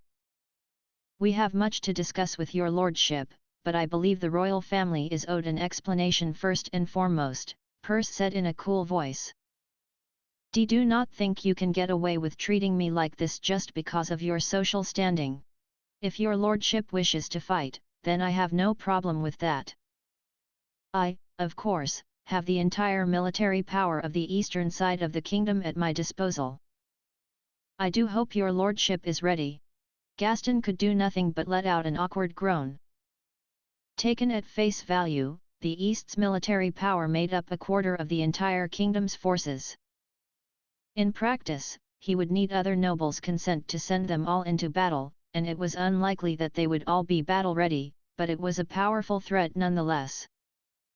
"I have a question," Arcus said to Gaston. "And you think I'll answer it? Doesn't matter if you do or not. Have your men captured the official who stole those documents from you?" "Oh? Yes, they have. Where is he?" Gaston stayed silent. Apparently, he didn't know himself. "Have you even seen the guy yourself?" "No. So you acted entirely on second-hand information." Again, the Marquis was silent. "I thought so." Suddenly, Gaston was suspicious. "What are you getting at, boy? Who knows? Are you done with him, Arcus?" asked Crabe. "Yeah. I'm done." Returning to the previous subject, Perce cut in, "I believe we should keep the children out of this from now on. We adults should be the ones to bring everything to a close." "My lord." "My thoughts exactly, my lord." Joshua and Crabe added their assent. With one last glare at Arcus, Joshua pulled Lesia away from him and took her to her mother. Celine wasted no time in embracing her daughter, the emotion at having her back safe and sound plain on her face. A jolt ripped through Arcus's chest. He thought he was over all of this, but there was that pain again. How ironic that it should be the display of his former parents' humanity that hurt most of all. For a while, Arcus stood there unmoving. "So they all hate ya? Cept your sister?" Kezi suddenly asked. "Yeah. They hate my guts. Even though ya just saved her? I'd throw a fit. I'm not happy about it, either." Sensing it was best to drop it, Kezi made no further comment. Arcus quickly slapped his own cheeks. This was no time to be moping around. "Anyway, there's more important stuff to worry about." "Yeah? What's that?" "There's somewhere I wanna go after this." "Wanna come with us, Kezi?" "Huh? After what?" Kezi blinked. "What? You mean you're not done here?" Crabe asked, overhearing them. "Not yet," Arcus replied, noticing Noah's well-timed return. He reappeared from the depths of the night, just like the ninjas of the man's world. "Master Arcus! Hey! What did you get?" "As you suspected. The culprit is keeping an eye on the scene. And you're sure it's the right guy? He matches Miss Lesia's description exactly. Is he from the surveillance office after all?" "It would appear." So? Kazi turned his puzzled gaze to Noah. Oh, yeah. Thinkin' of it, I did disappear the moment we came outside. Indeed, under orders from Master Arcus. Crabe put a knowing hand to his chin. So that's why you asked the Marquis about the officer. I think I get what you're up to now. Wanna come with us too? Arcus offered. Not, I gotta go back to investigate the Marquis's place. Gotta find whatever we can before anything goes missing. Go get what you guys can, yeah. Good luck, Arcus said. Listen, Arcus, I know kids are supposed to cause trouble, but you think you could maybe tone things down a bit from now on? Arcus gave only a sheepish grin in response. Crabe sighed. Come on, at least lie to me and say you will. If you don't learn how to lie, your future's gonna be a tough one. What values was Crabe trying to teach him exactly? Arcus shook his head, that didn't matter right now. Where is he then, Noah? If you would follow me. Noah began to lead the way. Finally, they were going to meet the mastermind behind the entire plot.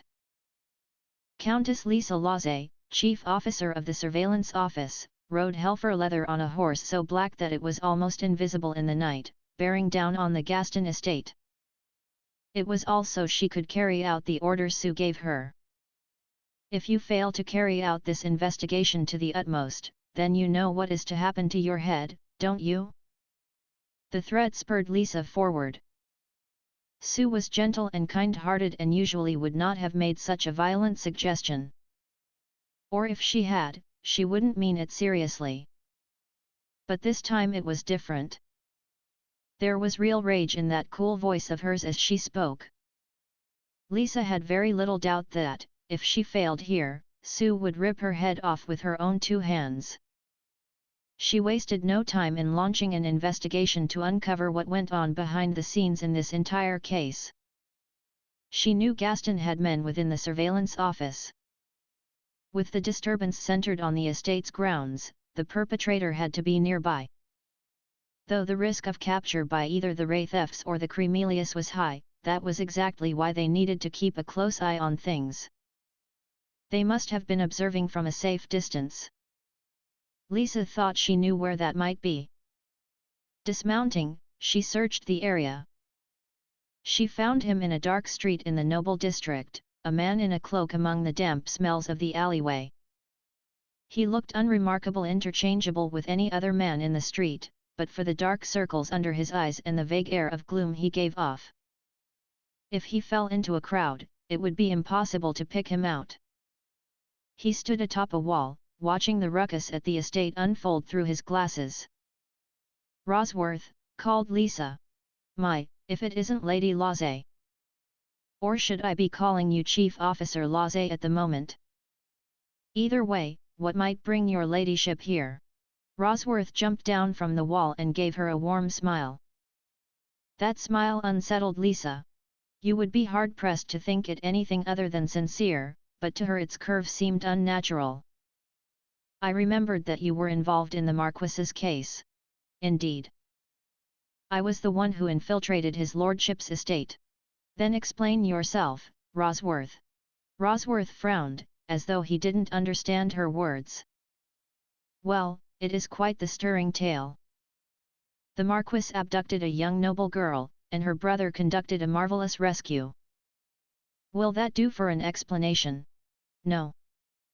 I want you to explain your involvement in this fiasco to me. Rosworth stayed silent. Answer me. Lisa barked. At her shout, his shoulders began to shake. Was he scared? Angry? It was neither of those things. His shoulders were shaking with the effort to contain his laughter. No longer able to bear it, that laughter escaped. Rosworth. It's really quite simple, my lady, he said between chuckles. In order to investigate the Marquis, I impersonated one of his servants. However, his lordship is rather crafty. The evidence I could find was circumstantial at best. Therefore, I decided to use that evidence to trap him. to push him into kidnapping a pair of noble children, a crime from which he could not escape. He won't be able to talk his way out of capture or investigation now. Once he is caught, we can investigate him at our leisure. A genius plan, is it not? Of all the possibilities, Lisa would never have guessed that this was what Rosworth was thinking. Fundamentally, the plan made sense. Legally speaking, however, it was dicey at best. If the public heard about Rosworth's actions, then not only would he suffer for them, but so would the entire office. Just then, a look of disappointment came over Rosworth's face, as though his plan hadn't gone so well after all. I just never imagined the Marquis would be attacked before I could gather the other officers. You're talking about the Ray theft boy? Yes. I never thought he would escape from the tower, much less succeed in an attack launched with only 3 members. And yet people say he has no talent. A spurious rumor of the Viscount's. While it is true he does not possess the same reserves of ether as his ancestors. His talents as a magician are comparable to graduates of the Institute, or so I have heard. That was what Sue told her, anyway. As someone who studied magic alongside Arcus, she should know. Apart from anything else, Sue herself was a powerful mage who received the finest magical education in the kingdom. Even if her fondness for him was affecting her judgment, from her words, Arcus could not possibly be talentless. Either way, it's a nuisance to lose so much hard-earned credit to him. Ah, but do not worry, your ladyship. No evidence remains that I ever snuck into the estate at all. A malevolent grin spread across Rosworth's face. Didn't I do a good job? A good job at resorting to desperate measures because you couldn't find any useful evidence, yes. Rosworth's face fell. Lisa's pitiless violet eyes met his. You're the one who got the Ray theft girl involved too, aren't you? Yes, my lady. Why her? Simply because the Ray thefts live in close proximity to the Gaston house. And they both hold territory in the east. Lately, the Marquis has hosted many of the martial families at his private revels. I feared his aim was to eventually join forces with them. The royal family do not look kindly on nobles whose reach exceeds their grasp, and I don't think they would have ignored this, either. Rosworth's account held water with Lisa. She had heard many of the same rumors. Even if these houses continued to swear loyalty to the king after joining forces, it would do little to dispel the king's fears of sedition. He preferred to run the country on his own terms, and any interference would be purely detrimental in his eyes. At the moment, the royal family held the nobles of the kingdom in an iron grip. Powerful as they were, any hint of nobles forming alliances and taking liberties beyond their station was frowned upon. That is why I did what I did. No one would ever suspect that a young girl from one of the Marquis's favored families would hold evidence that could expose his corruption. If the Marquis ever found out about it, the trust between the two houses would shatter. Even if I couldn't come up with a crime to pin on him, at the very least I could drive a wedge between them. Rosworth's explanation just raised more questions. Why did you not inform any officials of the kidnapping the moment it happened? Your aim was to bring down the Marquis. Just reporting the kidnapping would have been enough to do that. Indeed, but imagine if he killed them? Even the Marquis would have a hard time escaping punishment, and even if he did, war would be unavoidable. Powerful though he may be, his opponents would be the Ray thefts, one of the 3 Viscount families under the Cremelia house, leader of the eastern houses. The Cremelius would no doubt join the fighting, too, crushing the Gaston house underfoot while all of the eastern houses in the conflict suffered.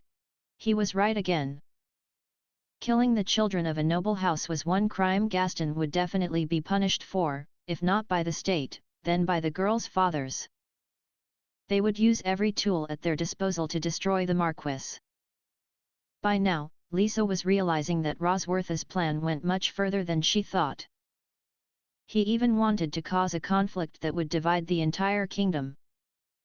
Counts and marquises held two of the highest-ranking positions among the gentry. Any conflict between them would inevitably lead to chaos on a large scale, dragging in houses that weren't originally involved.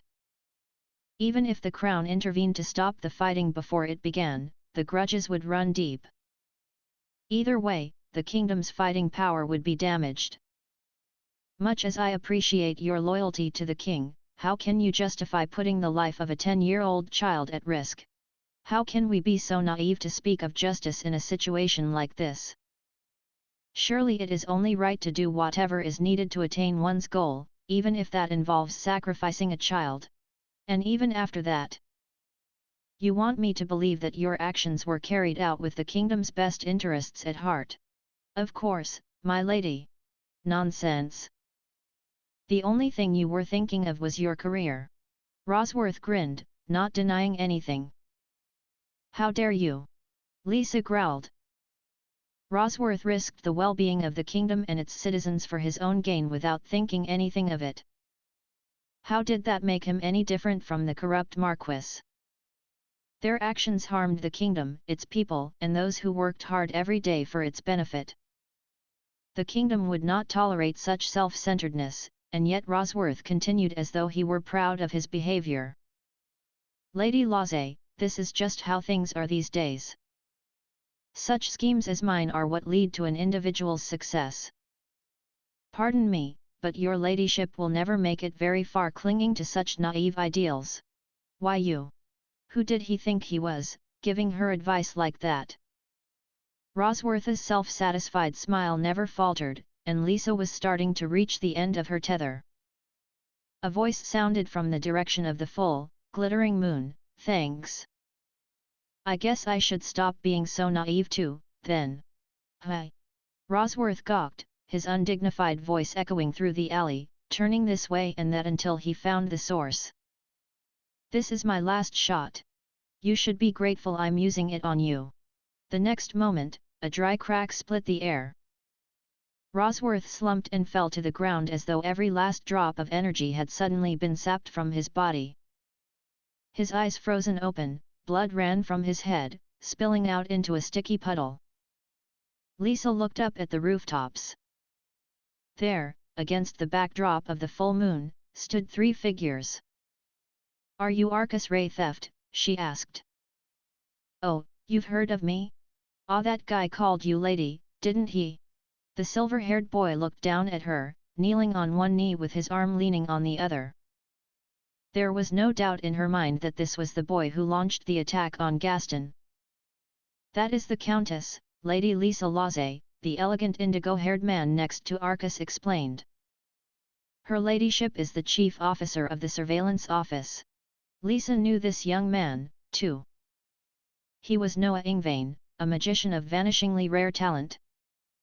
Despite the unstable footing of the rooftop, he was keeping an excellent posture as he stood in wait next to his master. The intelligent glint behind his monocle was surveying her quietly. "Hi? So you're the chief officer now, Lisa?" "Man, I haven't seen ya since graduation," the third man cackled. "Kazi." He looked to be in his mid-20s. His eyes had a sharp slant to them. His dark hair was longer than it was then, like he hadn't bothered to get it cut, but there was no way she could forget that peculiar laugh. Kazi Guri. He was the first commoner to graduate from the institute at the top of his class, and he was in the grade above Lisa. Now that she thought about it, she had seen him escaping the holy tower with Arcus. He was grinning down at her, sitting on the roof like it was an overstuffed sofa. "You know each other, Kazi?" Arcus asked. "Both went to the institute, didn't we? Though Lisa ain't a magician herself. Why did you kill this man?" Lisa interrupted their chat. "I just wanted to see the guy who put my sister in danger. Can't say he was anything I wasn't expecting." "You knew he was involved?" "Never mind that, you knew he was here." "Yeah, thanks to my awesome servant." Lisa had heard that Noah carried out his work flawlessly. Both when he was studying at the institute and when he was working under the crucible. It seemed not much had changed. There is no need to praise me, Master Arcus. If you must reward me, please consider giving me a generous raise. You've been mentioning a raise a lot lately. Saving up for something. I'm afraid money and what it can buy is the only thing that would permit me to endure your harebrained schemes. Endure them? You're supposed to be on my side. You may call it dirty money to use it to such ends. However, I believe the subjectivity of the matter is for the philosophers to ponder and for me to comfortably ignore. So now you're making fun of my whole money speech. Come on, guys. Company, yet. Kazi muttered. At first glance, the three looked incredibly mismatched, but somehow they seemed to be making it work. Arcus gave a quick cough before returning to the previous subject. This entire situation was suspicious from the start.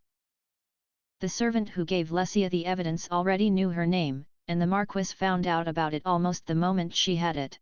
Furthermore, Noah added, if the servant's life was truly in danger, he should have fled the estate as soon as he rid himself of the evidence. That he didn't is dubious, to put it mildly. The rest writes itself.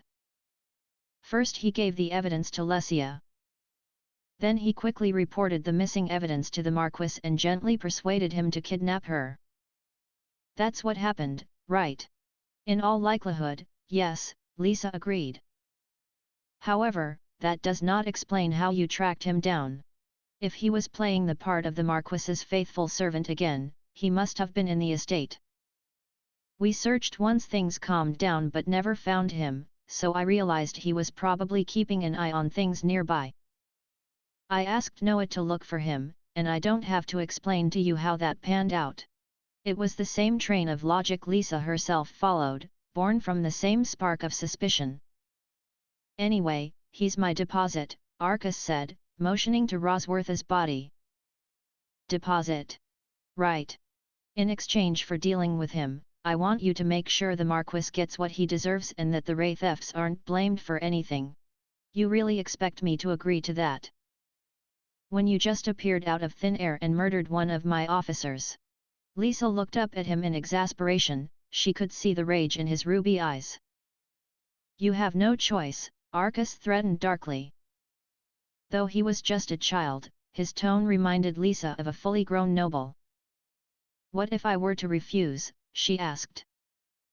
I'll just take another approach. That approach being. Remember how Rosworth opened my eyes?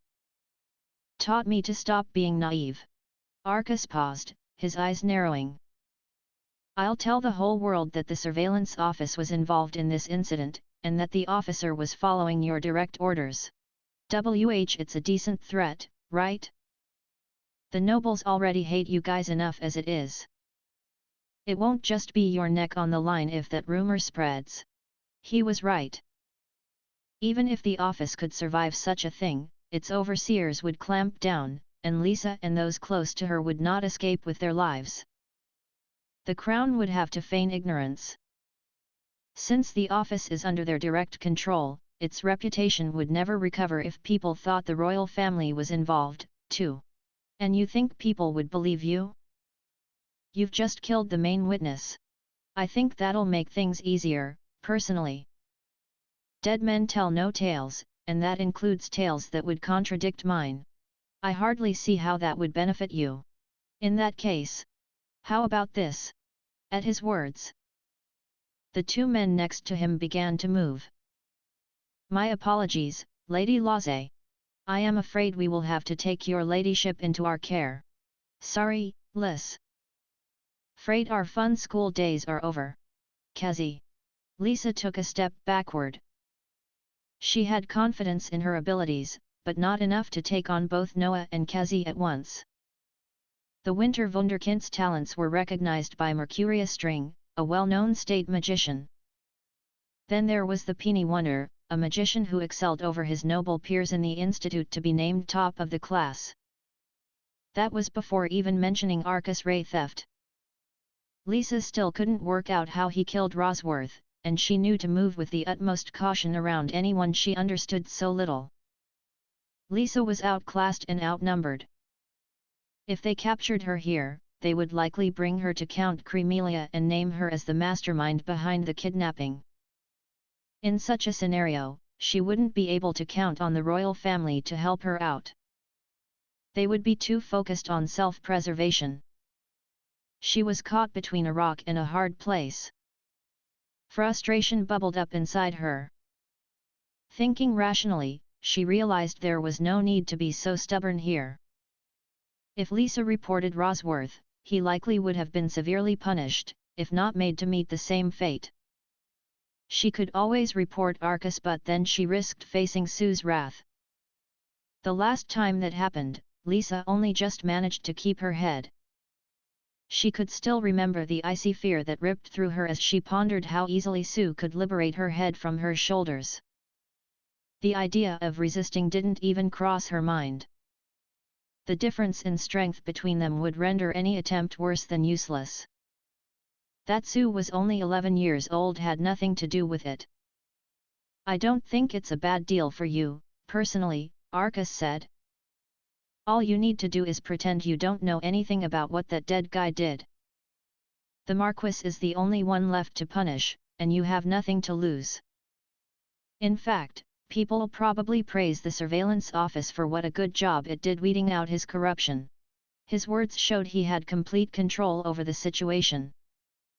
Cremelia, Ray Theft, and the Crucible were all at the Marquis's estate right now, combing it for every last shred of evidence to prove his corruption. There would be nothing left for the surveillance office to find. Lisa had no choice but to accept Arcus's threat. "Very well. I shall do all I can to bring Marquis Gaston to justice, and I shall make sure the Ray Theft House takes absolutely none of the blame. In return, you shall keep quiet about the office's involvement in the matter. I shall work as quietly as possible so that victims can keep their dignity. Thanks. I hope you'll keep your promise." Arcus turned around and vanished into the moonlight. "Know about in Lisa's direction as Kazi made to follow after them. Kazi. See ya, Liz. Good luck with it all, yeah? Hope it all goes smoothly for ya." Kazi cackled before following his companions. Lisa watched them leave before muttering under her breath.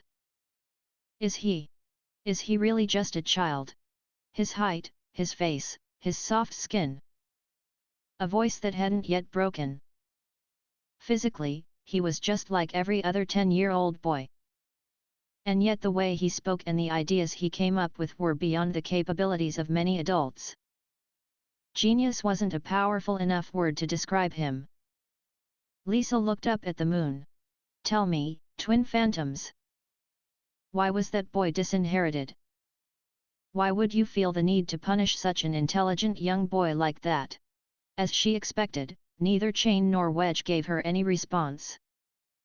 The news of Ka Gaston's kidnappings and conspiracy to commit murder shook the kingdom's nobles to their core. They couldn't ignore someone who would plot such malicious deeds to cover up his own corruption. Even those unrelated to the Ray thefts or Cremelius spoke strongly against him, not least because of the surveillance office's work in bringing him down. Without anyone on his side, and no way to refute the watertight evidence against him, the Marquis was found guilty. At present, he was being investigated for any further crimes, after which he would be brought before the king to be sentenced. Meanwhile, the Ray theft and Cremelia houses received no blame for bringing their troops to storm Gaston's estate. They were treated entirely as victims, and their actions to save their daughters' lives were considered justified. It seemed Lisa Lauzet kept her promise, as they weren't even blamed for the countless mercenary deaths from that night. Though those deaths were often spoken of in rumors among the nobility, they were quickly forgotten. A few days had passed since Arcus stormed Gaston's manor, and the Ray theft estate had a visitor. As soon as Arcus heard someone came to see him, he made his way with Noah down to the reception room. There he found Crabe Abend, lounging on the couch like he owned the place and smoking a large cigar. "Morning, Uncle," Arcus said.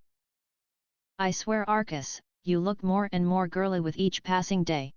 If you don't have anything nice to say, then please don't say anything at all." Sorry. It was the first thing I thought of when I saw you, so I guess I must have said it out loud. Don't worry. You'll be a man soon enough. Really? Arcus asked. I mean, I don't see why not. How come you don't look sure? Noah, what do you think? I would have to think about it. I haven't been asked such a difficult question since my final exam at the institute. Come on, you're supposed to be on my side. Arcus pouted at his unfaithful servant, whose composed expression didn't even twitch in response. Crabe wasn't alone. Behind him was another man, his long hair entirely slicked back. He was shifting on his feet impatiently. He looked to be in his mid-twenties and had a peculiar set of slanted eyes. Sup, he said, as Arcus laid his puzzled gaze on him. It was far too casual a way to greet a noble at the best of times, but this man looked like a servant, which made it even worse. Who are you? Arcus frowned, though he also had a sneaking suspicion he'd seen this man before. Huh? I'm the magician who escaped with you from the tower. Ya forgot about me already? Damn. Feels bad, man. Arcus blinked. There was only one man who fit that description. Kazi. No way. It can't be you. Course it's me. I mean, I knew this get-up didn't suit me, but ya don't have to be so rude bout it, Kazi grumbled. His morning coat was ever so slightly worn, and the knot in his red tie was halfway down his chest. With the way his hair was slicked back and rock-solid with gel, he still gave off a villainous impression, despite his servant's uniform. This was probably his idea of making himself presentable. Arcus couldn't help himself. He let out a snort. The next moment, he was practically rolling on the floor with laughter. Kazi scowled at him. Seriously, what's so funny? It's just. With your evil-looking face, an outfit like that really doesn't suit you. To put it frankly, he looked like a mafia boss. Really now, Master Arcus? You should know it is rude to laugh. I can see your mouth twitching, you know. The next moment, Noah was laughing, too. The veins on Kazi's forehead looked fit to burst. It all started after Arcus's negotiation with Lisa Laze. Kazi made to ask Arcus something, and he assumed he wanted his payment like he was promised in the tower. Instead, he asked Arcus to employ him. Considering what might lie ahead, Arcus was more than happy to have more members on his team, but he couldn't just accept Kazi as his servant. Instead, Kazi underwent training at Crabe's place first. Arcus shot a questioning gaze at his uncle. Don't worry, he shouldn't cause you any major problems. I gave him some magic lessons too, but he passed with flying colors. To be honest, even if Kazi might have had personality issues, Arcus couldn't pass up the chance to add such a powerful magician to his entourage, since they were so hard to come by. Oh, yeah. Bout that trainin' of yours. Ya think ya could go a little easier next time? I didn't think I'd survive to even be this kid's servant. Hey, remember your manners. You're speakin' to a state magician, you know. Ow. Let go. What's a magician like you need such buff arms for anyhow? See Simon, let go of me. Kazi let out a strangled cry as Crabe's grip on his arm tightened. Though he kicked and struggled, Crabe did not let go. Though Kazi's face was gradually turning blue, Crabe probably thought he was being gentle. Arcus's uncle watched his new servant writhe in agony with a large grin across his face. Eventually deciding he'd been punished enough, he let go. I swear, every state magician's a lunatic, a monster, or both. Ow!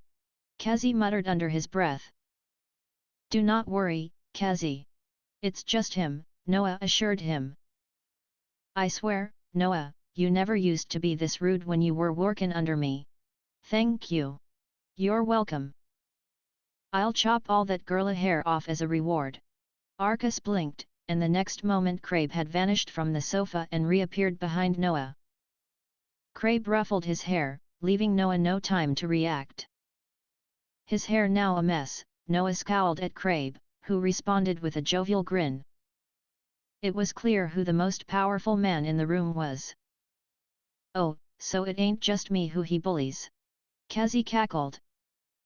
"Indeed, although I am looking forward to the day I can turn the tables. Good luck." Crabe gave an exaggerated sigh before reclaiming his spot on the couch. "Anyway, Kazi, all you've got left is to sort out the attitude.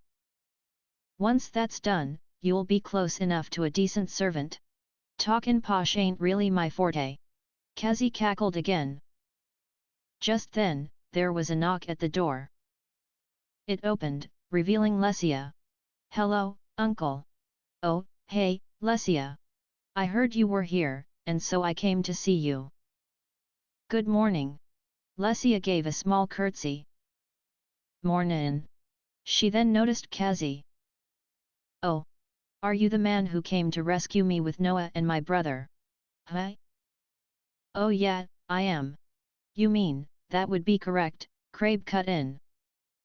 "I told ya, I can't speak posh. Are you kiddin'?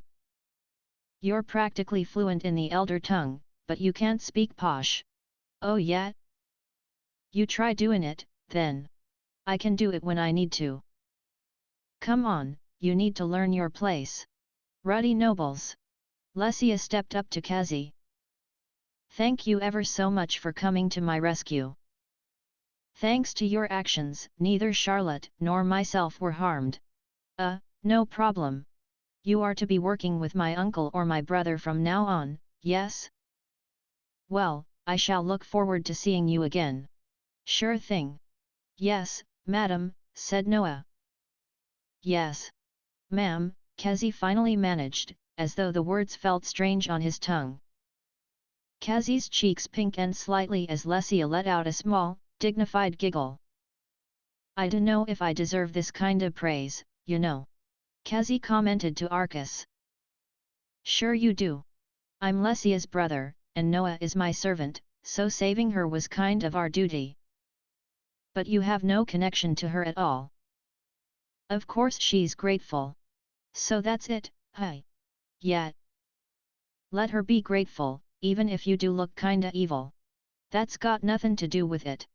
Mysteriously, neither Crabe nor Noah seemed to have any objection to Kazi speaking to Arcus like that. "I shall excuse myself now, uncle.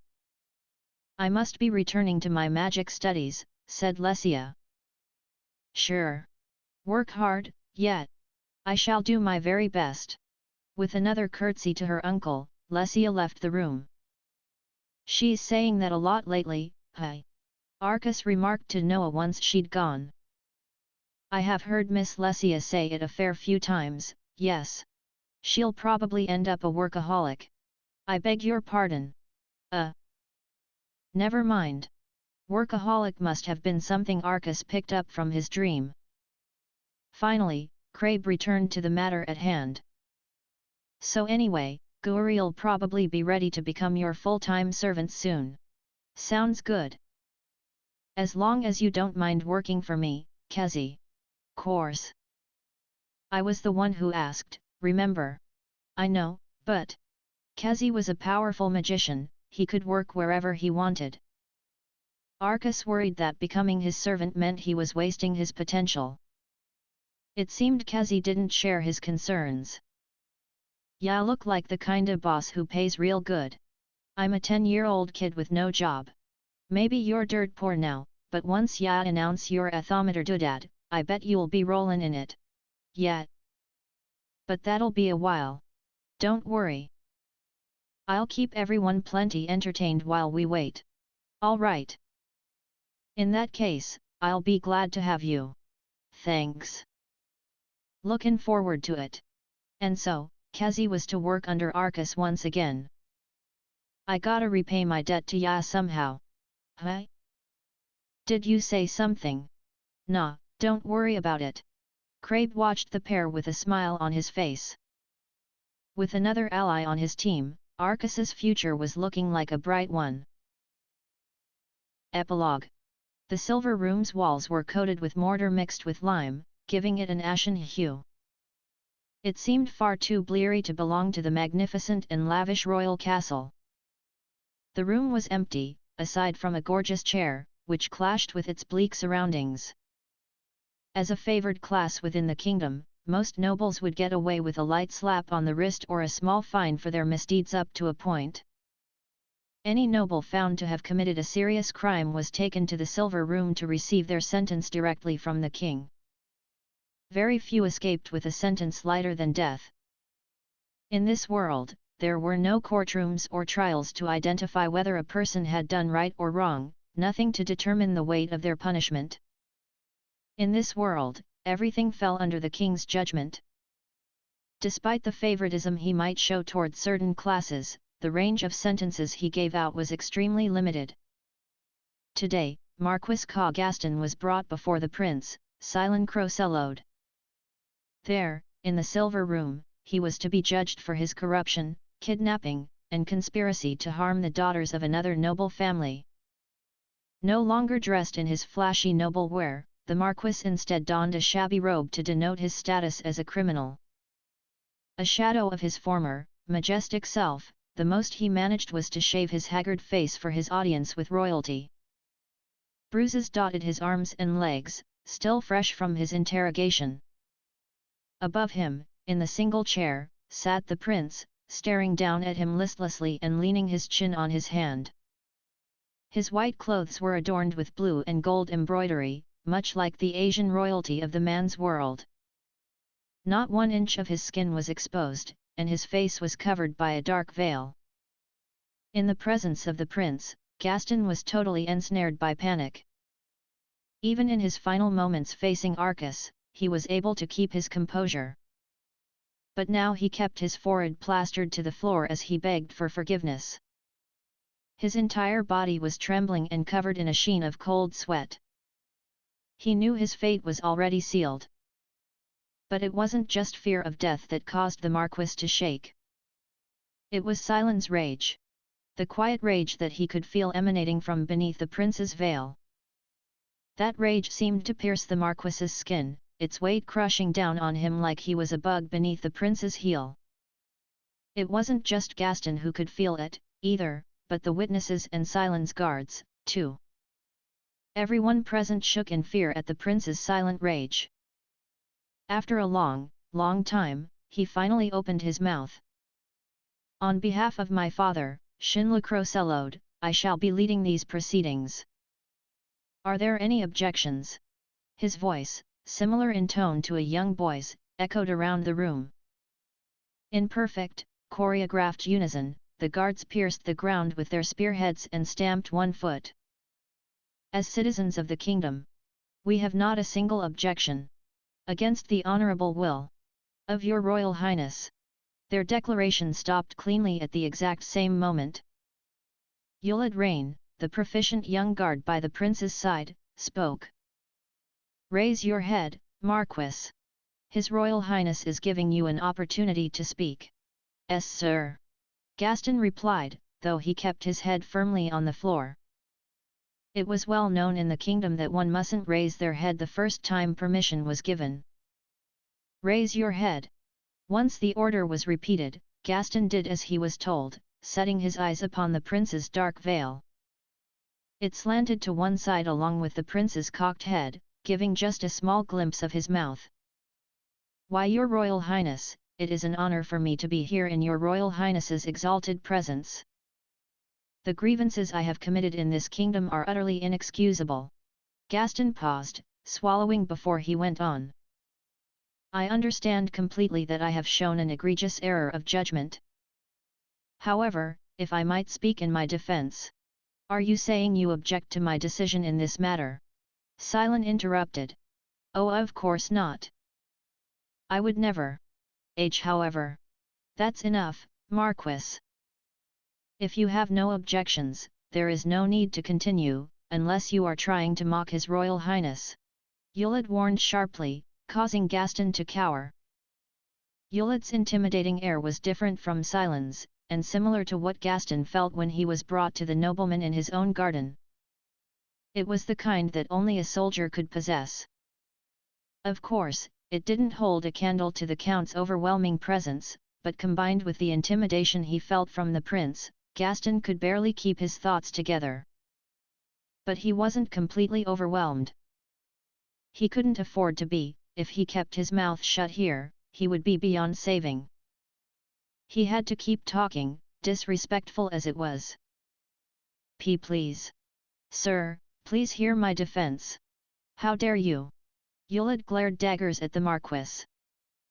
If this were a battlefield, he would already have lost his head. Silon raised a hand to stop Yulad. I shall hear your defense, Marquis. Speak. Sir. I have always worked diligently for the sake of the kingdom and its development. I would humbly ask that your Royal Highness not forget that when sentencing me. I will admit that, with everything you have offered this kingdom, you have the right to make such a request. I am well aware of your generous donations and their salutary effect on the kingdom. Does that mean that I will lessen your sentence? You would like me to weigh your service to this country against the severity of your crimes? That's right, sir! Gaston cried. All at once, he could feel every guard in the room glaring at him. Silon, however, remained calm. Despite your services, the depth of your corruption is undeniable. Not only have you pulled the wool over the eyes of the crown, but over the eyes of the entire kingdom and its citizens. But it was all for the kingdom. Sir. It was all to make Laner stronger. Better. My evil deeds had a virtuous purpose. A virtuous purpose. Exactly. Sir. If I could only be granted some of your Royal Highness's infinite mercy. Gaston lowered his forehead to the floor once more to show that he was done talking. Silon let out a sigh. It wasn't until its echoes had disappeared into the air that he spoke once more. My generous father has overlooked your minor transgressions more than once in the past. What he saw as wit and intelligence within you was nothing more than crafty laziness. Sir. I promise, I shall do everything I can to change my ways. I was speaking of your minor transgressions only. This time, you have been brought to the Silver Room. Surely you understand what that means. Sir. Gaston didn't know how to answer. Silon's next words were full of exasperation. So you don't understand. By your actions, you have threatened the carefully balanced web of bonds that preserves Laner's nobility. It was your duty to unite the nobles should this kingdom fall into a crisis, and yet you created a fissure of suspicion between them. Do you really believe I can overlook such a heinous crime? If relations between nobles were damaged, other kingdoms could use that weakness as a point of attack, either politically or militarily. Either way, Laner would fall. Powerful as the kingdom was, there were several other kingdoms which outclassed it. That was why its nobles were expected to unite in an emergency, by order of the royal family. From now on I shall work even harder for the sake of the kingdom. Please. Please, have mercy on me. I am willing to change my ways. Is that so? Yes, sir. I swear, if I am pardoned, I shall work myself to the bone for Laner and for your Royal Highness. Silon didn't reply immediately. Instead sinking into thought. To the Marquis, it seemed like an eternity before the prince finally spoke again. I see. I am impressed by the strength of your spirit. Sir. Does that mean yes? Silon nodded. Relief washed through Gaston. The prince heard his pleas and decided to show compassion. Despite the sudden change in Silon's attitude, Gaston was sure of it. The intimidating air coming off the prince before had completely vanished, as though he was never enraged in the first place. Just then, Gaston had a thought. He promised to work himself to the bone for the kingdom and the prince, but what if the prince took particular note of that last part? What if that had been his plan all along, to bring Gaston here and take his vast financial power for himself by putting him in his debt? To claim Gaston's newly found, unshakable loyalty. It was quite the scheme. It was no wonder that he was rumoured to be some sort of mythical beast by those in other kingdoms. The people would even talk of how the prince's infinite mercy was enough to have the corrupt Marquis change his ways. A muffled chuckle escaped from underneath Silen's veil. It was a low, chilling sound. Surely, he was laughing because everything was going according to plan. Nevertheless, at least Gaston's sentence was going to be reduced. To think he was trembling like a baby rabbit just moments earlier. Frustrating as it was to be at the mercy of a mere child, Gaston was just relieved that he could escape death. Relief thawing the wheels of his frozen mind, his thoughts moved to what he would do next. First, he would deal with the man who interrogated him. Teach him a lesson by showing him exactly how much pain and humiliation he put Gaston through. Then there was the boy who caused him to end up here in the first place. Gaston swore he would make him and his allies suffer. That damned brat! He would suffer most of all. Even when he was flat on the floor and begging forgiveness, it wouldn't be enough to satisfy the Marquis. Gaston would tear off each of his limbs one by one and, when he was helpless as a caterpillar, kill him in the most brutal way possible. That was the only way Gaston could ever get over what the boy did to him. Just imagining it sent a thrill through his chest. At that moment, Silen spoke again. This was it. The moment Gaston would receive a slap on the wrist. The moment the prince would hold him under his thumb for the rest of his days. Ka Gaston! I hereby sentence you to death in the name of the king. Your death shall be of far greater service to the kingdom than anything you did during your life. What? Gaston couldn't believe his ears. Death. Beheading. Hanging. His life. Gone. Why was this happening? The prince listened to his defense. He was prepared to show mercy. Gaston always thought that the prince valued what was beneficial over what was right, just like Gaston himself. That was why he was so sure his life would be spared if he used the rest of it to serve the kingdom. You are a pathetic creature. I am not naive enough to fall for your tricks, either, the prince said coolly. What? I could see your mind moving the moment you caught the faintest whiff of mercy. I have no doubt you leapt instantly to conniving and retribution. In your putrid, gormless cynicism, you drew the conclusion that I meant to bring you to heel. But, your royal highness. Ka Gaston. Money and status cannot be used to solve every problem, as you seem to believe. The only reason you are here now is because humans are wont to act according to emotion. It was then that Gaston remembered how his actions from years ago prevented him from buying the loyalty of one of the boy's allies. Was that what the prince was alluding to? But there was no way he knew about that. I can see them now. Years' worth of regrets, swarming around you. The Marquis let out a small squeak as a chill ran up his spine. A chill of despair, as though he were facing a terrible beast. Who was this sitting before him? Was it even human?